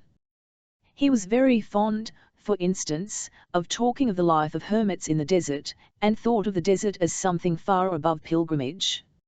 I hotly opposed him, laying stress on the egoism of these people, who had abandoned the world and all the services they might have rendered mankind, simply with the egoistic idea of their own salvation. At first he didn't quite understand, I suspect, indeed, he didn't understand at all, but he zealously defended the desert. At first, of course, one grieves, that is when first one goes to dwell in the desert, but then each day one is more glad at heart, and at last one looks upon the face of God.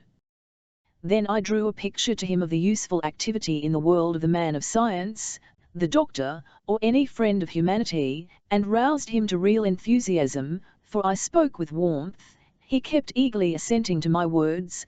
That's so, dear, that's so. God bless you, your thoughts are true. But when I had finished he did not seem to agree entirely. To be sure, he sighed deeply, but are there many who hold fast and are not led astray? Though money be not their God, yet it is a demigod, a great temptation, and then there's the female sex, and then doubt and envy. And so they will forget their great work, and will be absorbed in little things. But in the desert a man strengthens himself for every great deed. My dear, what is there in the world? He exclaimed with intense feeling. But is it only a dream? Take a grain of sand and sow it on a stone. When that yellow grain of sand of yours on Theston springs up, then your dream will come true in the world. That's a saying of ours. Very different from Christ's go and give all that thou hast to the poor and become the servant of all. Then thou wilt be 1,000-fold richer than ever before, for not by bread alone, not by rich garments, not by pride, not by envy, wilt thou be happy, but by love multiplied immeasurably. Not a little riches, not 100,000, not 1,000,000, but the whole world wilt thou gain. Now we gather and have not enough and squander senselessly, but then there will be no orphans nor beggars, for all will be my people, all will be akin. I have gained all, I have bought all, every one. Now it is no uncommon thing for the rich and powerful to care nothing for the length of their days, and to be at a loss to invent a pastime. Then thy days and thy hours will be multiplied 1,000-fold, for thou wilt grudge the loss of a single minute, and wilt rejoice in every minute in gaiety of heart. Then thou wilt attain wisdom, not from books alone, but wilt be face to face with God himself, and the earth will shine more brightly than the sun, and there shall be no more sorrow nor sighing, nothing but one priceless paradise. It was these enthusiastic outbursts that I believe Versilov liked particularly. He was in the room on this occasion. Marko Ivanovitch, I interrupted suddenly, feeling immensely stirred myself. I remember that evening. Why, it's communism, absolute communism, you're preaching. And as he knew absolutely nothing of the doctrine of communism, and heard the word indeed for the first time, I began at once expounding to him all I knew on the subject. I must confess my knowledge was scanty and confused, even now, in fact, it is not very ample. But in spite of that I discoursed with great heat on what I did know. To this day I recall with pleasure the extraordinary impression I made on the old man. It was more than an impression. It was really an overwhelming effect. He was passionately interested, too, in the historical details, asking, where? How? Who arranged it? Who said so? I have noticed, by the way, that is characteristic of the Russian. If he is much interested he is not content with general ideas, but insists on having the most solid and exact facts. It was just for such details that I was at a loss, and as Versilov was present I felt ashamed of my incompetence, and that made me hotter than ever. In the end Marko Ivanovitch could do nothing but repeat with emotion, yes, yes, though he had evidently lost the thread and did not understand. I felt vexed, but Versilov interrupted the conversation and said it was bedtime. We were all in the room and it was late. But when he peeped into my room a few minutes later I asked him at once what he thought of Marko Ivanovitch, and what was his opinion of him. Versilov laughed gaily, but not at my mistakes about communism. He did not mention them in fact. I repeat again, he seemed absolutely devoted to Marko Ivanovitch, and I often caught a very attractive smile on his face when he was listening to the old man. At the same time this smile did not prevent his criticizing him. "Marko Ivanovich is above all not a peasant but a house serf," he pronounced with great readiness, "who has been a servant, born a servant, and of servants." The house serfs and servants used to share a very great deal in the interests of their master's private, spiritual, and intellectual life in the past. Note that to this day Marko Ivanovich is most interested in the life of the gentry and upper class. You don't know yet how much interest he takes in recent events in Russia. Do you know that he is a great politician? Don't feed him on honey, but tell him where anyone is fighting and whether we are going to fight. In old days I used to delight him by such accounts. He has the greatest respect for science, and of all sciences is fondest of astronomy. At the same time he has worked out for himself something so independent that nothing you could do would shake it. He has convictions, firm, fairly clear, and genuine. Though he's so absolutely uneducated he is often able to astound one by his surprising knowledge of certain ideas which one would never have expected to find in him. He extols the desert with enthusiasm, but nothing would induce him to retire to the desert or enter a monastery, because he is above all things a tramp, as he was so charmingly called by Alexander Semyonovich, and by the way there's no need for you to be angry with him. Well, and what more? He's something of an artist, many of his sayings are his own, though some are not.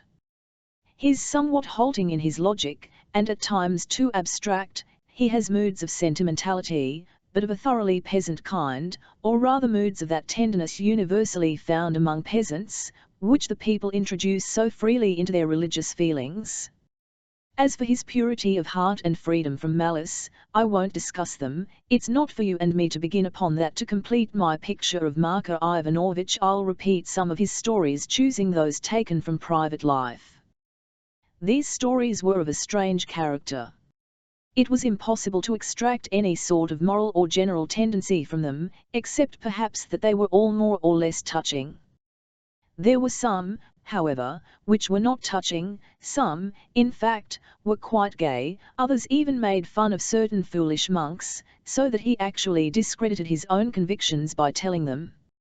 I pointed this out to him, but he did not understand what I meant. Sometimes it was difficult to imagine what induced him to tell the story, so that at times I wondered at his talkativeness and put it down to the loquacity of old age and his feverish condition. "He is not what he used to be," Versilov whispered to me once. "He was not quite like this in the old days. He will soon die, much sooner than we expect, and we must be prepared." I have forgotten to say that we had begun to have something like evenings. Besides my mother, who never left him, Versilov was in his little room every evening. I came too, and indeed I had nowhere else to go.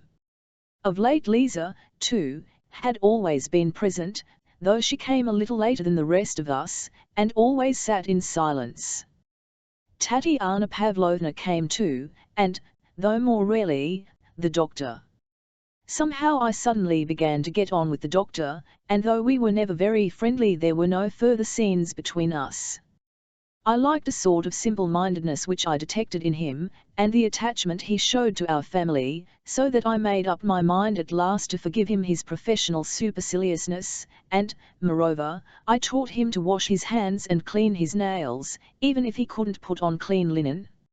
I explained to him bluntly that this was not a sign of foppishness or of elegant artificiality, but that cleanliness is a natural element of the trade of a doctor, and I proved it to him. Finally, Lukeria often came out of the kitchen and stood at the door listening to Marko Ivanovich's stories. Versilov once called her in from the door, and asked her to sit down with us. I liked his doing this, but from that time she gave up coming to the door. Her sense of the fitting. I quote one of his stories, selecting it simply because I remember it more completely. It is a story about a merchant, and I imagine that such incidents occur by thousands in our cities and CMMTRY towns, if only one knew how to look for them. The reader may prefer to skip the story, especially as I quote it in the old man's words. I'll tell you now of a wonderful thing that happened in our town, Fernivsk. There was a merchant living there. His name was Skotoboynikov, Maxim Ivanovich, and there was no one richer than he in all the countryside. He built a cotton factory, and he kept some hundreds of hands, and he exalted himself exceedingly. And everything, one may say, was at his beck and call, and even those in authority hindered him in nothing, and the archimandrite thanked him for his zeal. He gave freely of his substance to the monastery, and when the fit came upon him he sighed and groaned over his soul and was troubled not a little over the life to come. A widower he was and childless. Of his wife there were tales that he had beaten her from the first year of their marriage, and that from his youth up he had been apt to be too free with his hands. Only all that had happened long ago, he had no desire to enter into the bonds of another marriage. He had a weakness for strong drink, too, and when the time came he would run drunk about the town, naked and shouting. The town was of little account and was full of iniquity. And when the time was ended he was moved to anger, and all that he thought fit was good, and all he bade them do was right. He paid his people according to his pleasure. He brings out his reckoning beads, puts on his spectacles. How much for you, Foma? I've had nothing since Christmas, Maxim Ivanovich. 39 rubles is my due. Off. What a sum of money! That's too much for you. It's more than you're worth altogether. It would not be fitting for you. 10 rubles off the beads and you take 29. And the man says nothing, no one dares open his lips, all are dumb before him. I'll know how much I ought to give him, he says. It's the only way to deal with the folk here. The folk here are corrupt. But for me they would have of hunger, all that are here. The folk here are thieves again. They covet all that they behold, there is no courage in them. They are drunkards too. If you pay a man his money he'll take it to the tavern and will sit in the tavern till he's naked, not a thread on him, he will come out as bare as your hand. They are mean wretches. A man will sit on a stone facing the tavern and begin wailing, "Oh mother, my dear mother, why did you bring me into the world a hopeless drunkard? Better you had strangled me at birth, a hopeless drunkard like me. Can you call that a man? That's a beast, not a man. One must first teach him better, and then give him money. I know when to give it him." That's how Maxim Ivanovich used to talk of the folk of Afimievsk. Though he spoke evil of them, yet it was the truth. The folk were froward and unstable. There lived in the same town another merchant, and he died. He was a young man and light-minded. He came to ruin and lost all his fortune. For the last year he struggled like a fish on the sand, and his life drew near its end. He was on bad terms with Maxim Ivanovich all the time, and was heavily in debt to him.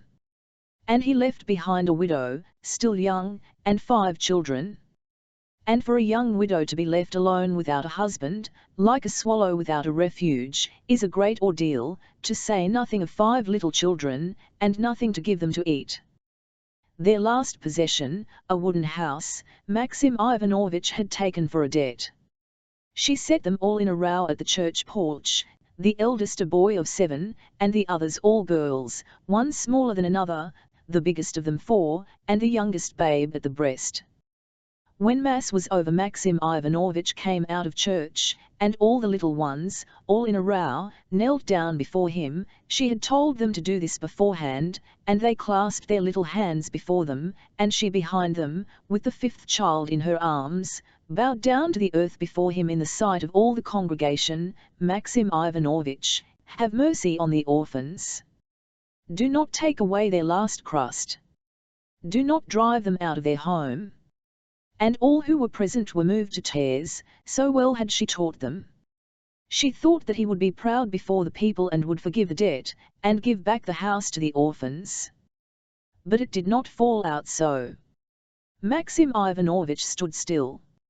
"You're a young widow," said he, "you want a husband, you are not weeping over your orphans. Your husband cursed me on his deathbed. And he passed by and did not give up the house. Why follow their foolishness, that is, connive at it? If I show her benevolence they'll abuse me more than ever. All that nonsense will be revived and the slander will only be confirmed.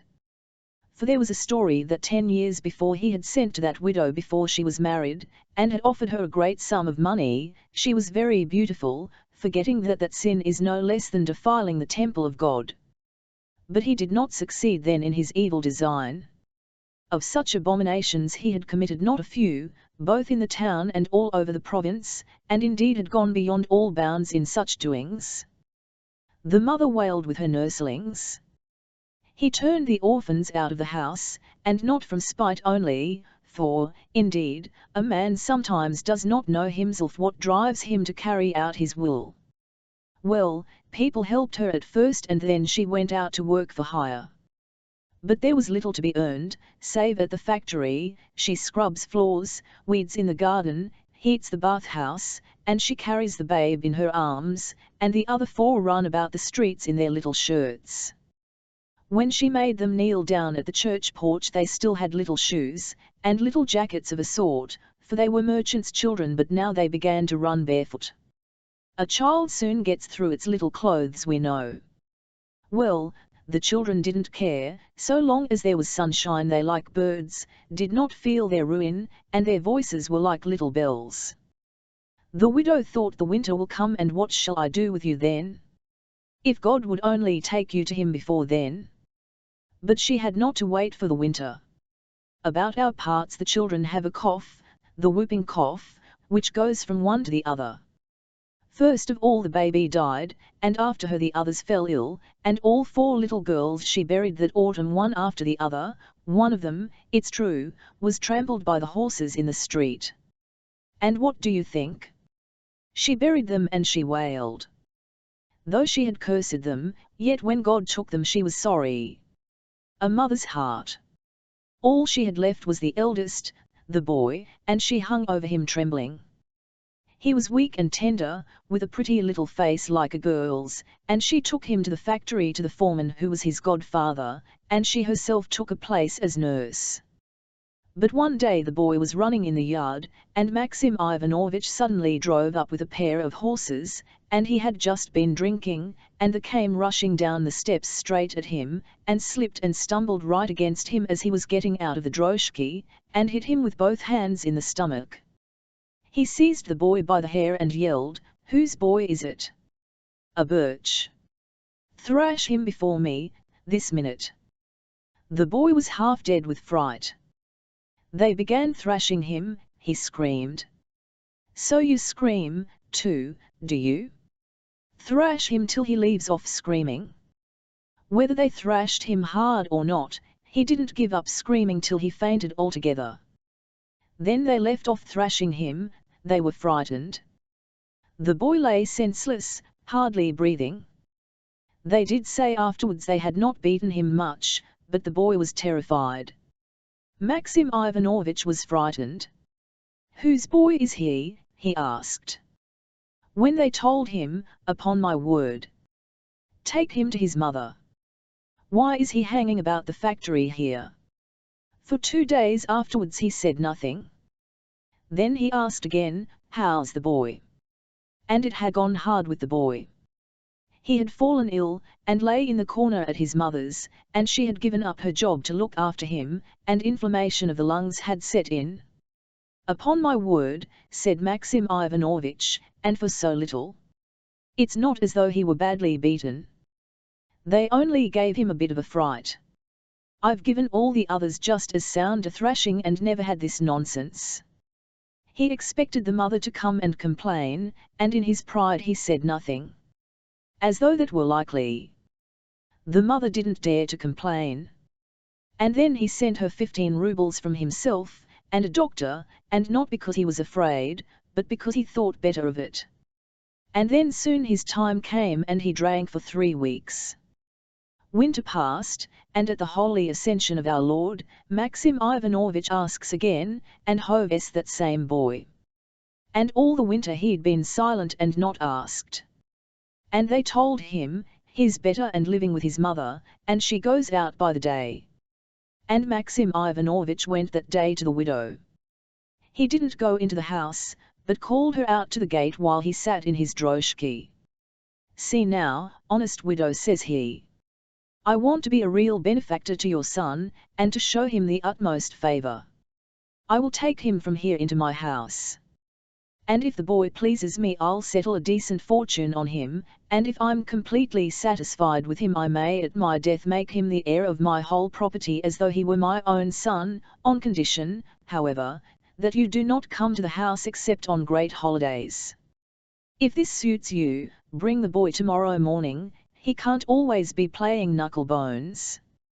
And saying this, he drove away, leaving the mother dazed. People had overheard and said to her, "When the boy grows up he'll reproach you himself for having deprived him of such good fortune." In the night she cried over him, but in the morning she took the child. And the lad was more dead than alive. Maxim Ivanovitch dressed him like a little gentleman, and hired a teacher for him, and sat him at his book from that hour forward, and it came to his never leaving him out of his sight, always keeping him with him. The boy could scarcely begin to yawn before he'd shout at him, "Mind your book. Study. I want to make a man of you."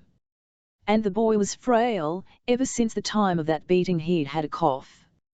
"As though we didn't live well in my house," said Maxim Ivanovitch, wondering, at his mother's. "He used to run barefoot and gnaw crusts, why is he more puny than before?"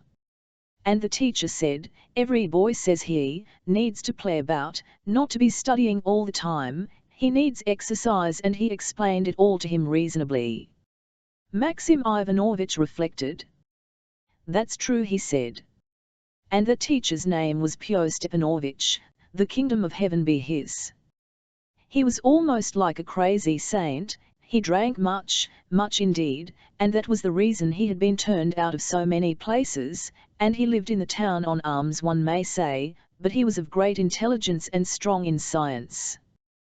"This is not the place for me," he thought to himself. "I ought to be a professor in the university. Here I'm buried in the mud, my very garments loathe me."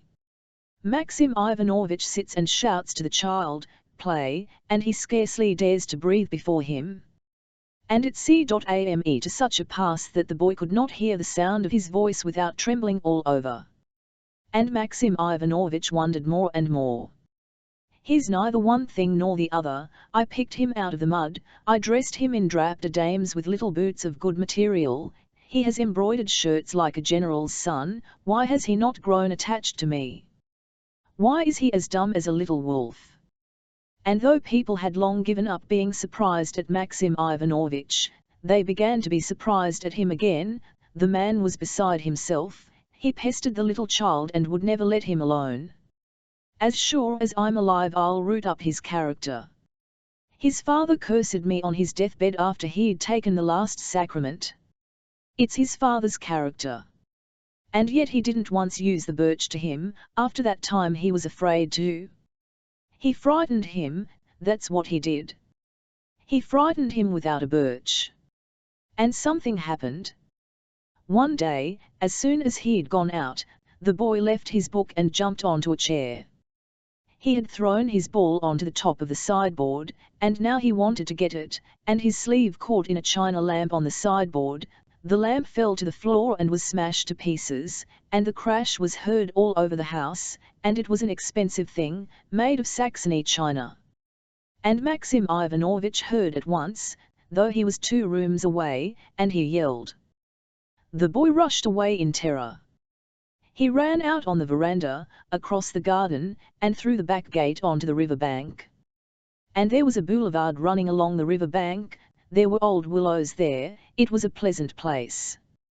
He ran down to the water. People saw, and clasped his hands at the very place where the ferry boat comes in, but seemed frightened of the water, and as though turned to stone.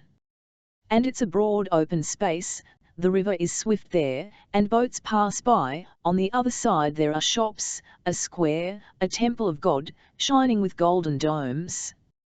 And just then Fersing, the colonel's wife, came hurrying down to the ferry with her little daughter. The daughter, who was also a child of 8, was wearing a little white frock. She looked at the boy and laughed, and she was carrying a little country basket, and in it a hedgehog. "Look, mother," said she, How the boy is looking at my hedgehog." "No," said the lady, "he's frightened of something." "That are you afraid of, pretty boy?" All this was told afterwards. "And what a pretty boy," she said, "and how nicely he's dressed." "Whose boy are you?" she asked. And he'd never seen a hedgehog before. He went up and looked, and forgot everything at once, such is childhood. "What is it you have got there?" he asked.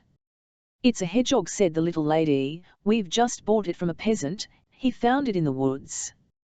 "What's that?" he asked. "What is a hedgehog?" And he began laughing and poking it with his finger, and the hedgehog put up its bristles, and the little girl was delighted with the boy.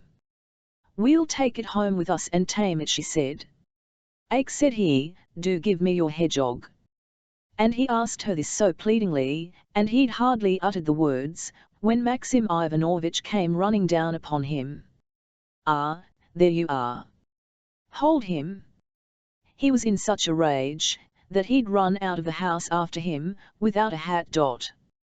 Then the boy remembered everything, he screamed, and ran to the water, pressed his little fists against his breast, looked up at the sky, they saw it, and leapt into the water.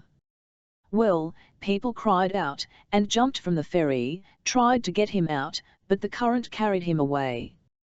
The river was rapid, and when they got him out, the little thing was dead. His chest was weak, he couldn't stand being in the water, his hold on life was weak. And such a thing had never been known in those parts, a little child like that to take its life. What a sin! And what could such a little soul say to our Lord God in the world beyond? And Maxim Ivanovitch brooded over it ever after. The man became so changed one would hardly have known him. He sorrowed grievously. He tried drinking, and drank heavily, but gave it up, it was no help. He gave up going to the factory too, he would listen to no one. If anyone spoke to him, he would be silent, or wave his hand. So he spent 2 months, and then he began talking to himself. He would walk about talking to himself. Vaskovo, the little village down the hill, caught fire, and 9 houses were burnt. Maxim Ivanovitch drove up to look. The peasants whose cottages were burnt came round him wailing. He promised to help them and gave orders, and then he called his steward again and took it back. "There's no need," said he, "don't give them anything," and he never said why. "God has sent me to be a scorn unto all men," said he, "like some master, and therefore so be it.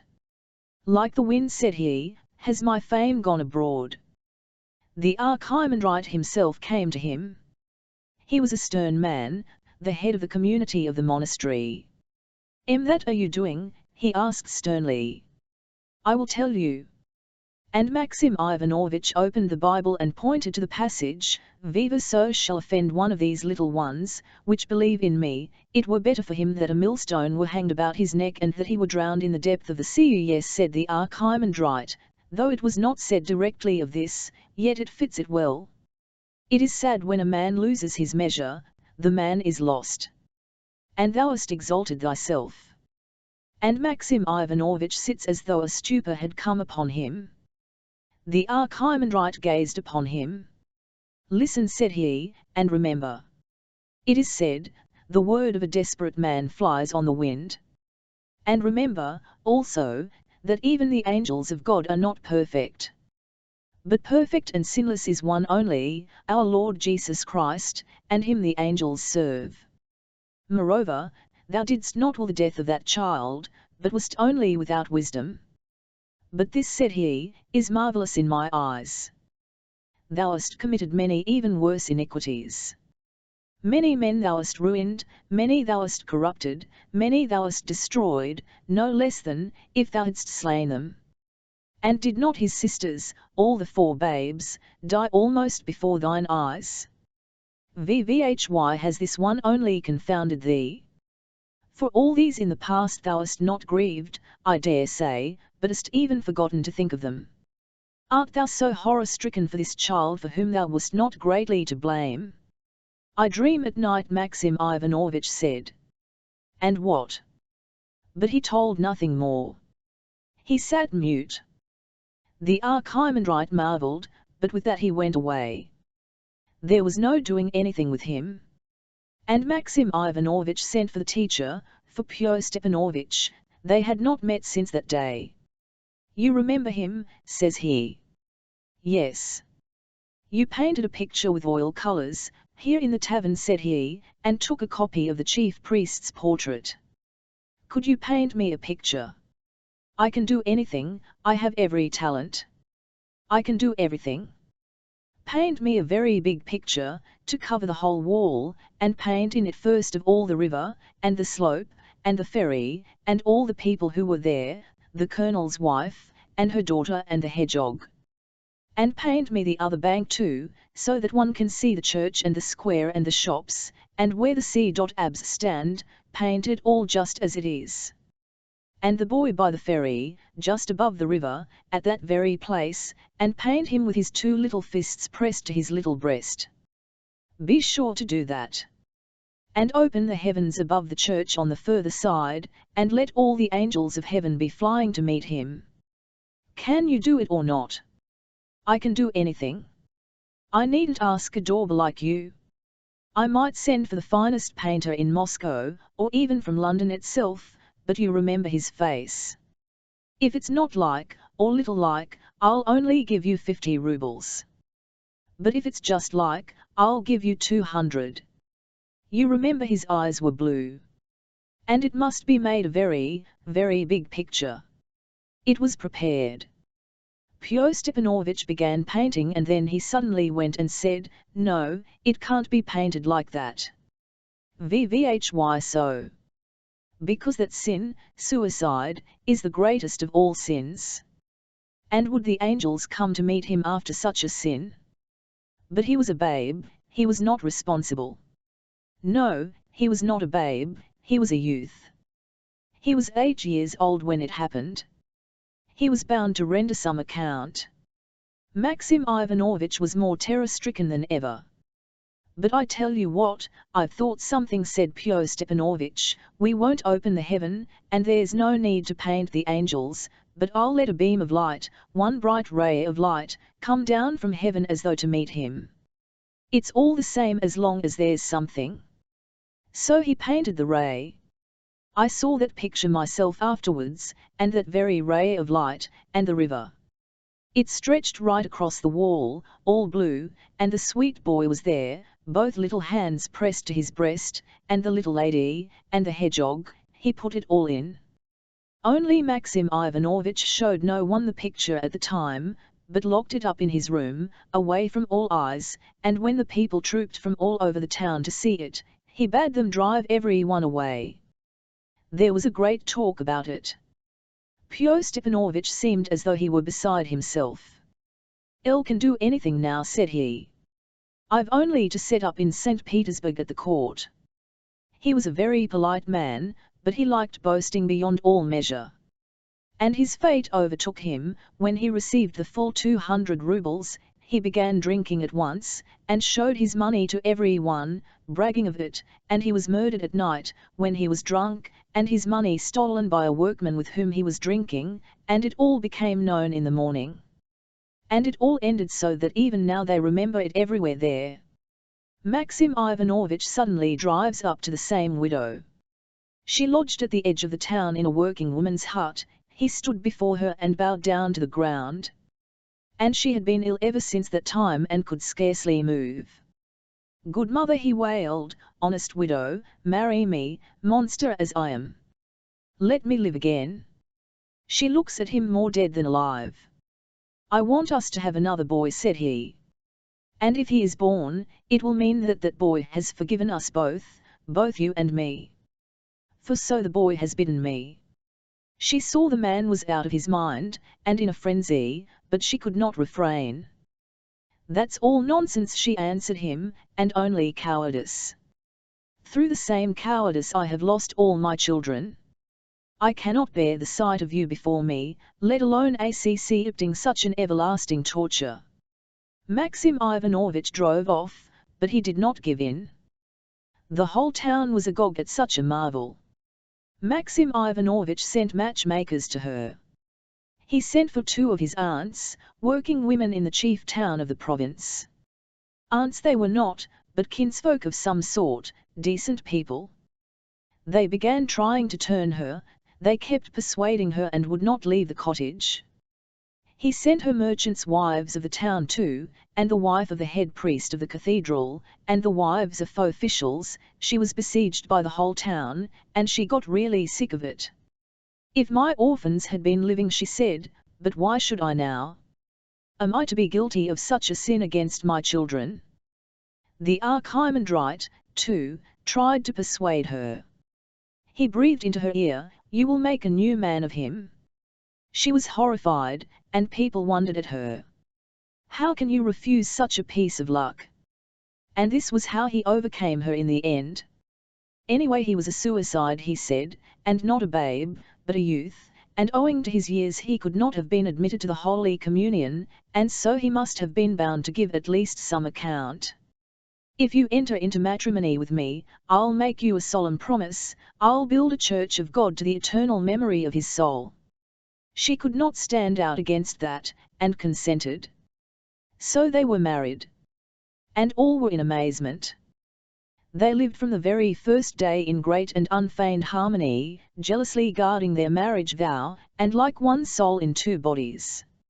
She conceived that winter, and they began visiting the churches, and fearing the wrath of God. They stayed in 3 monasteries, and consulted prophecy. He built the promised church, and also a hospital, and almshouses in the town. He founded an endowment for widows and orphans. And he remembered all whom he had injured, and desired to make them restitution. He began to give away money without stint, so that his wife and the archimandrite even had to restrain him, for that is enough, they said. Maxim Ivanovitch listened to them. I cheated Foma of his wages that time, said he. So they paid that back to Foma. And Foma was moved even to tears. As it is, I'm content, says he, you've given me so much without that. It touched everyone's heart, in fact, and it shows it's true what they say, that a living man will be an example. And the people are good-hearted there. His wife began to manage the factory herself, and so well that she's remembered to this day. He did not give up drinking, but she looked after him at those times, and began to nurse him. His language became more decorous, and even his voice changed. He became merciful beyond all wont, even to animals. If